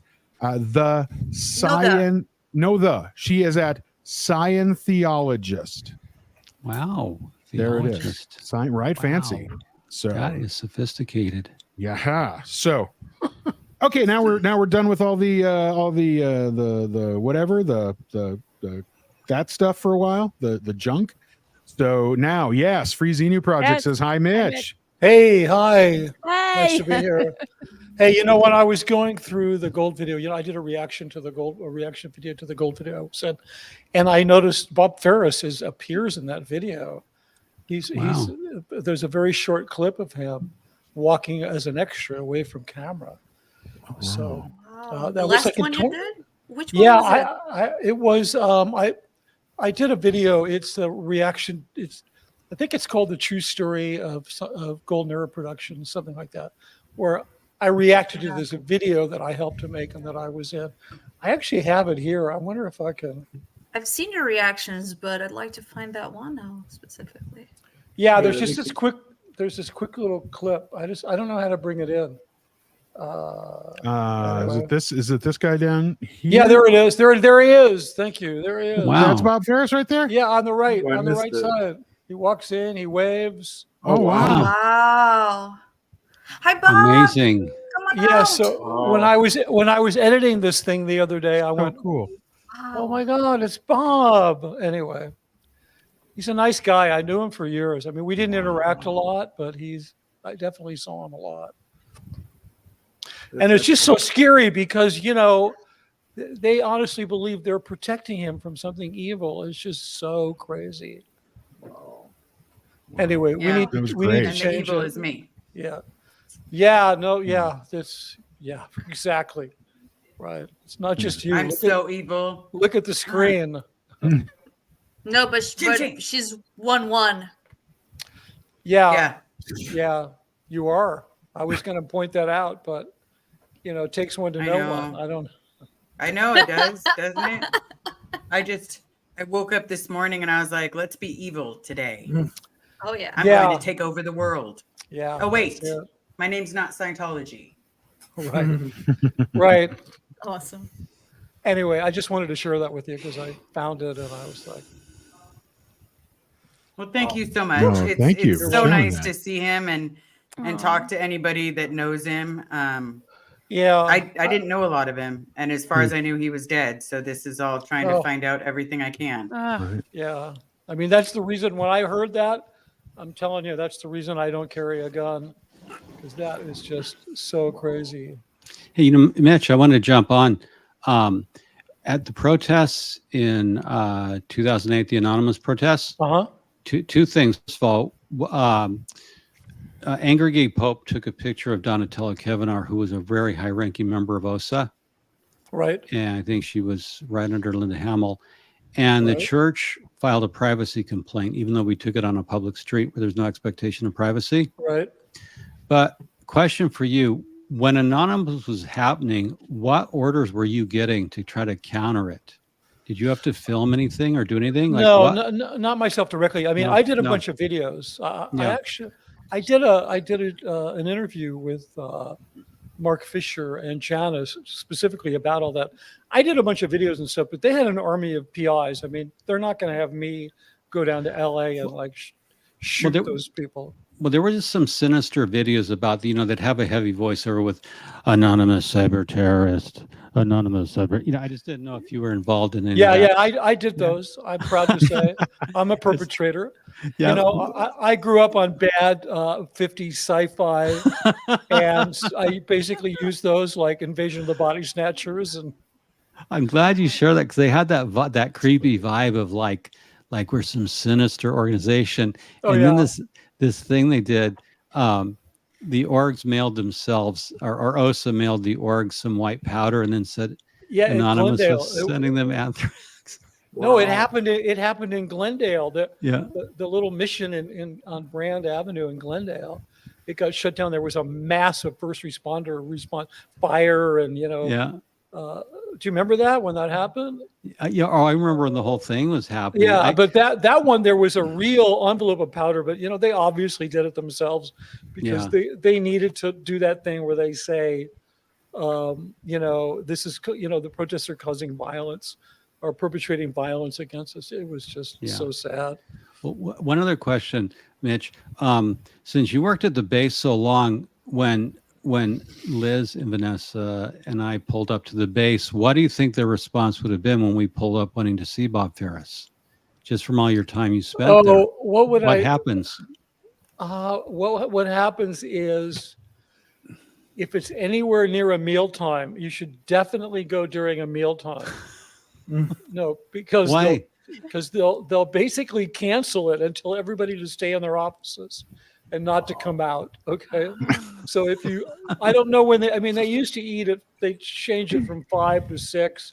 I don't know how you could get the intel on when they're eating, but if you could, let's say they were going to have dinner at 5. If you just showed up at 10 to 5, everybody would have to stay in their offices and they'd all miss a meal because, they can't be seen outside walking around because they're just super paranoid. So as soon as there'd be anything like that, everybody would be ordered to stay in their office. Like, don't even go outside from one office to another. And then I picked lunch muster. Oh, perfect. Yeah, that's perfect. Well, were they already mustering when you did it?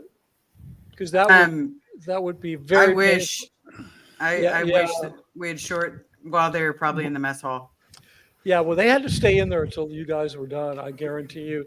And then they have like a little squad of guys, a couple of cameramen, and they grab them, and then I'm sure you guys were videoed, right?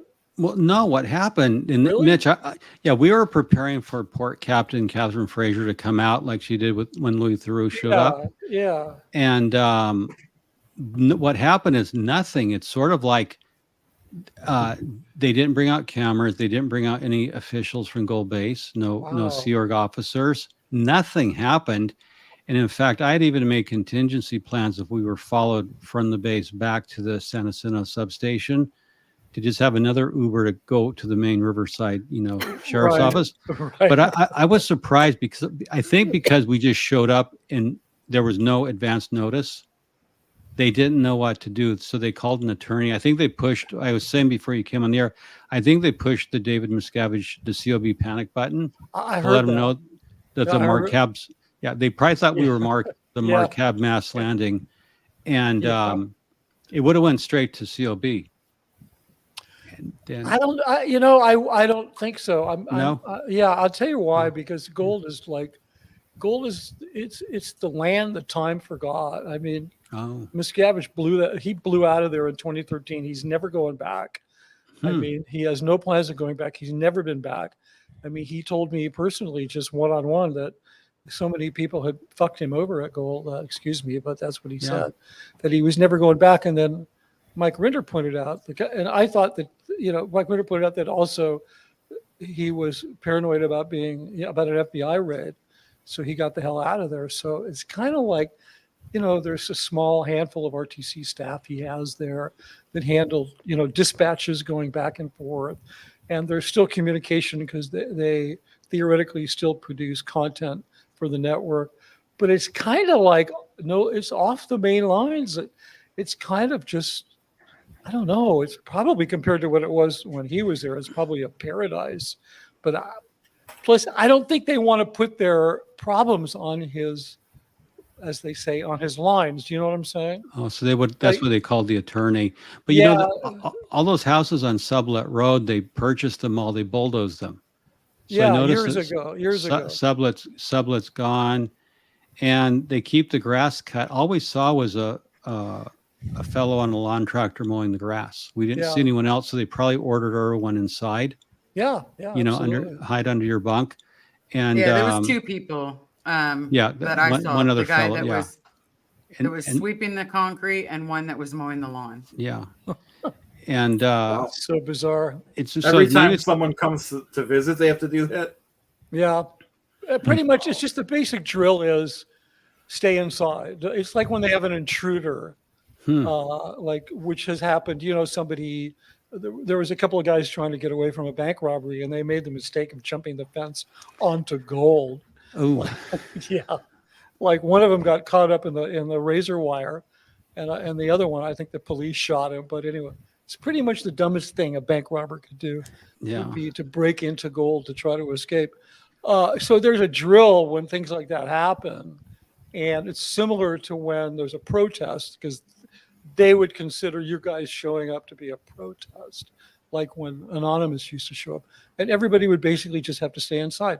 It's very annoying. It's a total pain in the ass.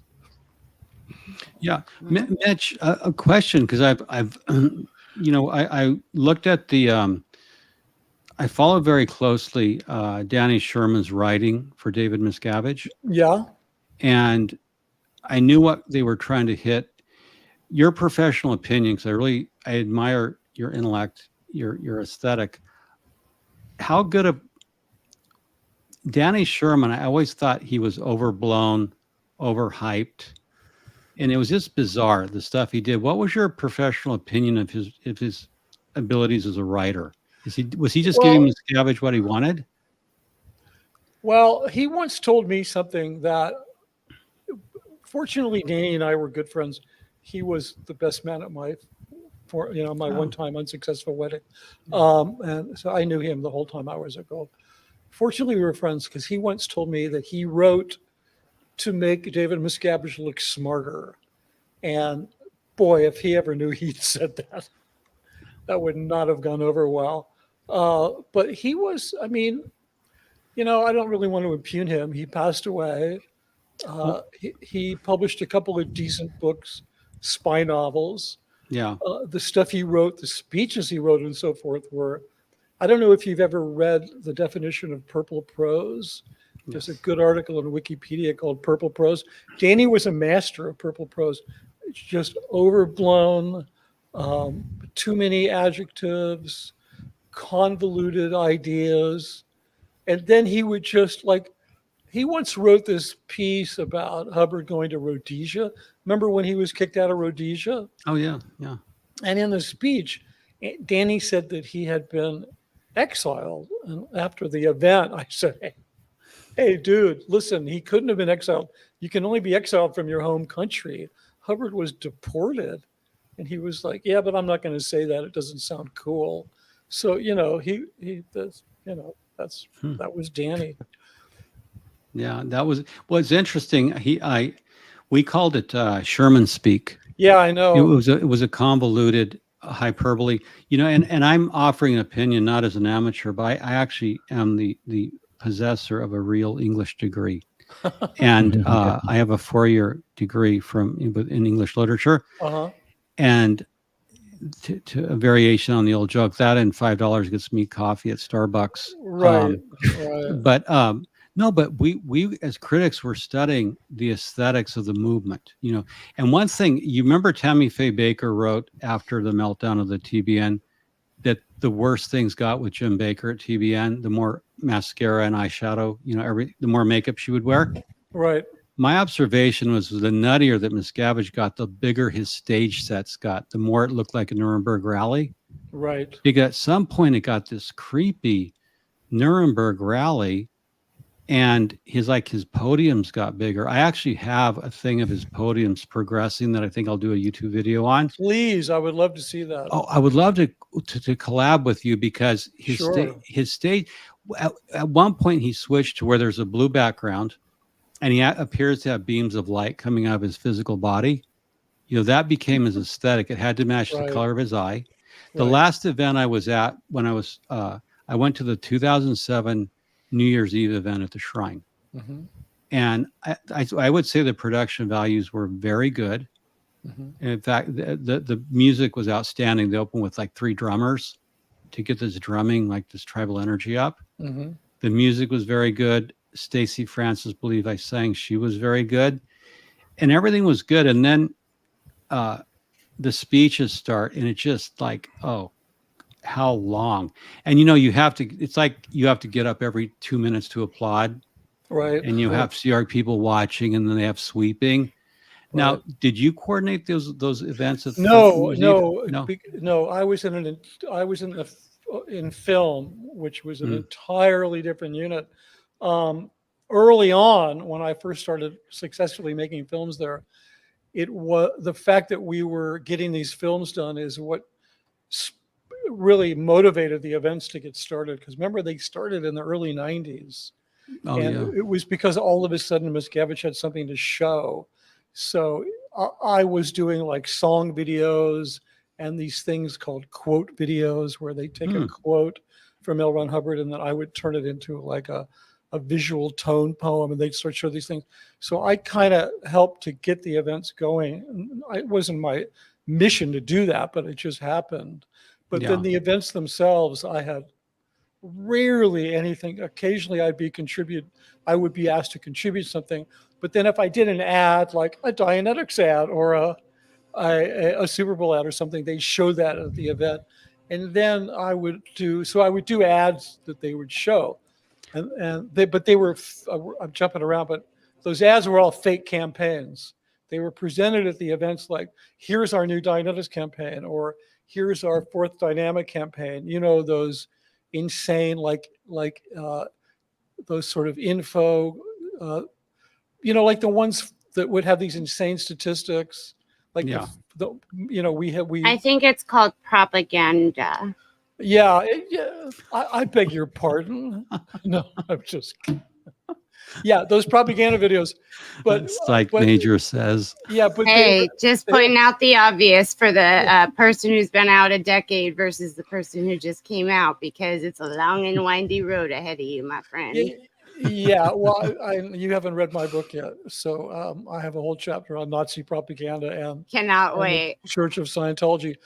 But yeah, it's absolutely propaganda, but it's disguised. Those particular ads were disguised as actual campaigns that the public were paying for and that were being shown to the world, but they were really just made for them.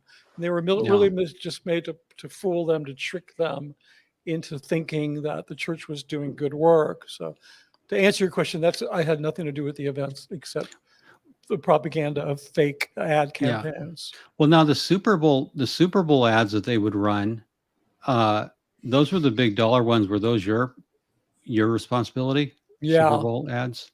Because those were the most interesting to watch. They still run them every year. Yeah. Well, I didn't do the first one. I supervised the first one, and then I did all of them up until the time that I left, which the last one I think I did. And I actually did one at SMP. I think it was in 2017. It was the last one I did. Well, but propaganda and fair game and micro targeting, and down at the organic level of fair game, they get stuff from PC levels and micro target individuals. Right. But up at the level of a Super Bowl ad, they push that line where science meets spirituality with the e-meter. Yeah.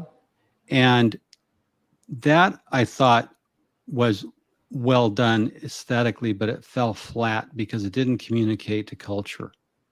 To try to communicate to culture with an e-meter doesn't work in, No, it would never speak outside the bubble. Nobody got that stuff. It was just word salad. I mean, some of the initial ones I took from Alan Watts, these kind of crazy ideas that Alan Watts would spin. Oh, yeah, And I was a huge fan of Alan Watts. Likewise. And the way that he would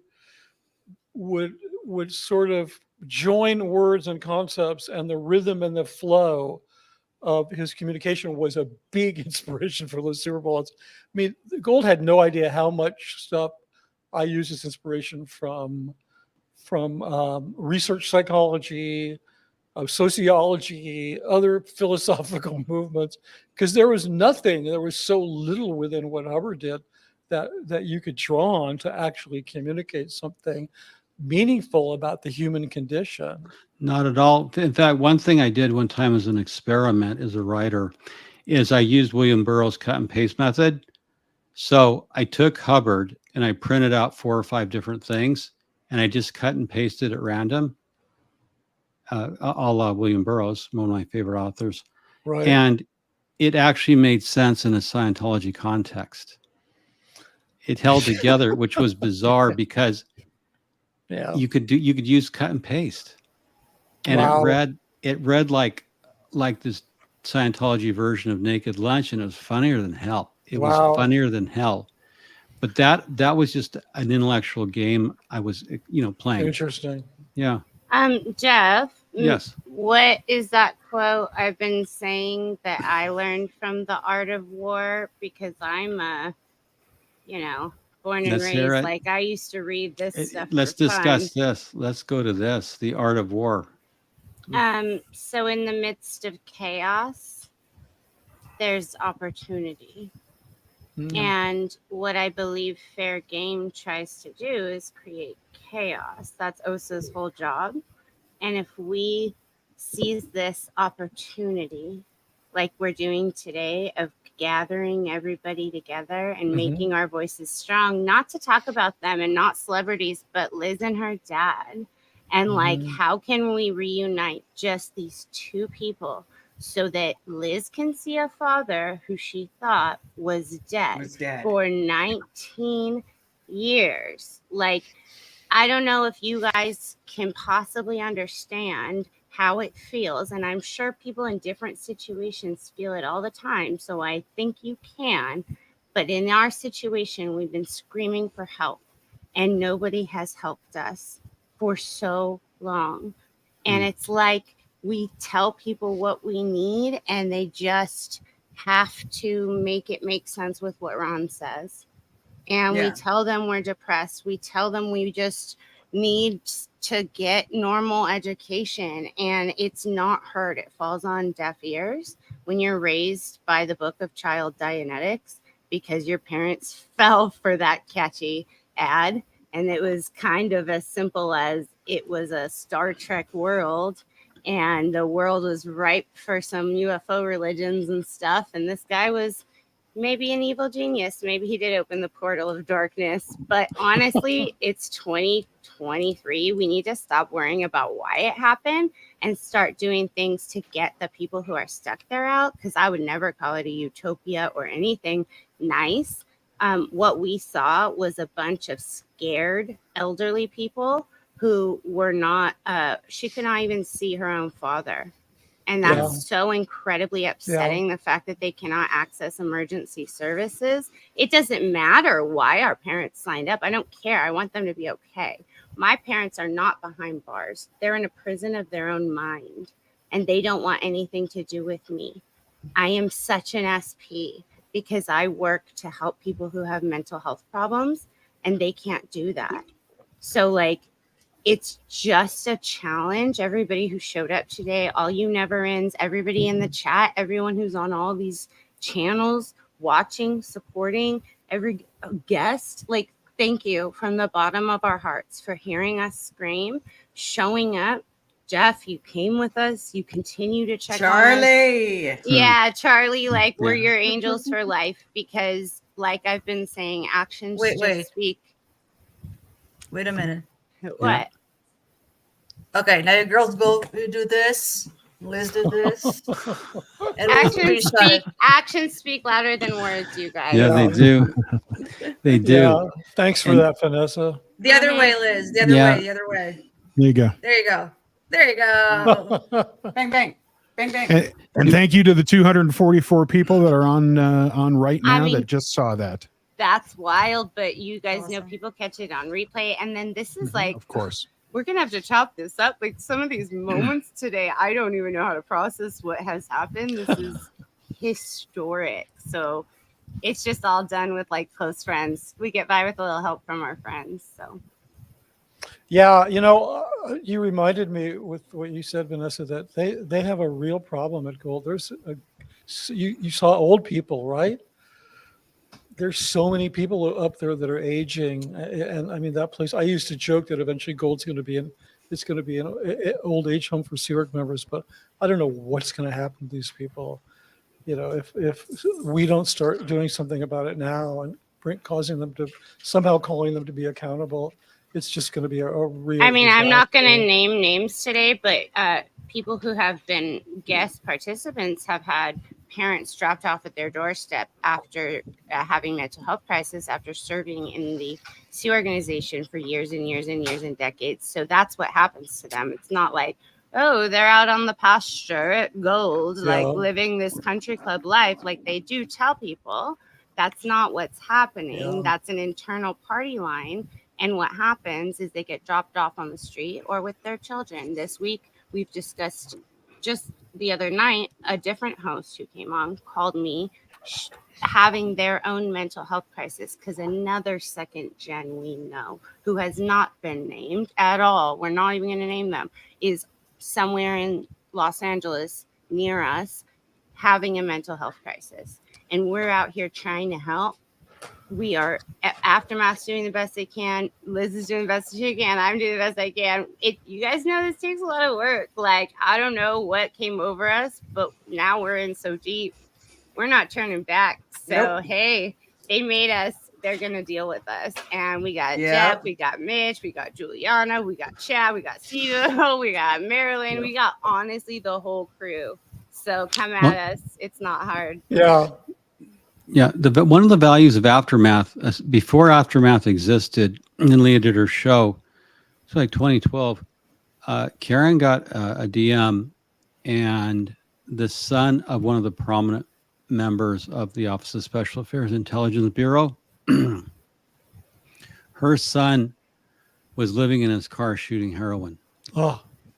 And a former Sea Org member reached out and said, Karen, can you help? And Karen had the decency to contact this woman in OSA, and she knows who she is, and this is all documented, and said, if you don't get your son handled on living in a car shooting heroin, I'm going to have to step in, meaning call the police, call 911. And the son did get help.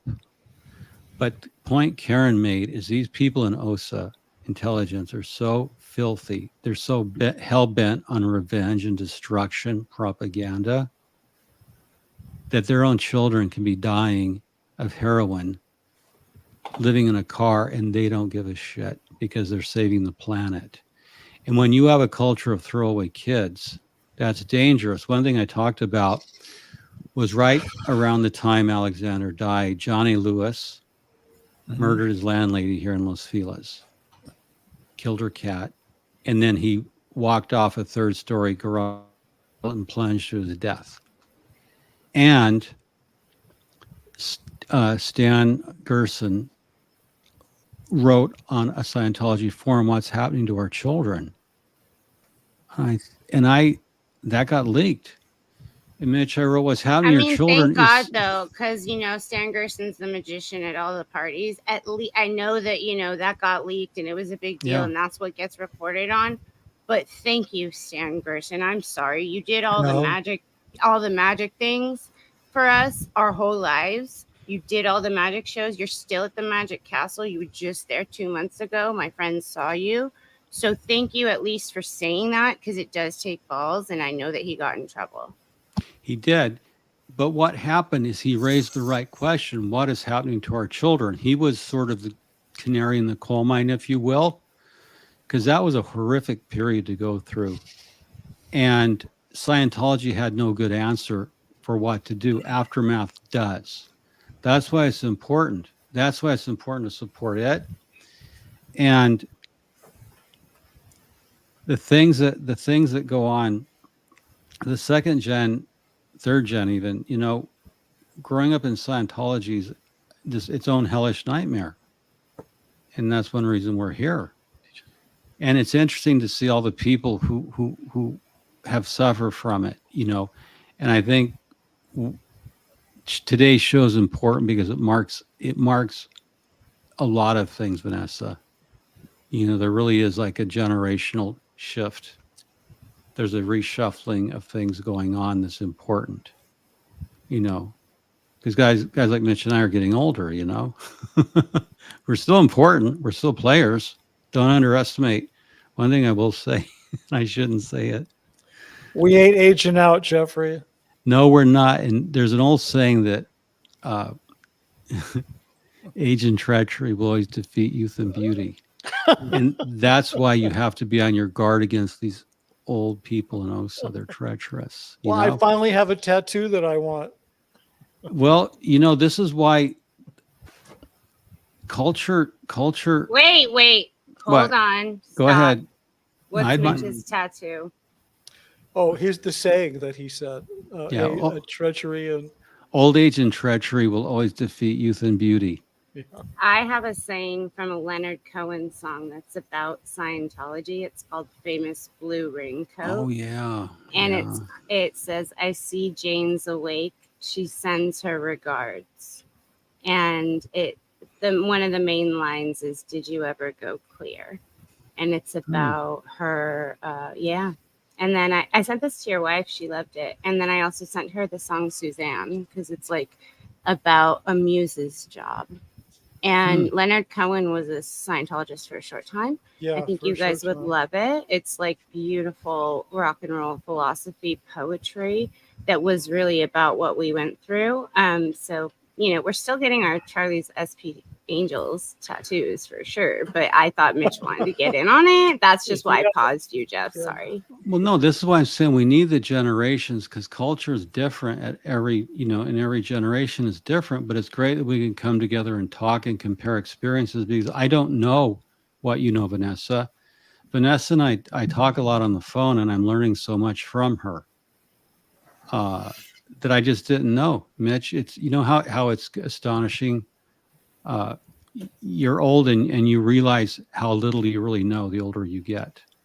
And it's so refreshing to learn new things. And I'm learning a lot. Yeah, I mean, working with Vanessa. I don't feel comfortable saying this about myself, but I've always been like a lifelong learner. Like I've always just been like a sponge, and I'm just to the point of. But Vanessa, I'm going to hold you to sending that to me, because I really am super interested. So please do. You have my email address. One of you guys does. So. Yeah, we got it. Yeah, Thank you, Mitch. Yeah, I really want that for sure. Yeah, there you go. I mean, I think part of, since we're on the subject of age, which I think is kind of a ridiculous subject, but yes and no. But it's just the diversity of this group. We're old, we're young, we're straight, we're gay, we're all every different color. It's like there is probably not a more genuinely diverse group of people than those who are coming together as a community to hold Scientology accountable. It really is amazing when you look at it. Yeah, it's just awesome too to like compare notes with people who have been gamed for over you know all this time, and then you just I've studied the mind control techniques and just seeing how this works on groups of individuals. So it's kind of like you almost just see it so easy. So talking to people who also see it so easily is what saves your sanity, because it's actually not being paranoid, it's being hyper vigilant, because we had to adapt and see things. Right. So we see reality, and then everyone's like, well, are you sure? I'm like, wait, you guys have read the OSHA check sheet?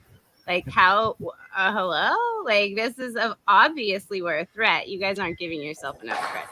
So right. Yeah, it is interesting. Vanessa and I have been mapping this latest fair game attack. We're mapping it in a way OSA could not even comprehend, Mitch. Really? Yeah, and that might be an interesting podcast. We're mapping it, and you're fascinating because you were creating the message. Mm. But now, Yeah, did now, you? now I'm suffering no, from that. well, no, you're I subversive. laugh about it, but I got to tell you, man. But yeah, sorry, go on. Never mind. I wanted to ask you because you're somewhat have a subversive side to you. I detected as a PI. It seems like you departed in some ways from the LRH advices you were given for PR and kind of free agented. Did you ever get in trouble for going outside the confines of LRH? No, No? only with respect to like 2D rules. But, but we all know what a bunch of crap that is anyway. I'm trying to think if I ever did. I don't think so because Yeah. Well, I mean, were you given all the LRH advices and you had to comply with PR? Because some of his PR is such crap. yeah, it's horrible. Yeah, I mean, you look at one thing that cracked me up was those early shots out when Hubbard was at the ranch in La Yeah. Quinta. You remember Yeah. he was taking those horrible color photos? Oh, the shoot. What was it called? The shoot org of the still shoot. Yeah, org. something Yeah, he like had an that. org. Yeah, and they were like big clay demos. Yeah, I remember. Well, but he also did like this picture of Moses and Buddha and Yeah, Jesus all yeah. leading up to the Scientology minister, and the photos were such crap. And Yeah. yet, Danny Sherman will ask you about him. He writes this thing that Mr. Hubbard was such a great photographer that Oh. Kodak was calling him about color science. I worked in lighting. I was with Philips Lighting and Osram between my career, so I knew a lot about color balance and photochemistry. So anyway, we'll do another podcast. But Yeah, creating we should talk about Yeah. that sometime. 'Cause Yeah, that's not the just problem, but bullshit. They made up so much stuff about him. It's insane. I mean, right up Yeah. until when we opened Scientology Media Productions, they had a little LRH office there, as they always do, with a little museum in it, as they always do. And there was a framed letter in there from a producer at Monogram Studios, which that building had once been Monogram Studios. And it was an invitation to L. Ron Hubbard to come to the studio to work as a screenwriter. And they made that thing up 15 minutes before they hung it on the wall. I mean, the thing was it was so obviously BS. It was just like, Yeah. but whatever, we can talk about, Yeah. we should do Yeah. something on that. But going back to Vanessa and I are running this analysis that's so intriguing because with her training, with her academic training, and also knowledge of the tech and what I know about the tech and fair game. Yeah. So we're doing what's interesting about what's going on now. After we did the visit with Liz out to the base, they launched this fair game campaign. Right. And it is interesting to see what they're trying to do and how they're trying to do it. And they've moved off the printed page. And Liz is very perceptive because unless you've been in, there's things you will absolutely miss. On the other hand, sometimes people on the outside will catch things that are never, that someone who was in will. So it's great it's enjoying working with Vanessa as a colleague.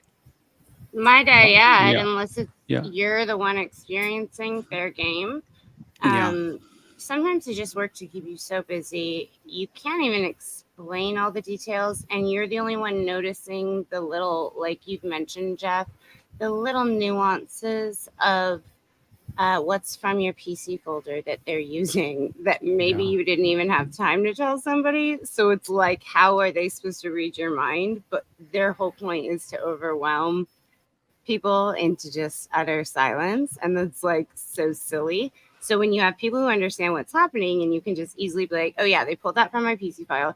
This is my auditor's name. This is what they're going on, just FYI. Everything they say, it's opposite day. Don't even question it. Everything is like hilarious. And you're like, oh my God, they're melting down.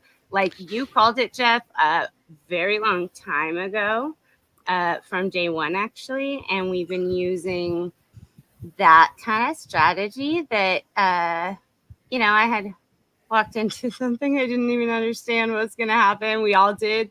And then we just have been fighting this. Like, it's kind of funny to see them just trip up so easily and use their references. Like, it's silly. Yeah. Well, but this goes. we're raising so much money, you guys. We're almost at 5,000. Yes, and so holy Hey, Mitch, what Yes, Vanessa sir. was just saying, this is the schizophrenia of Scientology I want to ask you about. yeah. There is fair game that's very micro-targeted and precise by OSA, and then you're communicating a PR message. Right. And it's so schizophrenic because what Scientology actually is, what culture sees for what it is, what survivors see it for what it is, ex-members, direct testimony, legal documents, court documents, especially as we saw in the Downey Masterson criminal trial. What do you do in the existential, the reality of the Downey Masterson criminal trial? 2 rapes, 2 felony rapes, 30 years to life. Leah Remini suing. Whoever took your place, how do you try to create positive spin in the face of what culture really knows what's going on? Well, Isn't that schizophrenic? yeah, but what you do is they'll continue to do what they always do, which is not address it. They'll just pretend it doesn't exist. They'll just pretend they're a bunch of yapping little puppies biting at their ankles. You know, it's that old, whatever the policy is about when the SPs are outside howling, you have to redouble your efforts. You know, the noise coming from the SPs is just proof that they're being effective. That's what they believe. But what got to you? What caused the cognitive dissonance in you? Because when you left, it was like, who left? Are you kidding? Are you Mitch left? Yeah. I was like, Well, it wasn't a sudden thing at all. Was I mean, erosional? yeah, it started years ago with my actually seeing firsthand the physical and emotional abuse, the terrorism that Miscavige aimed at his staff, and that was like unbelievable. And then it was just this level of there's a level of participation. You know, one of the things that high demand groups do is they insist on this incredibly intense level of interaction with them, and it just wore me down, and it got to the point where I just couldn't take it anymore. And then plus, just as an artist, the sort of droning sameness of dealing with the same subject matter over and over and over and over and over again for years, and you know, and knowing that it was bullshit and that a lot of the numbers we came up with bullshit. And then, you know, they decided to start paying me less, and so I said, it's not worth it. I'm the fuck out of here. That's How much interesting. should they pay you? What do you mean paying you less? Oh, I'll tell you privately, but I don't want to. Okay. What I wanted to say is maybe it's not so much the word schizophrenic because that is a medical condition. I would say that they're showing, because they do create an environment that definitely enhances medical conditions such as schizophrenia, bipolar disorder, borderline personality disorder, ADHD, PTSD, CPTSD, the list goes on and on. They create that environment. That's why we're so concerned. We've seen all of our friends deal with that. It's a real thing that's happening. People don't even see it from the inside when you're a Sea Org member, which is wild because they control that narrative sometimes, unless you're just under the radar, you're not even hearing it. But what I would say is it's like a very knee-jerk reaction. Like they had definitely laid a plan to some degree, in my opinion, to try to work to combat the incredible work that Aaron, everybody who's been creators out here have been doing and getting all these awesome supporters, Juliana, Marilyn, Demercio, you know, Poe, all these cool people who just care. Of course, they're going to have some kinds of plans. You guys, you're not giving yourselves enough credit. You guys are awesome. And they are not happy. Jeff, your description of what happened at the courthouse, please, like goosebumps. People tell us that all the time.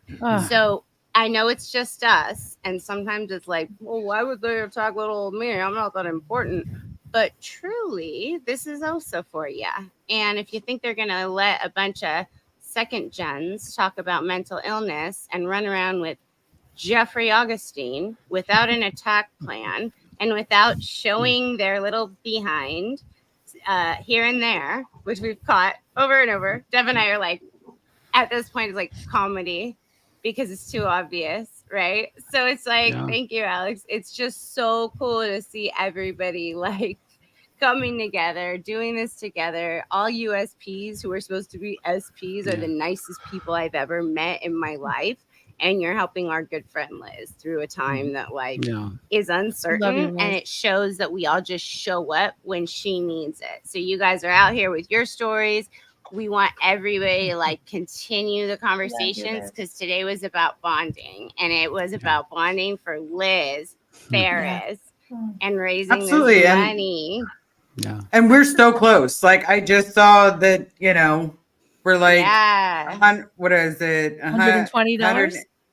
180. 180. So $180? 180 away Oh. from the goal, but it'd be We're very close.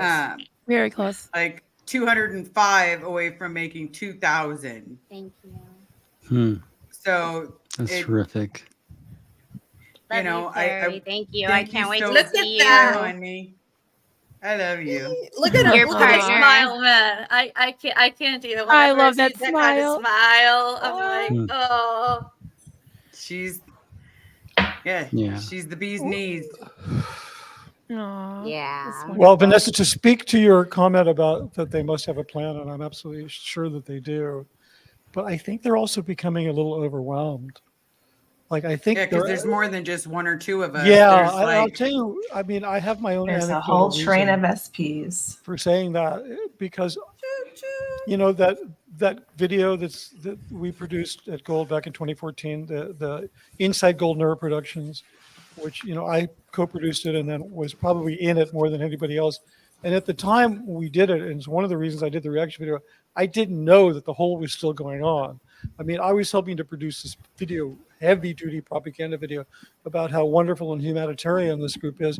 Meanwhile, within 200 yards of where we shot the interviews, they had fellow staff members like locked up in a literal prison. So I'm like, this is intolerable. I'm going to do a reaction video to this and make them take that video down from YouTube and from their website. It's still there. Like you can go on YouTube right now and you can watch the official Golden Era Productions video with me just extolling their futures. And then you can go on my channel and watch me saying that's a bunch of bullshit. And Well, what it's a sucks is that we have to rely on people to know our character to not believe what's on the internet about you. And it like, Yeah. who has to do that other than people who have a multi-billion-dollar business on their back? Yeah, I don't know what else yeah. to say. Like normal people don't have people trying to ruin your life at every step. Right? Yeah, no, I mean, you're absolutely right, but why wouldn't they have just taken it down? I mean, it's so nothing for them to take it down. I thought they would immediately take it down. When I was at Gold and we'd have somebody like, you know, Larry Anderson would split and we'd have to redo orientation. That film was gone immediately. They didn't replace it when it got redone. It just got pulled, you know, so, but they don't seem like they're not doing any of that stuff. Or at least that I know that's just one little data point, one little bit of anecdotal evidence, but I looked at that and I'm like, why is my video Wait, still up? they're not doing like taking those videos down. Yeah, they as didn't take it down. They because didn't they don't fight, they always attack. They never Well, defend, no- they always attack. So they're just gonna keep the Yeah, stuff but they up. could have easily pulled the Gold video down or re-edited it without me in it. Kept you know a team of people up. Oh, for like a that week. guy that the when you just or you could just load up I'm not even gonna say it, weapon or walk off a bridge. Remember that guy Yeah, left yeah, and Larry then they edited Anderson. him Yeah. out because it was so creepy, Well, right? no, we actually reshot that whole film. We didn't edit him Yeah. out. Yeah. Hey, Mitch, one thing, I'm sorry, you done? Yeah, go ahead. I just want to jump on. One reason they won't take it down, my opinion, Yeah. Scientology plays the long game. And I'll give you a perfect example of what we've been able to do over time, meaning critics. Back in 2005 and even earlier, we started attacking the church's false lies about L. Ron Hubbard's World War II record. Right. He was not a war hero, never fought a single day in combat, did not earn 2 Purple Hearts, did not earn a Bronze Star or 27 medals. They kept fighting that, but they slowly walked it back and kept sanitizing it little by little by little. So that if you look at 2005's internet, where all the lies are up, and now they walk back to L. Ron Hubbard participated in World War II. But, commander of corvettes, fought in all 5 theaters of war, returned as the first casualty of World War II and the Secretary of the Navy's private He plane. had one wife too, It was allegedly. it was all bullshit. No, I mean his World War II record was all Not bullshit. even at a time. No, and well, if you look at Scientology's website, you'll see LRH. He's been sanitized to look like this bachelor. Right. You won't find Mary Sue Hubbard. You won't find his second wife. You won't find his first wife. You won't find the kids. You'll find only one mention that when he passed away, he left us a bequest for his family. So they sanitize stuff. Like there was a website called Solitary Trees. It dealt with L. Ron Hubbard's racism. It was exemplary. They purged that. So over time, they've taken down things like the OT levels and all kinds of stuff. So my prediction. Well, they also took her book that I used to study as a child called The Hat of a Wife. That was her advice, like as a 1950s housewife on how to take care of men, especially Sea Org men, to how to have their dinner prepared so that you are a good wife, how to listen to what L. Ron Hubbard wants. But it was essentially my training on how to be a woman as a young lady that I had to unlearn. They've taken that out of print, but we had it because we have all the vintage books, or we had it in my family. Yeah. Well, I mean, they're going to take stuff out, but Mitch, they're not going to give you the satisfaction right now, or you win. So they will take it out. Predictably, they will take it out, but it'll be unexpected and you won't notice. And they'll de-index it from Google, and it'll be like it never existed. Right. So yes, they do stuff, but they don't give you a win right now. It's like Ms. Scavenge is saying, "Oh, fuck me, Mitch is not. We're not taking it down. You leave it up and stick it to Mitch, tell him he's a nobody, but then take it down. 13 months, 2 days, Right. 1 Well, hour fair from enough. now." I still had fun doing it. Yeah. Oh, I'm glad you did it. It was a hoot. Yeah. And it interbulated Scientology If organizations. it interbulates you or bothers you, they're just gonna do it. So Yeah. Right. Guys, if Yes. I may, I just wanted to say out loud that we have reached the $5,000 Okay. $5,000 goal, yes. Nice. And But we still, Yeah. you guys can keep donating. You can Let's keep keep donating going. we because still have over an Wow. hour. Yep. Liz, Yep. We're and still Liz here. is gonna need the money. We know she has gonna have a lot of expenses, and also I'd like for us to take a look at the starred questions and comments. Also, yes, from, you guys, I was gonna say it's only 50 minutes left. Some of you guys we've been having the most fun conversation. I want to make sure the hosts get what they need for the next 50 minutes, right? Right. Okay. Let's get so some questions. I All think there right. are some for Jeff and Mitch, just so you know. So we'll just let yeah, them like ask just you. try For to. sure. That's Steve-O and Marilyn's job. All righty. Okay, so Mitch, Yes, sir. You got it. what would they do if somebody accidentally landed? I haven't proofread this question, so bear with me. If somebody accidentally landed in the in base by mistake, in quotes, as a skydiver or parachuted in. Well, that's actually Trespassing. that's not actually not that unlikely because one of the major skydiving centers in the country is a half hour from Gold. So somebody, I don't think they would do that much. I mean, I think, I think Jackson would confirm this, that they like Jackson, remember he was a volunteer fireman, and they really do like to sort of get involved in this public safety, idea. So I think they would probably rescue the guy and play it up like as a big PR story about how this poor troubled skydiver landed on their property, and they made sure he It was fate. safe. Yeah.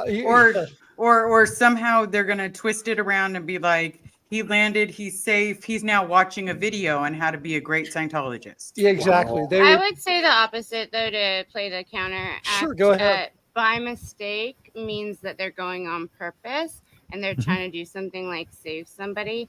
So Scientology is all about calling the police to say that they're receiving harassment. I think that they would file charges to the fullest extent for somebody landing on their property, because we know second gens who have been charged with crimes for like walking in, and young men who have had like mental illness after being raised in the Sea Org. I'm pretty sure we all know who that is, like who got literal crimes against them, younger people. So I don't think it's like, oh, haha. They're just like, oh, we're going to make this cool. They're not ever cool with somebody showing up on their property and announcing. No, We they could can all also testify to that. Yeah, That- they it, could- it would trigger what they call an intruder alert. That is Yeah. for sure. They could argue that their use of 88 millimeter anti-aircraft guns were ecclesiastical in nature and First Amendment protected, and they were sorry Right, that right. his sudden exteriorization.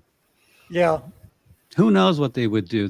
They could do everything from a touch assist to opening up with the anti-aircraft guns, Exactly. batteries. That- Yeah. it's that random. It just. Hey, I did an interview with a podcast years ago with Jackson on Eagle's Nest where they had sniper rifles. Yeah. And when you have to learn how to use a scope on a sniper rifle. And someone one day was practicing with it, and they crossed David Miscavige's path, Right. and that came up, and he went batshit crazy because someone put a scope on him. But I tend to think it's sort of the extreme, and you don't know what mood in there that day. So Vanessa could be right; they would Yeah. have the guy arrested. All the guards would jump on him and pummel him, or they would give him a touch assist and love bomb him. I guess it depended on what the weather was that day. Yeah. You know, I what kind guess- of but Well, it just occurred to me we look a little bit like Hollywood squares. I know. Some people might be too young to get the reference, but it's just like. You guys keep going with the questions. I know you got a lot. And no, I just want to say, Poet said they'd offer him a personality test. Totally. Yeah. Well, they already know that they're an SP. Don't worry. Yeah.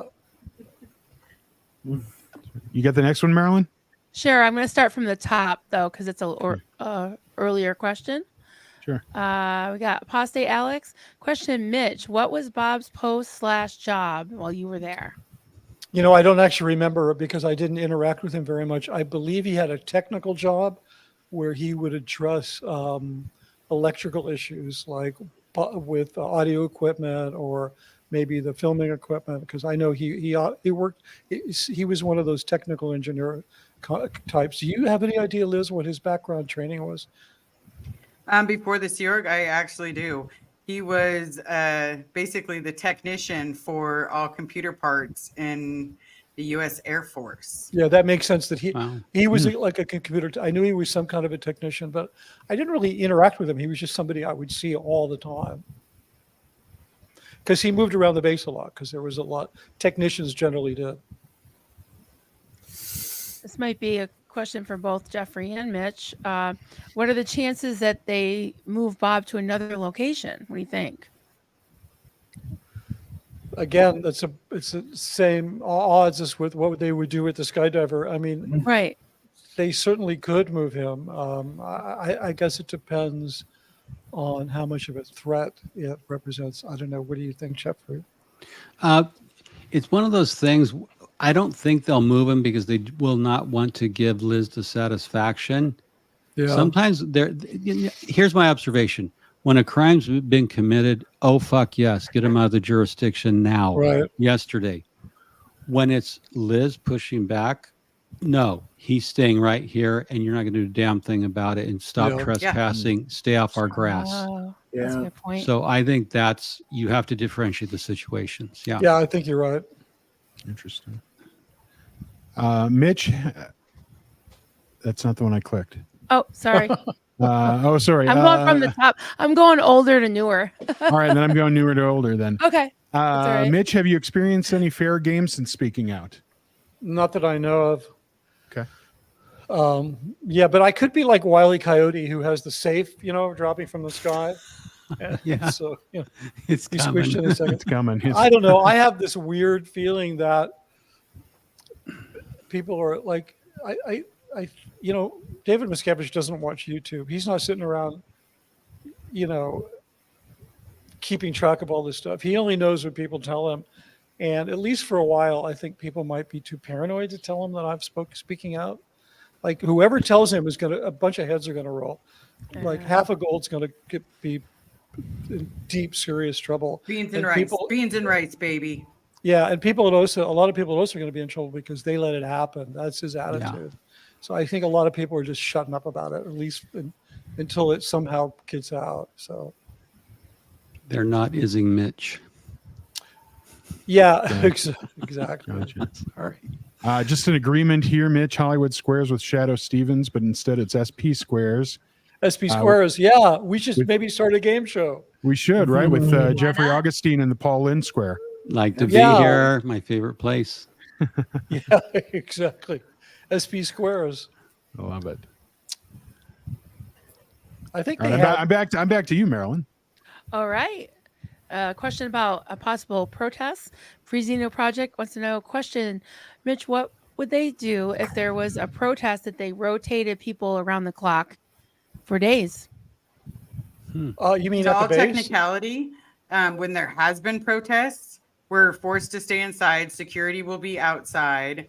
You know, they try to stall them until one of the PR aides shows up. Once the PR aide shows up, you know, for a lack of better terms, they're going to start screaming, like, get off the property, blah, blah, blah. Why are you trying to destroy church hours, blah, blah, blah. Right. And, you know, they're going to make a scene where you're the one in the wrong, but realistically,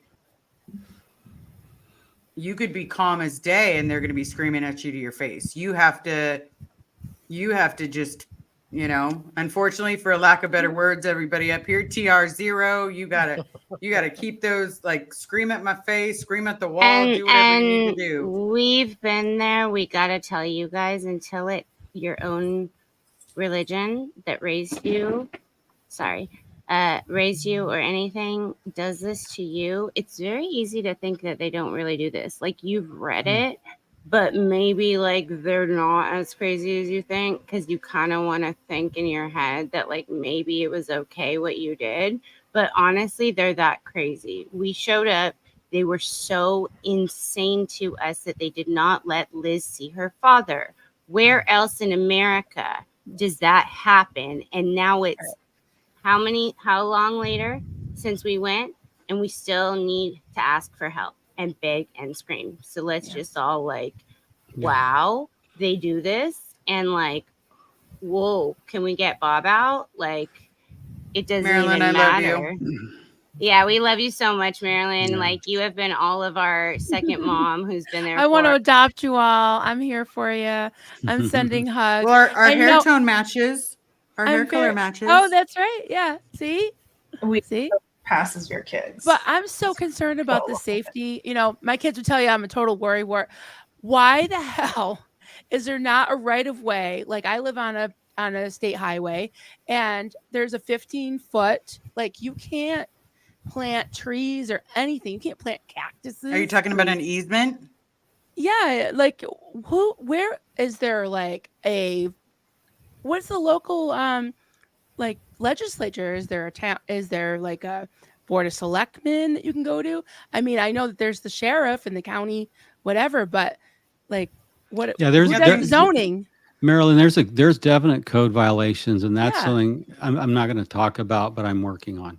There's definite code violations, and there's also something called dirty politics, lack of enforcing code. So there's a whole bunch of things that maybe the state of California has to get involved in, because Riverside County won't, even though they technically own the road, because the Scientology attorney worked to get that portion of the road transferred from state of California to Riverside County. So there's some jurisdictional things that I'm looking at, along with some people who happen to have law degrees and are licensed to practice in the state of California. Part of why I've always thought second gens are going to be the ones to take this down is they can no longer deny what they created and what we've been through, and they have it in our PC files. So what they're using against us is their own fault. Liz has a lot of things she could be talking about right now, real juicy things, all day. We've been here all day. We could have been dropping celebrity bombs. Instead, all of us, actually. That's what happens when you grow up in Scientology. That's why they're so afraid. And when we can casually talk like that and explain it in terms that the real world can understand, they are shaking in their but especially with the information Liz has. So you don't just go show up at Gold Base and expect everything to be hunky-dory. No. That's why we're asking for help. We're like, hey guys, we're out here. You guys said like there's this community if we go do this kind of stuff. Hey, we did it. Can we get the help? Because now she's got to come back. Now we got to order these reports. She had to order a computer. Like, we're doing that work, and we really appreciate you guys showing up for us so that she can keep searching for her dad, and we can just be there Correct. for them. Yeah. And if I don't get him out, I don't get him out. But at the same time, then someone else will have a path to take. Yes, Someone exactly. else will be able to 100%. use my footprints and go forward. Yeah. And if that's what it takes, one person getting their footprints in there, then other people follow the footprints. And that's, again, we have a revolution on the way if we can follow each other's footprints. Yeah. You know? Absolutely. Yeah, Does hopefully it it's like suck a at times? domino. Yeah, Exactly. you know, line up those dominoes because you know what, they want to pretend like, from what I've noticed, Scientology wants to pretend that, or the Sea Org wants to pretend they're having such a great time. I promise you, they're not. There was nothing about it that was like, oh my God, everybody, I'm just having a great old time today.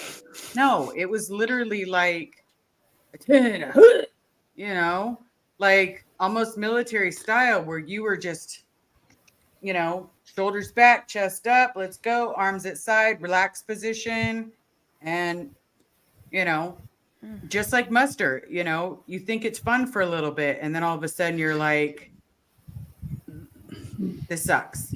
Yeah, Liz, to that point, the regimentation, Karen and I live here in Los Feliz, and every evening I walk my Borzoi Sebastian and down Franklin. Usually go 10, 10:30, 11, and we have a walk. It's his job is to make me walk every night for a few miles. Now, I see the Sierra buses going home, usually around 10:30 to 11, and it's so regimented. I think of those poor lonely souls on the buses. The windows are tinted. They obviously started work real early. How many times a day do you muster in the Sea Org? 3. 3 times. Yeah. So they eat in cafeterias. They're transported on buses, and I don't do anything. I just let the buses go by because it's like when I go take journalists around L. Ron Hubbard Way or Celebrity Center, I never photograph Sea Org members because I know what it's like. What it is like. I mean, my wife was in the Sea Org for a long time, so they're not really. It's the church policies and conduct. While there are individual Sea Org members who are sadistic and should be in prison, definitely the rank and file are in there against their will. So I see that bus going by every night on my walk, and I think of them as trapped, hopelessly trapped.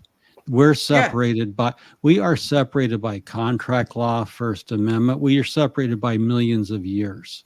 The difference is I'm out free. I'm walking my dog. Yes, we have 2 Borzois, Terry Ray. We actually have 2. Karen and I have 2 Borzois. So the Gulf, they can be 10 feet away in a bus turning on a certain street. But the gap between someone who's not in the church and someone who's in the Sea Org is light years. Yeah. And it's nightmares. The difference between I go home and I sleep, and if I need to sleep 8 or 9 hours, I can, is not like that for them. So the regimentation is just staggering, I think Mitch had a lot of freedom. Mitch had a lot of creative freedom. But the second gens, when you grow up in it, it's a different kind of like no freedom world. You have this enforced identity. I remember growing up being in Sunday school, being told I could go to hell. Oh, yeah. Yep. That terrified me when I was 5 years old, that I could go to hell. Yeah.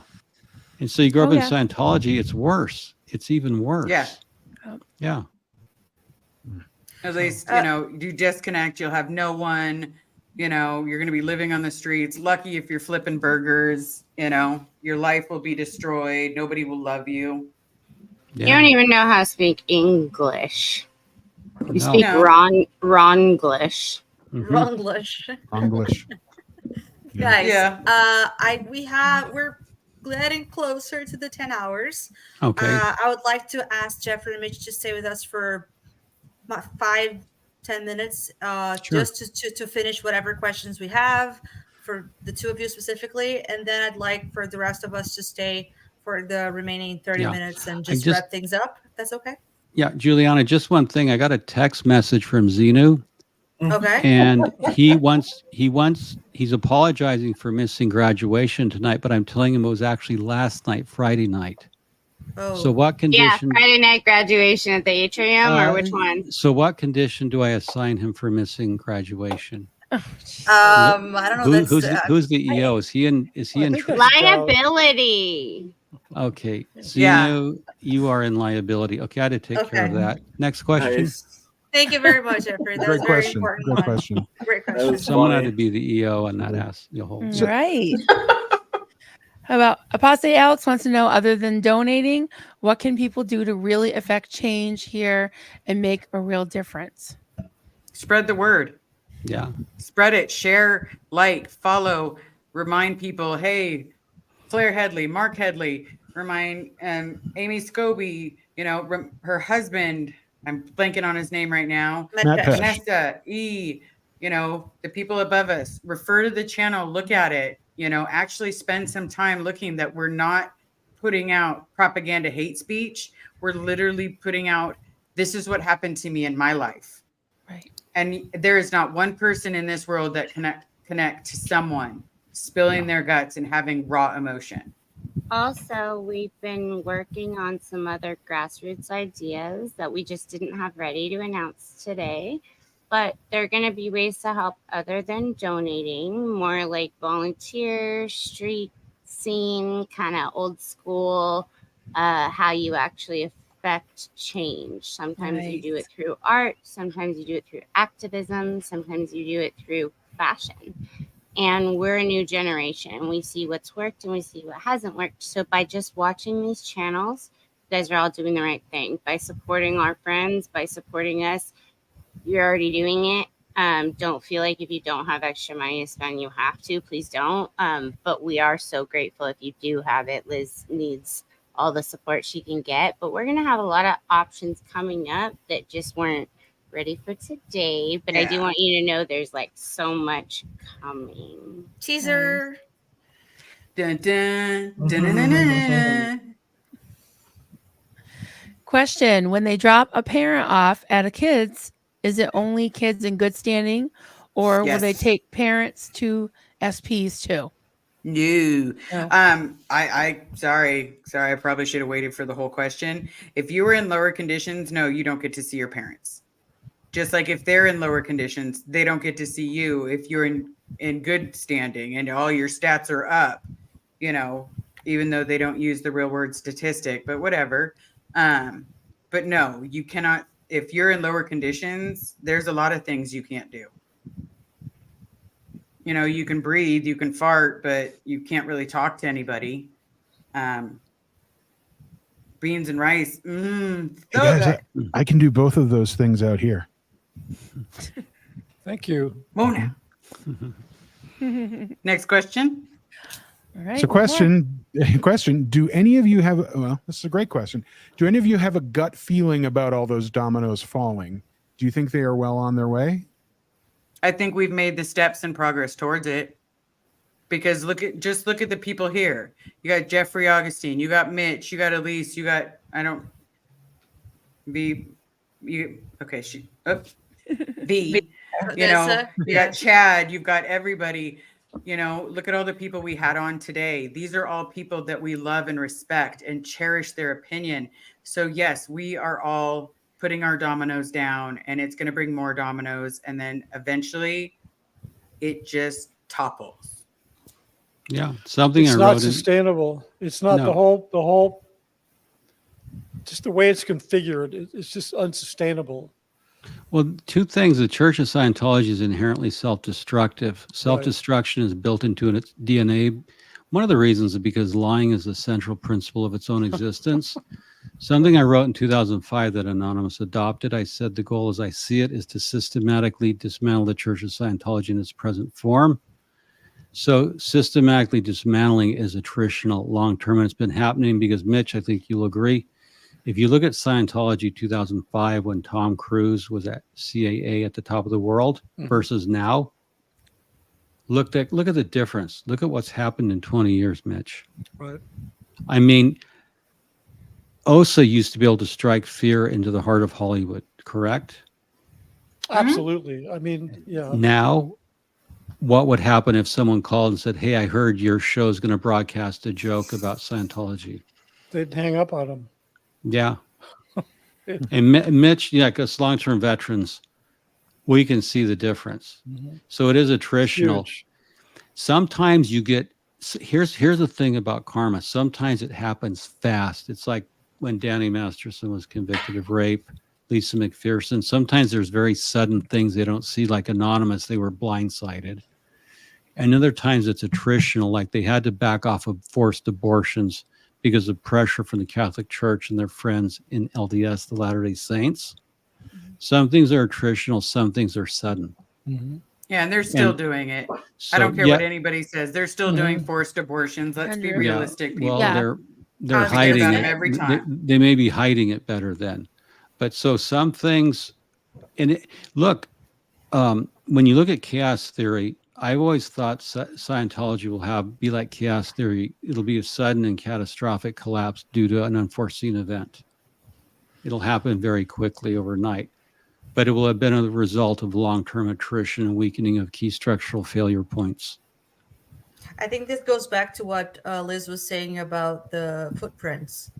I think every new generation, a new thing, a new movement, a new wave of things that's happening is, building on top of what was done before, and the ones who came before had it harder and are making, paving the way for the ones that are coming out to walk on, and that makes that makes other people, I think, feel safer also to come out and speak up and Yeah, and for the people that don't want to come out and speak up for fear of what they lose, job, money, friends, family, whatever it may be, it's okay. And I want everyone to know it's okay. There's no judgment. But if you have a family member in there, let us try to get them out. Again, mother, brother, father, sister, I don't care. But if you don't want to come out, let us do the work. Yeah. We're here. Oh, thank we're you, here, Goldie. we're clear. Yeah. No. We're here. We're queer. I almost wore my Portland protest shirt today because my parents were there, and they actually did chant that at the Portland protest. We're here.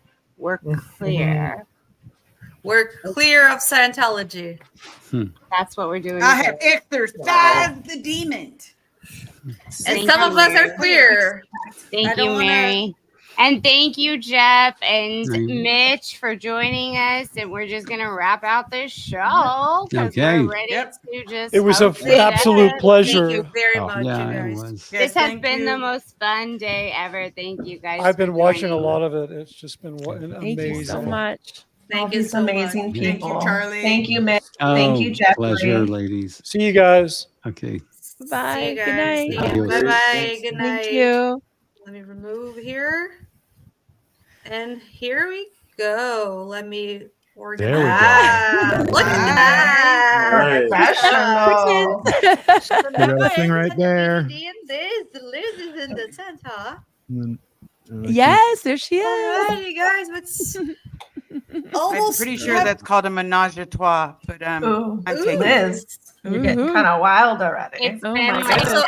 nine and love a half so much. hours. So you guys, we might be naughty at this point. Apologize for what we say. We're not even The thinking cheesy straight. flows maybe We've been here. organizing, but this has been incredible. And oh my God, we reached her goal. Yeah. right. and then some. Yay. Amazing. So, do we have any SP after additional party. questions? Let's see. We went through most of that. No, I think we had a comment here earlier, but no, because we try to keep not yet. But We're at people can 5,100 still. right now. Awesome. 5,100. Yeah. 100. Nice. Everybody who's still watching, you can Still send us can ask questions, comments. We have 30 more minutes yeah. with you guys. We're just gonna end just the 5 of us. We started just the 4 of us because we are Clearwater Chad is the originator of hostess the with the Chad-a-thon. He's the host. The OG, yes. And then we Yeah, are where he the belongs. hostess. We are the co-hosts. And then the Degraded Daughters and Liz are the co-hosts. So it's a whole party. so we Coco. wanted to finish up just You're the guest yeah. of honor. Definitely. Liz, Well, how I loved couldn't have do you made it. feel? I feel very loved. I mean, Good. realistically, you know, I started this thing by messaging you, got a soul sister, you know, I got my sister, but you know, V has been through so much because of standing tall with this journey with me. And it's about time we let people really know that, yeah, she's being hit hard. We we stand tall. We stand tall. You guys wanted it. We are singing it for you. We're always going to stand tall because we had to listen to that silly song over and over. And we don't had to watch that video as kids. We growing don't up. desert comrades in need, and Liz No. is our friend in need, and that's why we're here. It's been actually really fun, even though we've been receiving all this ridiculous nonsense. Hate and I mean, disgusting. honestly, I Yeah. just cannot with the fair game like that. I go to gas stations and people follow me and never get gas, and then come up to my window and try to freak with me, and then I don't post it because people will say, "Oh, you're doxing them, prove it." But Scientology moves money 5 times, and it's like honestly more of a hassle to even try to pay attention to anymore. It's just happening everywhere. So for us to be able to just throw something together, because we do deal with those kinds of things when we're going through this experience. And just like I was telling Juliana, like, yo, I planned this on my lunch break, and this came out better than any SMP program they could have ever plotted, planned, programmed, yelled at Sea Org members to work all night. We did it with love. We did it with respect. We tried to accommodate everybody. Hopefully everybody had fun. We shed some tears. Like, you guys, this was an incredible day. Yeah, it truly was. Absolutely. I have to thank you, Vanessa, publicly. Yeah, Turf no word. worries. This was Publicly fun. now, because no, not there. Because you really have done an awesome job. Because like I said, like last time I was the one, Marilyn and I actually were the ones like making all the contacts and everything, but we were dealing with a lot more people. And now this time around, it was easier in the sense that you were dealing with people that you know personally or that you're closer with, but you were able to do it in a very fast and organized and very, like you were on top of everything. Only like before, when preparing to it, and you were very thoughtful in the way that you talked to people, you invited people, and then all our communication leading up to the day, and then throughout the day-to-day, you have been.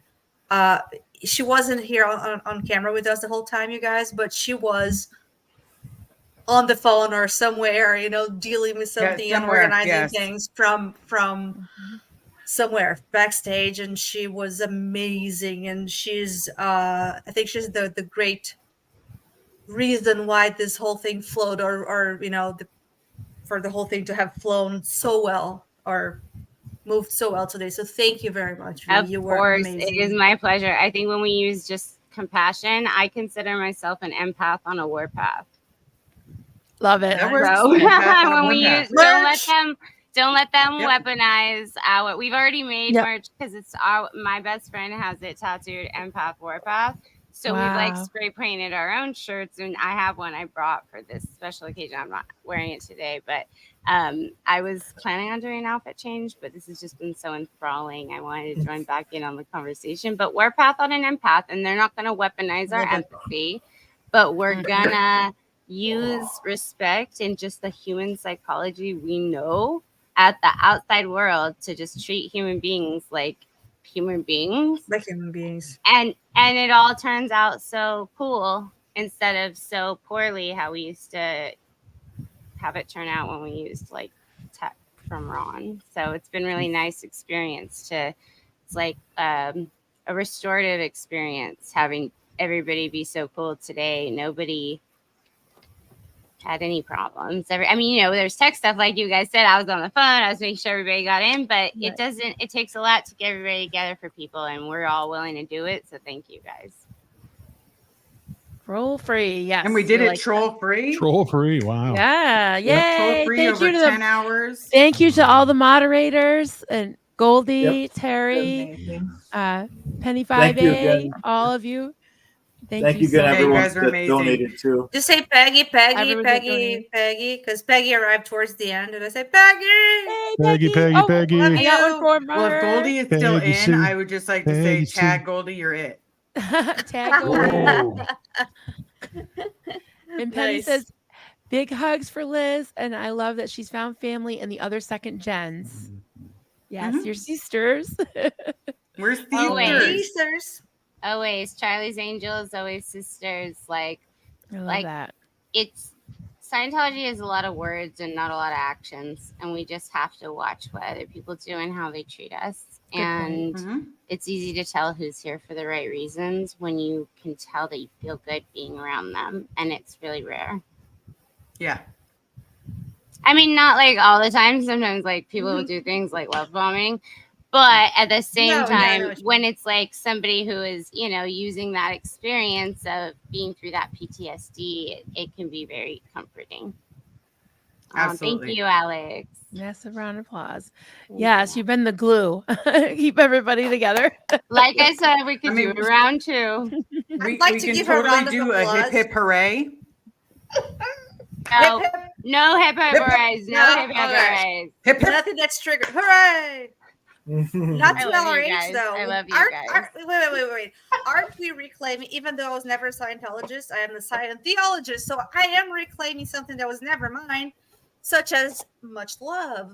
And I love as much that. love is much love. So hip hip. Hooray. Hooray! Hooray! Hooray. Who are we hooray? You. All of us. And the 10 hour. I was trying to not take that, but okay, you tricked me. No, I Thank you, really guys. would like to. I'd like to hip hip hooray and give a round of applause to all. I want to say 6 of us, but Yeah. it's been 10 hours, and I don't know, 4, 5, 6, 7 of us. Am I right? 7. It's 7 is a been a good day. number. 7 on guys. screen. Yeah. 7 on screen. No, yeah, the 7 of us who. No, yeah, no, I'd like to everybody, but the 7 And of us. 226 currently in the audience. Thank you. Okay, so first of all, Wow. the 7 of us, because I think we did great. We're a great group of people working together. Woohoo! To us. Yay to Hip us. hip. Hooray. Hooray! Thank Now you, to thank you. all of our guests who are here throughout the Yeah. day. Mhm. Hip I want to hip. So say much, thank you so so much. very much for showing up. Thank you for helping, and I can't wait to do more and hear stories about my dad. And Yes. you know, And the last we're one, I'd one like step to closer. ask for cheers and applause and to our wonderful community in all the chat throughout the 10 hours. Everybody who's been hanging out with us, asking questions, commenting, lurking, donating, sharing, and everything. That's the 226 Yeah. of us. Thank you so very much. Thank you for watching. You say 226 at the moment, but you gotta At the remember moment, it's been 10 that's you hours, so now. That's no agreed.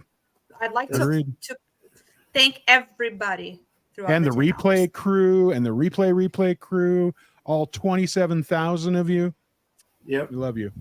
Hey, Zeno. Love Praise you the all. Thank you so very much. Question from Apostate Oh, I Alex. could answer this. I Go can ahead. read it out.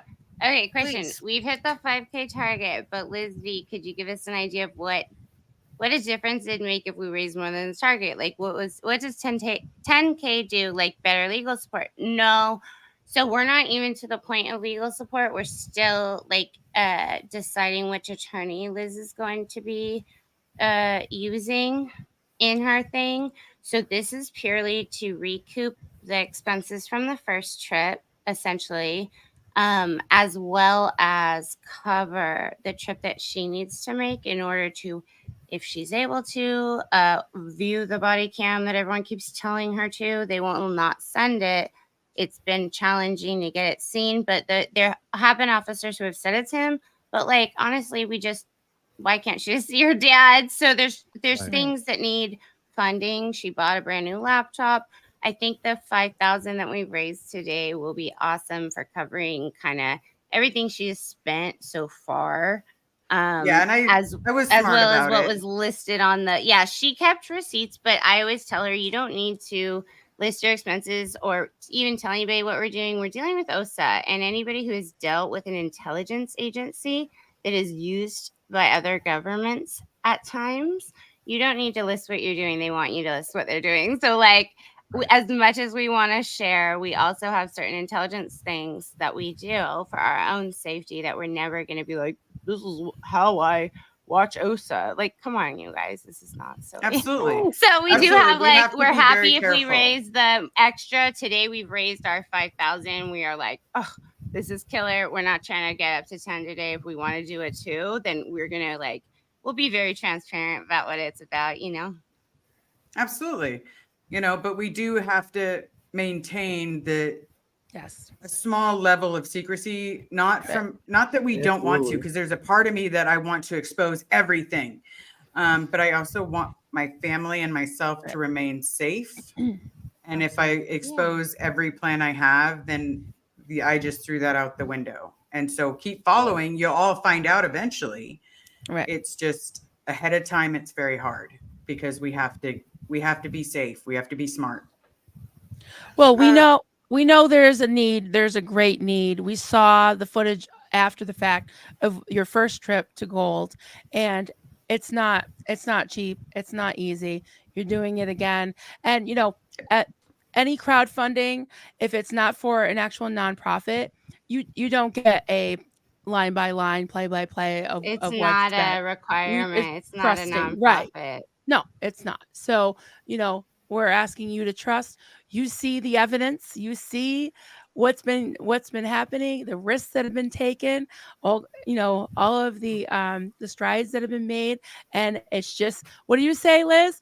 Rinse, recycle, repeat. All right. That's what we're going to do. Yep. And we're going to keep doing it, right?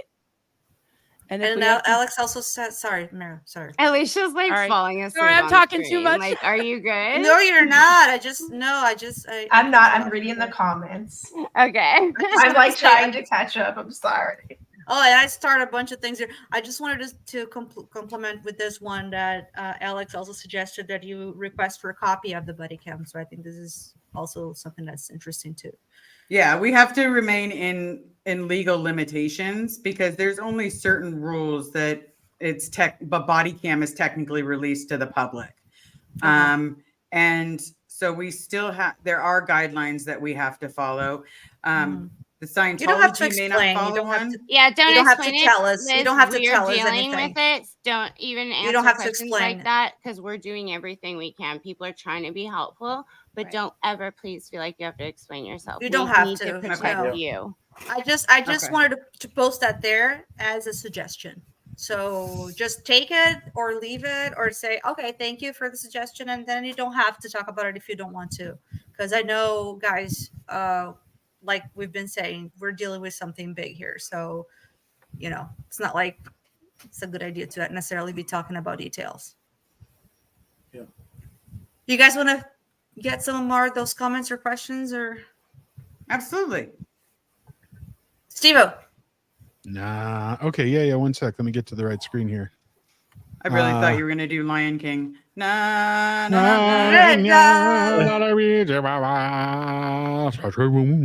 My cats are sleeping. Otherwise, There I would pull a Titus and drum it. Circle of life. Okay. Peter Anderson suggests or offers, would it be possible to put a temporary sign, like a political sign, 4 by 8 feet, or building a mural at the locations that routes near Gilman Hot Springs? So, like, I don't know, on each end of the road, or I don't know that whole situation. Would it be great? Yeah. I'd love for my dad to see his name, like Save Bob Ferris, you need a day off, or, you know, the Daughers right here. but you know, you have to be mindful that the only space for you to walk is roughly about a 12-inch space Insane. between you and the curb. Insane. So again, I have a size 10 foot. So I'm walking like a ballerina. But also, like, the weird part of driving out there is, yeah, we drove through the desert for a long time, but then we also in the Uber passed like an elementary school, and there is normal life outside of the Gold Base, not too far away, maybe a mile. Yeah, about that, maybe a mile. I mean, 2 it's a miles. small town, but there's places for murals. It's not unheard of, and we were also talking about doing murals in other places. So that's just where our heads at too. If the property owners on the other ends were good with it, or something, you know, to put something there, and yeah. Thank you for the suggestion. Good idea. Sinfully Good, our friend Seneca says, but this is about Liz and Bob, and I want to support them both. I don't know where the previous comment to this was, but even if things on my end aren't the best at the moment, love to you, Liz. So Thank you so much. Thank you so much. I appreciate it. As again, share it, spread the word, smash the like button, smash the subscribe. Just share it. The more people we get the news to, the better and more people will have with us. Yeah, and you guys, I mean, right now, live, you guys have our permission. Like, chop it up and screw it. Like, this has been the funnest day. Like, use it, promote it, put it on your channel, make shorts. It's just like, wow. I need to ask the Steve to do that for us because I he's have the a project to do editing guy. tomorrow, don't I? Yay! Yay. He's the editing guy. He's the editing wizard. Thank you. Lone Dinosaur 13 suggests I say reclaim the much love and leave the hip hurraying. Anyway, much love. all. It's so creepy.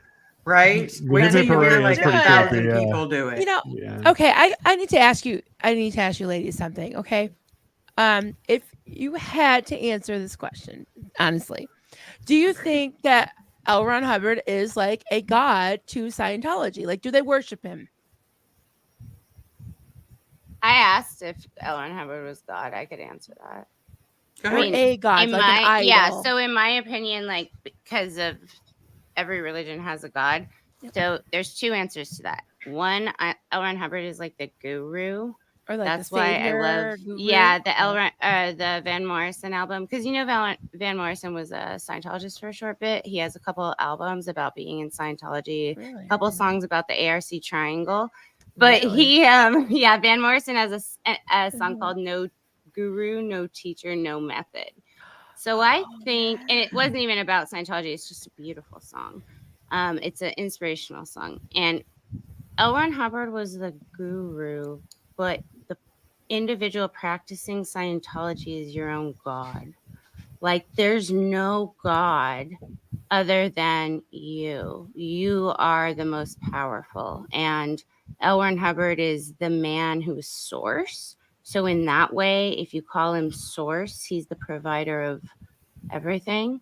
So you could say godlike, but you're also believing that you're the one creating everything. So prophet, More like a prophet, maybe? or I was told he was mankind's best friend. Like, he was the deliverer of the tech this lifetime. Ooh, what a friend. Yeah, but if you're saluting a picture of him and you're hip hurraying to a picture of him, and I don't know, It's sort of mortifying. like praying to him. Honestly, it's mortifying.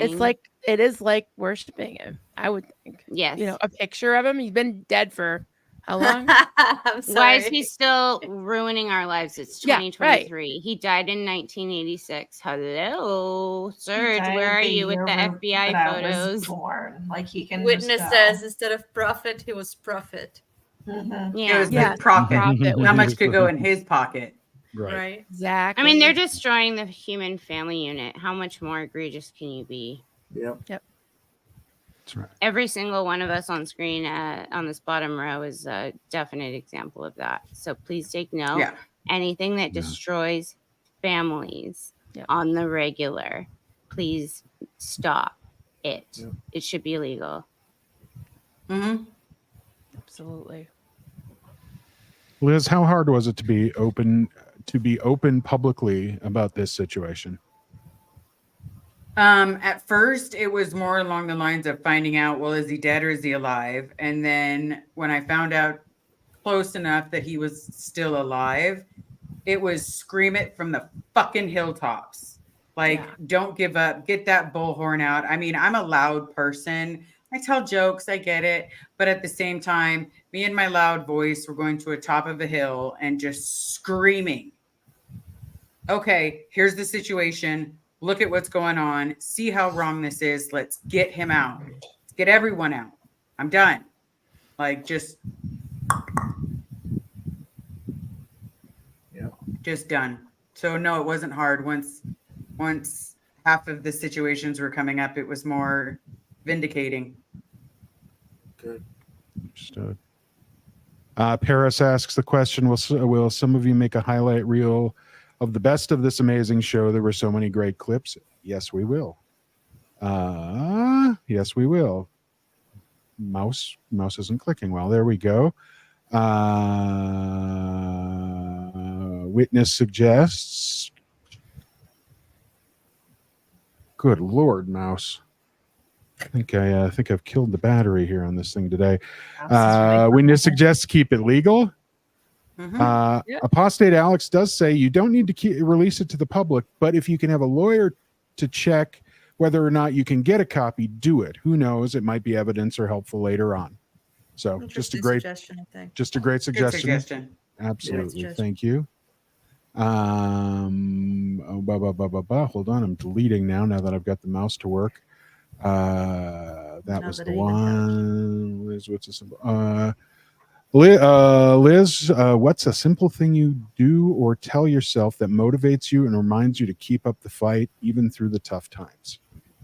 You fucked with my friend. Now I'm going to fuck back. Okay, that sounded really wrong and raunchy, but it was basically the same concept. You fucked with my friend. Fuck I'm around coming and for you. find out, motherfuckers. Pretty much. Fuck around and find out. Now you lied to me about my dad. That's some fucking bullshit. He's alive. You're going to produce him for me. Yep. I love that movie. Me too. Best Christmas movie ever. That's Yep, I don't care what anybody says. Just an interesting note from Tassie Devil here. Regenerative culture is something I teach in Activist Rebellion. Anybody who teaches anything in Activist Rebellion is interesting to me. Plan, do, celebrate, rest, self-care, and group care. So nice. I wouldn't be here without my therapist and my support system.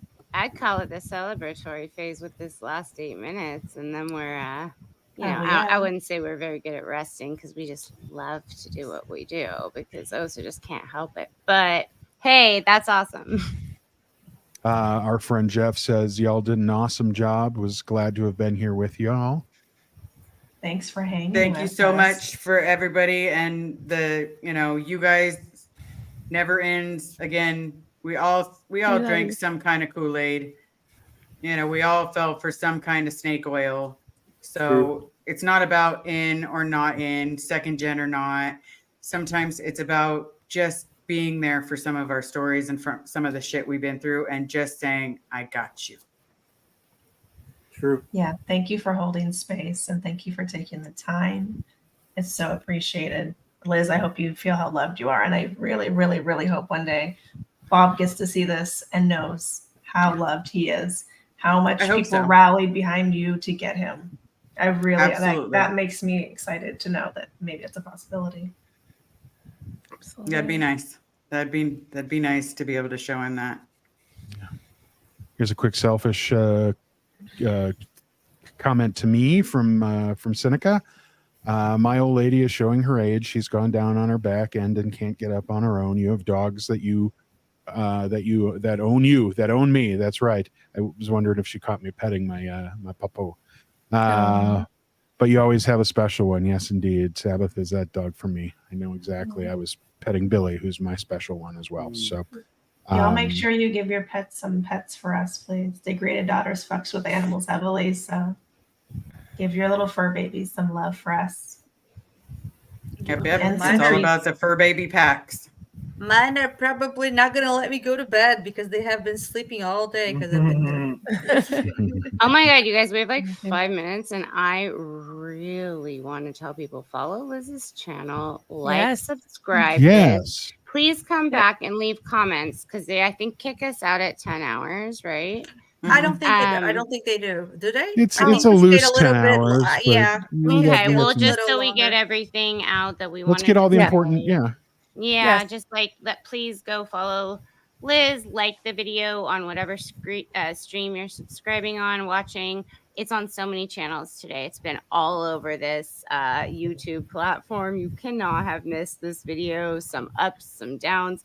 Jeff said this was as big as the anonymous movement. Like, whoa, Chad-a-thon nice. 3 turned VIP, you guys. Yeah. What is even going on today? But we were just feeling it, going with it, and like, thank you. Thank once you. again- Absolutely. Thank you so very much. And once again, then, since you said that, I'd like to acknowledge the one and only Clearwater Chad, who one day sat in front of his computer and went live and said, "Okay, let's do this. I'll stay live for 10 minutes." And 4 months later, and look 10 at what we have hours. here. Yeah. Thanks. Oh, and there was a comment from Tuesday Weld, who's somebody who's very special, and they had said, you know, the never ends, the compassion that you guys have showed is like inspiring people from the inside that maybe you guys aren't even aware of. And I want you guys all realize 50% of the community is, to the never ends. Your participation is simply an amazing example of compassion and understanding. Thank you so much. So I was a not speaker outer for a long time, just watching. And I want you to know those messages mean a lot to us on the outside. You're never going to get a comment. You're never going to get a like, and you're never going to get a phone call. You can always talk to us, but just know it's double that under the radar, watching, listening. And I just want you guys to be aware that you guys standing up for us today and just helping host this, it gives other people like totally different viewpoints of the WOG world. Outside, yeah. Right? And It's that's nicer what than the we world need we to grew up in. see. Well, That's we're a little encouraging bit nutty, we're a little bit naughty, but we are very nice, and we really do mean that we care. But we are And- nice, notorious, and nerdy. Yeah, I'm pretty No, sure. go ahead. You know, Sorry. Very nerdy. I'm pretty sure most of us have glasses, can't see without them. You know, we're not even discuss what my SAT score was. So I will claim the nerd. I just wanted to keep with Mary, just wanted to say the positive words. Said they're very nutty, and then I said it, but notorious and nerdy and nice. Sorry, Mary. Okay. No, And we love you, Marilyn. We're just You're the getting mom we tired. always wanted to have. Yeah, I love you, Marilyn. So No, much. you're Love all of you appreciated. guys. You guys, we just did 10 hours like it was nobody's, like it was I nothing. know, it's Like there was not awesome. even a struggle. So take a breath. We're killing it. We're saying words wrong, but we're like 3 minutes from calling it. So I'm a We'll lot see you less back here in the tired than I morning. was last time. good. Last time was all night. I was exhausted when you know. No, today I'm fine. Yeah, it went by quick. So let's see if I can do this in an apostate Alex accent. Oh, here we go. Liz, before you all no, I can't do it. I can't. He does do not sound like No, that. I was like, I no. don't. Pip pip cheerio, Liz. Before you all wrap up, no, can't do it. Sorry, Alex. Nope. I tried, man. Before you all wrap up, I just wanted to acknowledge your strength and courage in speaking out and showing your honest, raw emotions. Thank you, and I truly hope we can help get the answers you need. Thank you so much. Thank you. I hope so too. And our top of the hour total is There we go. 5120. Yay! If we get to 5150, it's a great Van Halen album. Let's try. Anybody want to donate $30? 2 minutes. Well, Yes, let's be 50 real. minutes. 5150 is also the thing that saved my life. It's also in honor of all the second gens who've been through a Yes. 5150 because of the Oh. bullshit they put us through. What's Hey! the It's a mental health hold for usually a week or Mm. 72 hours. $30. Oh, there we go. $30. That's all we need. All you And need. then once we hit 5150, let's go for OU812. Serge! Oh, Oh my God. We got it here just I in love time his to face. watch us say goodbye. Hi, Serge. It's okay. Serge, hi. We love you. Chad says hi in Chad says hi. crayon. Over yonder. Oh, saying hi. Serge. Hi. To Serge. Adorable. Rawr. No, it's Rawr. That's it. All right, guys. I think that's it. I think we're coming up to 10 hours in 5 seconds. So thank you all very much. Thank you, everybody. Thank you Thank for you, hosting, V. having us. Thank you. And Chad is saying goodbye in crayon. And just a reminder, everybody, you can continue to donate if you took down the links early, or if you grabbed those links earlier, you can still donate through them. Also, the QR code over on whatever side that is over there, down there. So, I'm assuming the replay? The thing, what am I calling it? The GoFundMe, the GFM, the GoFundMe is going to stay up regardless. So Yeah. So feel free to, if you didn't get a chance to donate, if you're waiting for Sunday for that paycheck to finally hit the bank account or whatever, Sunday, right? That happens on Sunday. Monday when all that happens. Yeah, sorry. I said as soon as I said it, it didn't seem right. 10 hours. That's right. Please feel free. You can continue to donate, or you can donate if you haven't had a chance to. Thank you all for Chad. being here, and thank you and joining to, us on this journey. Yes. Thank you for guys. everybody that came Everybody who We came. love it. Yeah, Who it was watched, amazing. donated. Thank you, guys. Liz, And we we'll love see you. Love you Hey, guys. Liz, and we got your back. We'll Yes, talk. we got you. We'll keep talking, and the four of us Thank up here. you. We'll see you all. I'm tired too. Monday night. After Monday night. the After party. Monday night for the after show. party. All right. Perfect. Bye, everybody. Bye, everybody. Thank Good you so night. much. Bye.